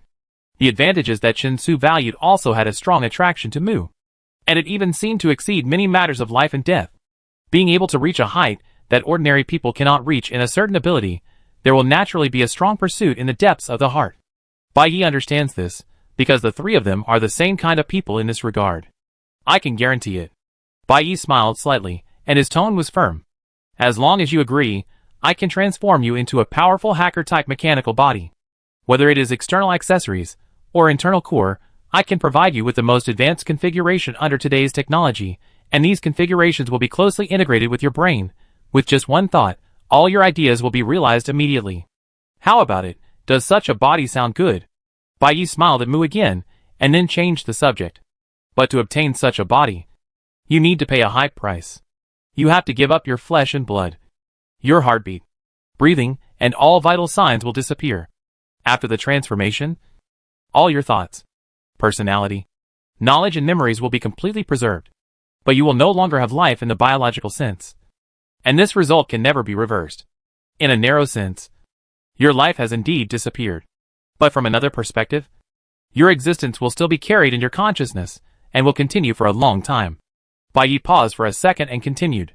I mention these because I hope you can fully understand the essence of this matter before you make a choice to agree or disagree. Although I really hope you can become my companion, or my summoned body, I don't want you to regret your current decision one day in the future. This will bring unnecessary trouble to both of us, or even irreversible consequences. Yes. Mu nodded, his face as calm as water. What Bai Yi said was not unfamiliar to him. As a former information officer of the analysis team, who had dug out all the information about Bai Yi, Mu knew Bai Yi and everything he did much better than Bai Yi imagined. So, do you need to think about it again? Bai Yi asked. No. Mu looked directly at Bai Yi, his eyes calm. And that simple answer. He casually handed his life and death to Bai Yi. I agree. I will become your summoned body. The renovation construction requires a detailed plan, and the materials and parts must be prepared. This is not something that can be done casually. Bai Yi and Mu agreed to start the renovation in a week, and Mu then left the abandoned factory. Bai Yi carefully closed the factory gate, still feeling a little uneasy. After confirming the status of the intelligent defense system, he breathed a sigh of relief, walked out of the small factory, and blended into the night. There was not much time left for him to be conscious. In 10 minutes, he would fall into a deep sleep, and 6 hours of continuous sleep would follow. Before falling asleep, Bai Yi had to seize the time to appease the angry person. Standing in the yard, Bai Yi thought for a while, and then walked towards the open space behind the small factory. Chen Su still leaned against the dimly lit wall, with an indifferent expression, looking up at the night sky, and paying attention to the situation of Bai Yi and Mu getting along in the factory. He heard Bai Yi's footsteps stop for a moment, and then walked towards him. "Hey." Bai Yi walked to Chen Su and touched him lightly. "Don't you want to pay attention to me?" Bai Yi asked. "No," Chen Su answered. His tone was flat, and he did not show any other emotions. Bai Yi glanced at Chen Su's profile, and the corners of his mouth rose unconsciously, although he didn't think much when he invited Mu. After leaving the chaotic dungeon environment and calming down, Bai Yi finally understood why Chen Su cared. He had a lot of things, but Chen Su only had himself, so he was inevitably more concerned about his only possession. This was human nature, and he really shouldn't be blamed. Thinking about it carefully, he couldn't help but feel a little pity in his heart. Chen Su was originally a person who had a lot, but even so, Bai Yi couldn't stop considering expanding his summoned bodies and improving their strength just because Chen Su cared. Chen Su knew this very well, and Bai Yi also knew that Chen Su knew it. Bai Yi was not wrong, and Chen Su was not an irrational person. It was just that at certain moments, emotions were unwilling to listen to the voice of reason. "Would you like to smoke?" Bai Yi asked Chen Su. But before he could respond, he took out a cigarette from his pocket, lit it, and handed it to Chen Su. Chen Su did not refuse, took the cigarette, and held it in his mouth. The light smoke gradually filled the air, bringing a vague sense of familiarity. But Bai Yi could not clearly recall what that familiarity was. Chen Su did not think about these things, but just let his mind go. Bai Yi stopped talking, and the two of them leaned against the wall side by side, looking up at the starry sky, until the cigarette gradually burned out. "My time is almost up," Bai Yi chuckled and said. "I may faint at any time." "Huh?" Chen Su was stunned when he heard this. "Then shall we go back?" Chen Su asked. "If I go back alone, it will hurt if I faint," Bai Yi said, with a warm smile on his face, and stretched out his arm to Chen Su. "Don't let me get hurt."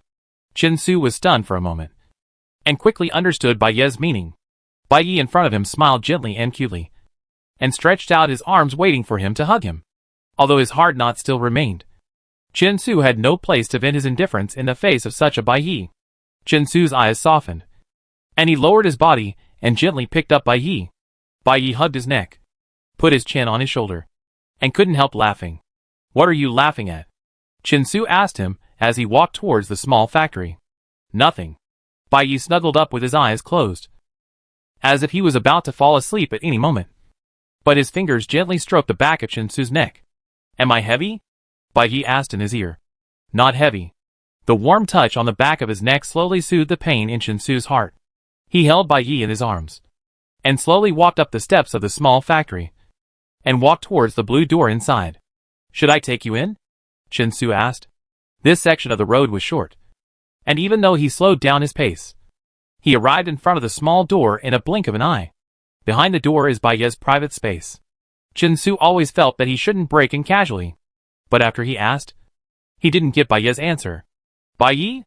Chen Su called again, and then realized that Bai Yi in his arms had fallen asleep without knowing it. "I shouldn't go in, but now I have to go in." Chen Su held the sleeping Bai Yi firmly in one hand, gently pushed open the small door, and walked in. The space inside the small door is relatively spacious, with a separate bathroom and toilet on one side, and the other side is empty, with only a large bed and a wardrobe embedded in the wall. The gray quilt on the bed was laid out neatly.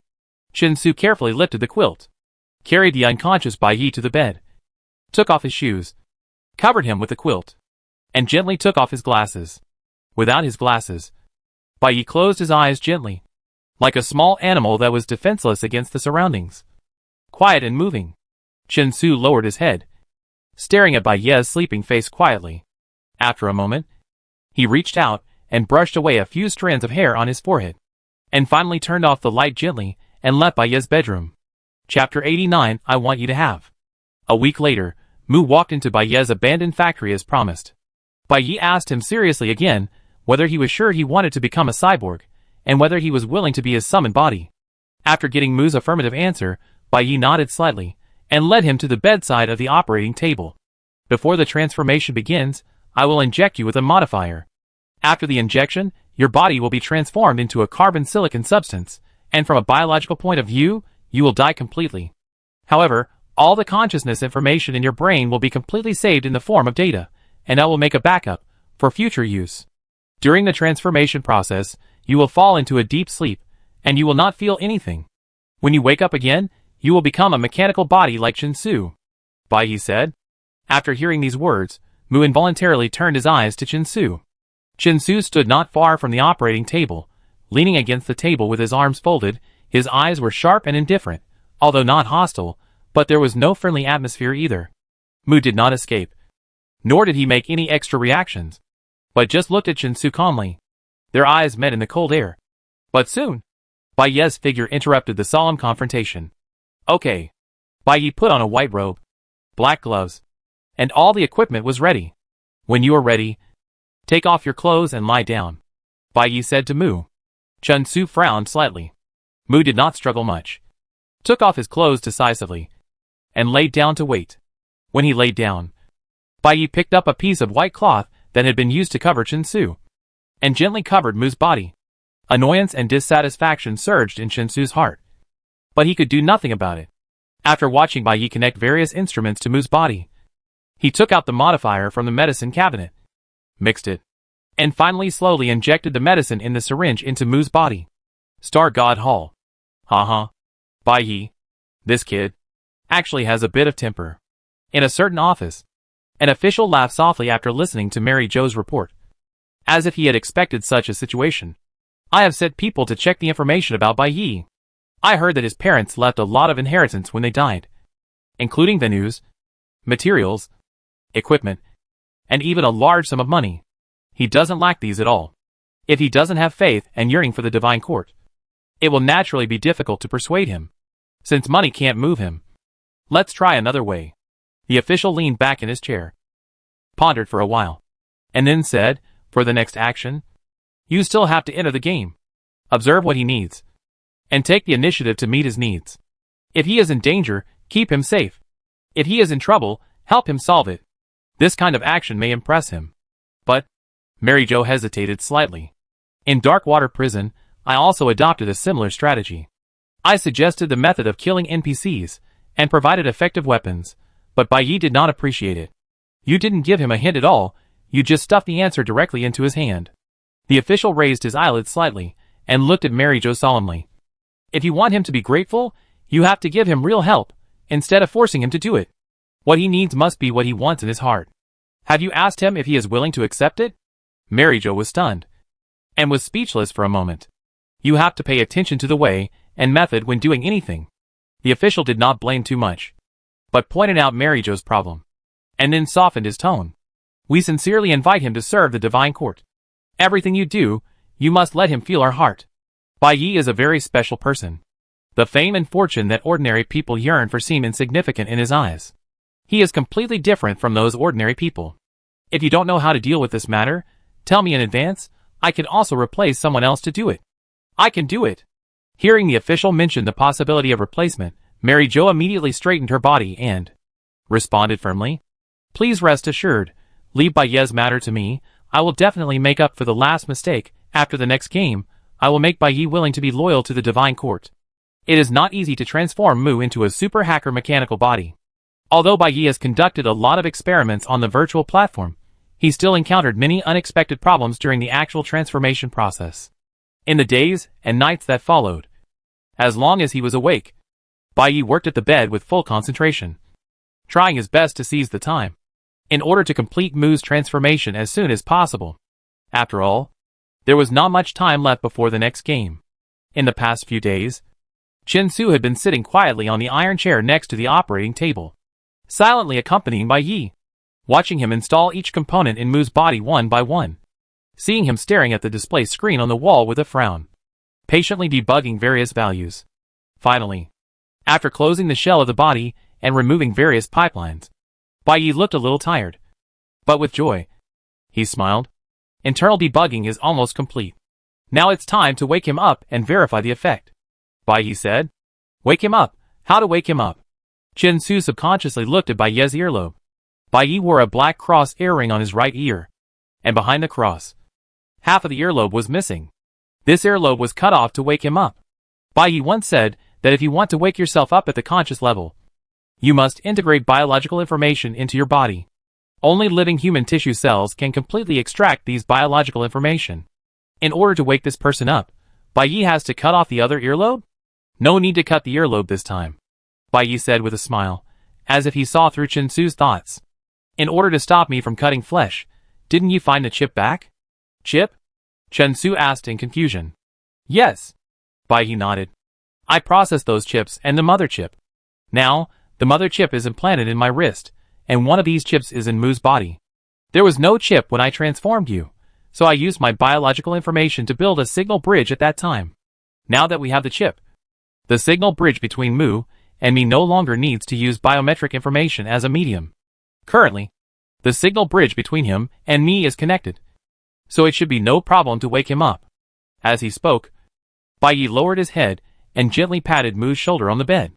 Chin-Su did not hear Bai Yi call out Mu's name, but the next second, he noticed that the white sheet moved slightly. Chin-Su subconsciously tightened his face, while Bai Yi breathed a sigh of relief. Under the gaze of the two, the man who had been sleeping for a long time finally slowly opened his eyes. Bai Yi's mention of the chip to Chin-Su was actually a light-hearted way of avoiding the main point. The chip is not only a medium for the signal bridge, helping Bai Yi to communicate with the summoned body, but more importantly, it gives Bai Yi complete control over the summoned body, covering the physical and conscious levels. He always insists on not establishing a mutually dependent relationship with anyone, which was the case in the past and remains the same now. What Bai Yi needs is a partner in strength and thought, and a companion who can fight side by side.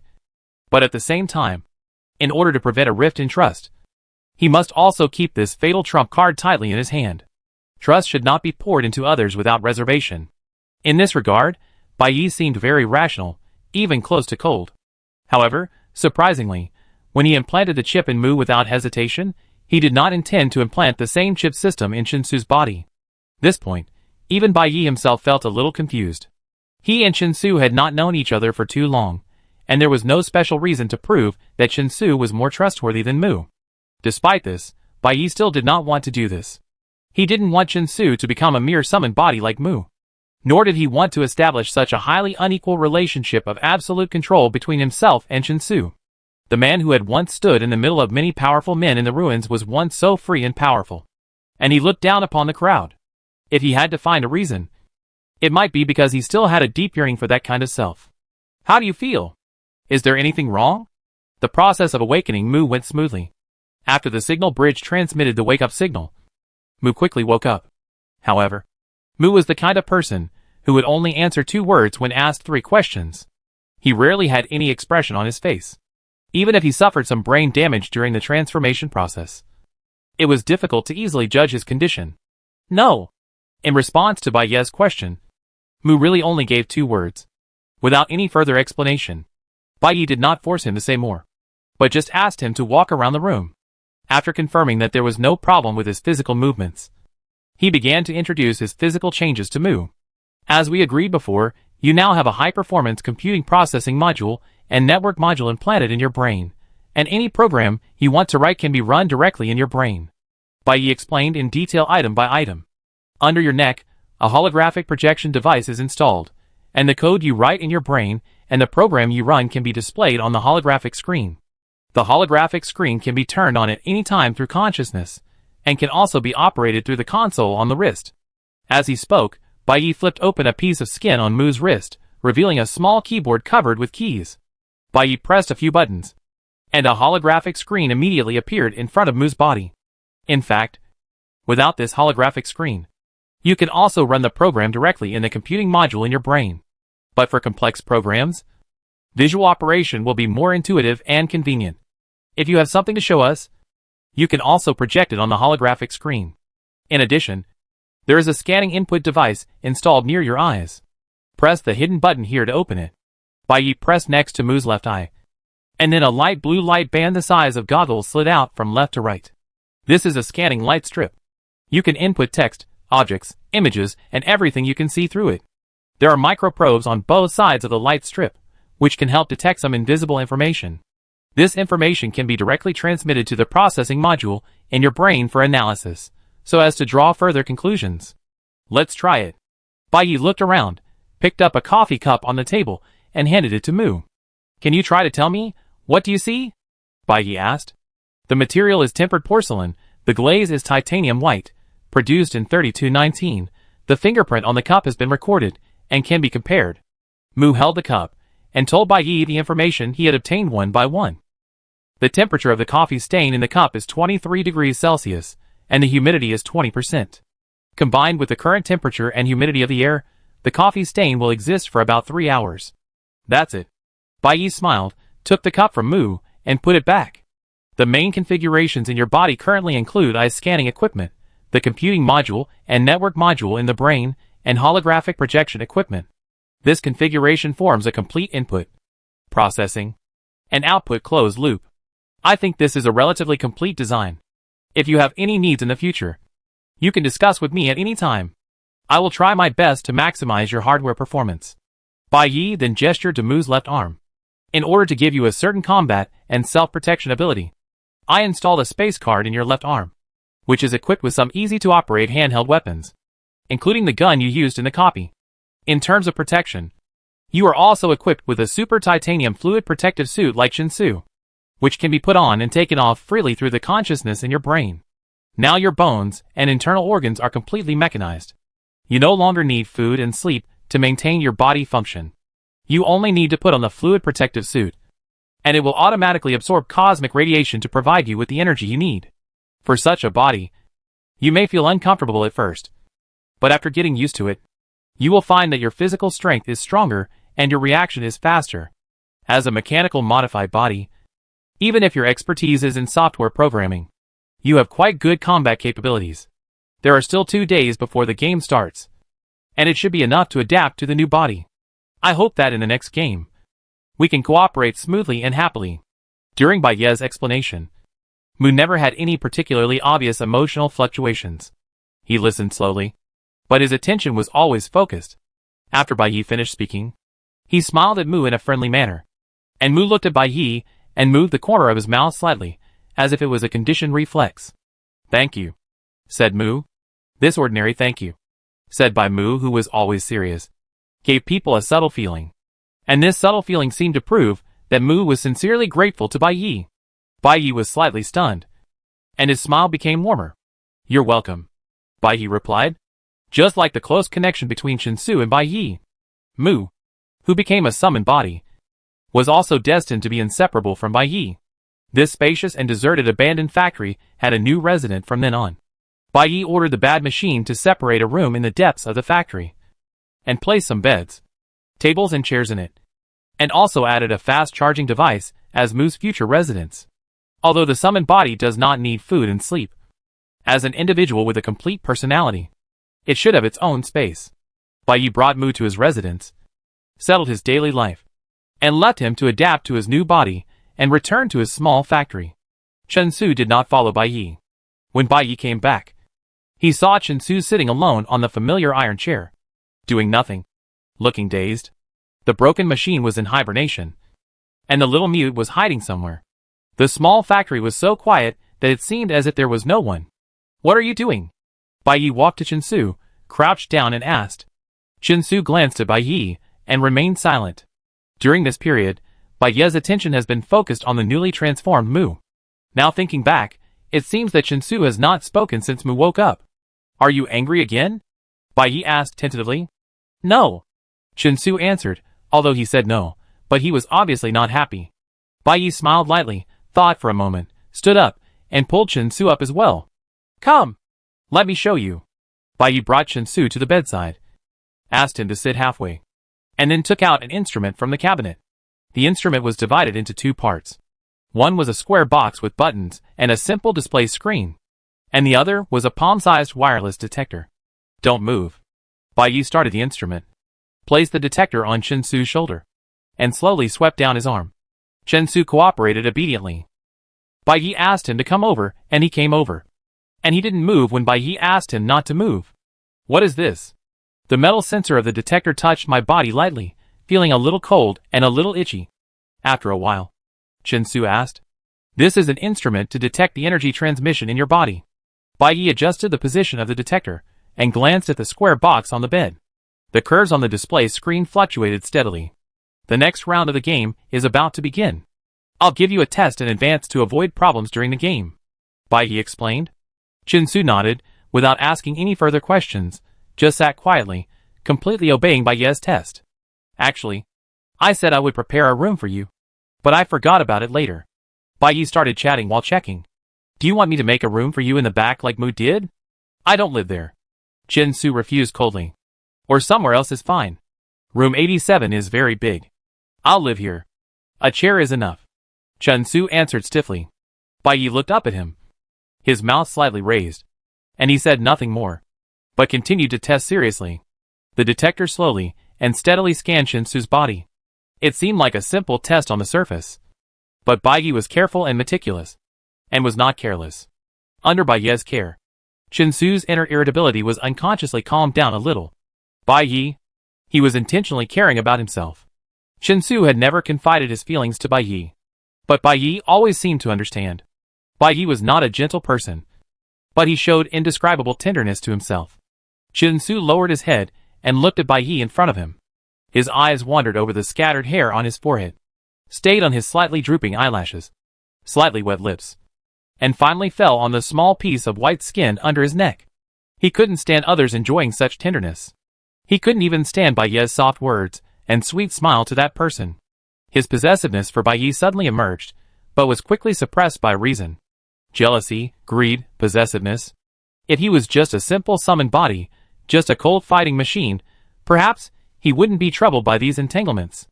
You've given me too much. After a long silence, Chen Su finally spoke slowly. This sentence made Bai Yi stun for a moment, and then smiled. A lot? Bai Yi asked casually, lowering his eyes. Yeah, Chen Su replied. Not much. Bai Yi smiled, put down the detector, and turned off the switch of the instrument. I want you to have it. You want me to have it? Chen Su was stunned. What do you mean? He asked. Bai Yi smiled again, looked at Chen Su meaningfully, packed up the instrument, and left the bed.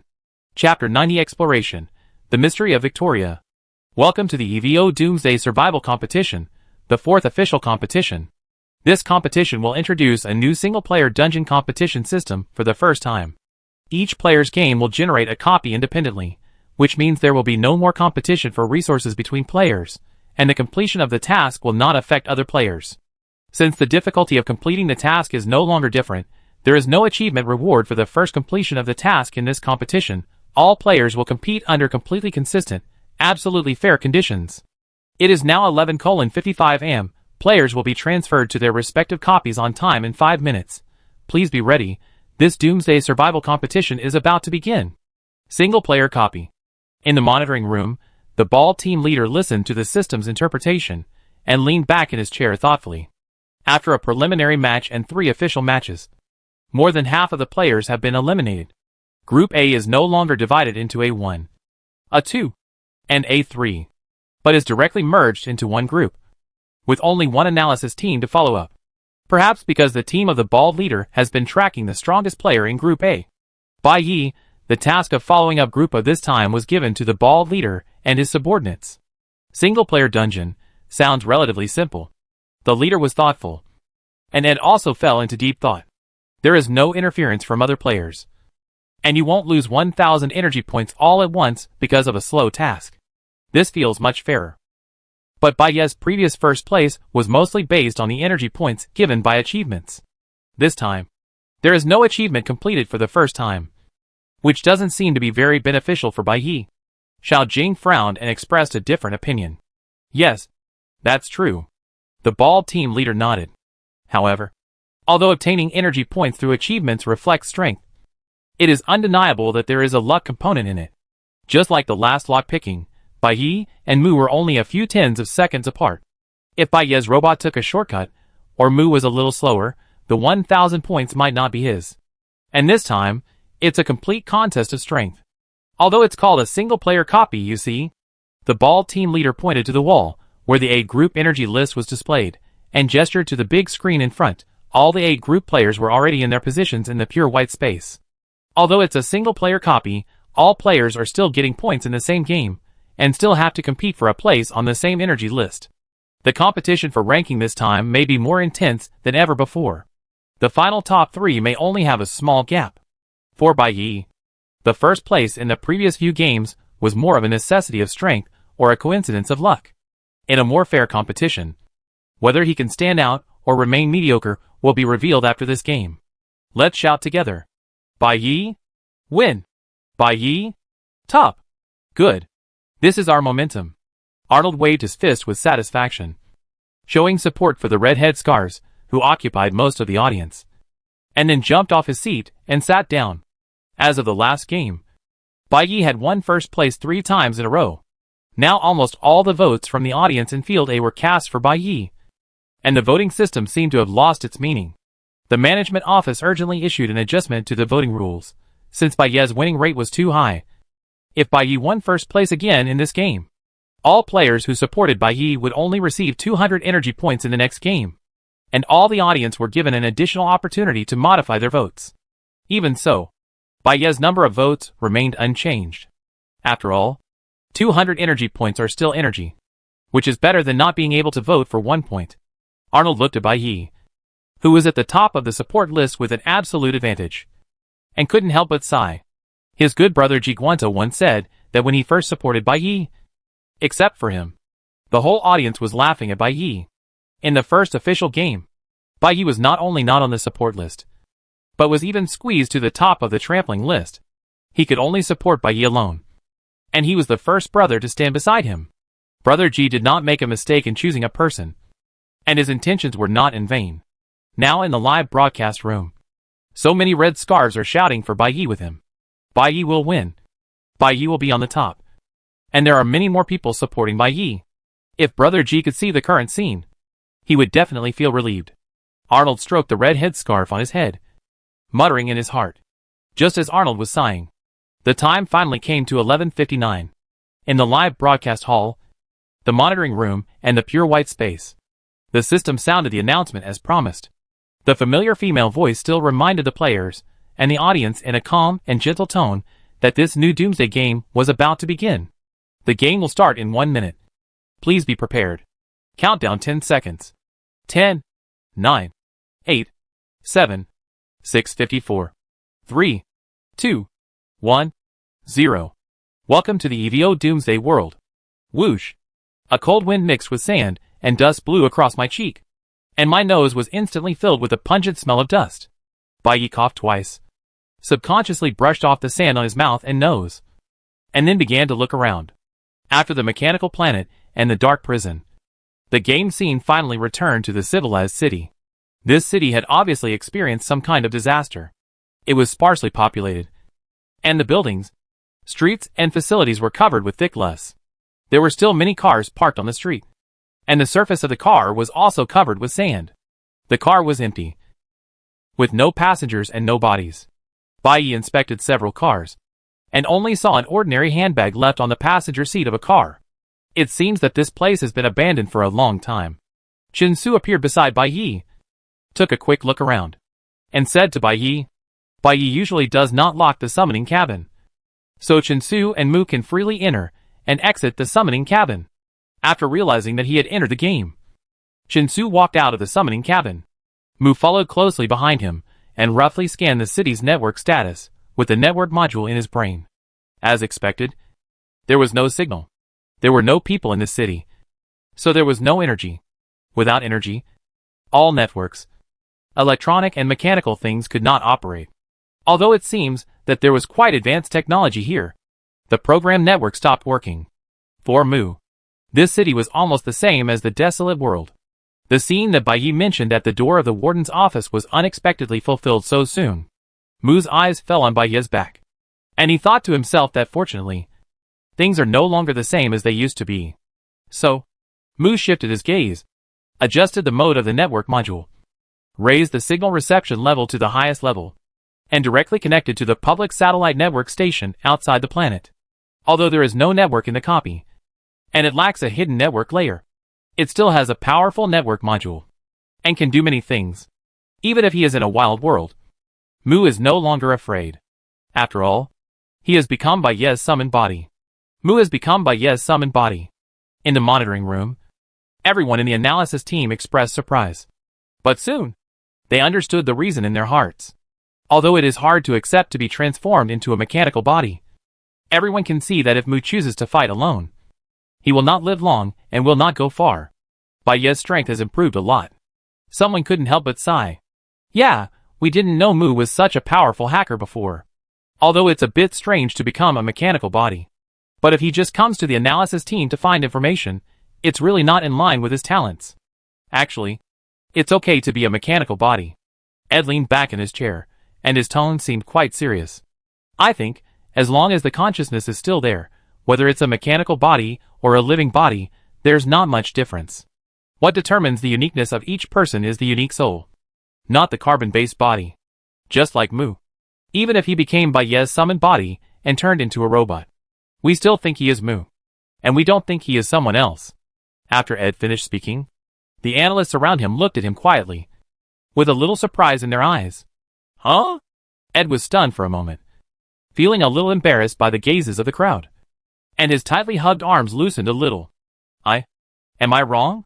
No. It's quite right. Xiao Jing looked him up and down, with a strange smile on his face, as if he had seen something new. But I didn't expect you to have such depth. And what you said was quite philosophical. Hey. Of course. After being praised by Xiao Jing, Ed felt relieved instantly. We analysts must use a deep vision and a clear mind to see the essence of things. Look, if we didn't have a good insight, would the analysis work of the entire A group be handed over to us? Xiao Jing said to him with a smile, not wanting to continue to cooperate with his boasting, and turned his eyes to Bai Yi on the screen again. Then why don't you use your profound vision and clear mind to analyze it again? Bai Yi and his friends were thrown into an empty city as soon as they entered the game. What exactly does the game want these players to do? Xiao Jing said to Ed again. Hey, this is easy to analyze. Ed spread his hands, as if he thought this question was not complicated. Look, the routine of this game is to kill plants, kill soldiers, kill prison guards, find herbs, find fragments, find an exit. There is no other way except to let players kill something or find something. I think that in such an empty city world, the tasks that the system can give to players are either to kill monsters, such as zombies, insects, mutants, or to find an exit and leave this empty city.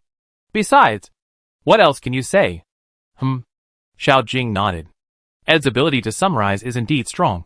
After he said that, the content of the previous games was indeed covered by the two words kill and search. Perhaps as Ed said, since they are both EDO games, this one cannot escape the routine of killing and searching. However, but if it is still the same as before, why do we make it a single-player copy? Xiao Jing asked. Ed was stunned for a moment. He really hadn't thought of this question, and couldn't answer it for a while. At this moment, a voice suddenly came from the speaker, and the first task of the system was finally released. Welcome players to the doomsday world of this game. Victoria City. Many years ago, this was a technologically advanced, populous city, but many years later, it has become dilapidated, and the sky is full of yellow sand. All the residents have disappeared, and no one knows, from prosperity to desolation, what happened here. Players are invited to explore the stories that happened in Victoria City, and uncover the reasons why this technological city has become a ghost town. Task 1, Exploration, The Mystery of Victoria, start now. Chapter 91 These two people. Explore the mystery of Victoria. When Bai Yi heard the task issued by the system, his eyes once again scanned the empty city full of dust. If this task must be called something, it would be better to say, search. To solve the mystery, you must find enough clues in this city, and piece together the full picture of the events that led to the city's desolation. But the system did not provide clear clues, and it was hard to know where to start. The city stretches endlessly, and aimlessly searching for useful information in it is probably like looking for a needle in a haystack. Anyway, let's go around first. Bai Yi retracted his gaze, and said to Chinsu and Mu, although this copy is a single-player mode, the achievement setting for completing the task for the first time has also been cancelled. But the energy point system still exists, and the heavenly punishment is still there. According to the system's explanation, the first heavenly punishment will be carried out 12 hours later. That is, at 12 o'clock midnight. Even in the previous outdoor dungeons, the intervals between the punishments were not so long. It seems that this one is destined to be a time-consuming and protracted battle. This means that while Bai Yi is doing the tasks to earn points, he must also make reasonable arrangements for his narcolepsy. There are less than 9 hours left before your next sleep. Chinsu confirmed the time-sensing device in his brain and said to Bai Yi, Bai Yi's narcolepsy has a cycle of 10 hours of wakefulness and 6 hours of sleep. He cannot prolong the wakefulness time, nor can he shorten the sleep time. However, it is not impossible to adjust this cycle. Using hypnotic drugs, you can fall asleep before 10 hours have passed. Although the sleep time is still 6 hours, this way, at least when necessary, you can use the awake time for more important things. For example, this game. Before entering the game, Bai Yi had already used the time to sleep once in advance. If it was a copy of just a few hours like the last one, his awake time would cover the entire game process, and he would not be affected by narcolepsy during the period. But in this game, even before the first heavenly punishment, Bai Yi had to fall asleep again. So within these 9 hours, you have to quickly accumulate 1,000 energy points. Bai Yi echoed Chinsu's words, thinking that he should explain to Mu again. Mu, these 9 hours refer to narcolepsy. Mu interrupted Bai Yi directly. Did you know? Bai Yi was slightly surprised. Although the game was live, he did not believe that the live audience would know the details of his narcolepsy. I used to be in the analysis group. Mu briefly responded to Bai Yi's surprise, but did not explain in detail the extent of his information on Bai Yi, and why he later left the analysis group and became a player. Bai Yi had heard of the existence of the analysis group, which was set up by the Divine Court to analyze players and their gaming processes. Since Mu was once a member of the analysis group, he probably knew more about himself than just narcolepsy. It was not a good feeling to be seen clearly by others, but fortunately, Mu did not seem to have any ill will towards him. Bai Yi didn't ask any more questions, just smiled at Mu. It's good that you know. Anyway, my body is like this, and I have less game time than other players. So it's best to save up the required points as soon as possible. After that, Bai Yi thought for a while, and asked Mu, how do you think we should do this task? Or, where should we start looking for clues? Mu didn't answer immediately, but suddenly turned on the holographic screen, and a column of data was instantly displayed in front of Bai Yi and Chinsu. What is this data? Bai Yi stared at the holographic screen, reading the data on it. The reason for the city's abandonment: war accounts for 21.4%, natural disasters account for 45.2%, 32.9%, combined factors of war and natural disasters, pure political migration accounts for 0.1%, and unknown reasons account for 0.4%. There are also pictures and data below the data. Bai Yi slid on the holographic screen, checking them one by one. The residents of Track City could not live normally due to frequent hurricanes. In 3183, all the people were relocated, and the city gradually became deserted. The sunlight in the central city suddenly decreased, causing a food crisis. In 3215, an earthquake destroyed most of the city, and the survivors left the city. In Area Alpha 34, due to the failure of the war in 3211, all the surviving residents were captured by the enemy and taken to another planet as slaves, and the city was abandoned. Next to each piece of information, there are photos of the current abandoned city, and the cities in these photos are full of desolate atmosphere. The buildings are left with traces of damage from artillery fire or natural disasters. The scattered suitcases and scattered clothes on the streets, the lonely shoes in the corners, and the crookedly parked vehicles, all clearly showing the panic of people when they moved away. Bai Yi shifted his sight outside the holographic screen again. It might be hard to notice without comparison, but against the background of those photos, the Victoria City in front of him seemed too neat. The buildings showed no signs of damage, the vehicles were parked in an orderly manner on the roadside, the doors and windows on both sides of the street were tightly closed, the exterior walls, the shop signs, and even the sunshade awnings were intact. The cleaning robot was quietly parked on the street corner. There was not even a trace of garbage on the ground. It seemed that in a moment, everyone was still living normally here. Bai Yi looked at the photo, then at the real scene outside the photo, frowned slightly, and could not find a reason to explain this obvious discord. Chin-Su also saw the photo, glanced at Mu coldly, then turned and walked to a small building next to him, stretched out his hand to push the door open. It's meaningless to just look at the information. The clues still need to be found on the spot. As he said, Chin-Su walked directly in. Bai Yi was stunned, and had to smile at Mu hurriedly, and hurriedly followed. From the street, every door of the surrounding buildings was tightly closed, but Chin-Su pushed a door at random, and it opened smoothly, as if the city had already prepared to welcome visitors.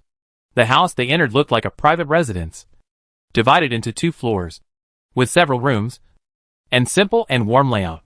The 3 of them walked around the house separately, and the owner was indeed nowhere to be seen.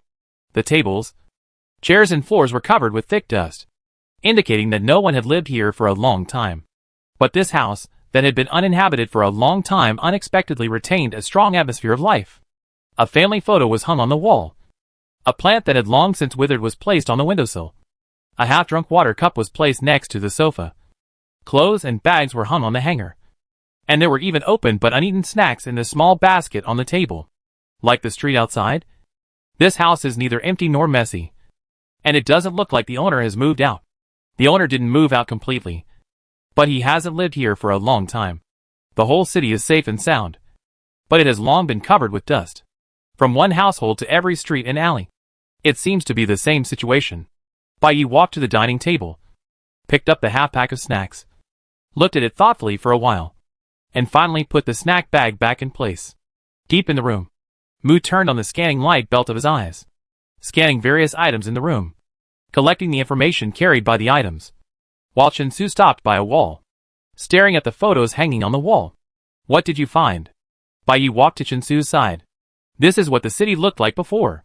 Chin-Su pointed to a uniquely designed photo on the wall and said, in that large photo, parents and their children were chatting and laughing. The daughter was holding a trophy high in her hand, and the son was raising his hand to make a sign.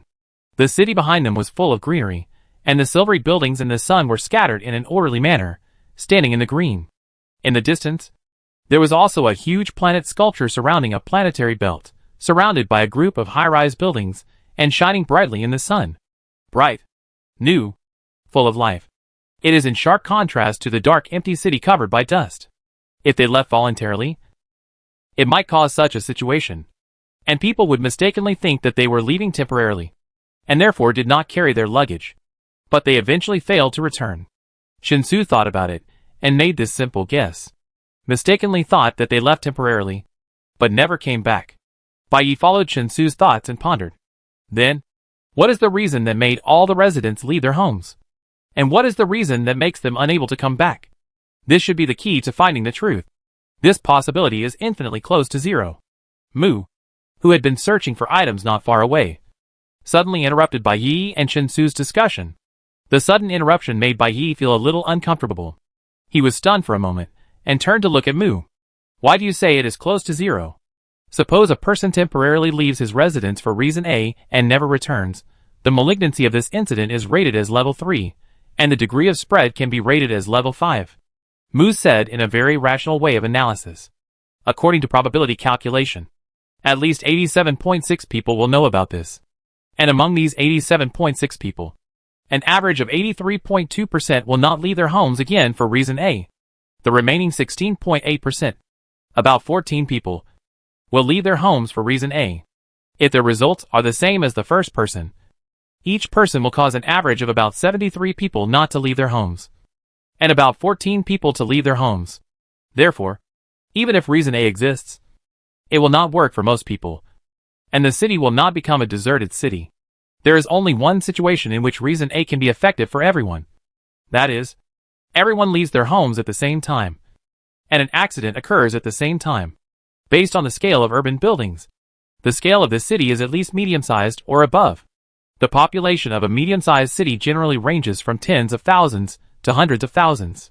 When such a large population conducts the same action at the same time, the probability of success is extremely small.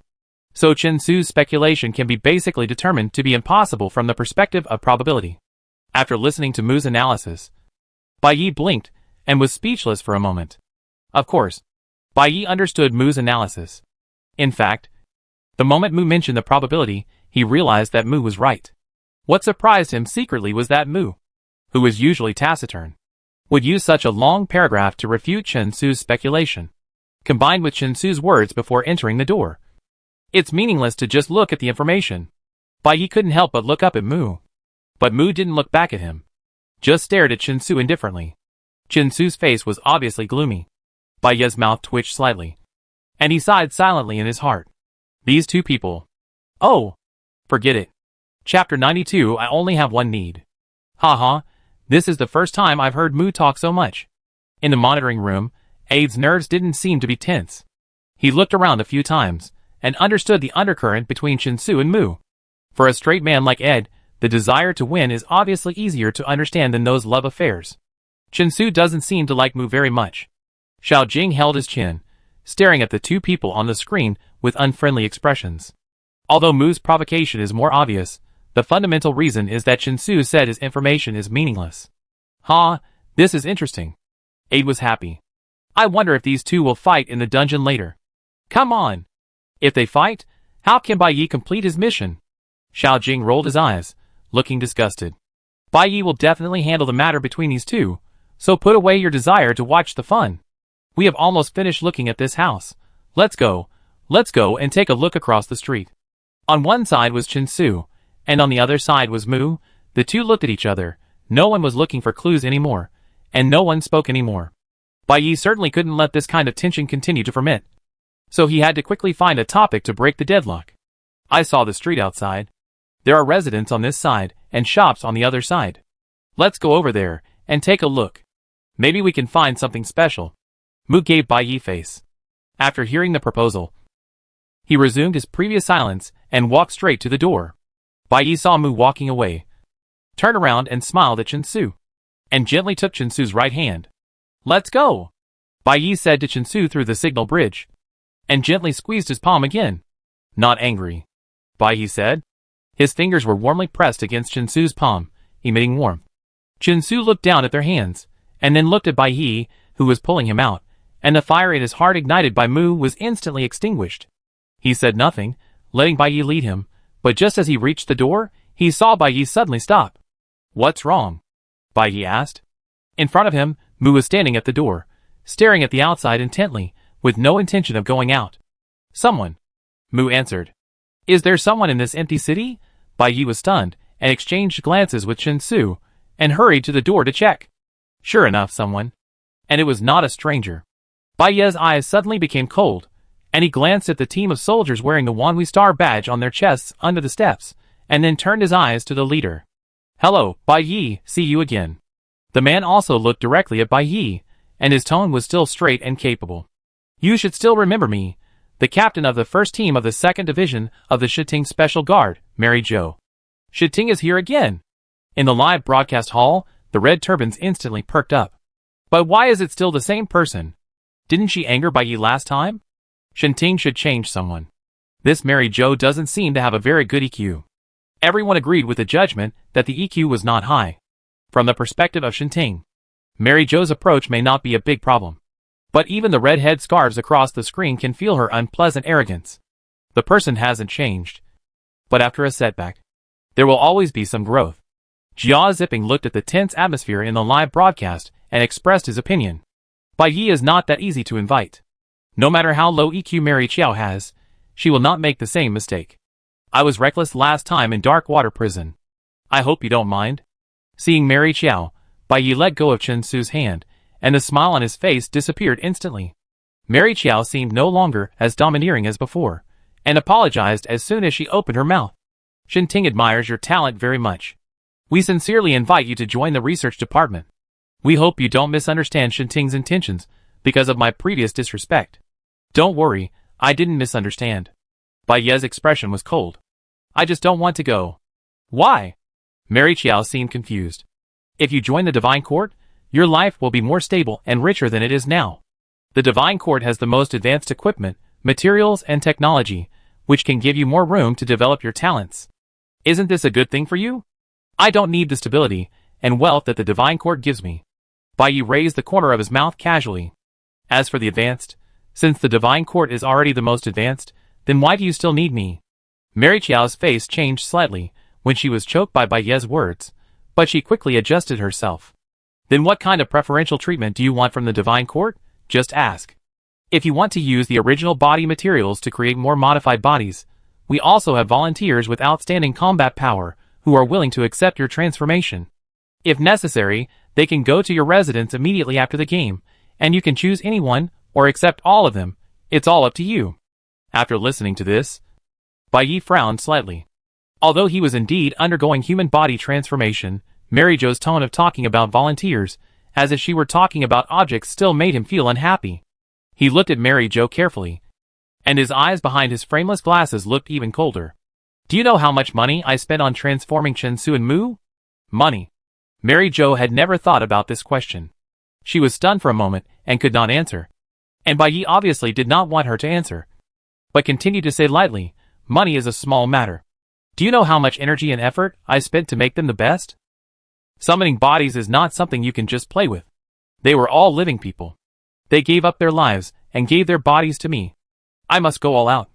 And as long as I am alive, I must be responsible for them to the end. You said you would send volunteers to me. What does this mean? Are you forcing me to give my time, money, energy and life responsibilities to unfamiliar and unnecessary people? Mary Jo originally thought that the more transformed bodies, the better. She really had not thought about what Bai Yi said. She paused for a moment, trying to adjust her words, making her proposal sound more appealing. You don't have to spend so much energy. Our original intention is for your sake. These volunteers are the sincerity of the Divine Court towards you. As for the transformation, just follow your needs. Meet your needs. Bai Yi narrowed his eyes slightly. Meet what needs? Do you mean I can use them as experimental subjects? As soon as the words came out, the faces of the several sergeants behind Mary Jo changed slightly. That's not what I meant. Please don't misunderstand me. Mary Jo calmed down and tried to calm the situation.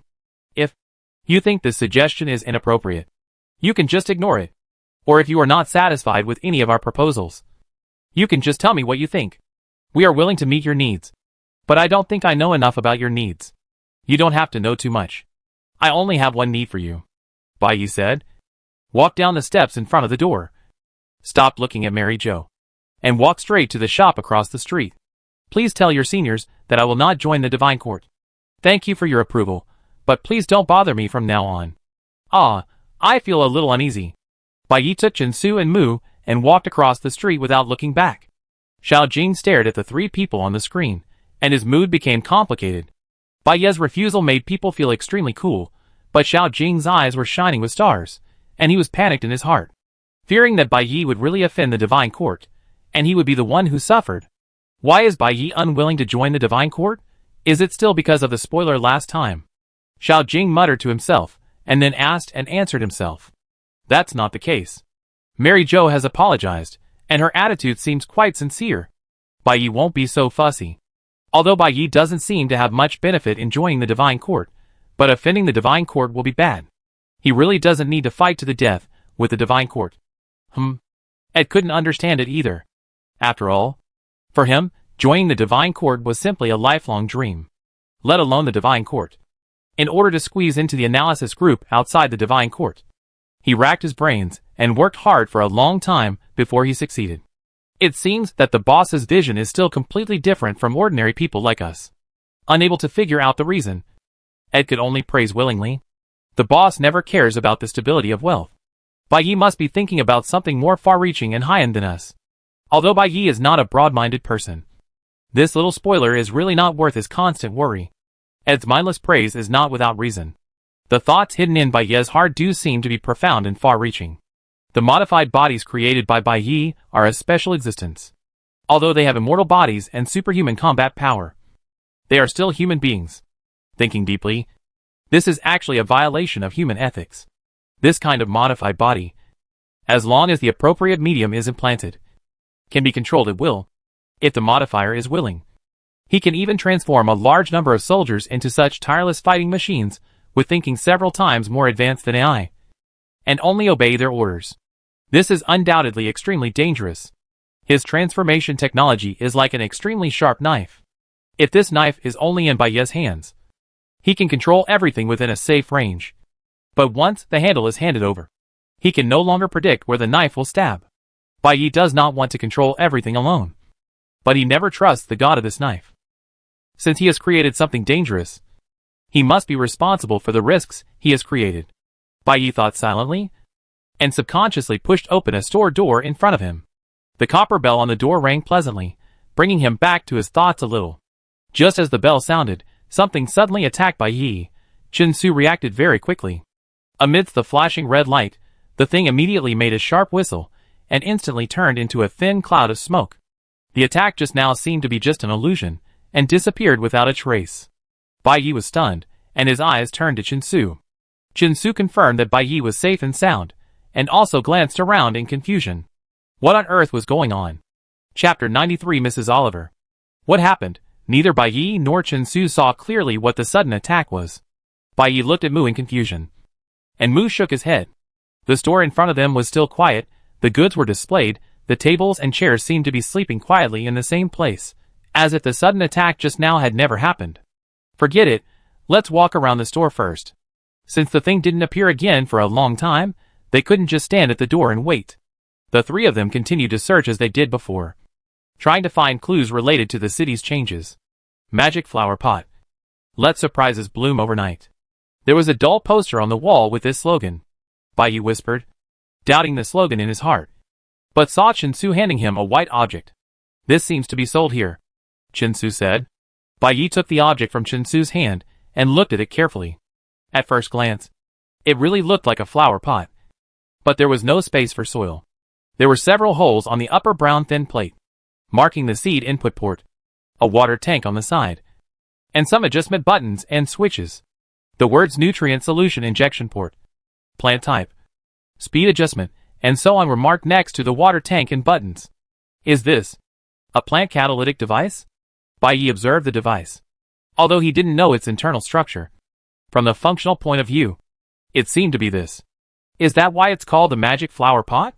Chinsu also noticed the slogan on the poster. If this flower pot can magically make plants grow overnight, then the slogan is indeed very appropriate. Magic flower pot. Baiye has been holding the flower pot, looking at it carefully from front to back. His eyes can't help but be attracted, and he is obviously very interested in it. Hey, now is not the time to disassemble and study it. If I take one away, the owner won't mind, right? While Baiye was talking about the owner, his eyes were on Chinsu. Chinsu nodded, smiled faintly. No. He responded for the owner. Baiye also smiled. After Chinsu said no, he directly put the magical flower pot into the space card. Baiye. Just after putting away the flower pot, Baiye heard Mu calling him. He turned his head and saw a shining ornament on the cabinet next to Mu. In this energy-free environment, the ornament was still slowly turning. This is... Baiye walked forward to take a closer look. The shape of this ornament is a planet, and the surrounding planetary belts obliquely surround the main star, rotating at different speeds. The bright silver material looks particularly delicate under the light. Is this the building in the photo? Chinsu walked over, and when he saw this ornament, he immediately thought of the family portrait hanging on the wall of the house opposite. A conspicuous building in the city was used as a photo background, and then made into an ornament and placed in the store for decoration. It is obviously the symbol of Victoria's City. Chinsu picked up the planet ornament and looked at it, then put it back in place. Suddenly, he found that Baiye was standing there for some reason, and he looked a little strange. Baiye? Chinsu called him. Wait a minute, Baiye replied. Since he could still respond, it seemed that there was no big problem. Chinsu followed his instructions and waited by the side. Baiye stood there for a while with his eyes downcast, and then he raised his head and said to Chinsu and Mu, the system just reminded me that we have completed 10% of the task of exploring the truth. 10%? Chinsu and Mu were a little surprised. After all, in their opinion, they didn't seem to have found any useful clues. My energy points have now accumulated to 98 points. Baiye continued. In fact, since the beginning of the dungeon, my points have been slowly increasing. It is not necessarily due to any special events. Simply walking on the road will increase the points sporadically. I just checked the energy points obtained. Of these 98 points, 95 points were obtained through exploration, and 3 points came from killing NPCs. That means that the thing just now is indeed an NPC that can provide points, Chinsu said. The NPC in this copy is quite weak, Baiyi responded. Well, and the 95 energy points obtained through exploration, and the progress of completing the task has reached 10%, which means that there are indeed relevant clues in the information we currently have, but we cannot identify them yet. Baiyi pondered. Let's visit more places. When we have accumulated enough information, perhaps we only need an opportunity to connect the answers to this task. They seem to be leaving this magical flower pot shop. On the screen, Baiyi and his friends carefully checked the shop again, but did not find anything new, and the fragile NPC did not appear again to attack. So the three of them walked towards the door of the shop. I wonder if Mary Jo and the others are still waiting outside the door. Compared to the mission, Xiao Jing is more concerned about the affairs of the Divine Court. I hope Baiyi can stop them from coming back, so that they will be obedient and stop showing up. Otherwise, with Mary Jo's intelligence and Baiyi's temper, this matter will only get worse. It's really difficult. Ed shook his head. What the Divine Court wants, it can never be rejected with a single no. Even if Mary Jo and the others were not blocking the door, this matter would not be resolved like this. Alas, really, powerful people often have powerful troubles. If I hadn't been targeted by the Divine Court, I wouldn't have so many troubles. Xiao Jing sighed. I don't know what will happen next. Xiao Jing's words suddenly stopped, and Ed beside her didn't seem to care about what she was going to say next. The two of them were silent for a while, staring blankly at Baiyi's screen. On the screen, the two store doors were wide open, and what came into view was a street scene outside. The street scene outside was originally normal, but this street scene, why is it like this? Baiyi, Chinsu and Mu stood at the scene as if nothing happened, and did not respond for a long time. Quiet night, holy night, everything is quiet, bright and bright. A gentle melody surrounds my ears. As the breeze blows, the leaves rustle. In front of me are beautifully shaped new buildings, shining with silver light. Scattered in the lush green shade, the huge metal planet in the distance slowly rotates under the reflection of the sunset, as if dancing in the embrace of the high-rise buildings. Pedestrians on the street are in a hurry, some waving, some laughing, some leisurely carrying shopping bags, some stopping to look at the posters outside the store, turning and walking into the store next door. This scene unfolded in front of the three people, like a photo of a quiet and vibrant victorious city. Did they travel through time? Eviel Game Issue 5, Broken Time and Space. Baiyi stared blankly at everything in front of him, and thought he was hallucinating. He looked from one side of the street to the other, closed his eyes, and then opened them again. Suddenly he remembered something and turned back. Walk slowly. Mrs. Oliver. The wonderful flower pot shop behind him suddenly stopped being covered with dust, and looked like it had been sealed for a long time. The table and the floor were spotless. The goods were neatly arranged and plentiful, and the slightly plump shopkeeper seemed to be waving at Baiyi, talking to him with a smile on his face. Happy New Year. Mrs. Oliver. Mrs. Oliver. Is she calling me? Baiyi looked at the shopkeeper in surprise, but the shopkeeper didn't seem to notice Baiyi's surprise, and still smiled at him warmly. After the new year, new flower seeds will arrive. Come and have a look then.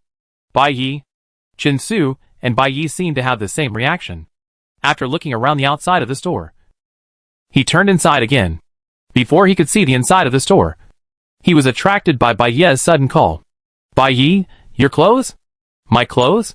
Baiyi was startled, and immediately looked down. He found that the white suit on his body had disappeared without a trace, and was replaced by a slim-fitting long skirt that reached his ankles. The skirt shone with a faint matte silver luster, and its texture was smooth and flexible, and vaguely outlined the curves of his figure. She was also wearing a short bright white coat on the outside, and its length did not even reach the waistline. She even wore high heels. Baiyi raised his foot to check. To play the game, men have to dress up as women. Baiyi looked at Chinsu helplessly, not knowing whether to laugh or cry. Chinsu and Mu were not players, and were not affected by the game, and they were still wearing super titanium fluid protective clothing, and the NPCs around them seemed unable to detect their existence. Even though they were so out of place, after a long time, no one paid attention to them. Chinsu looked at Baiyi after he dressed up. His eyes fell on the light lipstick on his lips, and smiled slightly. "It looks good." He said this, not sure if it was out of sincerity or a joke. No matter how good it looks, the original clothes are gone. And this is the only one they can wear. No matter how surprised they are. They have traveled here. And they can only continue to complete their tasks here. Let's go! Even in the game world, it is not appropriate to block the door of the store for a long time. The three of them did not stay for long. Walked out of the store, stepped down the steps, and blended into the crowd on the street. The residents of this Victorian city seem to have a special preference for silver. Not only the exterior of the buildings is shining, but people also dress the same. Whether it's a silver jacket, or silver bright clothes, even if you wear black, gray, blue, or white, the pattern of the clothes must have silver elements, which looks quite unique to this city. After walking out of the store, Mu activated the scanning light strip and looked around. Based on the age of the building, combined with the climate and humidity here, the current city scene should be 20 to 30 years ago, when the empty city was first seen. Mu said. Bai nodded, walked to a vending machine on the street, and carefully checked the food inside. Data production, June 30, 2018, shelf life, 12 months. Bai read the information on the food packaging thoughtfully. The half pack of snacks I saw in that house before. The data production on the packaging is November 32, 23. Shelf life is 6 months. The store is playing New Year's hymns. The owner told me about what happened after the New Year, so now should be New Year's Eve, which is December. The vending machine will not sell expired food, so the date we are in now is December 32, 18. Bai said slowly finally. He pieced together the first small corner of the puzzle of the truth. The city in December 32, 18 is still a prosperous and peaceful scene. If the owner of that house did not eat expired food, then the city's desolation would have occurred in the 5 years between this year and May 32, 24. Chapter 94 Keywords. December 32, 18 to May 32, 24. The real year in which Bai and his friends live is 3222. If this city and the events that happened there really existed, and the city was abandoned after the production date of the bag of snacks, that is, after November 32, 23, then this information cannot be found on the internet now. After all, even Mu cannot find any information on the internet about things that have not happened in the future. So from 3218 to 3222 now, is there any information related to Victoria's City in the past 3 or 4 years on the internet? Bai asked Mu. Cannot be displayed. Mu was operating something on the holographic screen. Bai didn't understand it very well, and could only see the error prompts that kept popping up. The time attribute in the replica is different from that of the satellite network, and the information sent back cannot break the time paradox. Cannot break the time paradox, that is. The time in the replica is 3218, and the time of the satellite network is our current 3222, so the information with the attribute of the future is erased by the replica. Is that what you mean? Bai asked. Mu nodded. This game really can't be cheated at all. Bai smiled helplessly. Since they couldn't see the future information, they could only follow the game settings and continue to wander around the street. It's time to get off work, Mrs. Oliver. Happy New Year, Mrs. Oliver. Passers-by would greet Bai from time to time. It seemed that Mrs. Oliver had a wide range of social contacts in the nearby neighborhood. After the initial discomfort, Bai enjoyed playing Mrs. Oliver. Gradually, greeting passers-by became more and more comfortable.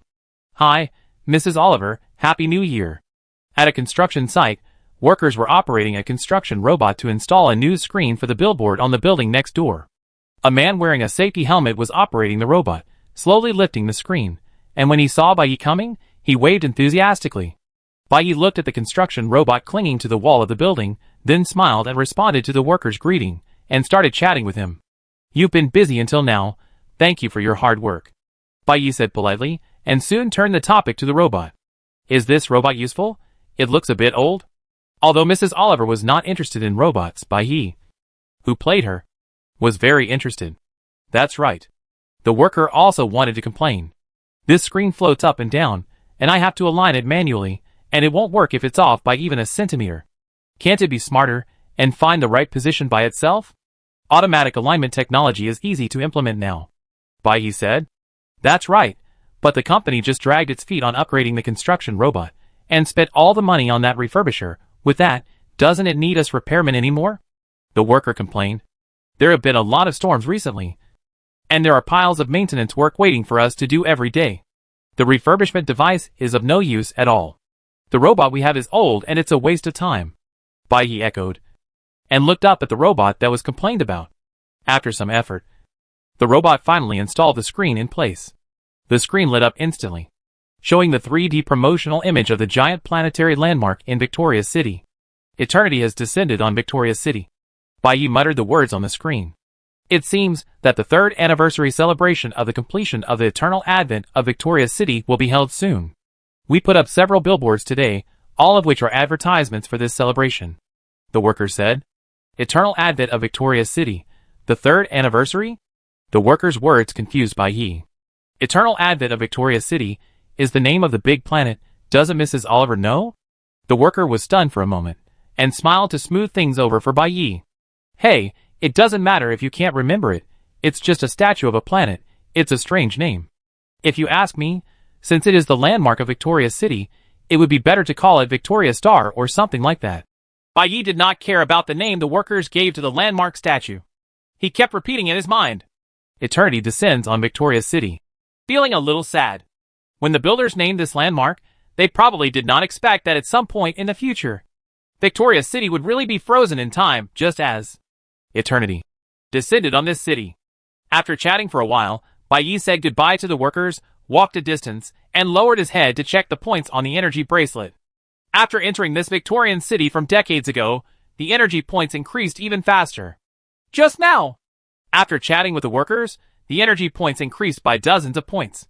It may be because those words implied some clues that they have not yet identified. Speaking of which, it is really easy to increase the points in this copy. Bai Yi looked relaxed and continued to walk forward along the long street. Life originated from heaven and earth, and life will eventually return to nature. Reject all technology that interferes with life and nature. Let us bathe in the most sacred and purest light between heaven and earth together. In front of me, some theological organization was preaching on the street, while distributing small gifts and brochures to passers-by. Just opposite to where they were preaching, a store seemed to be deliberately sabotaging them by broadcasting a new product at the door of the store. Quick ice maker. Turns boiling water into ice cubes in 2 seconds. Quick stew pot. Turns raw meat into a feast in 3 seconds. Speedy kitchen supplies. Makes your life come true as you wish. Turn boiling water into ice cubes in 2 seconds. It looks like something similar to the magic flower pot. Bai Yi was thinking about going to see the store's speedy kitchen, when suddenly a touch of red appeared in his sight. Flowers for you. Beautiful lady. A young man in a loose white robe handed Bai Yi a rose with a smile on his face. Bai Yi happily took the flower. But before he could say thank you, a booklet was suddenly stuffed into his hand. Our flowers do not use any catalytic devices. They are completely grown on natural land, with natural water and fertilizer. Look, lady, how beautiful and full of vitality the flowers nourished by the holy light of nature are. Each petal contains the pure essence of heaven and earth, and each stamen exudes a fragrance without impurities. Beautiful lady, please join us in resisting the erosion of nature by technology. Let us return to heaven and earth together, and return to the purest essence of life. Resisting technology. Sounds good? A human mechanical scientist responded with a smile, revealing joy in his tone. I will resist with you. Mu didn't show much expression to Bai Yi's performance, while Chen Su smiled sideways. Bai Yi's attitude was so straightforward, which naturally made the man in white robe very happy. He then said a few more words, watched Bai Yi leave, and continued to stop other passers-by to spread their doctrines. Bai Yi took a few steps, habitually checked his bracelet, and couldn't help but exclaimed in a low voice. What's wrong? Chen Su asked. Look! Bai Yi raised his bracelet a little higher. The energy points have reached over 600. Over 600? Chen Su was also a little surprised. Yeah. Bai Yi stopped, his expression paused for a moment, seemingly checking the information in his brain system. The mission progress has reached 15%. It seems that the natural religion just now is an important clue. Mu, what information can you find about this natural religion? Yeah. Mu responded, and in less than 2 seconds, the information of the natural religion was displayed on the holographic screen. An unofficial theological organization, believes in the God of heaven and earth, advocates nature, rejects technology. Mainly active in Victoria's City, main base at S26 Saturn Street, currently has 23 members. These 23 people actually affected the fate of tens of thousands, or even hundreds of thousands of people in the entire city. Bai Yi read the information on the holographic screen, feeling deeply. Since the incident happened 5 years later, perhaps in these 5 years, they will also grow a lot. Chinsu said. Probably. It seems that the current natural church is just a small group, and what will happen in the next 5 years is unknown. The few people put the natural church aside for the time being, and continue to go to the areas that have not been set foot on yet, to collect more unknown energy points. Speaking of which, since participating in the EVO game, this copy is unprecedentedly leisurely. While walking around, the energy points will quietly increase, and the progress of the task seems to be improved unconsciously. The air is filled with melodious music, the atmosphere in the city is relaxed and calm, and there are quiet fireworks everywhere. The nerves that should have been tense seem to have experienced a soothing SBA. Although I knew that I was in a doomsday game, I could not raise any tension. It was as if I was enjoying a pleasant journey. The sunset gradually sank to the west, dyeing the sunset glow in the sky red. The sunset glow of this planet was completely different from that of the godly blessing planet. It actually showed a strange purple-gold color. The streets, trees, tall buildings, and the huge silver planet were all shrouded in a faint purple light. Bai Yi looked at the sunset glow in the sky, and gently twisted the rose he got from the natural church with his fingers. He seemed to be in a good mood. After walking for a while, he suddenly stopped, turned to look at Chinsu, and handed him the flowers. Chinsu held the flowers, not understanding what Bai Yi meant. Come, give it to me. Bai Yi pointed at himself. Chinsu was not disgusted by Bai Yi's request, so he smiled slightly, and according to Bai Yi's words, he handed the flowers back to Bai Yi. But Bai Yi did not take it. He gave me flowers, and praised me as a beautiful lady. Bai Yi was obviously not satisfied with Chinsu's flower delivery process. The words of the man in white robe were indeed a bit greasy. Chinsu had no choice but to force a smile, and did the same for Bai Yi. Flowers for you, beautiful lady. Bai Yi took the flowers with a smile and played Mrs. Oliver with great interest. Wow! What beautiful flowers! Sir, what kind of flowers did you give me? What kind of flowers are these? Chinsu smiled slightly, looked at Bai Yi, and answered seriously, Rose. 2 steps away. Mu glanced at the two of them, and then retracted his gaze. He had no interest in this flirting game at all, just waiting for the two of them to have fun. And at the same time, through the scanning light strip, he scanned the streets. After glancing for a while, Mu seemed to have discovered something, and suddenly turned halfway, staring at the door of a refurbishment store. What's wrong? Bai Yi walked over and asked, wanting to know why Mu suddenly turned around, and also wanting to take care of Mu's feelings, who was excluded by the pink bubble.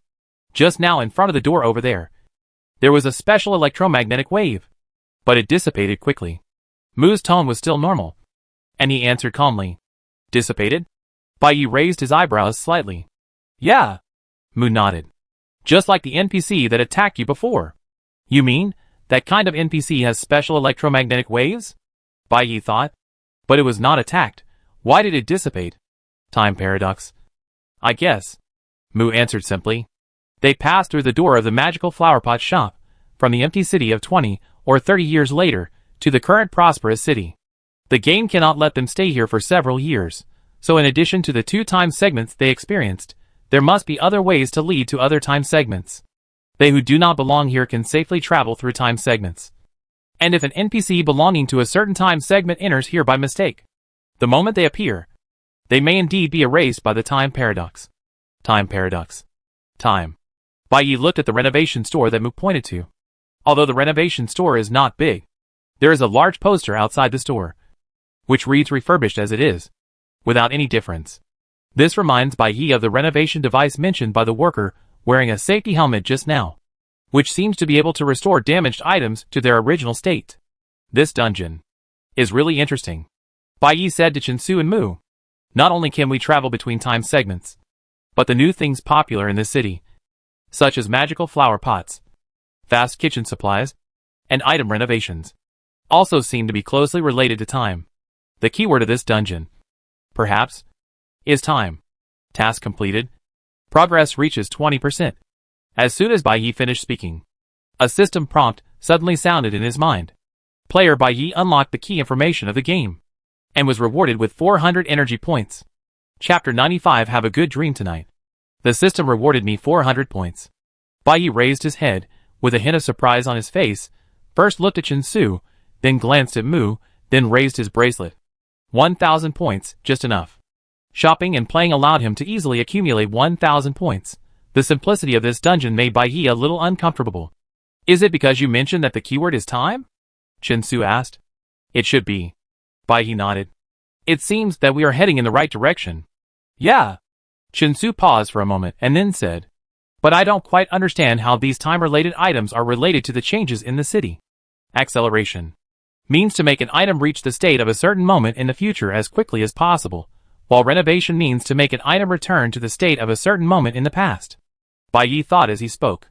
The emergence of magical flower pots, renovation instruments, these new products, must be derived from advanced time technology, and the breakthrough and application of a certain technology must be closely related to the research direction of this city, funding investment, etc.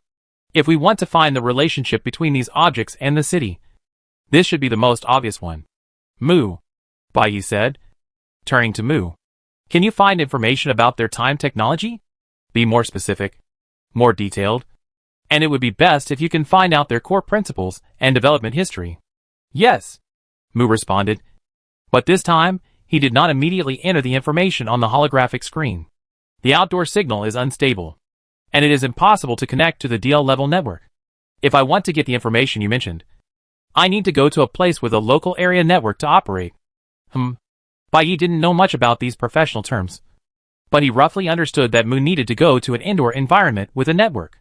Then, let's go there. Bai Yi pointed to a place not far away. Go to the hotel called Good Dreams tonight, and book a room, so that you won't be disturbed when you operate. Mu looked in the direction of Bai Yi's instructions, nodded, and the three of them walked towards the direction of the hotel. This hotel looked small, with a slightly mottled white exterior wall, and compared to the bright and beautiful high-rise buildings in the distance, it seems a bit old. In order to echo the name of the hotel, Good Dreams tonight, a song called Silent Night is constantly playing on the speakers outside the hotel. Silent Night. Holy night, all is calm. All is bright. This is a New Year's hymn that is quite popular on many planets, including the blessed star. The gentle melody seems ethereal and sacred, aiming to purify the listener's mind, allowing people to welcome the new year with a purer soul. Although Bai Yi does not believe in the star god, nor in any other gods, but whenever he hears this song, he can still feel a deep peace in his heart. Sleep in heavenly peace. Sleep in heavenly peace. Wish me a peaceful sleep. Amidst this peaceful song, Bai Yi slowly stepped onto the steps in front of the hotel. The soft yellow light sprinkled on the shop sign of Good Dreams tonight, and the atmosphere was warm and comfortable. Bai Yi looked up at the shop sign, and then stretched out his hand to push open the arched door. The music stopped abruptly, and the scene in front of him turned white in an instant. Boom! Hey! What happened? How could this happen? With a deafening explosion, Bai Yi's screen instantly turned blank. The fans in the live broadcast room, as well as the analysts in the monitoring room, faced with this sudden blank, immediately fell into chaos. Isn't there a hotel behind that? How could there be an explosion? Is it a terrorist attack or something like that? Impossible. The live broadcast has been interrupted. This explosion is definitely not an ordinary incident. What on earth is that? Boss! Is Boss Bai Yi okay? The red turbans rushed to the screen anxiously, while the ball team leader in the monitoring room quickly ran to Ed Xiaojing, pushed aside many analysts, and hurriedly instructed him. Xiaojing, check Bai Yi's situation quickly. Ed, contact the management office and ask what's going on with this live broadcast. Yes. Ed and Xiaojing responded in unison. Ed quickly dialed the call on the communicator, and Xiaojing immediately retrieved Bai Yi's information. Team leader, Xiaojing shouted as soon as he saw Bai Yi's message. I found Bai Yi's information. He's still in the game. He's still there? That's good. It means he's still alive. The ball team leader's heart settled down a little. But, Xiaojing continued, but although he's still there, all the points he saved before are gone. The points are gone? The ball team leader hurriedly came over to take a look. And sure enough, there were only a dozen points left. How many points did he have just now? The bald leader asked hurriedly. Xiaojing replied. They just saved up more than 1,000 points. Mu seemed to mention that they needed a stable place to invade the city network, so they went to the hotel. As soon as they opened the door, it exploded. Xiao Jing told the bald leader all the points and the situation just now. Saved up more than 1,000 points. Now there are only a dozen points left. The bald leader was stunned for a moment, and then understood. 1,000 energy points can offset one death. Death includes not only heavenly punishment, but also other accidents in the copy. 1,000 points are gone. Which means Bai Yi just died once? Died once? The analysts looked at the bald leader in shock. Team leader, at this time, had also responded. The management office said that the live broadcast has been restored. Restored? Everyone hurriedly looked at Bai Yi's screen again. Sure enough, the original blank gradually showed three blurry figures. It seems it's Bai Yi and the others. The figures gradually became clear, and finally Bai Yi, Chen Su and Mu appeared. The three of them looked unharmed and in normal condition. Bai Yi didn't feel like he had died once. Hey, look, Bai Yi's clothes have changed. Someone quickly noticed Bai Yi's outfit. He's back in his own clothes. He's back in his own clothes? That means, under everyone's gaze, the scene around Bai Yi gradually emerged. The purple gold sunset, the lush green shade, the pedestrians, everything disappeared. Bai Yi, Chen Su and Mu returned to the original yellow sand empty city. The empty streets were covered with yellow sand, and the city looked desolate and abandoned. This was exactly the starting point when they broke into the game. Originally, they wanted to go to Good Dream Hotel to open a room and take this opportunity to let Mu collect some information about time technology. But as soon as they opened the door, a deafening explosion instantly sent them back to this place. They did not collect any information. Their points were blown away, and even their people were sent back. What was even more unpleasant was that there were a bunch of people they didn't want to see standing in front of them. Not far away, Mary Jo saw Bai Yi and seemed surprised. Bai Yi asked them not to disturb him anymore, in order not to rush for success. Mary Jo temporarily obeyed Bai Yi's wishes and did not follow him. However, they did not leave the copy immediately, but took a short rest near the starting point. Mary Jo naturally didn't know that Bai Yi would suddenly appear in front of her. What happened to you? After the initial shock, Mary Jo asked. Well, I did encounter some troubles, Bai Yi replied indifferently. Mary Jo did her homework in advance and had a certain understanding of this game, especially the system rules. She knew that if the player was teleported back to the starting point, it meant that there was a possibility that the player had just used ability points to offset a death. If you need help, we can help. Mary Jo said this, trying her best to be friendly. No need. Thank you.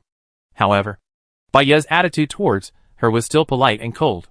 After a simple reply, Bai Yi gestured to Chen Su and Mu, and the three of them left Mary Jo's area together. It was late at night. The sky was as dark as ink, and the stars were sparse, making this empty city look even more desolate and lonely. The situation is a bit troublesome. Bai Yi lowered his voice until he was out of Mary Jo's sight, and said to Chen Su and Mu, I have almost no ability points left. And for some reason, the system time displayed here is 11:08 at night. 11:08? Chen Su and Mu were shocked at the same time. According to Chen Su's timing device, only more than 3 hours had passed since they entered this copy. I thought the night was just a scene effect, but I didn't expect that the game actually evaporated for more than 7 hours. Whatever the reason, it doesn't matter now. The punishment is carried out according to the system time, which means that it is less than an hour away from the punishment. We must accumulate 1,000 ability points within this hour, Bai Yi said. His expression was unusually serious. And before you accumulate 1,000 points, you cannot enter the room again. Chen Su thought for a moment, and his face became solemn. Both times, accidents occurred after opening the door, and the time of this copy is extremely unstable. The evaporation of game time may be related to our travel between time fragments. If we accumulate 1,000 points within a stable hour, we may be able to do it with some effort. But if we encounter an accident after opening the door again, we will not be able to control what may happen. Your ability points are less than 1,000, and we cannot take such a risk. So what we need to do now is to accumulate enough points to resist a heavenly punishment in the outdoor area of this empty city within this hour, and put other things on hold for the time being. Chapter 96, there are still 9 minutes. In fact, Bai Yi and his team can use the energy map now. Outside the monitoring room, the analysts were even more nervous than Bai Yi and his team. Although they could not communicate with the players in the game, they were still actively involved and heatedly discussed how to help Bai Yi solve the problem at hand. So far, Bai Yi has successfully won 3 official games and accumulated a considerable number of high-dimensional cards. Xiao Jing checked the system, and currently Bai Yi has 9 high-dimensional cards: normal, normal copy, normal, identity recognition, excellent, excellent copy, excellent, self-strengthening, excellent, energy double, excellent, energy map, excellent, time acceleration, rare, rare. The contents of the 2 rare cards are hidden and will not be considered for the time being. At present, the energy map is undoubtedly a powerful tool to solve their predicament. There is also an energy doubling card that can be used. Using the energy map, you can immediately find a place with abundant energy points. As long as you get 500 points, plus the energy doubling card, you can pass the heavenly punishment without any effort. That's right. If you do this, it will definitely be enough within an hour. Seeing the cards in Bai Yi's hand, everyone's tension was slightly relieved. After all, with these 2 cards in hand, 1,000 points can be almost guaranteed. However, it seems a bit extravagant to use such a one-time high-dimensional card. You underestimate Bai Yi too much. I bet that Bai Yi will not use any high-dimensional card this time. Ed waved his hand and said firmly, "Who is Bai Yi? He is the strongest player in Group A. Bai Yi, Chun Su, and Mu. They have countless abilities to combine. If they used these 2 good cards in a panic to save their lives, he would not have won all the way to now. It does make sense. When Bai Yi won the first game, he didn't even have a high-dimensional card. He just relied on a broken machine." Xiao Jing also agreed with Ed's opinion. Although it is easy to accumulate enough points with high-dimensional cards, if it is Bai Yi, he will definitely make the best use of it. Let each high-dimensional card play its maximum effect. The energy map card flashed through Bai Yi's mind, but he soon threw it aside. The significance of displaying the energy map is not only to obtain points. The value of that card far exceeds the insignificant energy. Age Xiaojing is right. Bai Yi will never use this card hastily because of the energy points he urgently needs, but the speed is a bit slow. Bai Yi checked his energy bracelet again and said to the other 2. At this moment, in the current copy, Chun Su, Mu, and Bai Yi, who was sitting on the shoulders of the bad machine, were quickly heading to various unexplored areas in the city, trying their best to gain points through exploration. However, there were no residents in the empty city to communicate with. And for safety, they could not even go indoors, and could only walk on the empty streets. The speed of energy point growth was really negligible. It has been 15 minutes, and the energy points have only increased to 100. If this continues, I am afraid that even using the energy doubling card will not be able to reach 1,000 points. The current situation is not optimistic. Chen Su slowed down his pace, thinking silently, with an extremely serious expression. At this time, Mu didn't say anything, but suddenly turned around and walked quickly in a certain direction, while adjusting the controller next to his left eye.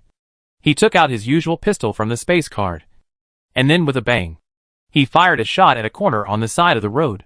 "Mu!" Bai Yi called him, and suddenly remembered that he seemed to hear a familiar whistle at the same time as Mu fired. Did the points increase by 3 points? Mu put away the pistol and turned to ask Bai Yi. Bai Yi checked the bracelet. "Did you just beat an NPC?" "Yes." Mu nodded. "It should be the one that attacked you." "There are NPCs here?" Bai Yi was stunned for a moment, then his eyes lit up, and he immediately took out the electromagnetic detector from the space card, which was the tool used to detect chips in the dark water prison. Mu mentioned before that this kind of NPC would emit special electromagnetic waves. Maybe the electromagnetic detector could come in handy. Beep, beep. Sure enough, Bai Yi turned on the switch, and the detector immediately received an obvious electromagnetic signal. The alarm intensity of the detector was extremely high, and signals were coming from all around, which meant that there was probably more than one NPC nearby. If there were NPCs, then things would be much easier. If enough NPCs could be killed while exploring, maybe it would not be a problem for him to reach 1,000 points. Well, I understand. At the starting point of the empty city, Mary Jo had a brief exchange with the headquarters of the Divine Court, and hung up the communicator. "Captain, Bai Yi is." The sergeant next to him saw that Mary Jo had finished the call, and took the initiative to ask. "I just asked the headquarters, and there is no abnormality in the game data. The setbacks Bai Yi encountered are part of the game settings. It is not that we have interfered with his game progress." Mary Jo answered. Then what should we do now? Should we continue to wait here? The sergeant asked again. Mary Jo lowered her head and pondered for a while. Bai Yi lost a lot of points, which is good news for us. His game is in trouble, which gives us a chance to help, she said, tapping the communicator a few times, giving instructions to the AI on the other end. Second Special Guard Department requests to obtain the current location of player Bai Yi. The AI on the other side responded quickly. After a few seconds, the terminal on Mary Jo's wrist flashed, and a coordinate message was received. She confirmed the location and immediately summoned the soldiers to line up. There is only half an hour left in the countdown to the sky punishment. Bai Yi has only accumulated 100 energy points now. Even if he uses the high-dimensional card, it will be difficult to pass this level. Mary Jo put her hands behind her back, looking confident. Since we are going to help him, now is the time for us to show up. Before, Bai Yi did not notice the existence of NPCs on the road. It was not until he used an electromagnetic detector that he found that NPCs had already surrounded them and were everywhere. They had not been able to detect them. The first reason was that these NPCs were just a thin white mist. The light was dim at night. If they were not carefully looked for, they would be easily overlooked. In addition, although these NPCs were somewhat aggressive, their number was not large. If they were not approached, they would suddenly float away and disappear in an instant. Although not strong, it escapes quickly. It is not easy to kill them in a short time. The three can only follow the instructions of Bai Yi's detector and track in the direction of strong electromagnetic signals. Bai Yi controls the broken machine. Chen Su uses a laser knife, and Mu uses guns. The three kill Bai Wu separately, and the speed of energy points growth is visibly faster. Mu's shooting skills are a bit poor. Although the first one hits by accident, it takes 3 or 5 shots to barely knock down the NPCs he encounters later. Sometimes stray bullets even fly in the direction of Chen Su. A few more shots missed, and the NPC that escaped the net fled in an instant.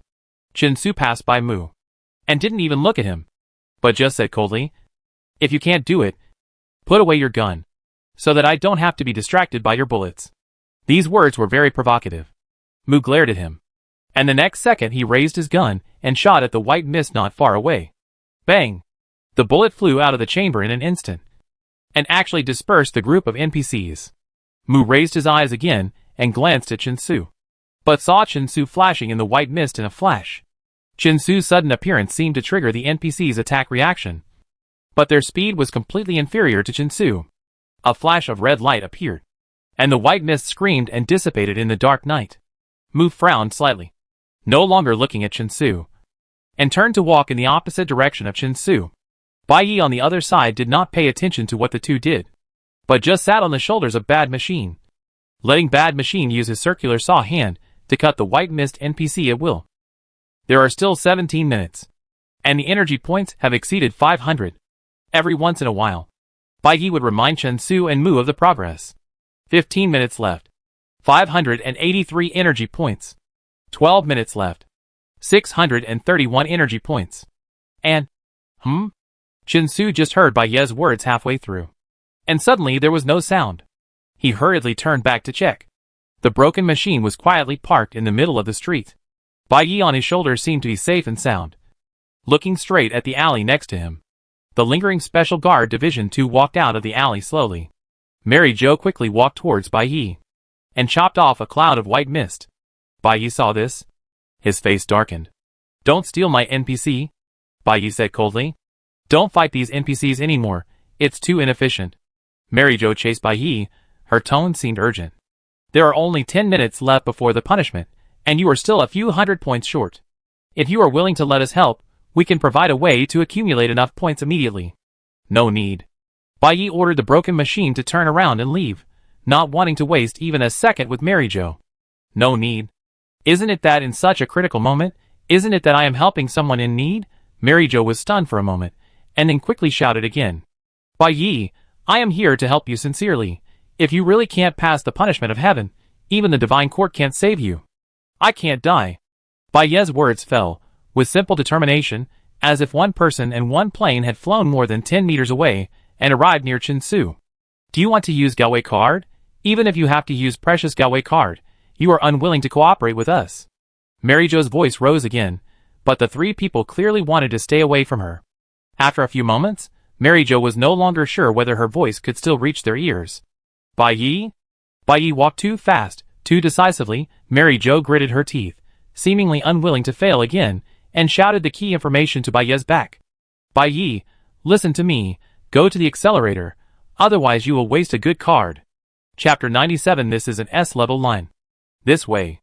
There are 7 minutes left, and Bai Yi's points have reached 722 points. He vaguely heard Mary Jo shouting something behind him, but the specific content was not very clear. Moreover, Mary Jo's words were vague in this emergency situation. Even if Bai Yi understood, he didn't know where to find the accelerator. Bai Yi, Chun Su, and Mu relied on Bai Yi's electromagnetic detector, and moved forward in the direction of the signal strength. Seeing the white fog, Chun Su rushed over and almost gained more than 10 points at once. Unfortunately, the NPCs in Baiwu were too scattered, and they might have to run hundreds of meters to barely collect points. It doesn't matter. I already have more than 700 points. If I can't collect 1,000 points by the last minute, I will use the energy doubling card. The three of them ran quickly. Bai Yi sat on the shoulder of the bad machine and said to Chun Su, although this is a good card, life is obviously more important. In any case, it is better to take risks than to owe favors to the God Court. Bai Yi always knew the difference between the important and the unimportant. I'll try my best, Chun Su replied. 5 minutes later, the score became 779. They suddenly stopped at a fork in the road. The signal is not strong all around, just pick a direction, Bai Yi said to the two. I'll listen to you, Chun Su replied. Then let's go this way. Whether to the left or right is all based on luck. Bai Yi chose the right road without hesitation, and directed the bad machine to continue moving forward. 3 minutes later, the points increased to 781. Perhaps Bai Yi was unlucky. He hadn't seen any NPCs on this road for half a day, and the 2 new energy points he had obtained were all obtained through reconnaissance. The surrounding buildings gradually became low and sparse, and the road ahead was pitch black, and it was impossible to tell where it led. The alarm sounded intermittently, sometimes high and sometimes low, which made people want to turn around and change the road. But they were unwilling to do so. Moreover, they didn't have time to change the road again. The three of them were speechless, silently following the weak signal, and continued to move forward. 1 minute later, the points increased to 783. Beep, beep, beep, beep, beep, beep, beep, beep, beep. Suddenly, when the electromagnetic signal almost disappeared, it suddenly rose sharply in a certain direction without any warning. Quick! The three of them were refreshed and immediately ran in the indicated direction. In the darkness, it seemed that a huge and vague shadow gradually appeared, but they did not have time to explore too much, but they just rushed towards the source of the strong signal with all their attention. There were no buildings around, only the vast and desolate night. The broken machine turned on the scattered light, illuminating the area of dozens of meters. In the dark ahead, there seemed to be a white fog gathering. 50 seconds. 785 points. This is it. Chun Su frowned, rushed over suddenly, and with a whistle, a red light instantly dispersed the fog. 40 seconds. 833 points. There's more ahead. The alarms of the detectors almost formed a line.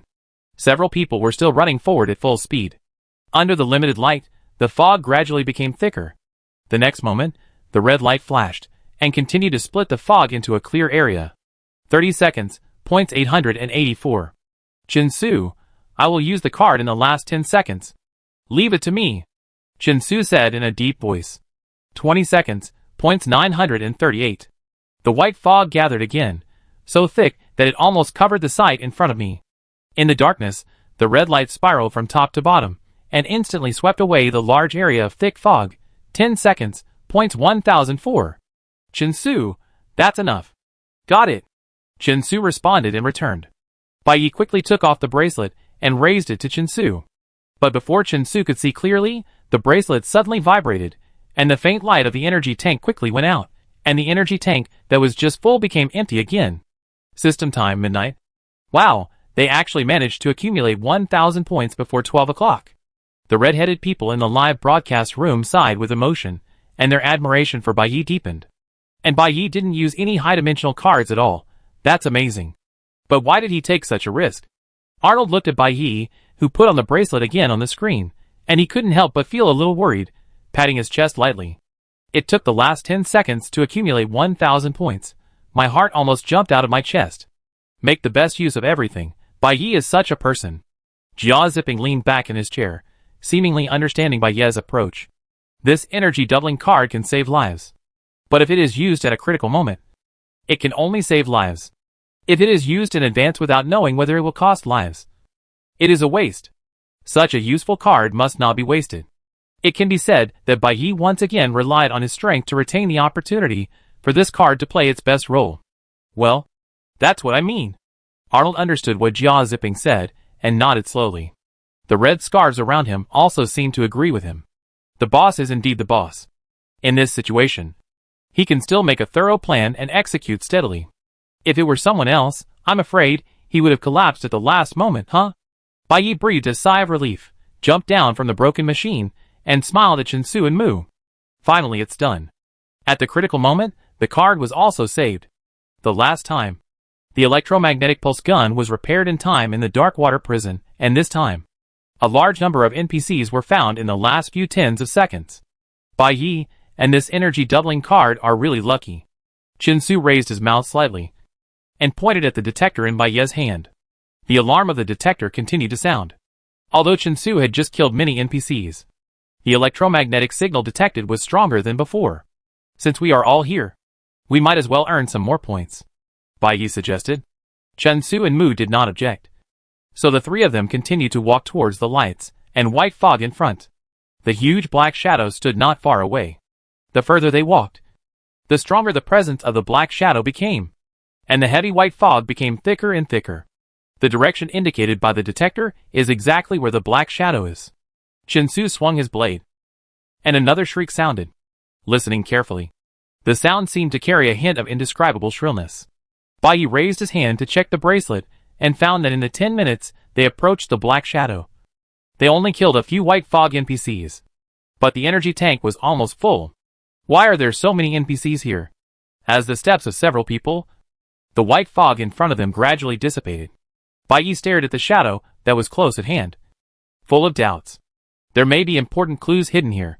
Chinsu thought for a moment, and then asked Bai Yi, "Didn't the system prompt anything?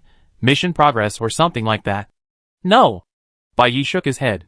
"But actually, the progress of Mission 1 has reached 40%.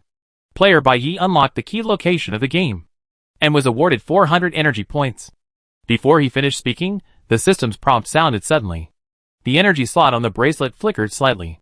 Bai Yi stopped talking. After the system prompts ended, he looked up and smiled at Chinsu and Mu and raised the bracelet. The task has been completed to 40%, and 400 points have been awarded. Now the energy points are 1245. Oh, not bad. Chinsu nodded. It seems that this place is indeed closely related to the task. Yeah. And in fact, Bai Yi continued what he had not finished saying just now. When the explosion just now happened, the system also gave a prompt. At that time, the task progress reached 30%. Think of the keywords: time, task progress 20%, explosion, task progress 30%, find here, progress 40%. Chinsu roughly sorted it out. But after sorting it out, he still couldn't associate the connection between time, explosion, and the NPCs gathered around. The information is still not enough. Bai Yi lowered his head slightly to think, and then looked at the shadow not far away. With a weak light, it can be seen that it is a man-made building with a strange shape. It does not seem to be used for ordinary residence, office, or storage. There is a double iron door under the building, which seems to be waiting for someone to open it and explore the unknown clues hidden behind the door, or some unpredictable fragment of time and space. 1245 o'clock. Bai Yi looked at the iron door and took a deep breath. Even if something unexpected happens, this is enough. Yes. Chinsu nodded. Since the points were enough, he would not stop him. Go in. Time. Explosion. White fog NPC. Iron gate. Xiao Jing repeated the information Bai Yi had already obtained in a low voice. What do these clues represent? I have no idea. Even Bai Yi couldn't figure it out. So we have no way of knowing. Ed didn't seem to have any obsession. He crossed his hands behind his head and put on a lazy look. However, from the perspective of our analysis team, I think there is another thing that is quite strange. That is, the ranking of energy points. Ed glanced at the energy list on the wall and continued. Look at the sources of points in this game, which are basically divided into 3 categories, either obtained from tasks, obtained from map exploration, or obtained from killing NPCs. There is no first-time achievement this time, and everyone's task rewards are the same. If you want to widen the gap, you can only find differences in killing NPCs and map exploration. However, these NPCs are too weak, and running the map is not difficult. The game has designed such complex and difficult puzzle tasks, but the energy point mechanism does not reward players who complete it faster. Shouldn't this encourage players to kill weak NPCs and simply run the map? At first, I thought it was fair to lack the first completion achievement, but after thinking about it carefully, this is a bit unreasonable. It's not like that. The voice of the bald team leader suddenly came from behind. Ed was startled and turned around quickly. He saw that the bald team leader had stood behind them without knowing when. Not the same? What do you mean different? Ed asked hurriedly. Reward points. The team leader replied. On the screen, Bai Yi, Chin Suma, and the other 2 were walking towards the iron gate. The bald team leader pulled a chair over, seemingly wanting to stay with Bai Yi for a while longer. Reward points? Ed asked. Bai Yi's mission 1 has not been completed yet, but he got 400 points when he reached 20%, and 400 points when he reached 40%. Isn't it the same for other players? The calculation method of this mission reward is a bit complicated. The bald team leader explained patiently. The map of this game is very vast. The scene is very open, and it contains multiple time dimensions. Which dimension, house, and door the player will enter are actually randomly selected in an unknown state. No matter which route you take, there will be clues, but some places have more clues. Some places have fewer clues. Some clues are more obvious. Some are not so obvious. And some may be life-threatening. Speaking of which, Bai Yi's luck was not very good this round. He first entered the magical flower pot, and then entered the good dream tonight, the route he randomly walked out of. The current difficulty rating given by the system is S level. S level? Ed and Xiaojing looked at him in surprise. If you think about it carefully, it is possible that you will be killed by the explosion as soon as you open the door, if it is not rated as S-level difficulty. It seems unreasonable. Bai Yi can survive until now because of a great fortune in misfortune. He arrived a few minutes earlier and accumulated 1,000 points to save his life. Not only the explosion. If they did not take the path of the magic flower pot, they might have been teleported to other time segments. The time segment to which the magic flower pot leads is too early, and nothing has happened yet. In other time segments, many clues have already appeared, but they have no access to these clues at all. Plus the explosion of good dreams tonight. Among the hundreds of players in Group A, only he has chosen this S-level route. Oh my! Ed widened his eyes, not knowing whether to sigh at Bai Yi's luck or his strength. Although Bai Yi took the S-level route, after the heavenly punishment, when the player's points were almost gone, his 1,245 points still topped the energy list. After taking the S-level route, Bai Yi was still able to get the first place in the energy list. And he also lost 1,000 points due to the explosion. Yes, this is the reward given by the game system to the player's strength through complex algorithms. The bald team leader continued to explain. The route difficulty, the speed of finding clues, the accuracy of analyzing clues, all become coefficients for calculating energy points, and are integrated into each point gain. Take the 400-point task progress reward Bai Yi received as an example. Among the hundreds of players in Group A, only a few have analyzed the keyword time, and the progress rewards they received are no more than 172 points. The 400 points Bai Yi received are the highest value that can be obtained at this progress point by combining the coefficients of difficulty, speed, and accuracy. The highest value. Ed and Xiaojing said almost in unison. That means Bai Yi and his team figured out the clue of time the fastest among all the players. The most difficult to associate, and the most accurate in their analysis? That's right. The bald team leader nodded, with a hint of admiration on his face. As long as they reach the same place, anyone can get exploration points. As long as they reach this NPC gathering place, anyone can get dozens or hundreds of points. These don't mean anything, and they can't make the gap between players too big. Only the quality of task completion is the real sign of the player's strength. In this game, The system actually uses this point algorithm to widen the gap between players and support strong enough players until they reach the top. Chapter 98 by Yez Wonderful Ideas. Clang, clang, clang. The iron door was not locked, and it could be opened with a slight pull. It was pitch black inside the iron door, like a door to an unknown world. Bai Yi took a deep breath and stepped in. Fortunately, he did not travel through time, and nothing special happened. After the iron door was opened, Bai Yi arrived at the interior of the huge building. In the game, Bai Yi did not expect that he would accidentally walk on an S-level route, nor did he care whether the difficulty of the game was normal. He just felt that the energy points were obtained quite smoothly. But he did not realize that the energy points he had obtained before that were related to the task clues were actually generous rewards given by the game. But even after knowing this, Bai Yi's curiosity about the truth behind this victorious city was still growing stronger. Since he thought of the keyword time, a vague idea emerged in his mind. There was no solid evidence to support it. It was just a wild fantasy. But Bai Yi never put this idea behind him. In such a technologically advanced city, it is very likely that an explosion caused this seemingly intact but empty city. Despite the lack of evidence, his far-fetched ideas can well explain the various anomalies in this empty city. What he has to do now is to find enough evidence to prove whether his ideas are just fanciful or just right. This building has a magnificent appearance and a wide interior space. And even the malfunctioning machines in it can move easily. There is a safety shielding door not far from the entrance. The shielding door is open, but it is clearly marked on the door. Radiation warning. High energy radiation will be generated when the equipment is turned on. Please confirm the protective measures before entering. However, there is no energy now, and no equipment can be started, so naturally there is no radiation. Several people successfully passed through the shielding door, and with the help of the lighting of the malfunctioning machine, they carefully looked at the interior of the building. Behind the door seemed to be a wider space than before. Footsteps echoed here, and the light of the malfunctioning machine within a range of more than 10 meters only illuminated a large area of gray floor, and most of the area was still immersed in darkness. This place is too big, and the light of the malfunctioning machine doesn't seem to be enough. Bai Yi thought for a moment, and called the malfunctioning machine, asking it to shine the light along the side of the shielding door behind them. Usually the lighting switch of a building is set near the entrance, and this place is no exception. Bai Yi groped under the guidance of the light, and soon found a device on the wall that looked like a main energy switch.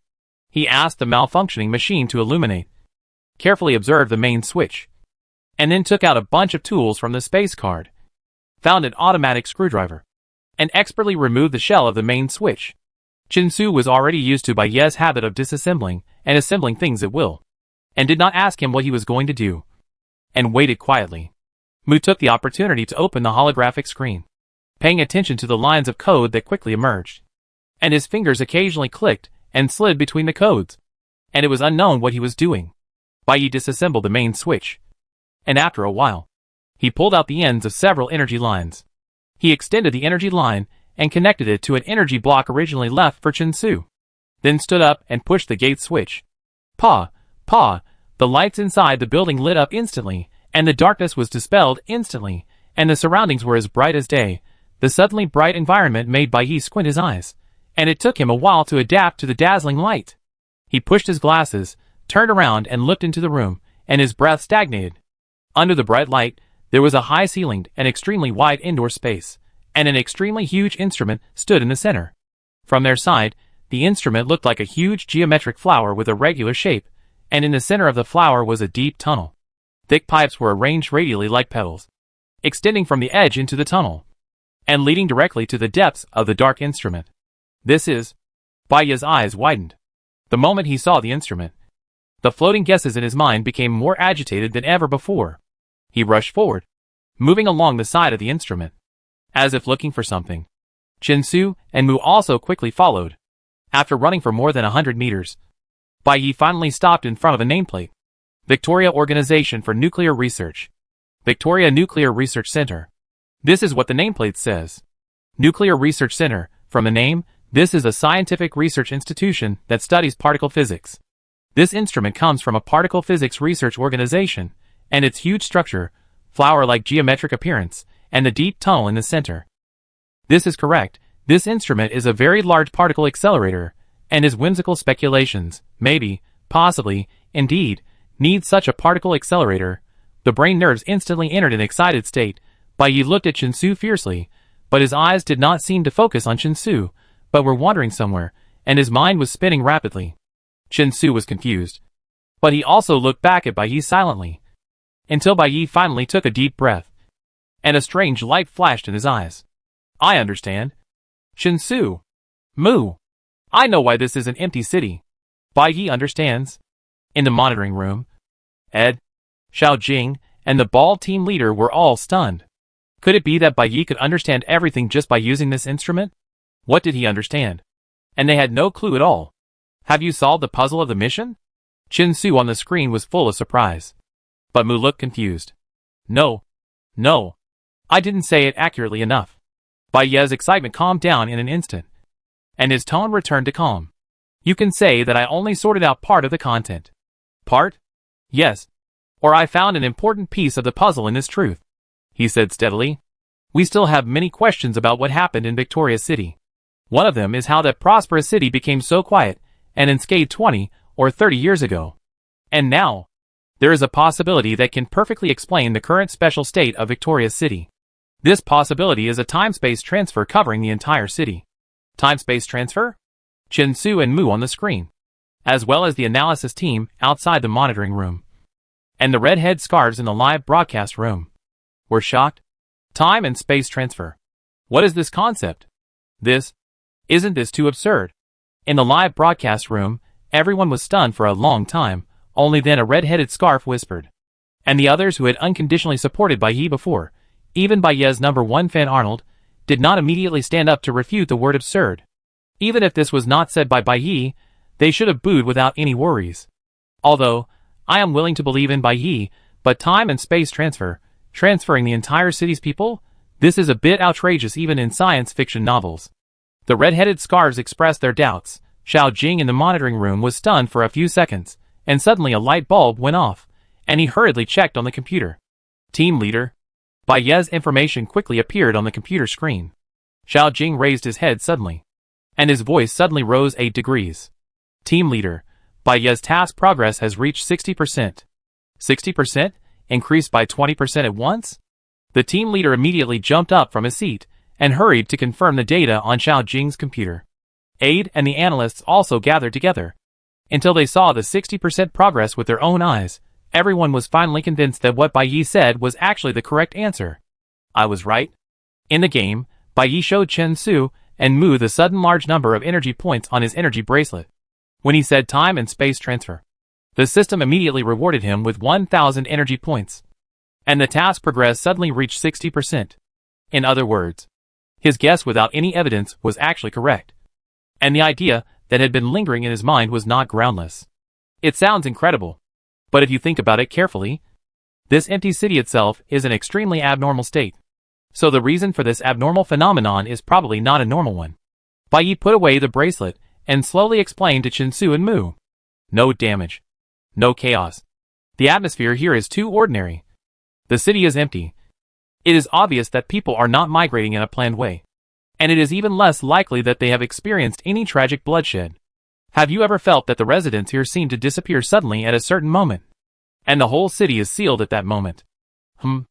Chinsu nodded slightly. This matter is too unrealistic.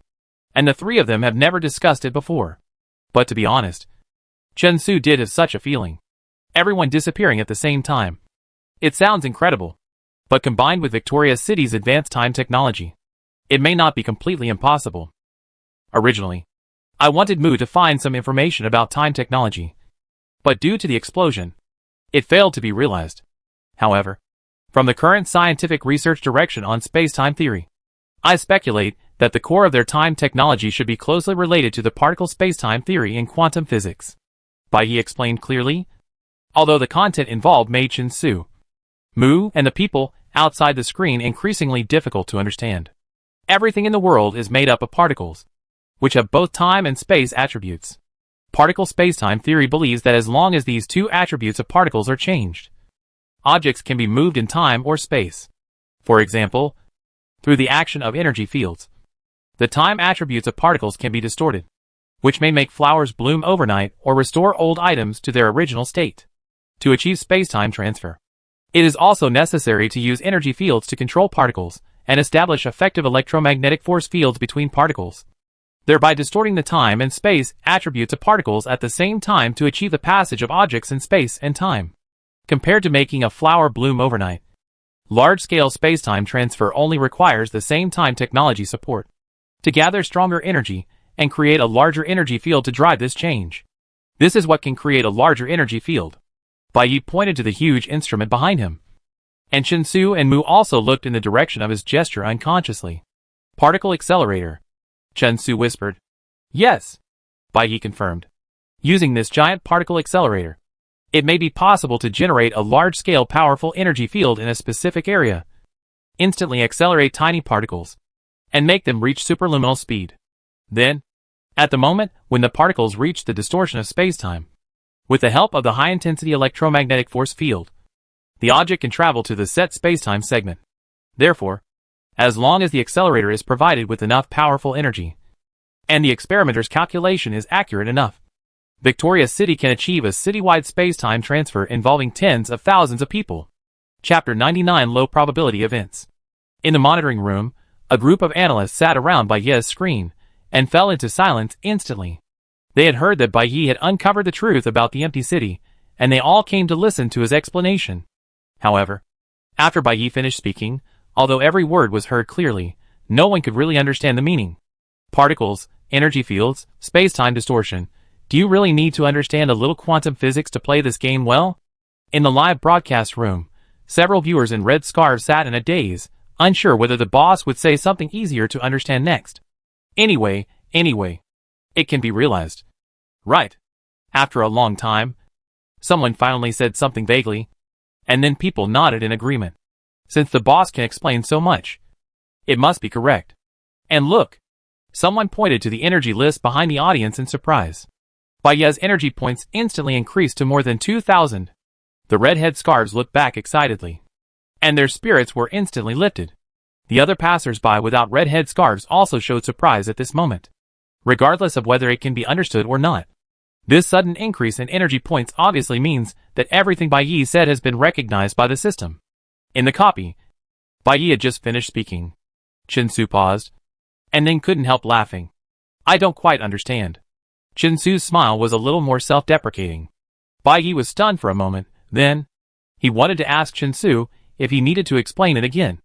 But Chensu didn't seem to care. After all, it seems very troublesome to figure out these things. It doesn't matter. Chensu's mouth corners slightly raised. In short, your guess has been recognized as correct by the system, which is amazing. Chensu's praise immediately made Bai Yi's eyes and eyebrows sweet. He smiled, thought for a while, and continued. But even though this thing is guessed right, there are still many questions beyond it.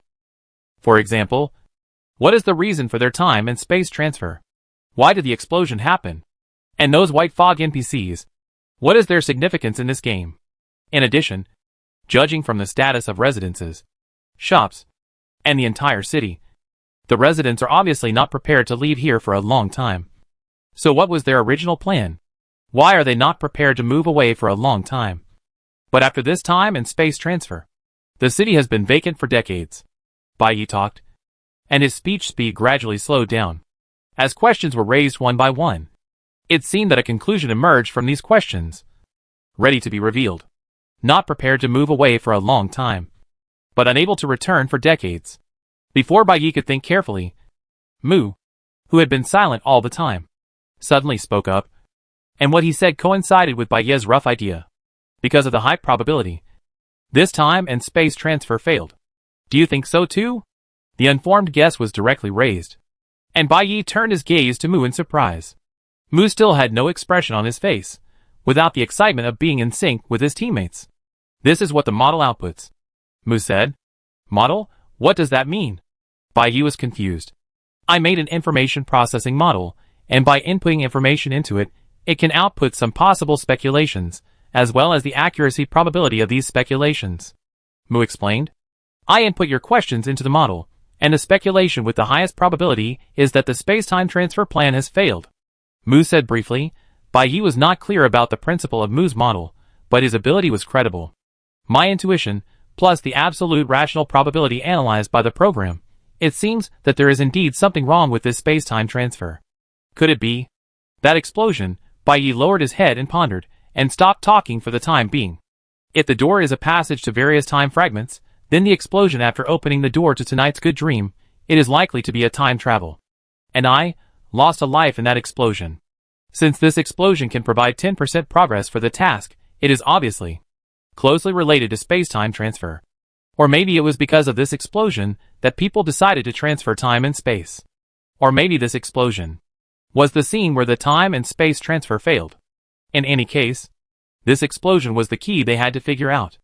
Chinsu did not disturb Bai Ye's thinking, but just stood by quietly, while Mu seemed to be still busy with some procedures, and did not even raise his head.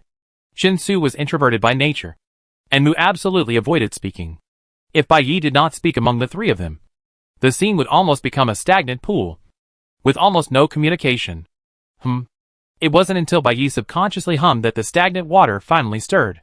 If the time-space transfer really failed, perhaps some questions can be answered. Bai Yi sorted out his thoughts, and said to Chinsu and Mu, "So now we need to confirm two things. One is why Victoria's City needs to transfer time and space. And the other is whether this time-space transfer really failed. If it did fail, is it the direct cause of the empty city? However, based on the current information and my analytical ability, I can't get any effective answer for the time being. So, Mu." Bai Yi turned to Mu and said, "Can we use the information processing model just now to analyze it? The information may not be enough, but the analysis results may provide us with some directions." Wait a minute. Mu did not raise his eyes, but was busy on the holographic screen. What is this? Bai Yi got closer to look. The holographic screen rarely displayed words that Bai Yi could understand, but they flashed away quickly. Angle, distance, speed, date. This is a log fragment found in this control system. The complete log has been deleted, and the traces have been cleaned up. Only a small amount of data can be restored at present. Mu explained patiently. Bai Yi nodded, and stopped asking questions, waiting quietly for him to finish. On the holographic screen, some sporadic data appeared quickly, and then disappeared quickly. Finally, a progress bar appeared on the screen, starting from 0, and moving forward slowly. Bai Yi watched the progress bar go to 80%, then to 90%, and finally stopped at 100%. "How is it? Are there any results?" Bai Yi asked. Hearing Bai Ye's question, Mu's expression froze slightly, and he was silent for a moment before speaking. "The model is still in the debugging stage, and the accuracy of the results is unstable." Unstable accuracy? Bai Yi was confused. "Are there any results?" Mu glanced at Bai Yi, and did not answer. Silently, Bai Yi could only guess. "Are the results out? If there are any results, you can talk about them first. Whether they are accurate or not, at least you can provide some ideas." "It is highly likely that you cannot provide ideas," Mu said. "Can't provide any ideas?" Bai Yi was even more confused, looking at Mu in confusion, wanting to wait for him to explain further, but not sure if he would speak. The two looked at each other inexplicably. After a long time, Mu looked away unnaturally, then the progress bar on the holographic screen disappeared, replaced by a few simple lines of text.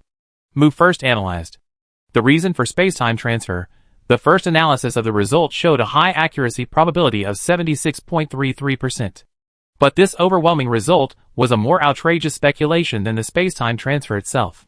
The reason for space-time transfer: avoiding asteroid impact. Probability 76.33%. As soon as this result came out, Bai Yi immediately understood why Mu was unwilling to tell him the conclusion directly. It is better to doubt that there is something wrong with this program than to admit this science fiction speculation.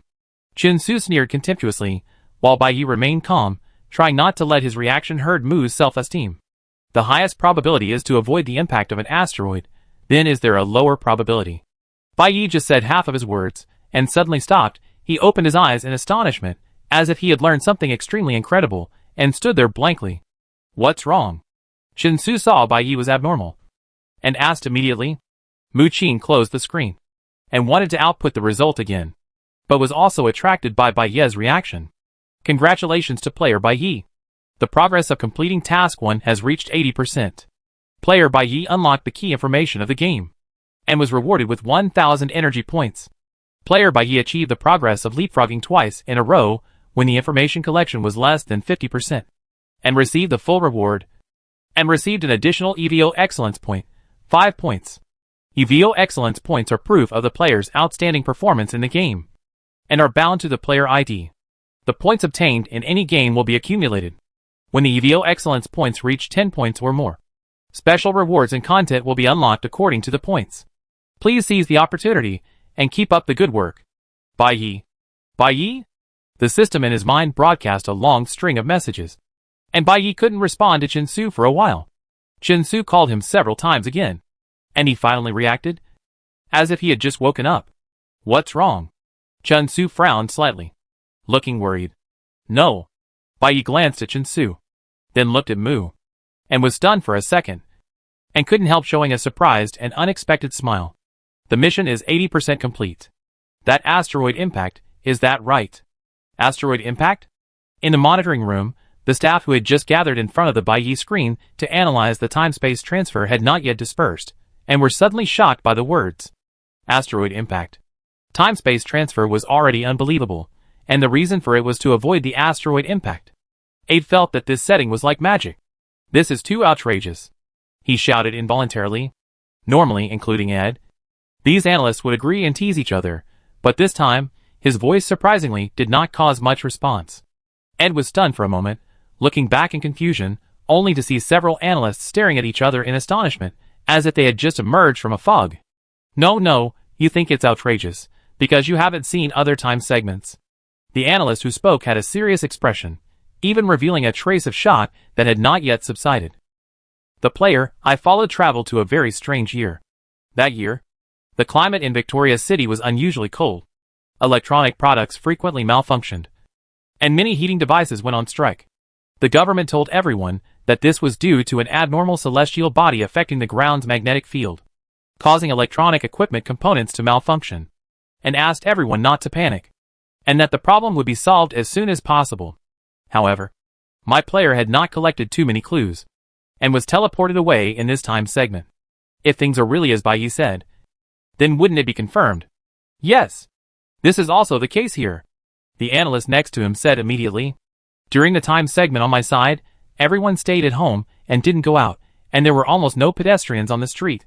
When asked about the situation, those people either pointed to the sky, or muttered something about falling down, or the end of the world.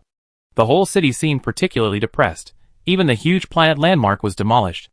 Oh, by the way, the landmark seems to be called Eternal Advent, Eternity, Planet, Advent. Think about it carefully.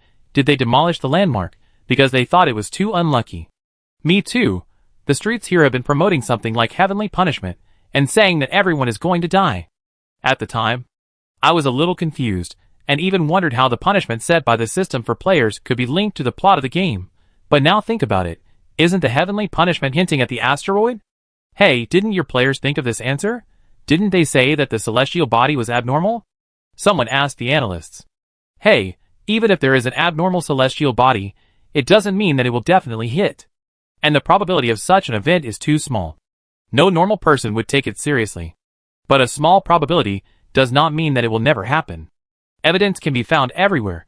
The clues correspond one by one, plus the bonus points given in the game. The answer to this task is actually this extremely low probability event. Chapter 100. You are still here. The analysts rushed to exchange opinions, and Ed listened quietly, but felt confused. He had been following Bai Yi, and almost all the game information was obtained from Bai Yi. As for the content discussed by other analysts, Bai Yi had never experienced it personally, and Ed outside the screen knew nothing about it. However, it was incredible that Bai Yi had successfully solved the puzzle. With the same amount of information, Ed felt incredible when he saw the answer, but Bai Yi could analyze it easily, which was really incredible. Think about it carefully. Bai Yi had only been to the initial empty city at the end of 3218. Nothing happened, just saw an explosion. Ed stared blankly at the analysts around him. Impossible.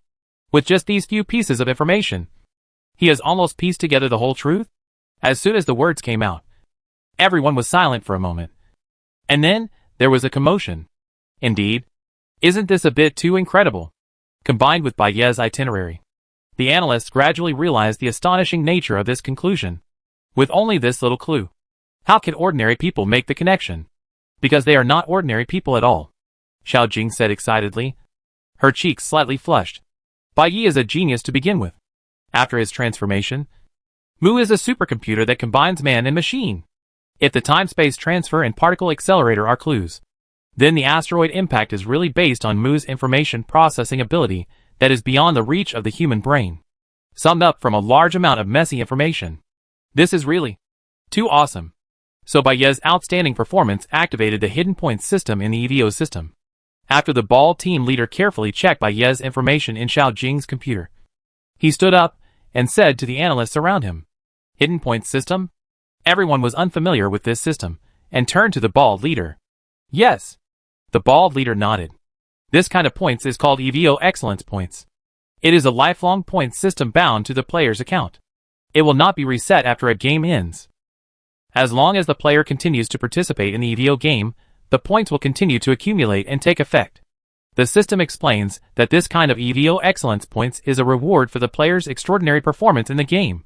In fact, Bai Yi has sorted out the truth twice in a row with insufficient information. In the time segment he experienced, there are almost no clues related to celestial bodies and planets, which obviously meets the standard of extraordinary performance. However, the current system's explanation of the hidden points system is that there will be special rewards for reaching more than 10 points. What are the specific special rewards? What different rewards will there be after 10 points, 20 points, 30 points? It still requires players in the game, that is, Bai Yi, the strongest player in our Group A, to explore together. That's right.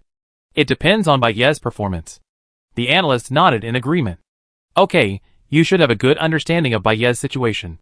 Now you'd better go and see how the players you follow are progressing. How long will it take to solve the mystery? The bald team leader continued. No matter how strong Bai Yi is, the information obtained by a player cannot be comprehensive. We are the analysis team of the entire Group A. We can't just be fans of a certain player.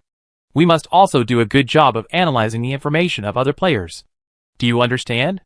I understand. The analysts still respected the bald team leader very much. After the team leader said this, everyone prepared to return to their workstations. However, Bai Yi's casual words in the live broadcast unexpectedly stopped everyone. This matter? There is only one piece of the puzzle left. I plan to go to the dream tonight again. And I want to enter the explosion again. That won't work. As soon as Bai Yi mentioned his plan, Shinsu firmly opposed it.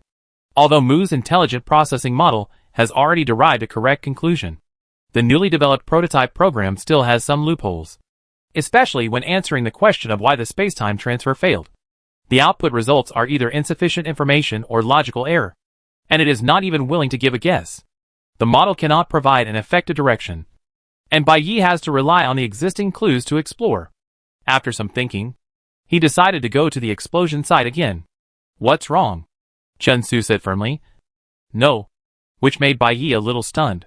Then he laughed again and joked, "It's okay. I already have more than 3,000 points now. Even if something goes wrong, I can die 3 times. Hearing the word die, Chen Su's face suddenly became more solemn. He knew that Bai Yi still had points to save his life. But danger is danger.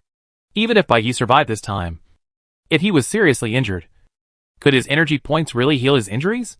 However, Chen Su did not continue to nag, but tried to convince Bai Yi with a more rational reason. If you deduct the points and return to the starting point, it will be meaningless for you to go again. This time is different. Bai Yi smiled confidently. I want to survive this explosion safely. Find out when it happened. See what the city looks like after the explosion. And maybe find out the cause of the explosion. Since the reason for the space-time transfer has been confirmed to be to avoid the impact of an asteroid and has nothing to do with the explosion, then this explosion is likely related to the failure of the space-time transfer. Perhaps once we understand the explosion, we can piece together the truth of Victoria's mystery. How do you plan to get through this explosion safely? As soon as you open the door, you will be teleported back after the points are deducted. Chen Su asked again. Have you forgotten that I have that high-dimensional card? High-dimensional card? Yes, that rare card. Extreme superpower. Bai Yi seemed to have made arrangements for this, and explained, the function of that card is to increase the body's various combat indexes within 5 minutes, and enter an absolute protection state. I don't need a combat index, I just need to avoid the explosion damage at the beginning. If I can survive the explosion, maybe I can find important clues later. What if 5 minutes pass, the effect time is too short, There is no guarantee that you will be able to escape unscathed. Chen Su still disagreed, and he seemed a little stubborn today. In the past, he would almost unconditionally support Bai Yi in doing anything, but this time he kept a straight face and refused to agree. However, Bai Yi did not look angry, but said softly, with curved eyes, showing a warm smile to Chen Su, "If the explosion is a one-time thing, then 5 minutes must be enough. Even if the explosions continue, and the card effect disappears, I still have you by my side. Good evening, Mrs. Oliver." As they passed through the magical flowerpot shop again and headed towards the end of 3218, Victoria's City was still dressed in purple and gold evening gowns. The city was still prosperous.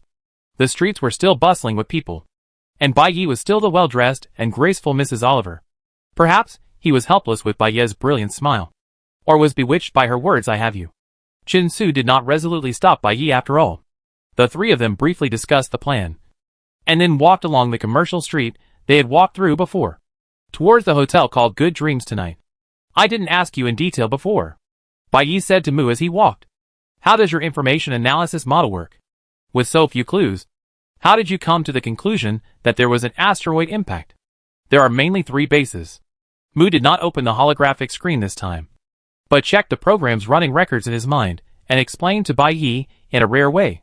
First, the repairman mentioned that there have been frequent storms recently. But in fact, the planet where Victoria's City is located has an arid climate, and there are no conditions for the formation of storms. The recent storms mean that the atmospheric pressure has changed abnormally for some reason. Second, in the evening, there will be this purple gold sunset glow, which indicates that the atmosphere may have absorbed special elements scattered in the universe and produced chemical reactions with the air, resulting in special color mapping on the clouds. Third, in the building where the particle accelerator is stored, some data content was obtained by restoring the deleted logs, such as orbital paths, angular distances, flight speeds, etc., through comparative analysis. These logs are highly correlated with celestial observations. Mu's voice was calm and clear, analyzing one by one. However, there are many reasons for the sudden storm and the abnormal color of the clouds in the evening.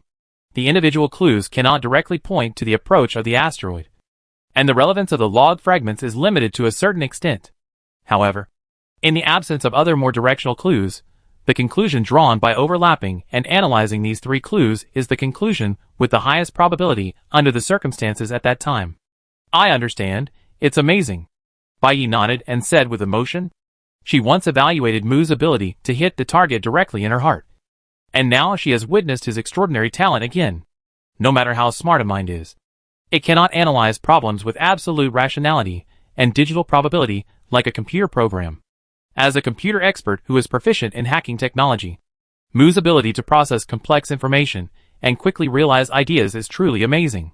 "You are really amazing." Bai Yi couldn't help but admire again. Her voice was loud enough to reach Mu's ears, but he still looked forward, as if he didn't hear Bai Yi's praise. Chen Su glanced at Mu with dissatisfaction, and Bai Yi also subconsciously looked at Mu, smiled and retracted his gaze. The sunset slowly sank, and the purple color of the sunset glowed more intensely. The 3 of them said nothing more, and walked a few dozen meters in silence. After this silence, Mu unexpectedly took the initiative to speak. "The current model is not perfect yet. I will adjust it as soon as possible." Bai Yi was stunned for a moment, and quickly understood the meaning of Mu's brief words. "Well, then I'll leave it to you," Bai Yi replied with a smile. Not counting Bai Yi, 6 people have mistakenly entered the explosion. The analysts who were originally planning to return to their respective positions stopped, and even the ball team leader did not go to inspect other places. Everyone stared at Bai Yi in a long skirt on the screen, looking forward to the moment when he would enter the beautiful dream tonight again. While Bai Yi and the others had not yet arrived at the inn, Xiao Jing made a rough summary of the players' information and reported it to the ball team leader. Among these 6 people, 4 were unfortunately killed due to insufficient points. One person, like Bai Yi, was deducted 1,000 points to save his life, but was directly teleported back to the starting point. No clues can be obtained from his live broadcast, but only Ka Su. Ka Su? Hearing this familiar name, Ed couldn't help but interrupt. That naked man? What happened to him? Ka Su. The records show that he had entered the time segment of the explosion like Bai Yi, but he was not deducted points. And he did not die. Instead, he stayed in this time segment for more than 10 minutes. And then left unscathed. Left? Unscathed? The ball team leader looked at Xiao Jing in surprise. Yes. Xiao Jing nodded affirmatively and added, the record does show that. Well, we need to check the live broadcast replay of Kazuo. The ball team leader thought for a moment, turned around and shouted to the monitoring room, who is following Kazuo, on which screen? Me, team leader here. Someone immediately responded from a corner of the monitoring room, and everyone looked closely, and it turned out to be the fat analyst Desheng. Okay, play the replay of Queso now, especially the part where he enters the explosion site. The ball team leader said, while walking towards Desheng. The explosion scene. After hearing the team leader's request, Desheng did not act immediately, but spoke with a hint of obstruction. Team leader, that explosion scene, can you not watch it or not? Not watch it? Why? The ball team leader walked to Desheng's workstation and asked in confusion.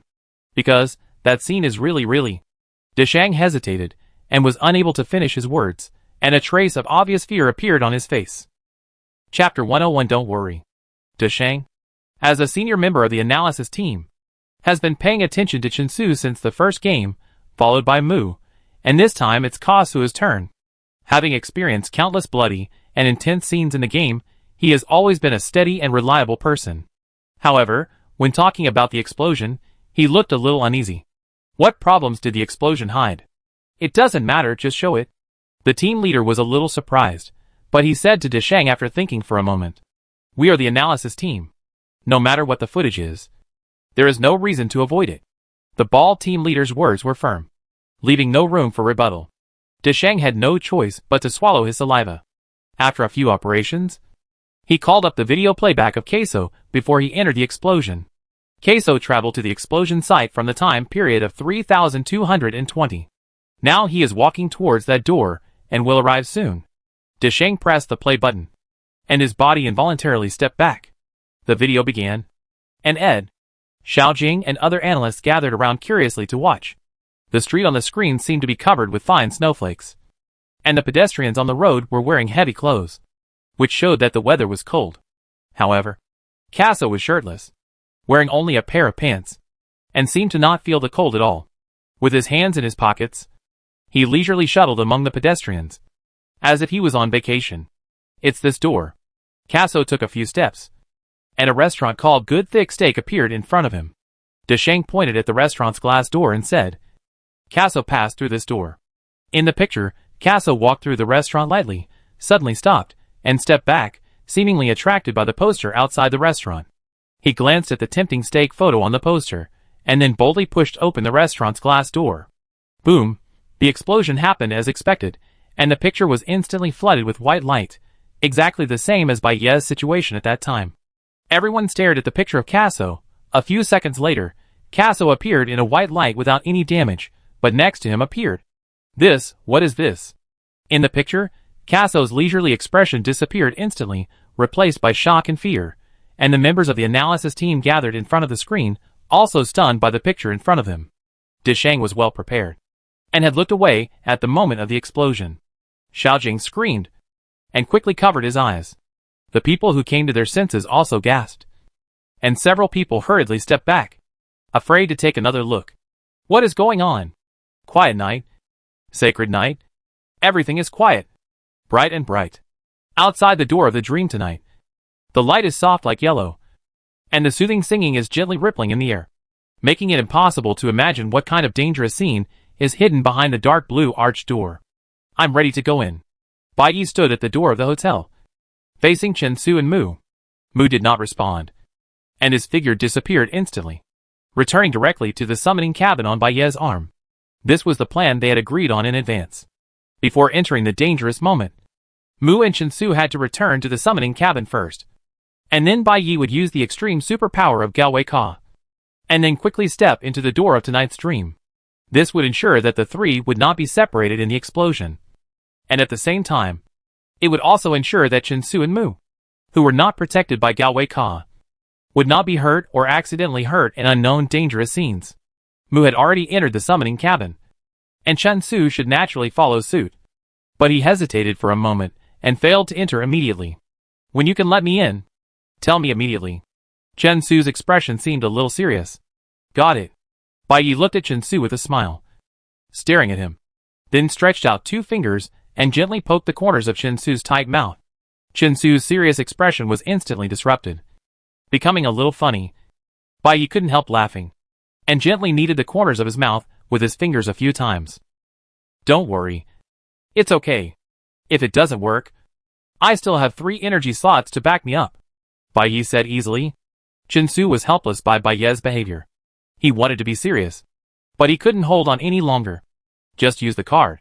I will enter the summoning cabin in time, Chen Su said. Don't come out casually after entering.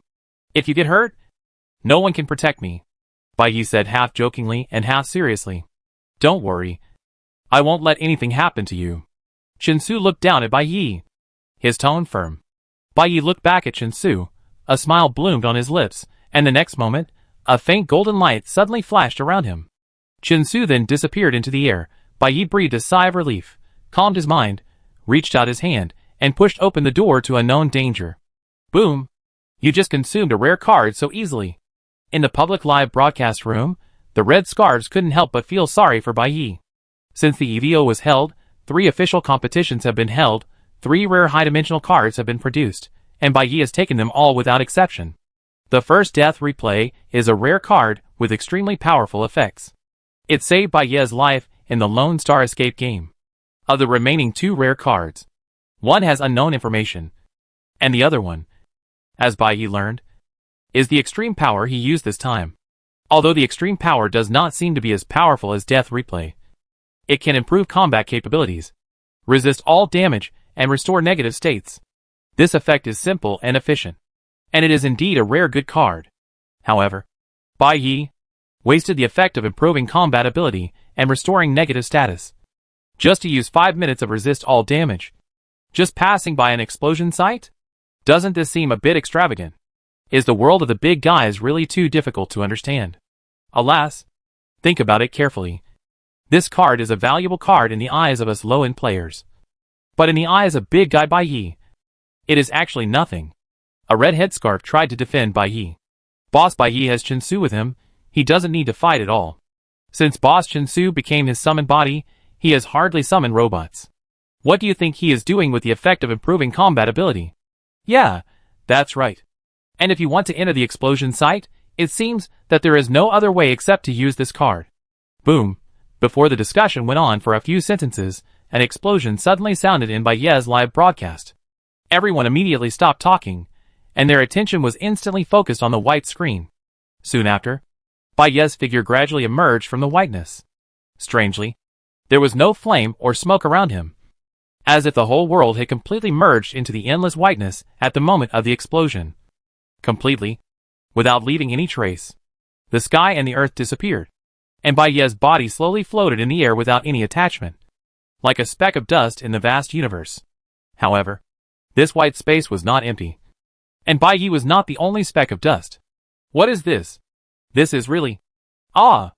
The scene in the live broadcast instantly threw the audience into chaos. Everyone shouted, some covered their eyes, some shrank, some even ran to the door subconsciously. The few viewers who dared to look directly at the live broadcast were also stunned, and remained speechless for a long time. The surroundings were quiet and silent. With a loud explosion, the hustle and bustle of the whole world seemed to be wiped out in an instant. The New Year's song, peaceful and sacred, seemed to float from a distant place, like the hum of an angel. Something soft seemed to brush against his cheek, leaving a trace of wetness. Bai Yi narrowed his eyes slightly, trying to identify, but there was only a dazzling white light in front of him, and he could barely make out a vague black shadow. What on earth was going on? He felt his body floating in the air, and his feet could not find a place to put their feet. Bai Yi tried his best to keep his body stable, but in this endless void, he could not exert any strength. Is this what it looks like after the explosion? What kind of explosion was it? Bai Yi was confused, facing this quiet and strange environment. He hesitated whether to wake up Chen Su and Mu. Maybe we should first confirm that this place is really safe during this 5-minute period of absolute safety. Thinking this in his mind, Bai Yi suddenly noticed that there seemed to be something not far away, slowly crawling and drifting towards him. That was, as he stared at the object, An ominous premonition suddenly surged into his heart. The white light gradually faded, and the scene in front of him became clearer and clearer. As the object gradually approached, Bai Yi finally realized that it was an extremely twisted person. He immediately held his breath and stared at the twisted man coming towards him. The man's legs were bent behind him by some force, and above his waist, he was twisted for nearly a circle. His hands were clenched at his sides, and his chin was almost twisted off. But he was still alive. His face was twisted in pain, and he seemed to be wailing in despair. But he struggled silently. No matter how much external force pressed him, he couldn't break free. What on earth was going on? The floating man approached Bai Yi step by step, and was about to hit his body. Bai Yi's heart tightened, and he suddenly woke up. In panic, he pushed the man away. With this push, the man's body could not bear the distortion after all, and suddenly broke into pieces. Blood, internal organs, broken bones and brain matter flew like gorgeous fireworks, and then floated in this pure white world. Bai Yi's hand was stained red by the blood sprayed by the man, and his sleeves were full of sticky pieces of meat. He stood in the air blankly, and even forgot to put down his hand. The white light at the beginning of the explosion had completely faded. Until this moment, Bai Yi suddenly realized that this vast space was full of twisted, painful, and wailing people. They surrounded him, brushed past each other, their eyes full of fear and despair, staring at him, as if they were trying their best to ask Bai Yi for help. Bai Yi held his breath and concentrated, subconsciously reaching out his hand, but before he could touch anyone, those around him exploded one after another. Everything around him was like a slow motion. Every extremely painful face was clearly visible in front of Bai Yi, but everyone seemed to be silenced by this pure white world, clearly screaming and wailing, but only the distant singing like the sound of nature could be heard. Rest in peace, immerse yourself in the peace of heaven, rest in peace. Bai Yi, Bai Yi? Chen Su tried to call Bai Yi in the summoning cabin. The explosion sound had long disappeared, and it was extremely quiet outside the cabin. There seemed to be no special danger. But Bai Yi did not respond. Bai Yi? Chen Su called again, but there was still no response. If he was still fine, he would definitely not be able to hear his voice, and he would have responded. Chen Su's heart was as heavy as water. He left the summoning cabin decisively regardless of the risks and plans. As soon as he stepped out of the cabin door, a person appeared in front of him and exploded on the spot. Chen Su panicked and looked around, looking for Bai Yi's figure. The location from the summoning cabin was not too far from Bai Yi. Chen Su turned around and saw Bai Yi floating at arm's length. He looked dazed and stared blankly at the twisting figures around him. He was obviously in a bad state. Bai Yi? Chen Su hurriedly stretched out his right hand, trying to use the space without gravity to grab Bai Yi's clothes and pull him towards him. Bai Yi? Wake up! Chen Su shouted loudly. But Bai Yi seemed unconscious. His eyes were hazy, and his gaze was wandering. Chen Su followed his line of sight, and saw half of his head floating there. There was still fear before death on his face. The surviving eye was almost squeezed out of the eye socket, with a few strands of flesh and blood, staring straight at Bai Yi. Don't look. Chen Su hurriedly hugged Bai Yi tightly in his arms, blocking his sight.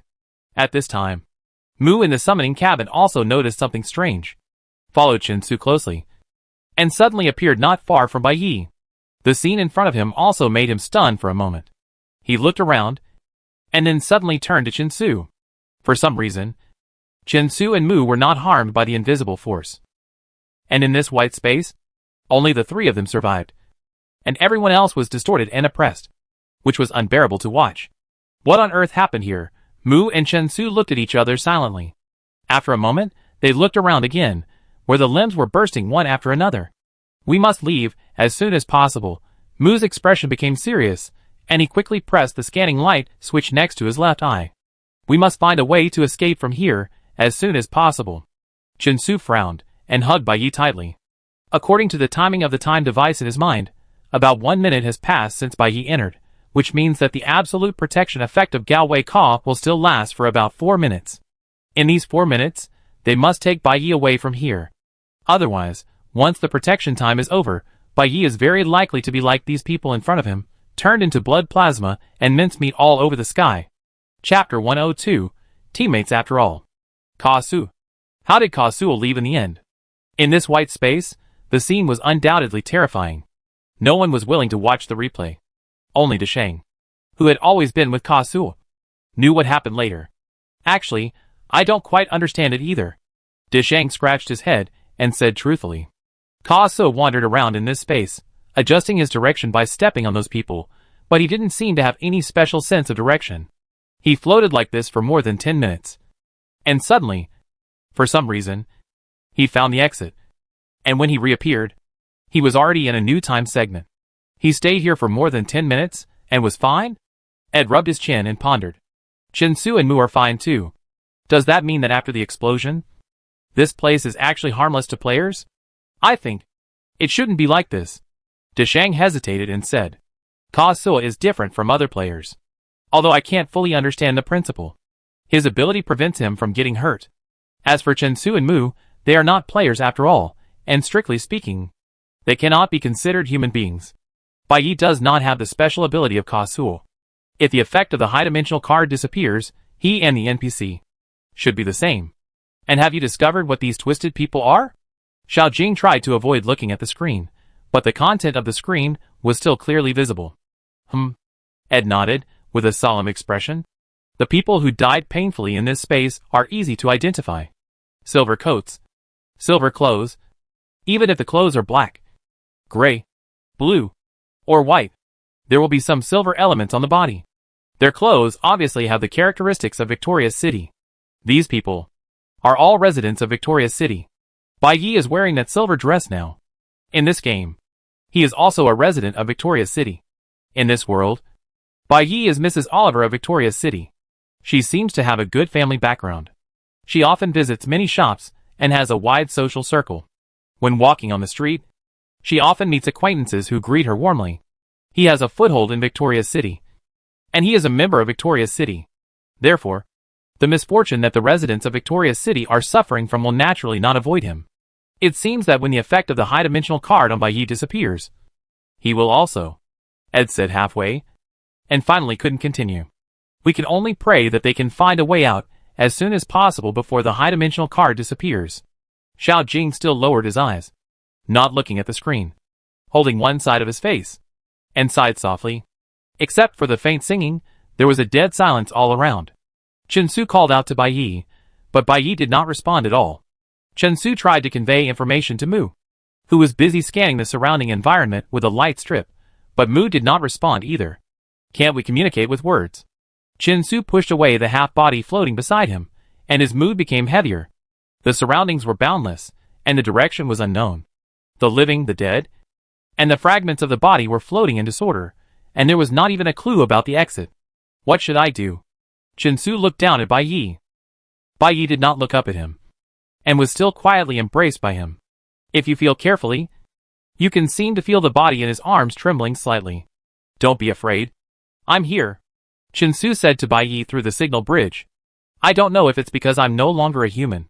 The soul-tearing scene in front of me did not arouse much fear in Chinsu. There was only one thought in his mind: rescue Bai Yi.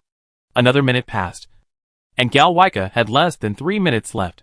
Although I don't know how to find the exit, I can't stay where I am.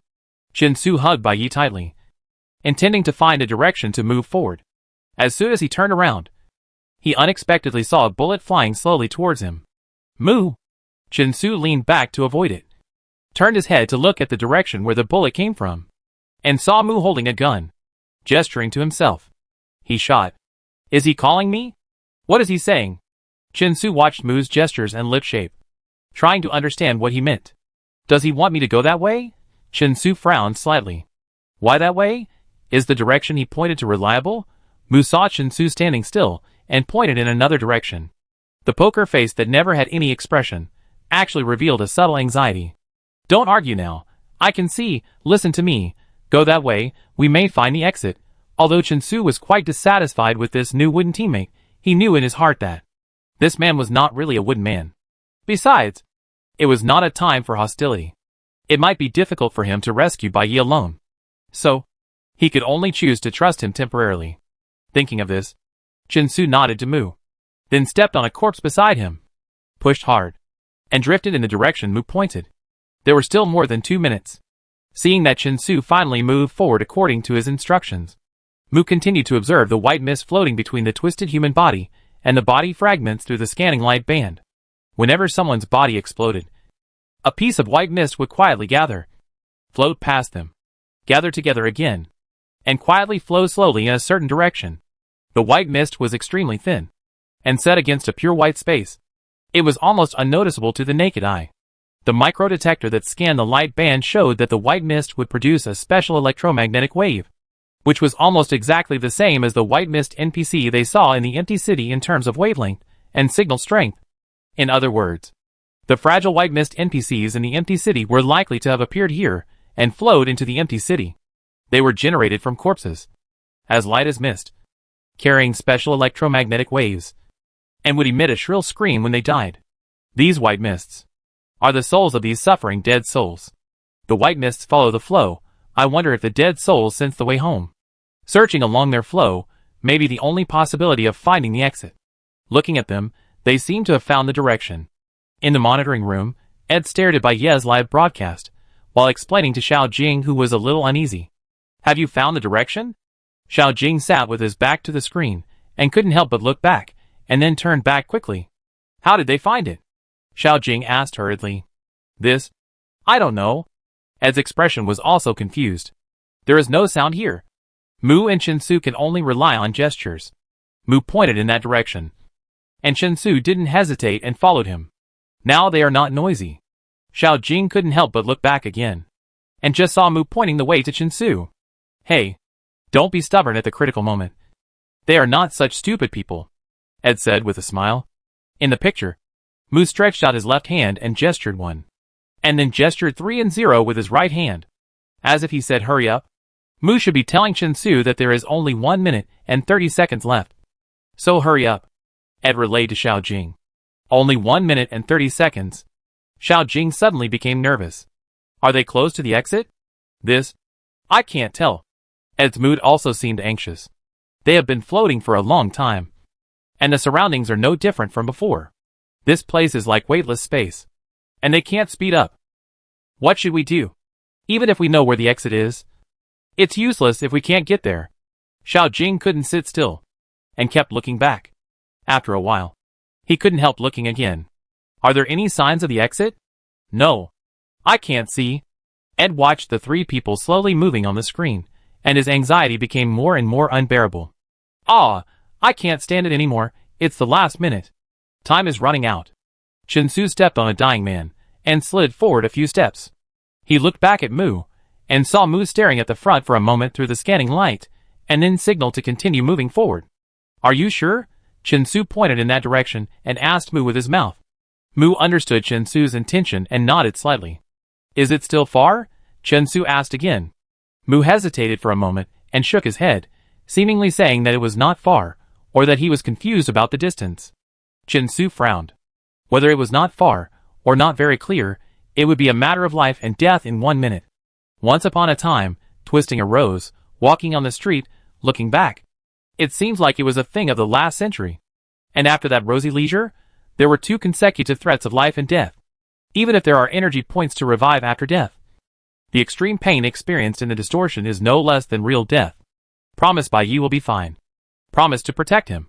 Then he must not be allowed to endure all this unbearable.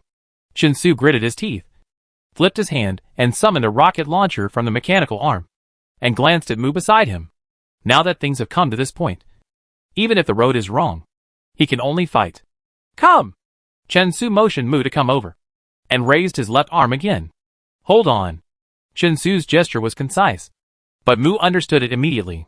He hesitated for a moment, then reached out and grabbed Chensu's left arm, and pointed out the direction for Chensu again as accurately as possible. Chensu nodded, and the next second, he hugged Yi tightly with his right hand, steadying his left arm, and fired a rocket in the opposite direction of Mu's direction. The rocket flew out suddenly, breaking through the corpses in the air, and went straight into the distance. The recoil of the rocket launcher also pushed Chensu, Yi and Mu in the direction of the white mist, and they flew a long distance in an instant. Oh! It's much faster to walk this way.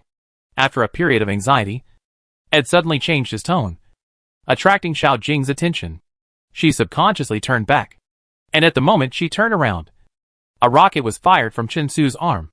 Really? So fast. Xiao Jing instantly forgot her fear and stared at the people moving quickly in the picture.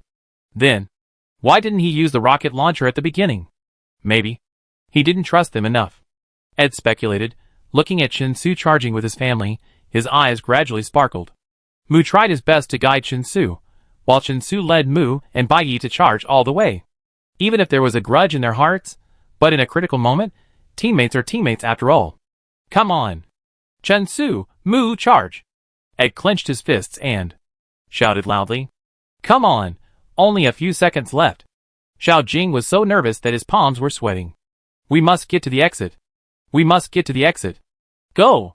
Go! The analysts who had refused to watch the horrific scene before gathered together again at some point and cheered for Chen Su and the other two. Hurry up. Time is running out. On the screen, Chen Su looked calm and continued to push them forward with the rocket launcher. Time passed second by second, and the analysts counted the seconds silently, their hearts hanging, and gradually they could not even cheer.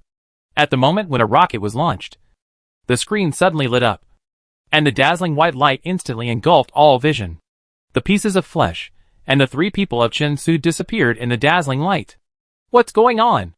Did they get out? Everyone stared at Bai Ye's screen intently. Soon, the white light that filled the screen faded again, and what appeared in front of them was a dark alley, and three people who were thrown out of a door and were crawling on the ground. Success. They got out. Chapter 103. We have found the answer. Bai Yi, are you okay?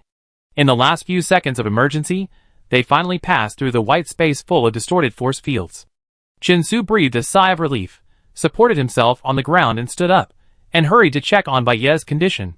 Bai Yi did not seem to be injured, although he seemed a little dazed, but soon realized that he had fallen to the ground, and immediately got up, and after getting up, he also dusted off his body.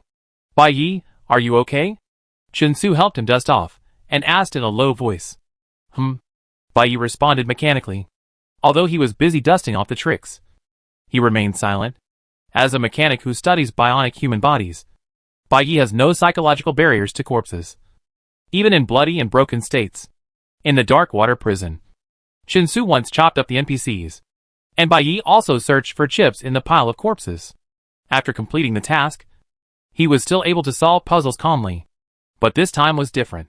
Every dying face was twisted with pain, and every pair of eyes staring at him was filled with extreme fear and despair, as if begging him, save me, save me.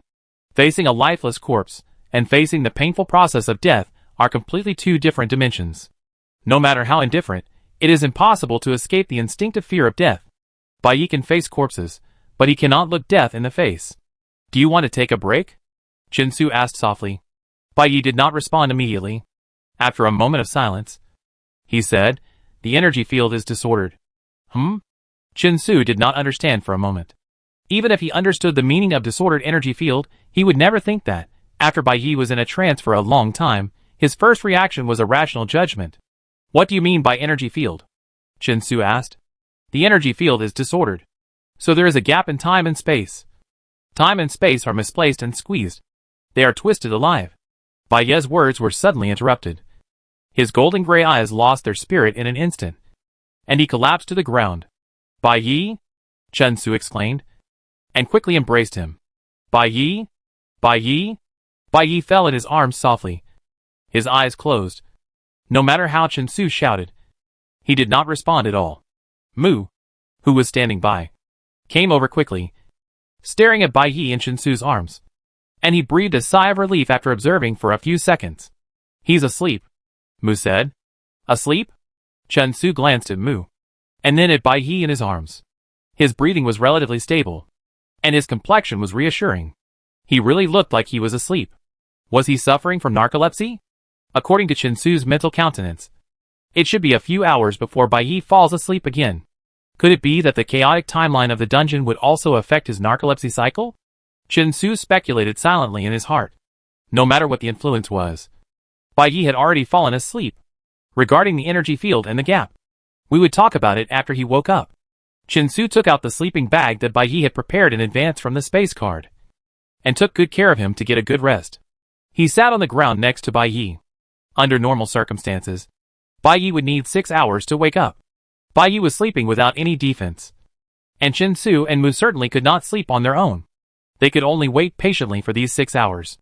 Mu was very familiar with Bai Yi's condition. Looking at Bai Yi sleeping quietly in Chen Su's arms, he walked silently to a nearby distance and sat down at the foot of the wall diagonally opposite Chen Su. Chen Su subconsciously glanced at Mu, and Mu noticed his gaze and looked over. Chen Su lowered his eyes again, no longer paying attention to Mu. The two of them sat quietly. The atmosphere was awkward and cold, as if they had been teammates for a while in a crisis, and returned to a strange distance after the crisis. Chen Su no longer paid attention to Mu, lowered his eyelids, and quietly waited for the 6 hours to pass. Since becoming a cyborg, his sense of time has gradually faded. Waiting for 6 hours. For Chen Su now, it seems no longer than 6 minutes. His mind can be turned on and off like a machine. It can think, it can also stop, and once it stops, several hours will pass without any feeling. Perhaps it is because he is no longer restricted by life. Chen Su looked up, silently looking at the alley in the distance, the narrow night sky. All this is indeed different from before. This sense of reality becomes more obvious with time. He is indeed no longer a real human. Mu Zhe did not pay attention to Chen Su anymore. He leaned against the wall, thinking about a few plans in his mind, and then turned on the holographic screen. Although there was no word between the two, Mu knew in his heart the role he played in this 3-person team. Chen Su provided combat power. Bai Yi controlled the direction, and they were all performing their respective duties perfectly. Mu naturally could not fall behind. I must do my best to support them. As long as I am alive, I will be responsible for them to the end. This is what Bai Yi once said to Mary Jo. He could not live up to Bai Yi's promise. Mu thought so, and quickly invested in a large amount of code. It was late at night, and Victoria City had entered a time when everything was asleep. After escaping from the explosion, they traveled to a certain year. Looking through the narrow view at the alley, this was not the empty city covered by yellow sand, but it also did not look like a prosperous city. Although there were no pedestrians to refer to in the middle of the night, and nothing special was happening. For some reason, the city was shrouded in a tense atmosphere. When they knew that the city would be destroyed by an asteroid impact, they tried to use time-space transfer technology to save the residents of Victoria City. But in the end, the time-space transfer failed, and everyone became a victim of that failed operation. According to Bai Yi's speculation, the incident happened 5 years after 3218, and the end of 3218, when they had traveled to, might be the last peaceful time of this city. Chen Su looked at the alley for a moment, then turned to look at Bai Yi beside him. Bai Yi did not sleep well. His brows were furrowed, and his body occasionally trembled slightly, as if he was experiencing an unpleasant dream. Chen Su lowered his eyes, looking at Bai Yi's sleeping face, and after a while, he reached out and gently stroked his brow. Perhaps Chen Su's movements were too gentle. Bai Yi's brows were still furrowed, and no matter how he stroked them, they wouldn't smooth out. Could it be that the scene from the explosion reappeared in his dream again? Chen Su thought to himself, and his eyes unconsciously moved towards Mu. Mu was still concentrating on the code on the holographic screen, and didn't pay attention to them. Chen Su retracted his gaze, lowered his head, and lifted Bai Yi up with his hands, holding him and his sleeping bag in his arms. It's okay. I'm here. Although Bai Yi fell into a deep sleep, Chen Su still tried to speak to him through the signal bridge. Perhaps it was because he felt a sense of security, or because he heard Chen Su's words. Bai Yi's brows relaxed a little in Chen Su's arms. Chen Su looked down at Bai Yi, and then leaned against the wall behind him. His eyes seemed to fall on a certain place unintentionally, but his fingertips gently stroked Bai Yi's cheek. Bai Yi almost never dreamed. Since he suffered from narcolepsy, every time he fell asleep, he seemed to sink into the abyss of darkness, and his consciousness seemed to be free from his body. For him, the 6 hours from falling asleep to waking up seemed to pass in a flash. However, this sleep was unusually long. Chaotic images emerged frame by frame, and the images were filled with people who seemed to have experienced an explosion, with twisted faces of pain.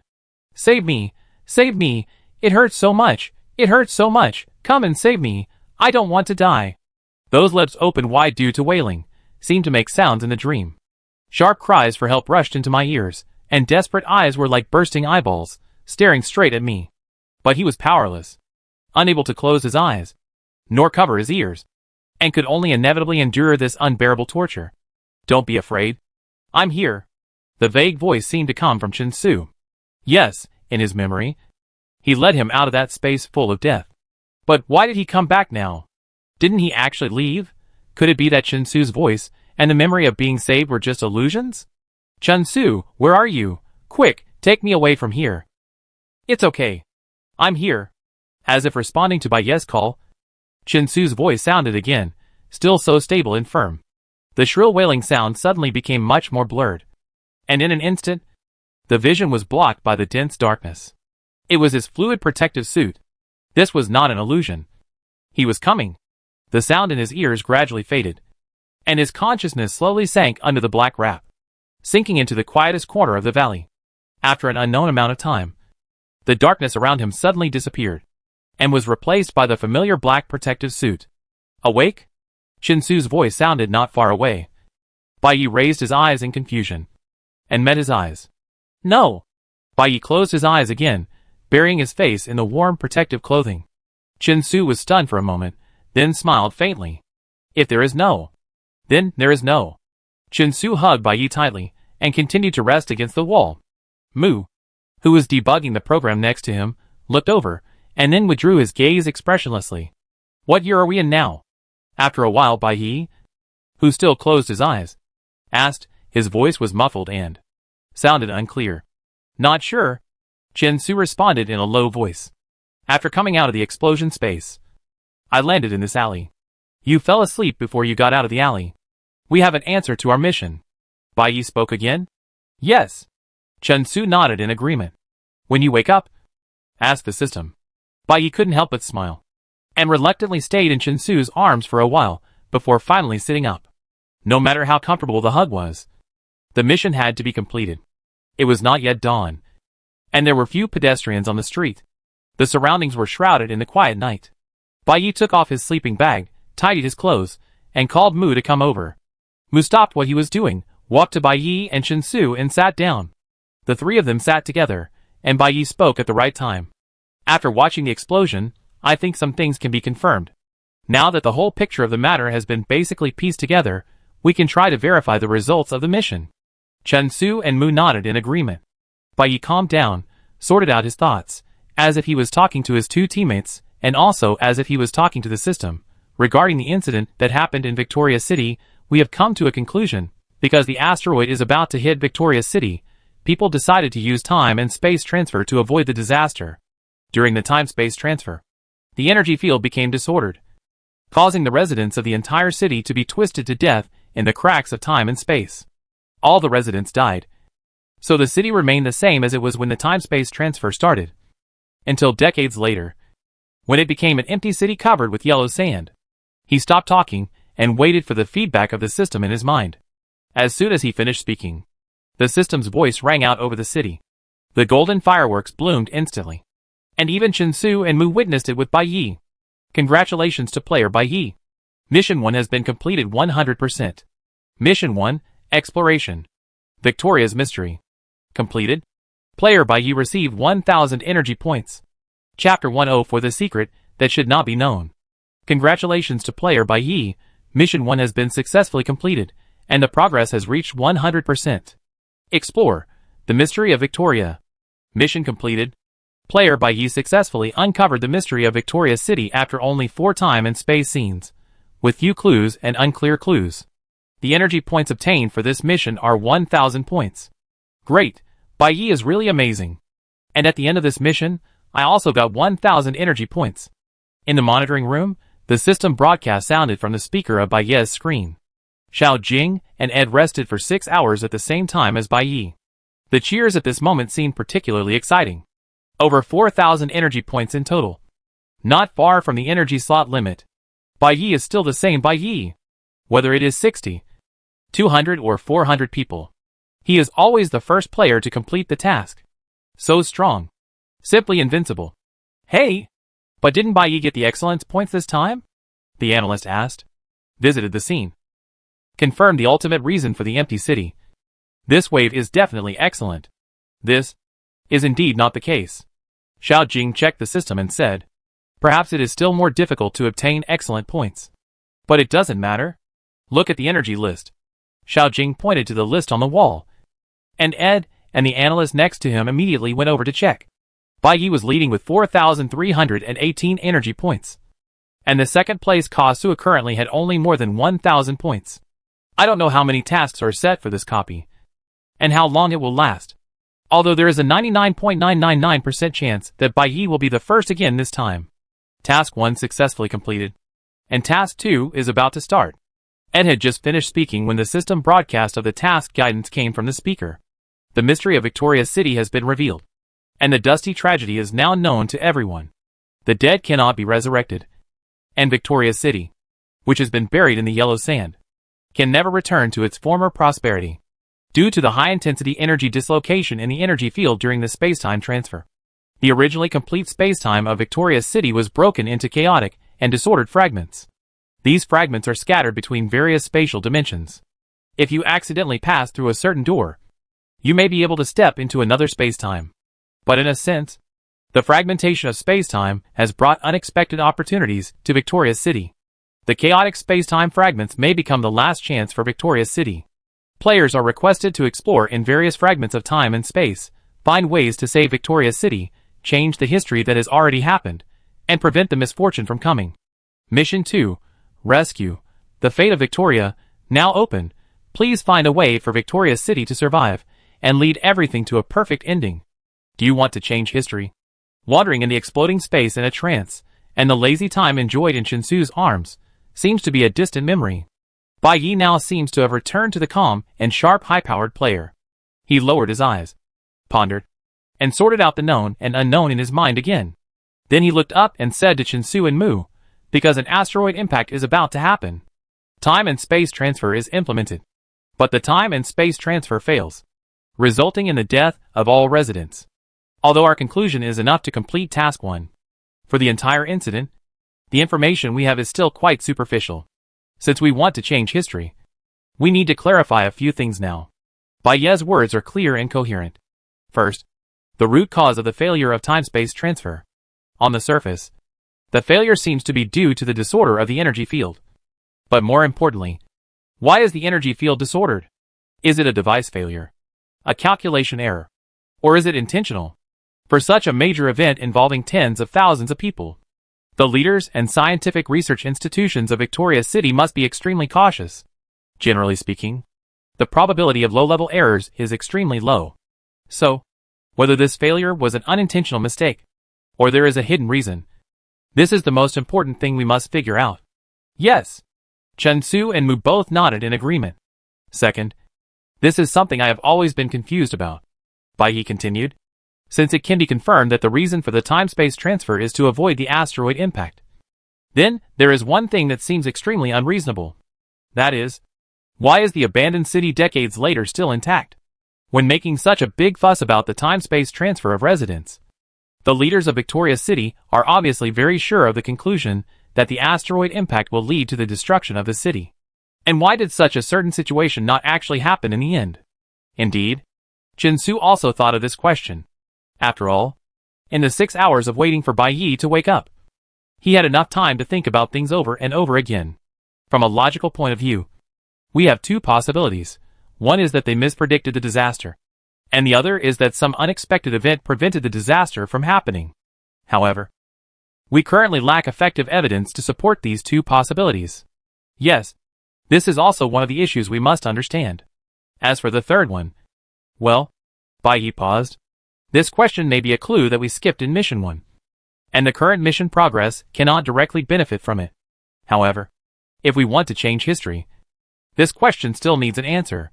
Why didn't the leaders of Victoria City choose a more conventional and more reliable method to deal with the asteroid impact, such as trying to change the asteroid's orbit, or destroying it before the impact occurs? If it is really impossible, at least the residents can be relocated to places that will not be affected by the disaster. Then, why did Victoria choose this unstable and high-risk response method? Because they can't do that.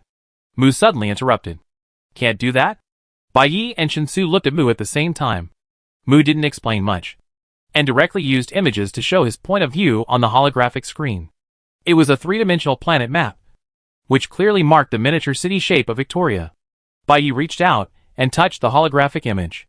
After spinning it for a few times, the map showed mountains, deserts and deep valleys, but no second city was found. Is Victoria the only city on the entire Victoria planet? Bai Yi asked in surprise. Mu nodded and replied, the barrenness of Victoria is 13 degrees, which is an extremely barren planet. The resources of the entire planet are only enough to support the survival of one city. Outside this city, there are only wastelands that are not suitable for human survival. As he spoke, Mu reduced the planet map and listed some data on the side. Bai Yi glanced through the information and finally understood what was actually hidden behind this tree-lined Victoria city. Water was drawn from the groundwater of the entire planet. Agriculture relied entirely on artificially prepared soil. Energy came from the efficient use of cosmic radiation. And 95% of industrial and agricultural raw materials relied on alien imports. The temperature, humidity, and even the ratio of oxygen to carbon dioxide in the city were all controlled manually through equipment. Victoria City was a city completely supported by modern technology. However, Shinsu glanced at the information and then looked away. Even so, they can still seek help from aliens and temporarily seek refuge on alien planets. Compared with time and space transfer, seeking refuge on alien planets is obviously a more reliable conventional solution. They did apply for assistance.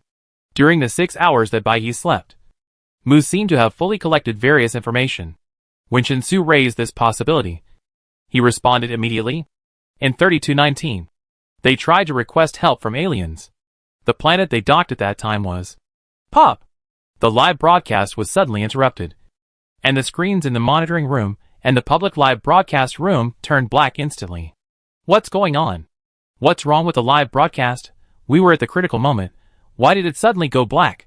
The public live broadcast room was noisy, and the red scarves were even more emotional.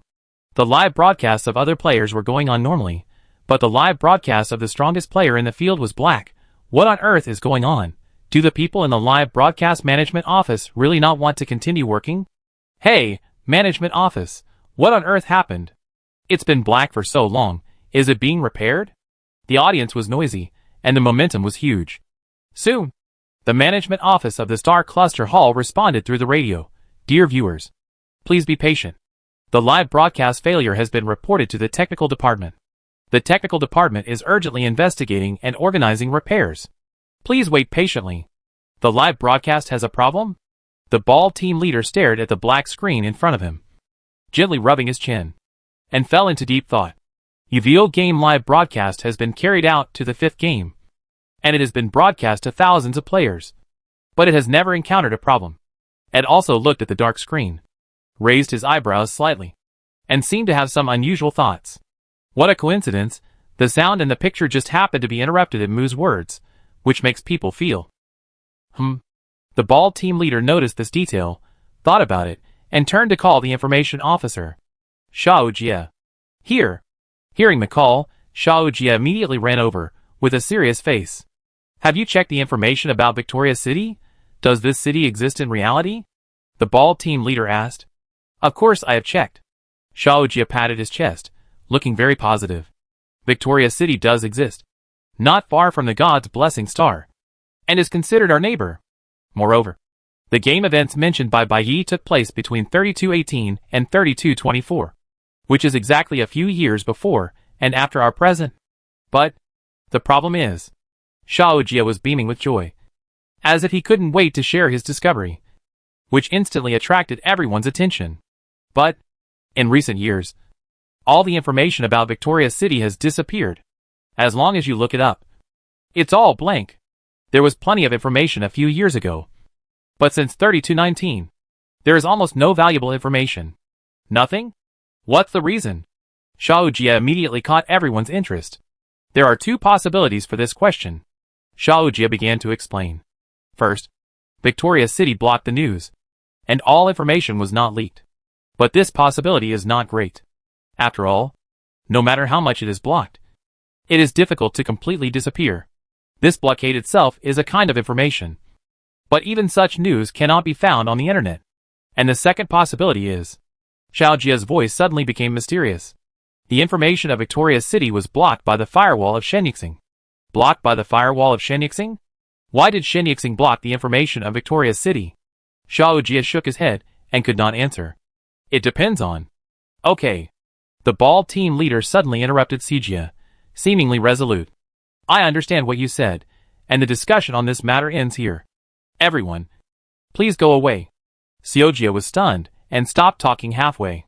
Everyone looked at each other, as if they had understood, and returned to their workstations. Whose information is blocked? Who is the final decision? The answer is obvious. And why the live broadcast was interrupted, I am afraid it is the same reason. The analysts have dispersed. The bald team leader left Ed and Xiao Jing here to watch over him and walked away, without thinking about the previous episode, and continued to inspect other players. Don't say what you shouldn't say, and don't delve into things you shouldn't ask.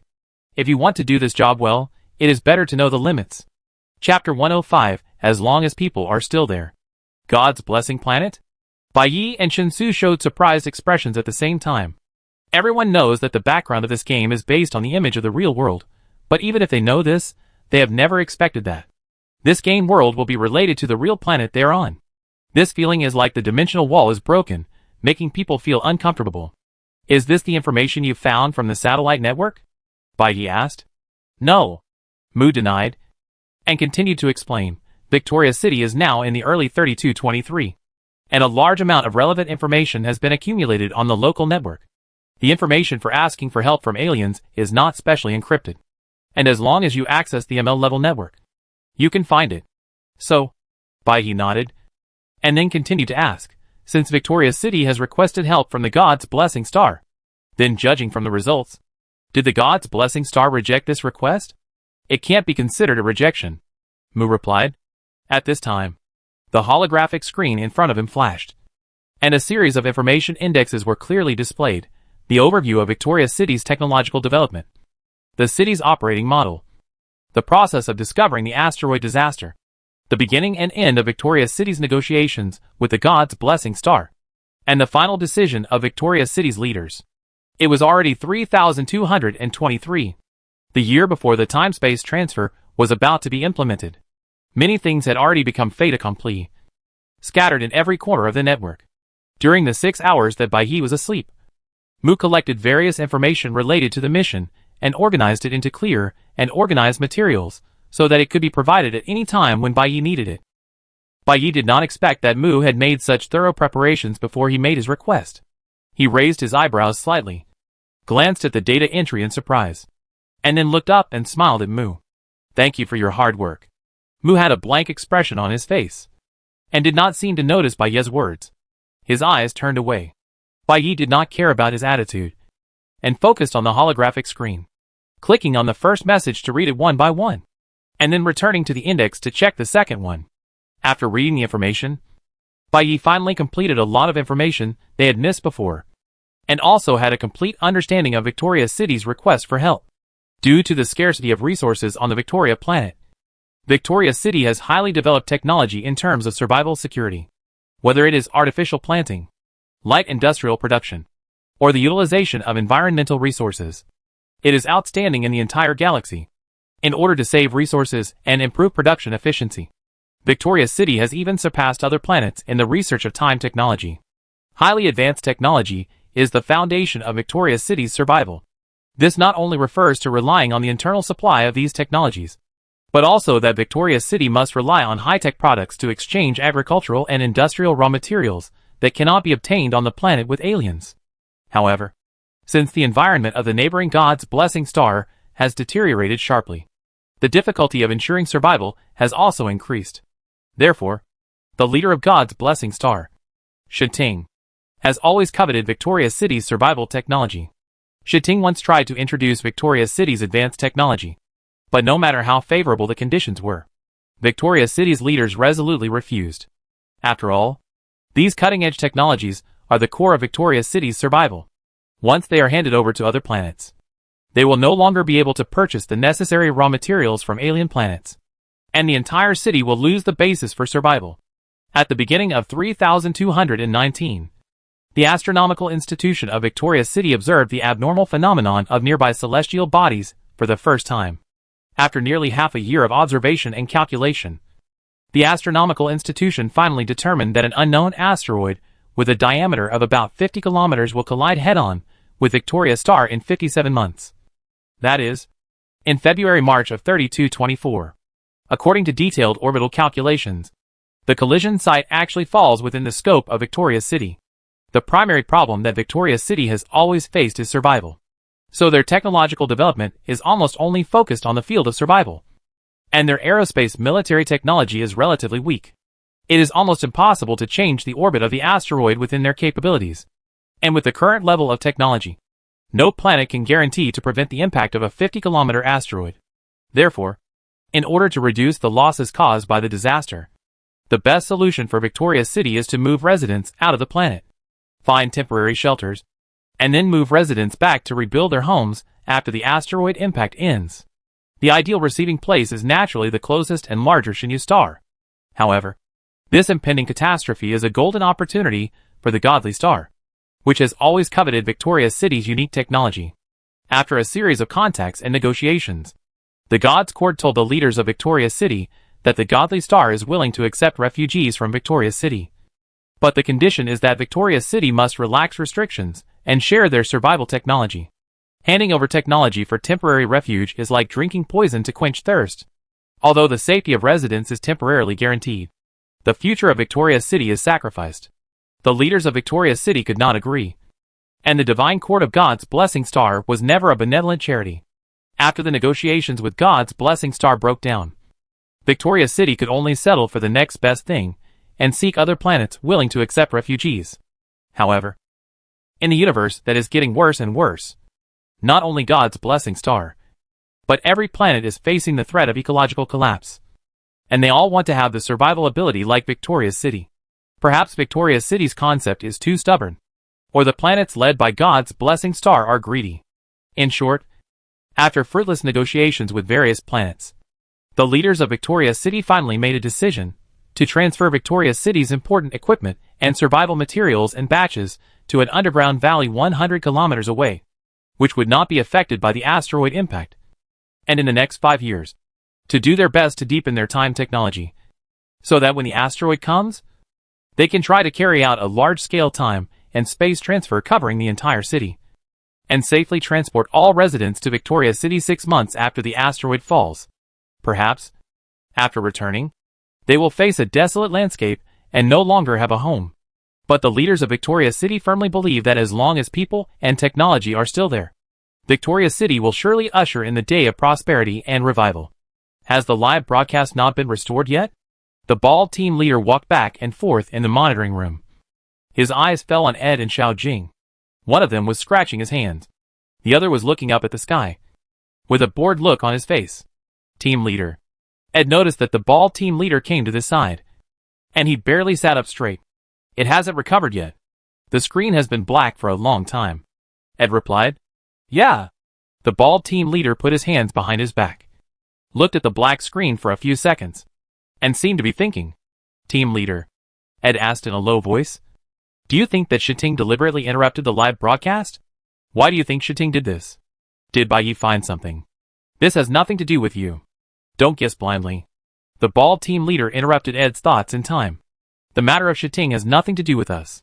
You just need to record the part you can see. Then you are not curious at all. I don't want to know.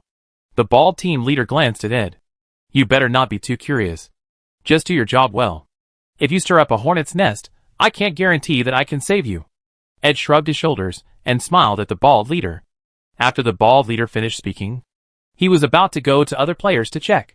Suddenly, the black screen in front of him flashed a few times, and the figures of Bai Yi and others appeared on the screen again. Hey, the live broadcast is on. Ed Xiaojing was immediately refreshed. The sky in the game was already bright, and many pedestrians appeared on the road. The 3 people left the alley. Chen Su and Mu were still fully armed, while Bai Yi wore a silver dress, which made her look like a resident of Victoria City. They seemed to have obtained a city aircraft. Chen Su sat in the driver's seat, while Mu and Bai Yi sat in the back. After they sat down, the hatch closed, and the aircraft suddenly rushed into the air.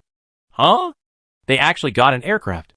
Xiao Jing stopped scratching his hands, adjusted his glasses, and said in surprise, Bai Yi has a resident status in the game, so it shouldn't be difficult to rent a vehicle. The bald team leader guessed. After Bai Yi's live broadcast resumed, the bald team leader stopped patrolling and stayed to pay attention to Ed and Xiao Jing for the time being. After all, in the entire A group, only Bai Yi entered the second stage of the mission, so only her live broadcast could promote the progress of the analysis team. I really don't know where they are going. The live broadcast was interrupted for so long. What they discussed between them?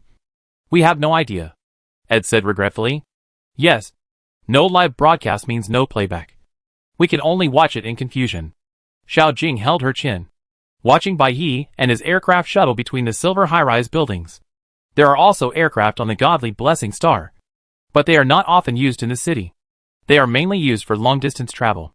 The aircraft in Victoria City are more compact and flexible than the civilian aircraft on the Godly Blessing Star, and usually can accommodate 3 or 4 people at most. In addition to their aircraft, there are many aircraft traveling on the virtual path in the air. The use of aircraft is more common here. Chen Su's driving skills are very proficient, and he has obviously driven a lot in the past. The aircraft of several people moved forward along the virtual road, but soon stopped in an open area. The buildings on both sides seemed to be a little sparse. When Bai Yi and his aircraft landed, the people in front of the screen realized that they had landed in a small square. Are they going to this square? What is this square? They are already flying. Their destination can't be so close. Ed and Xiao Jing were confused. In the picture, Bai Yi and his aircraft jumped off and walked towards the center of the square. There was a simple high platform, on which a man in a white robe was preaching loudly. There were also some people wearing white robes on and off the stage, and some ordinary residents sitting in front of the stage, listening to his speech. These people are... Xiao Jing narrowed his eyes and stared, and suddenly a familiar picture flashed in his mind. These people are that natural religion. Chapter 106. To be 100% sure. The sky was gloomy. Even though it was already morning, gray clouds still covered the earth. A cool breeze blew through the trees beside the square, passed by Ye's side, and blew straight to the high platform surrounded by white-robed believers not far away. Ye's original destination, obviously, was not this square, whose name was not even known. Their idea was very simple. To change the outcome of the destruction of the whole city, they first needed to figure out the reason for the failure of time and space transfer, and since this reason was related to the energy field, they had to go to the Victoria Nuclear Research Center to explore in depth where the problem with the energy field was. Finding the address of the Victoria Nuclear Research Center was not difficult for Mu, and Bai Yi did as the bald team leader said, renting a flying machine with the help of the resident credit system, heading to the distant edge of the city. However, they stopped at this small square. It seems that there should be more than 23 of them. Bai Yi looked at the white-robed followers from afar and said lightly, when they first traveled to the end of 3218, Mu had looked up information about the natural church. The information at that time showed that this natural religion was just a small organization with only 23 people, and its missionary activities were just handing out flyers and small gifts on the streets. Although Bai Yi gained a lot of energy points from his contact with them, from the scene at that time, it was hard to imagine how these small fights could change the fate of the entire Victoria City. However, now, there seemed to be some clues. They walked out of the alley, and after a few steps, they saw many white-robed believers building a platform, hanging banners, and actively preparing for today's preaching. On the way to the aircraft rental station, every time they walked a distance, they could see posters posted by the Natural Church, promoting their doctrines and ideas. During the flight, they passed no less than 5 Natural Church preaching points, and the one they stopped at was obviously the largest, and the one with the most audiences today. The people on the stage were full of passion, and the audience and participants gathered around the podium were obviously far more than 23 people. And the contents of these preachings, posters, banners, and propaganda were all related to the upcoming natural disasters without exception. The arrival of the asteroid is the punishment of the god of nature. The destruction of Victoria City is the inevitable result of the proliferation of technology. Our technology has corrupted nature, and we must atone for our sins. Don't escape. Don't hide. And don't try to use technology to resist the punishment of God. Otherwise, even more terrible disasters will befall us. Let us return to the earth in the most primitive state of life, and be purified and redeemed in the sacred glory of nature. What the hell is this? Bai Yi listened to the explanation in his ear, and the sound from the loudspeaker also reached the analysis team. Ed couldn't help but mock the man in white robe during his speech, all these fancy words. In the end, Isn't it just to let everyone wait here to die? How did this kind of brain grow to come up with such a ridiculous theory? Xiao Jing curled her lips in disdain. There are so many people listening below. And the scene is so grand. If there are really many people who believe this, it's hard to believe. Are these people crazy? How can they wait to die willingly? Ed couldn't understand it at all. Could it be that the time-space transfer failed because the natural church had brainwashed the leader of Victoria's City? Xiao Jing directly denied Ed's speculation. How is it possible? If the leader was really brainwashed, everyone would just wait to die at home. Why waste resources on time-space transfer and end up letting everyone die so miserably? That situation was really disturbing. When Xiao Jing said this, his throat tightened and he couldn't say anything anymore. Xiao Jing's reasoning did make sense. Ed pondered for a moment and continued, anyway, they are now clearly opposed to the use of technology and to time-space transfer.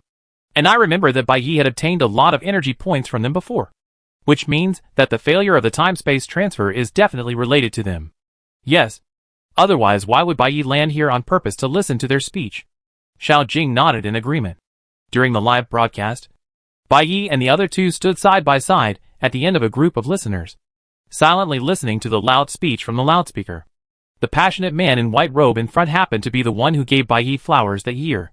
Although his appearance has not changed much, his temperament has obviously matured a lot. His enthusiastic demeanor on the podium is indeed very contagious. However, the views he advocated are almost heretical. Chun Su, Mu. After listening to the speech for a while, Bai Yi suddenly called the two people around him. Chen Su and Mu looked at Bai Yi, and Bai Yi said lightly, I want to use that energy map card. What do you think? Puff. Outside the screen, Ed almost spit out the water he just drank. What did Bai Yi say? Use the map card now? What kind of operation is this? After listening to the speech of the natural church, you actually decided to use the map card. Why? Xiao Jing was also confused. Does Bai Yi think that the natural church has affected the time and space transfer and can be displayed through the energy map? No way.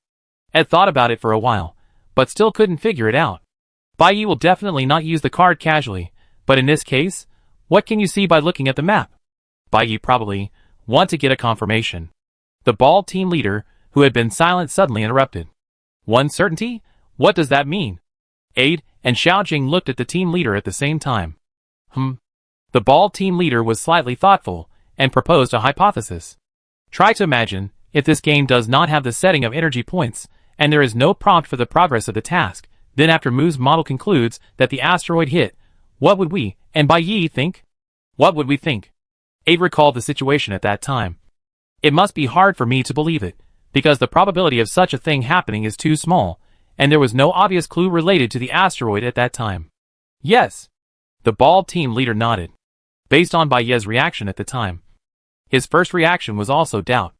If there was no prompt that the task progress reached 80%, and if there was no unexpected 1,000 points, he might ignore this conclusion, and instead consider the possibility that the model was inaccurate, and speculate in other directions. If this is true, he will not only miss the correct answer, but may even fail to complete the task in the end.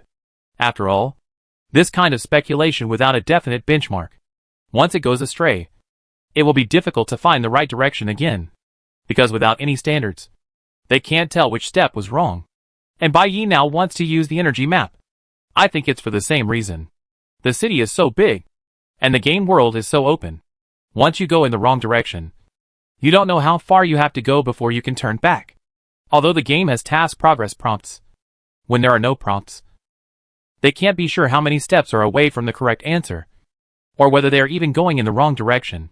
So when you feel uneasy about your direction, set a firm anchor point for yourself and narrow the scope of key clues, so that you won't go in the wrong direction because of uncertainty in your heart. You mean, these actions of the natural teaching now have made Bai Yi waver in his original exploration direction? Ed still didn't understand.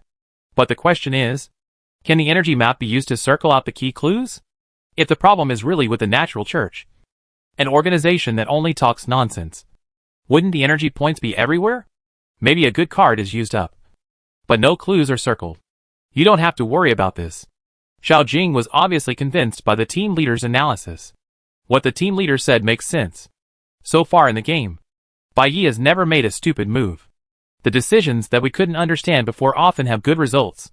Bai Yi knew what he was doing. He said to use the card, so we just had to trust his judgment. I'll follow your decision. Chen Su seemed to trust Bai Yi's judgment very much. When determining the direction of the game, as long as it did not involve safety issues, Chen Su never raised any objections. Mu never expressed his opinion either. With these three people together, Bai Yi could do whatever he wanted, even if his ideas did not seem reasonable to others. The team leader's guess was correct. Bai Yi originally planned to go to the Nuclear Research Center, but after seeing the Natural Church, his mind began to waver. To be more precise, naturalism gave Bai Yi a strong intuition that the problem must come from outside, but he did not dare to fully confirm whether it was right to turn his exploration direction to naturalism. After all, naturalism's idea of resisting technology seems unwavering, but to cause a technical accident with disordered energy fields, it must rely on the power of technology. There is obviously a contradiction in this. Whether it is related to naturalism, or other aspects, where key clues pointing to the cause of the accident can be found, there are often the most energy points. For Bai Yi, this is exactly what this energy map card can do best. Then I've decided. Bai Yi confirmed the two's opinions again. The two nodded in agreement. Bai Yi lowered his eyes, and was silent for a second. Then, the world around him suddenly stopped. The passers-by stopped walking. The leaves in the wind stopped in midair. And not far away, the man in white robes on the stage raised his hands high, and froze in a posture of cheering. The speech in the loudspeaker, the footsteps of passers-by, and the rustling sound of leaves in the wind disappeared in an instant. Everything in the world seemed to freeze in an instant. And only a map with a faint glow slowly appeared in front of Bai Yi. Oh! Bai Yi looked around the frozen time, and turned his eyes to Mu and Chen Su beside him.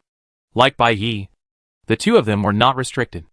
They were neither players nor NPCs. They seemed to be bugs that had sneaked into the game, and were completely ignored by the game. In this static world, in addition to Bai Yi and the other two and the floating map, there was also a golden countdown, hanging in the air, which was decreasing second by second.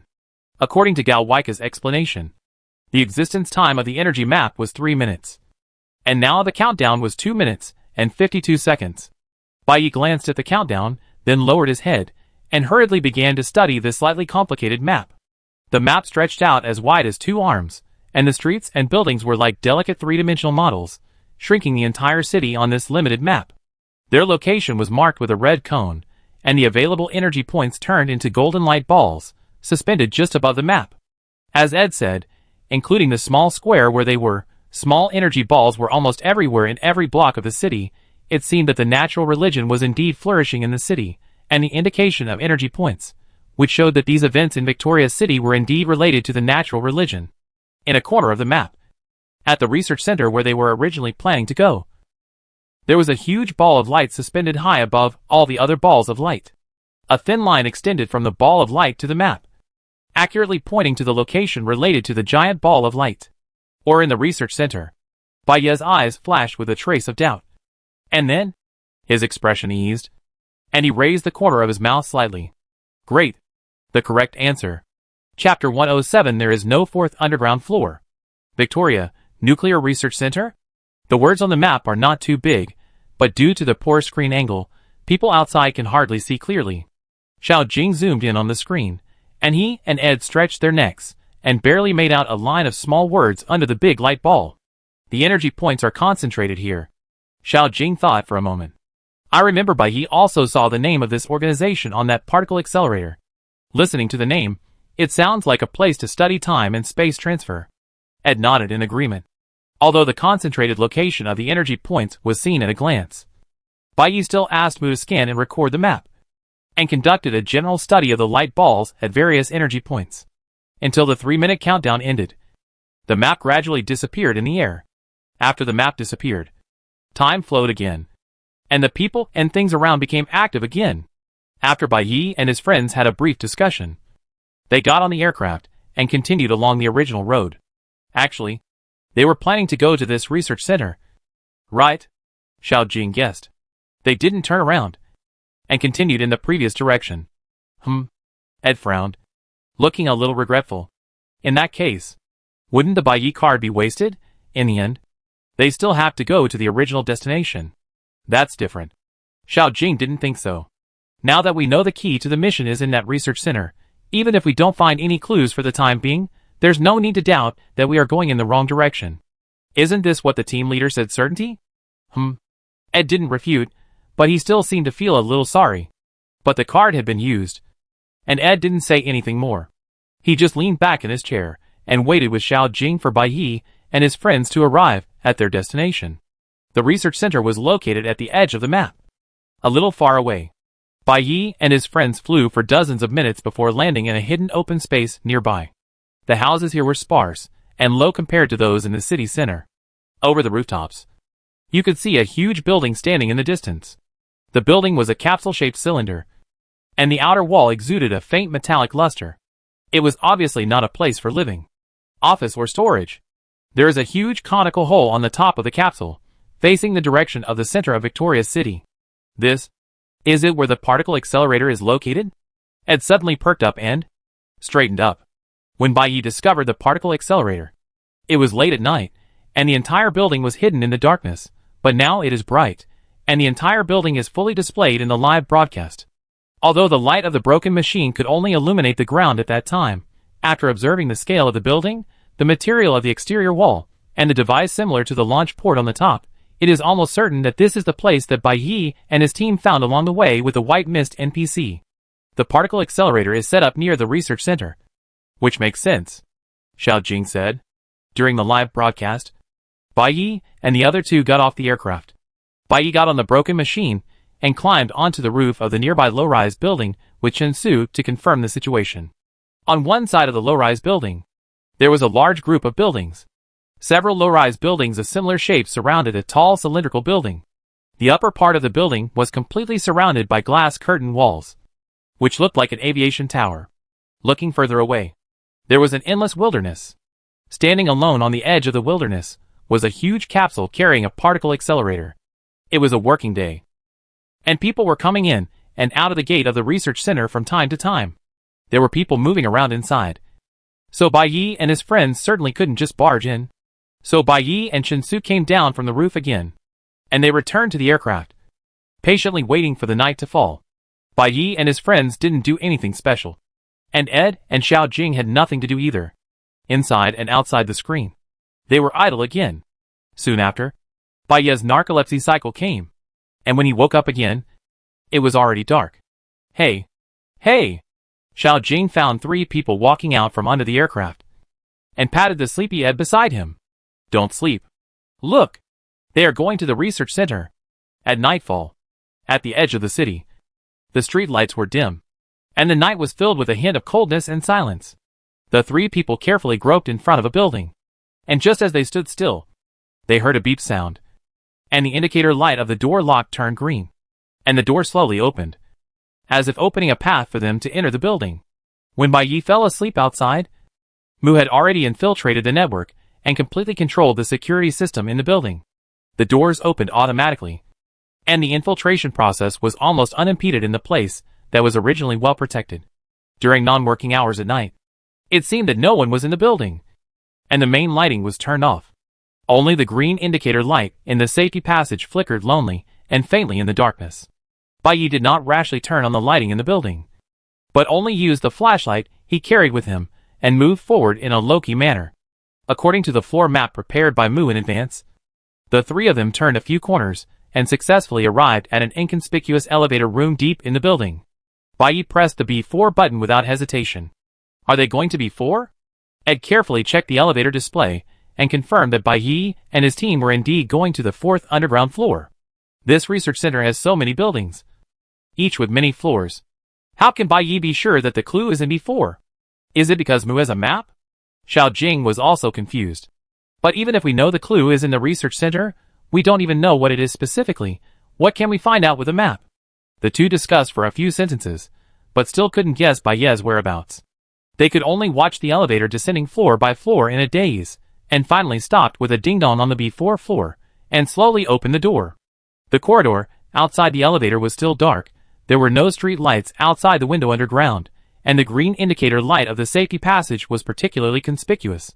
Indistinctly, a red light was seen flashing in front of them, and with a weak light, it was barely recognizable that it seemed to be a tightly closed door. Chinsu walked in front, Bai Yi in the middle, and Mu at the end. The three of them walked lightly along the corridor toward the red light. The corridor was very quiet. Bai Yi and his companions made almost no sound.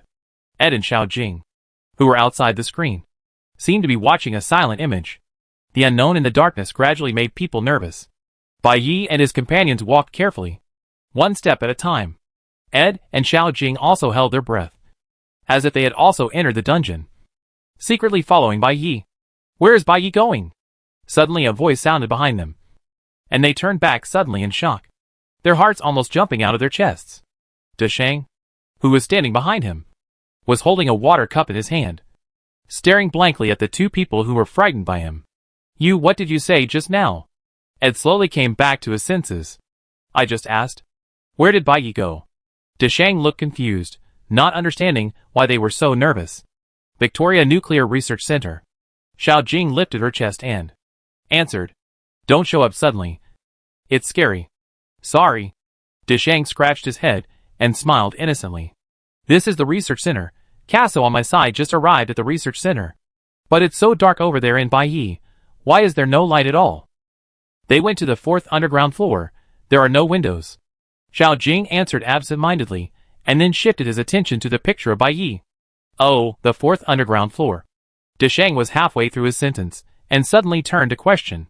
"The 4th underground floor? Are you sure?" "Well, what's wrong?" "Deshang, something's wrong with you." He looked carefully at the screen of Bai Yi, but except for the figure reflected by the green light of the safe passage, he couldn't see anything clearly. "This isn't right. There's no 4th underground floor in my research center." "No." Ade and Xiao Jing looked at Deshang at the same time. "What do you mean by no?" "No, it means no." This question left Deshang speechless, and he could only tell Ade and Xiao Jing the information he knew one by one. In Deshang's live broadcast, Queso's progress was not bad. Following Bai Yi, he also discovered the existence of the research center. However, Queso's usual style was not cautious. He drove the aircraft directly to the research center and landed on the apron. The parking system here was designed to be extremely intelligent. Queso parked the aircraft on a fixed track. After selecting a parking space on the control panel, the transmission device would send the aircraft to the underground parking area. But from Queso's operating screen, the research center only has 2 underground parking areas, B1 and B2. Deshang said truthfully. There are more than 1,000 parking spaces in total, almost covering the entire underground part of the park. But there is no B3 in the parking area of the park, not to mention B4. The elevator that Casso took does not have B3, and the button for B4. So where did Bai Yi's B4 come from? There is no B4. Ade and Xiao Jing looked at each other, and looked at Deshang in astonishment. Parking spaces require a huge space. The scale of the research center must cover more than 1,000 parking spaces. Usually, in architectural design, the parking area will be built on the lowest floor, and there will not be office areas and laboratories under the parking area. So Deshang's no is probably true.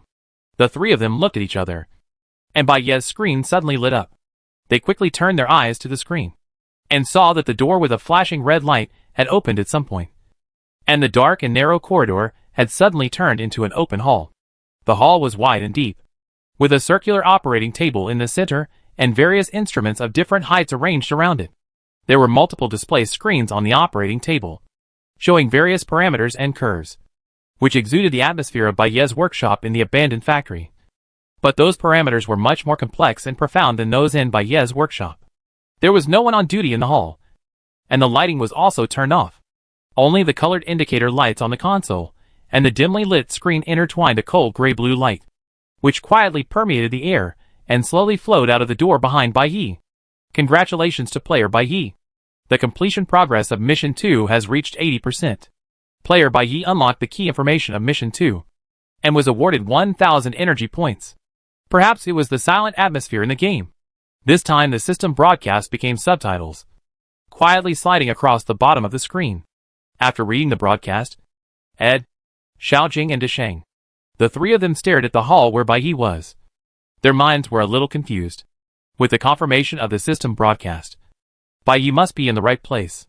But this place looks so much like a research center. Could it be that this is not a research center? Regardless of whether it looks like it or not. During the day, Ed and Xiaojing saw Bai Yi fly outside the research center campus with their own eyes, confirmed the location by standing on the roof of a low house, and even saw the particle accelerator building. But Deshang said, there is no underground fourth floor in Queso. What is going on? Wait a minute, let me see. Xiaojing was shocked, and suddenly shouted. Ade and Deshang looked at Xiaojing reflexively, only to see that she quickly paused the live broadcast, and then called up the replay of their time in the square more than 10 hours ago. To be precise, she was looking at the 3-minute replay of the energy map. It is naturally difficult to observe the map displayed to the player on the screen from outside. At that time, the energy light balls on the map were dense and bright, and the largest light ball was obviously above the research center. So Xiaojing and the others naturally thought that this was the energy point in the research center. Isn't that energy light ball pointing to the research center? Xiaojing said to herself while adjusting the video. During the playback, Bai Yi and the others carefully studied the energy map. Xiaojing paused the playback and skipped forward frame by frame, hoping to find the clearest picture without any obstruction. Finally, she found the best angle and zoomed in on the part near the research center on the map. The huge energy ball was shining, and a thin line was connected below it. At first glance, it seemed to be pointing to the location of the research center, but after zooming in and taking a closer look, the front end of the line slightly exceeded the research center and pointed to an inconspicuous small building in the southwest corner of the park. Sure enough, through the live camera, they were indeed out of sight outside the screen. Now, the correct answer was right in front of them. Xiaojing was refreshed and tried to identify the blurred handwriting at the front end of the line. Sirius Street? No. S560. Are Bai Yi and the others here? Xiaojing said, looking at Ed and Deshang in confusion. But where is this place? Chapter 108. It's really a shoe cult. Is this the place? Bai Yi looked around. It was around 12 o'clock midnight. Although all kinds of equipment in the hall were still running, there was no one. Obviously, the owner of the equipment was confident that the multiple protections and locks they had carefully set up were enough to protect this secret hall deep underground, and would not allow outsiders to break in easily. However, to this day, these protections have been easily cracked by Mu, and the three of them broke into this place like a control center with almost no effort. While Bai Zhou was waiting in the aircraft, Mu had already obtained the engineering drawings and related information of the small building located at S560 Sirius Street. From the engineering drawings, the small building has several floors above ground that are no different from ordinary office buildings. But there is a large space, like a 4-story warehouse, hidden underground. Through monitoring, aerial photography, satellite images and other real-life data, it can be seen that the windows on each floor of the building are neatly arranged. And in the windows on the northeast side of the small building, a strange dark black can be seen. These black windows are facing the direction of the research center and the particle emitter. The windows were surrounded by gray drainpipes, which were obviously more numerous than those in ordinary buildings, and were arranged in a disorderly manner. These drainpipes were obviously not for drainage, but more like a disguise to cover up something. However, when Mu tried to invade the internal network of the small building, he unexpectedly encountered an extremely powerful protection system. The program of this system was extremely advanced, making it almost impossible for external data to invade. After some twists and turns, Mu finally succeeded in infiltrating the protection system of the small building. After that, he carefully inspected the system and found that the protection locks leading to the 4th underground floor were much more strict than those on other floors. This was undoubtedly an obvious anomaly. So, the three of them did not hesitate and locked their target to the 4th underground floor. In the dead of night, they quietly sneaked into the small building, broke through layers of protective locks along the way, and finally came to this hall of light and shadow. Walking into the hall, Bai Yi raised his head slightly. His eyes wandered between the screens, browsing various parameters. These parameters are complex and professional, and it is difficult for ordinary people to understand, but for Bai Yi, they are not too difficult to understand. Intensity coefficient, energy density, control point displacement, distortion range. Each value is related to the same thing, and the lines of information on the screen condense into a clear answer. This hall on the 4th floor underground is precisely a control center for regulating the energy field. Bai Yi. Chensu seemed to have discovered something, and called Bai Yi softly, and pointed to the wall deep in the hall with his eyes. Bai Yi followed Chensu's gaze, and saw a long banner hanging in the middle of the wall, with 6 big characters clearly written on it: everything for nature, heaven, Outside the screen, Ed, Xiao Jing and Decheng stared at the banner, and sometimes looked at the high-tech facilities in the hall. They didn't know where to start. If we don't use the energy map, who can find such a hidden place? Ed was stunned for a moment, and said in a low voice, "Yeah, you just felt bad for Bai Yi." Xiao Jing stared at the screen intently, and responded to Ed. "See, this is what the team leader said confirmed. Thanks to Bai Yi for not wasting the energy map because of the punishment from heaven, this card played the greatest role here.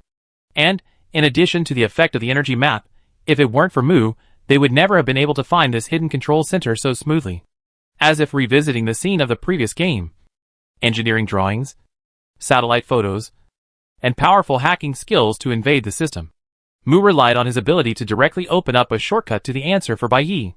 And this answer was obviously not much different from their expectations. Everything is for nature. Is this the place of the natural church? Deshang stared at the banner, and immediately thought of the natural church. It seems that Queso has also collected a lot of information about the natural church. But the natural church? Aren't they against technology? But aren't these all products of technology? After Deshang finished speaking, the three of them were silent for a moment. The naturalism church claims to resist technology, refuses time and space transfer, calls on everyone to wait for death at home peacefully, and advocates returning to nature.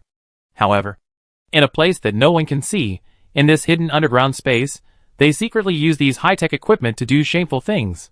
The naturalism church is really a fake religion, Xiao Jing said indignantly, with a frown on his face. We are not violating the will of nature. On a screen that originally displayed the parameters of the energy field, a video was playing. In the video, in a small lecture hall, a middle-aged man in a white robe is giving a loud speech. The attentive audience is also wearing white robes. It seems to be a video of the internal preaching of the natural church. For us, technology is just a means, not an end. The middle-aged man's voice is steady and powerful. Although his words may be perverse, they make people feel a sense of truth. We use technology to comply with the will of nature. Our goal is to resist Victoria City's self-rescue that goes against nature and let the punishment from God come smoothly. Victoria City is guilty. We want to use this punishment from God to warn the world about the terrible consequences of the proliferation of technology. The sacred nature is being eroded by technology. This is the debt that humans must pay, no matter what means are used. The natural religion will always be the most loyal believer in the world. The sacred nature needs us to do our best to protect it.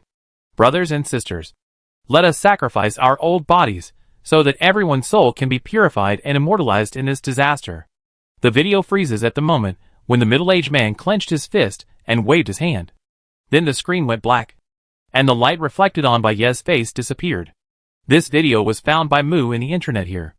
After entering the hall, Mu easily accessed the internal network of the natural church through the port of the system in the console.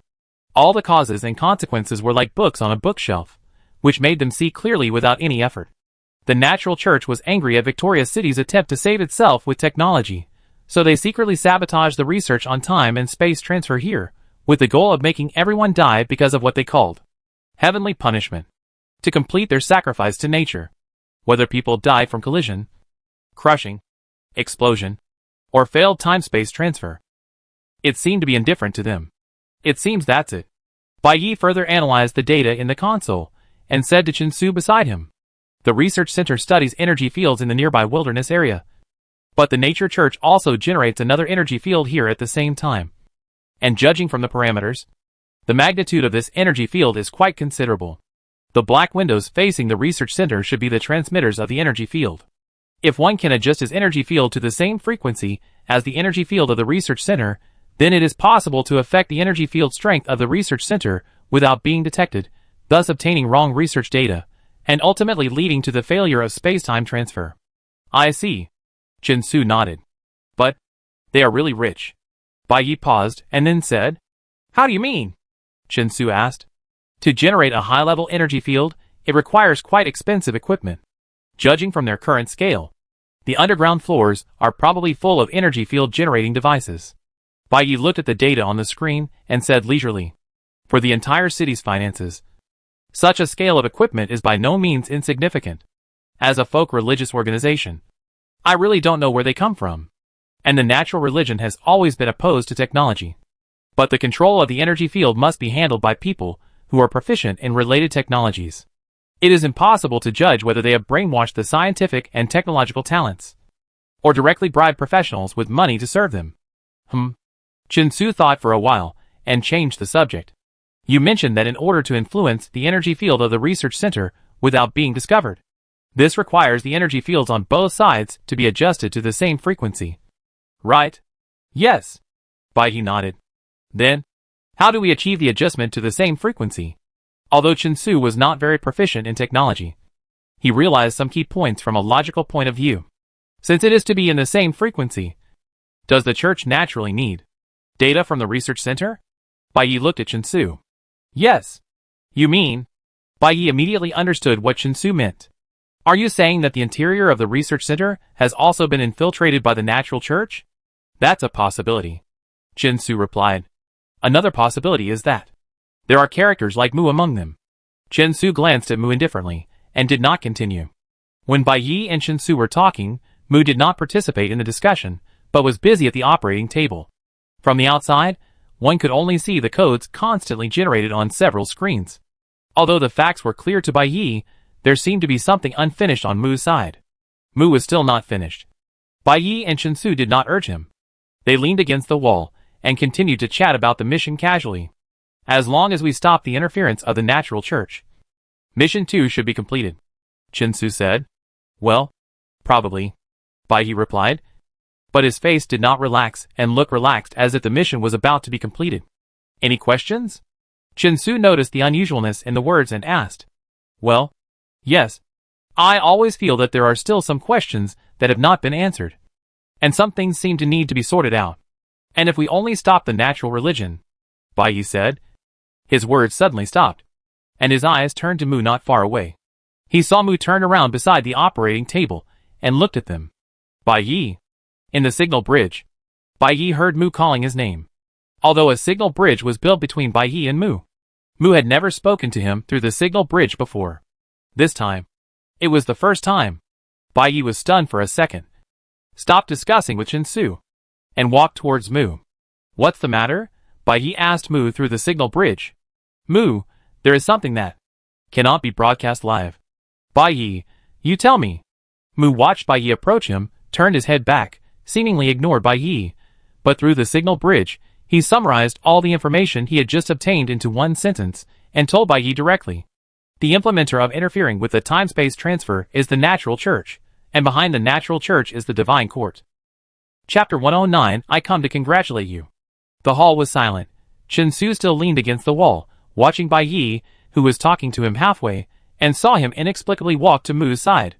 Why did Bai-He suddenly leave? Chin-Su knew in his heart, after all. The communication between him and Bai-He on the signal bridge had never stopped. However, knowing the reason, Chin-Su became more and more unhappy. He remained calm, staring at Bai-He and Mu beside the operating table. The two of them came together. Mu had no expression on his face, while Bai-He looked serious, and the two of them whispered through the signal bridge, but it took a long time to end. Chin-Su glanced at the two of them, and his mood became even heavier. On the other side, Bai-He was unaware of Chin-Su's emotions, and was still concentrating on asking Mu about the affairs of the Divine Court and the Natural Church in the signal bridge. The Divine Court you mentioned.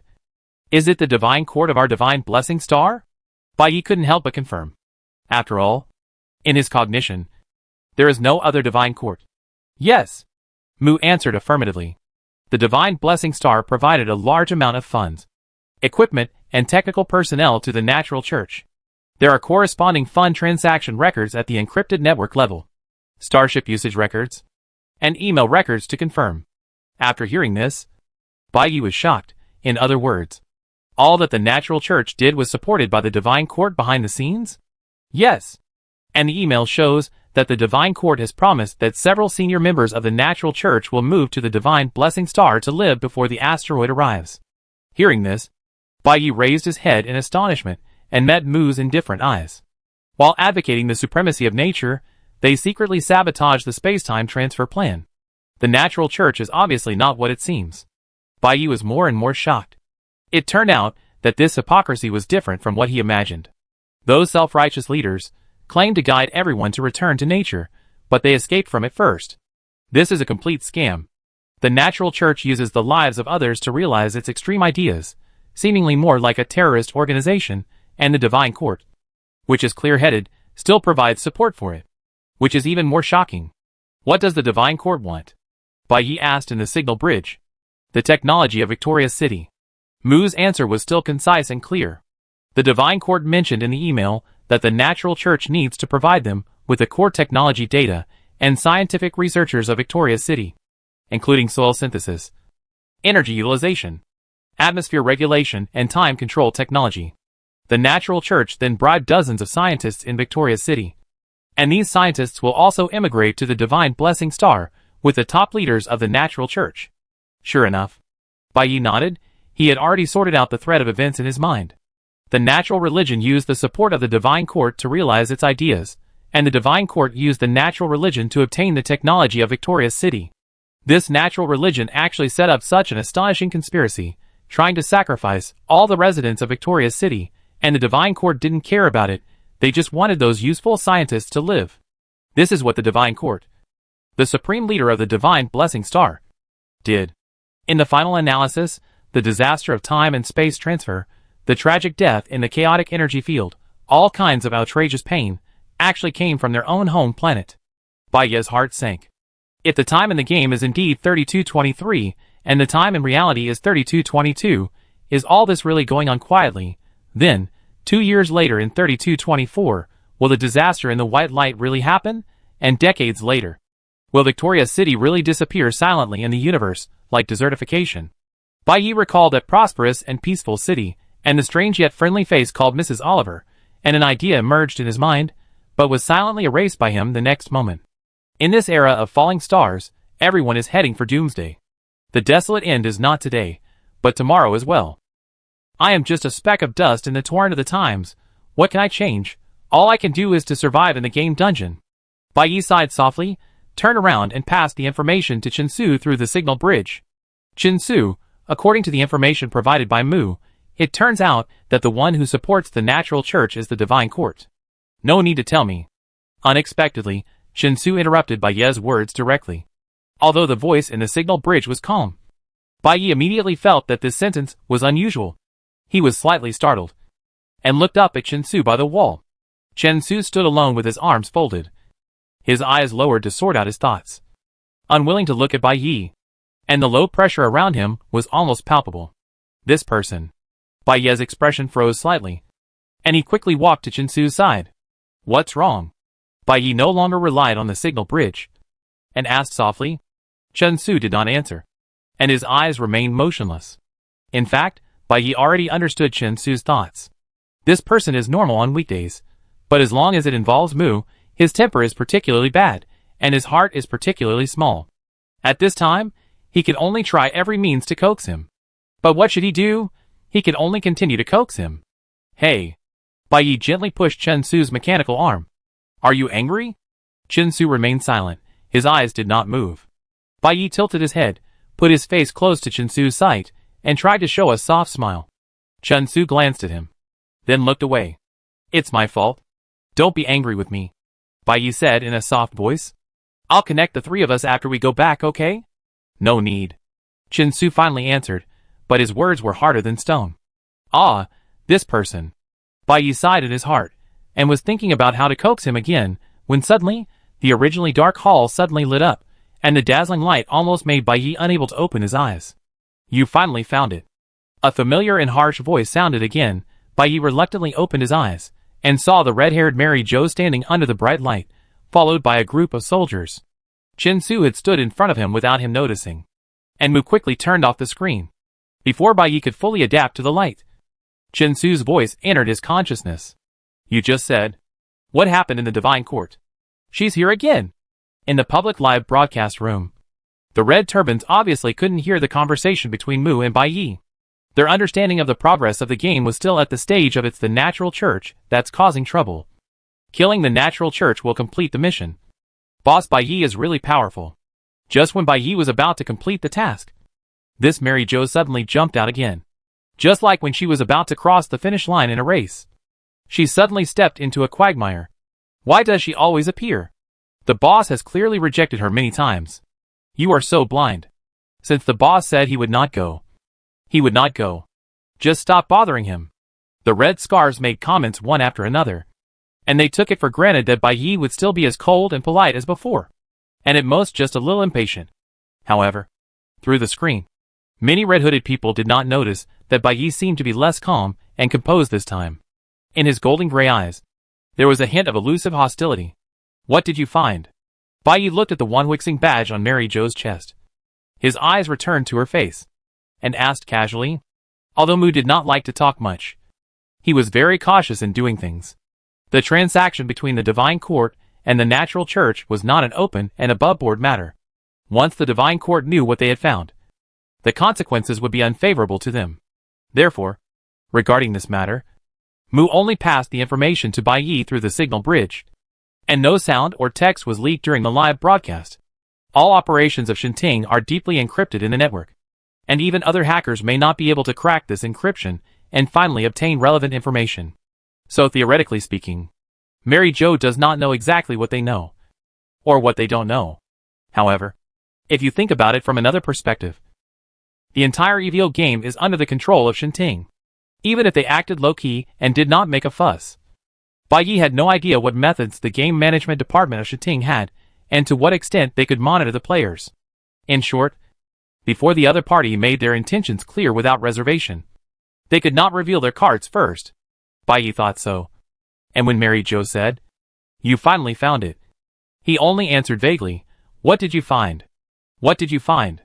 Mary Jo seemed to be beating around the bush with Bai Yi.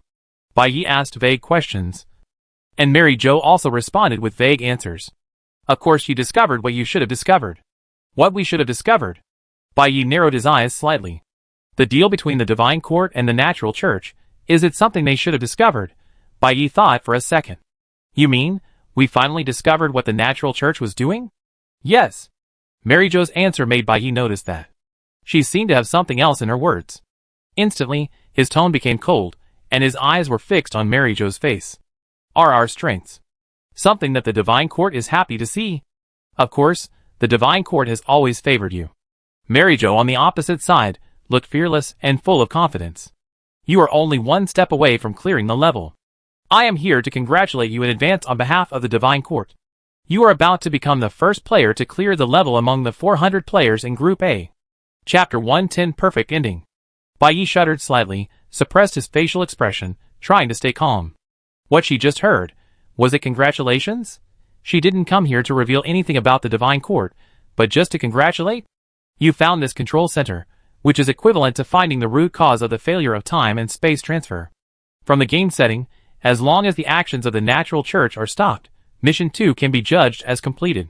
This copy has only 2 tasks, and completing Mission 2 means passing the level.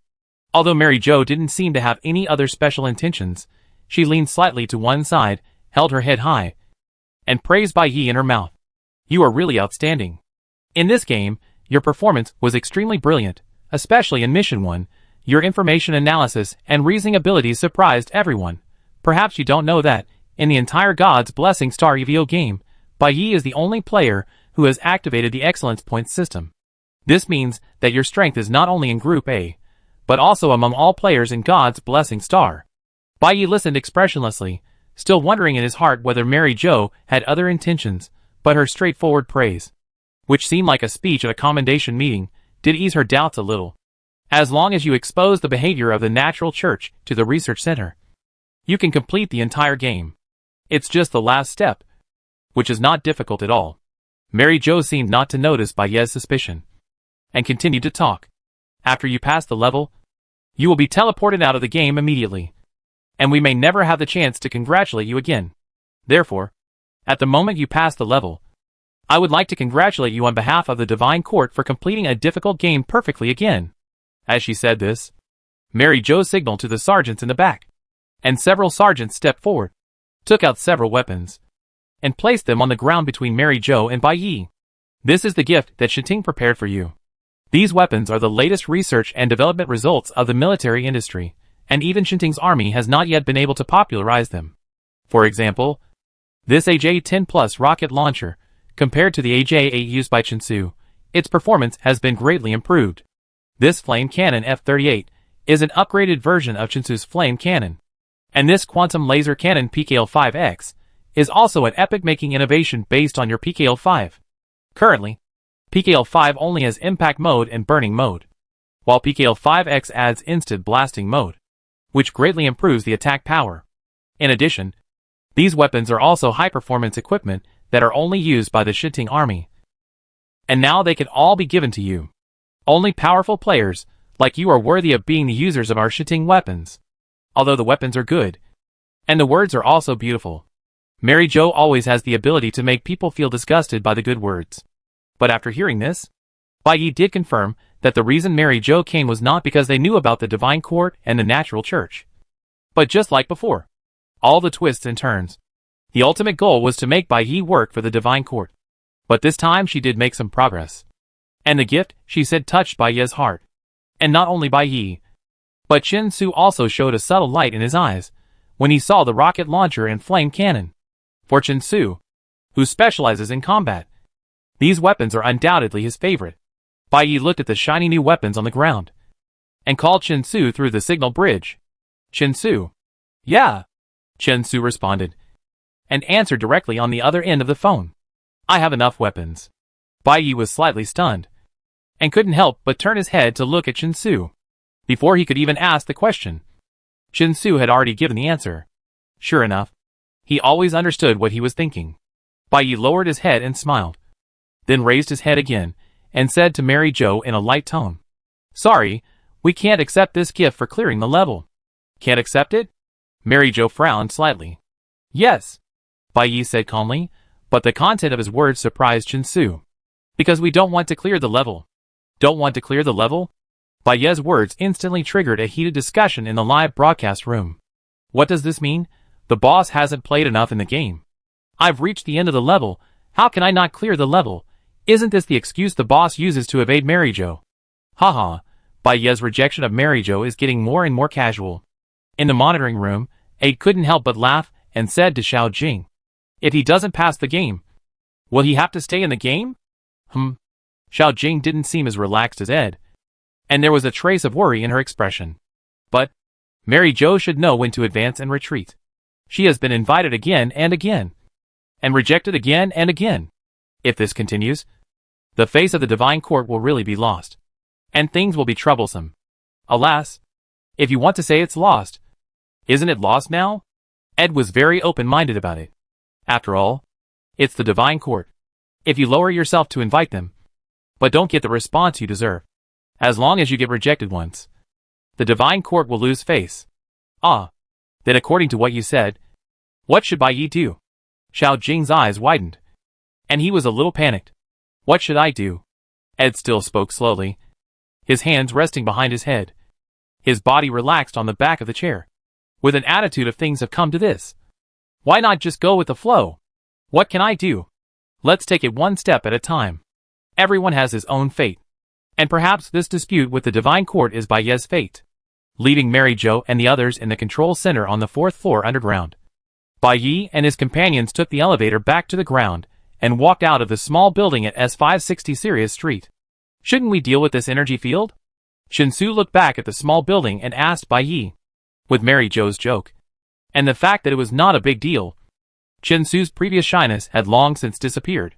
After all, the game and the mission are the most important thing. Chen Su is not the kind of person who doesn't know the importance of things. However, Chen Su's mood is recovered at this time. But Bai Yi seems to be a little silent, just with a slight smile on his face, and glances at him. Chen Su doesn't quite understand the meaning of Bai Yi's glance. How are you? Bai Yi asked. Chen Su was slightly stunned, and did not respond immediately. What a fuss! Bai Yi joked, squeezed Chen Su's hand hard, and then turned to walk towards Mu in front. But before he took a few steps, he was pulled back by Chen Su. What? Bai Yi looked at him with sidelong eyes. Nothing. Chen Su said so, but his hand was still tightly holding Bai Yi's, refusing to let go. Stingy guy. Bai Yi continued to tease Chen Su, but couldn't help laughing out loud. The night was still dark. Mu in front ignored the two people behind, walked straight to the open space where the aircraft was parked, opened the cabin door, and sat in. Not long after, Chen Su and Bai Yi also came to the aircraft, until they got on the aircraft, they let go of their holding hands. Where are we going? Chinsu sat in the driver's seat and asked Bai Yi. I don't know. Bai Yi leaned back in his chair and answered calmly. I don't know. Chinsu turned his head halfway, looking a little surprised. Bai Yi had already told Chinsu about the information Mu had found through the signal bridge. So Chinsu originally thought that Bai Yi would not do anything without a purpose. But the fact was not so. Bai Yi did not seem to be making trouble for no reason. He stared at the night sky outside the window of the aircraft, thinking in his heart, while chatting with Chinsu and Mu about games and tasks. Do you remember the second question we discussed in the alley? The second question? You mean, why didn't Victoria City get destroyed by the asteroid in the end? Chinsu said. Yes. Bai Yi nodded. If we pass the game according to Mary Jo's method, then the future of Victoria City will be as planned. People will successfully transfer to half a year later through time and space transfer, and then come back to rebuild the ruins destroyed by the asteroid. When the system released Task 2, it mentioned, let everything have a perfect ending. The city was destroyed, and the ruins were rebuilt. Although according to Mary Jo, this seems to be the ending set for the game. But in any case, it is not perfect. Yes, indeed. Chinsu nodded in agreement. Bai Yi fell into thought, and continued. You said at that time that the city did not become a ruin. It might be an astronomical observation error, or some unexpected situation, which prevented the impact from happening. Although we can pass the level by stopping the natural religion, we still don't know the answer to this question. If we can find the answer and keep the city and its residents intact, it will be a perfect ending. Chinsu thought for a while, and said along Bai Yi's line of thought. If the answer is an error in astronomical observation, then we only need to prevent the time transfer from happening. If it is an accident, then there are two situations.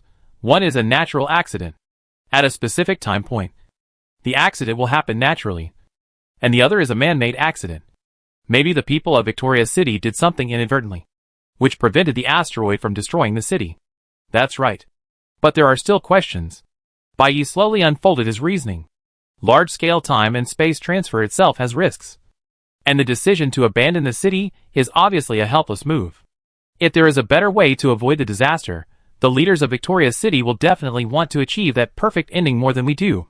So no matter what happens, if they find that they have the ability to artificially avoid the disaster, they will definitely take practical action. And the monitoring of asteroid activities will continue to the end, even in the last second before the particle accelerator is started. As long as there is any sudden event that changes the trajectory of the asteroid, this time and space transfer will not be carried out. So, that sudden event must be before the asteroid hits the Earth, after the time and space transfer is started. Bai Yi said. Suddenly, as if he realized something, his expression froze, and his speed slowed down.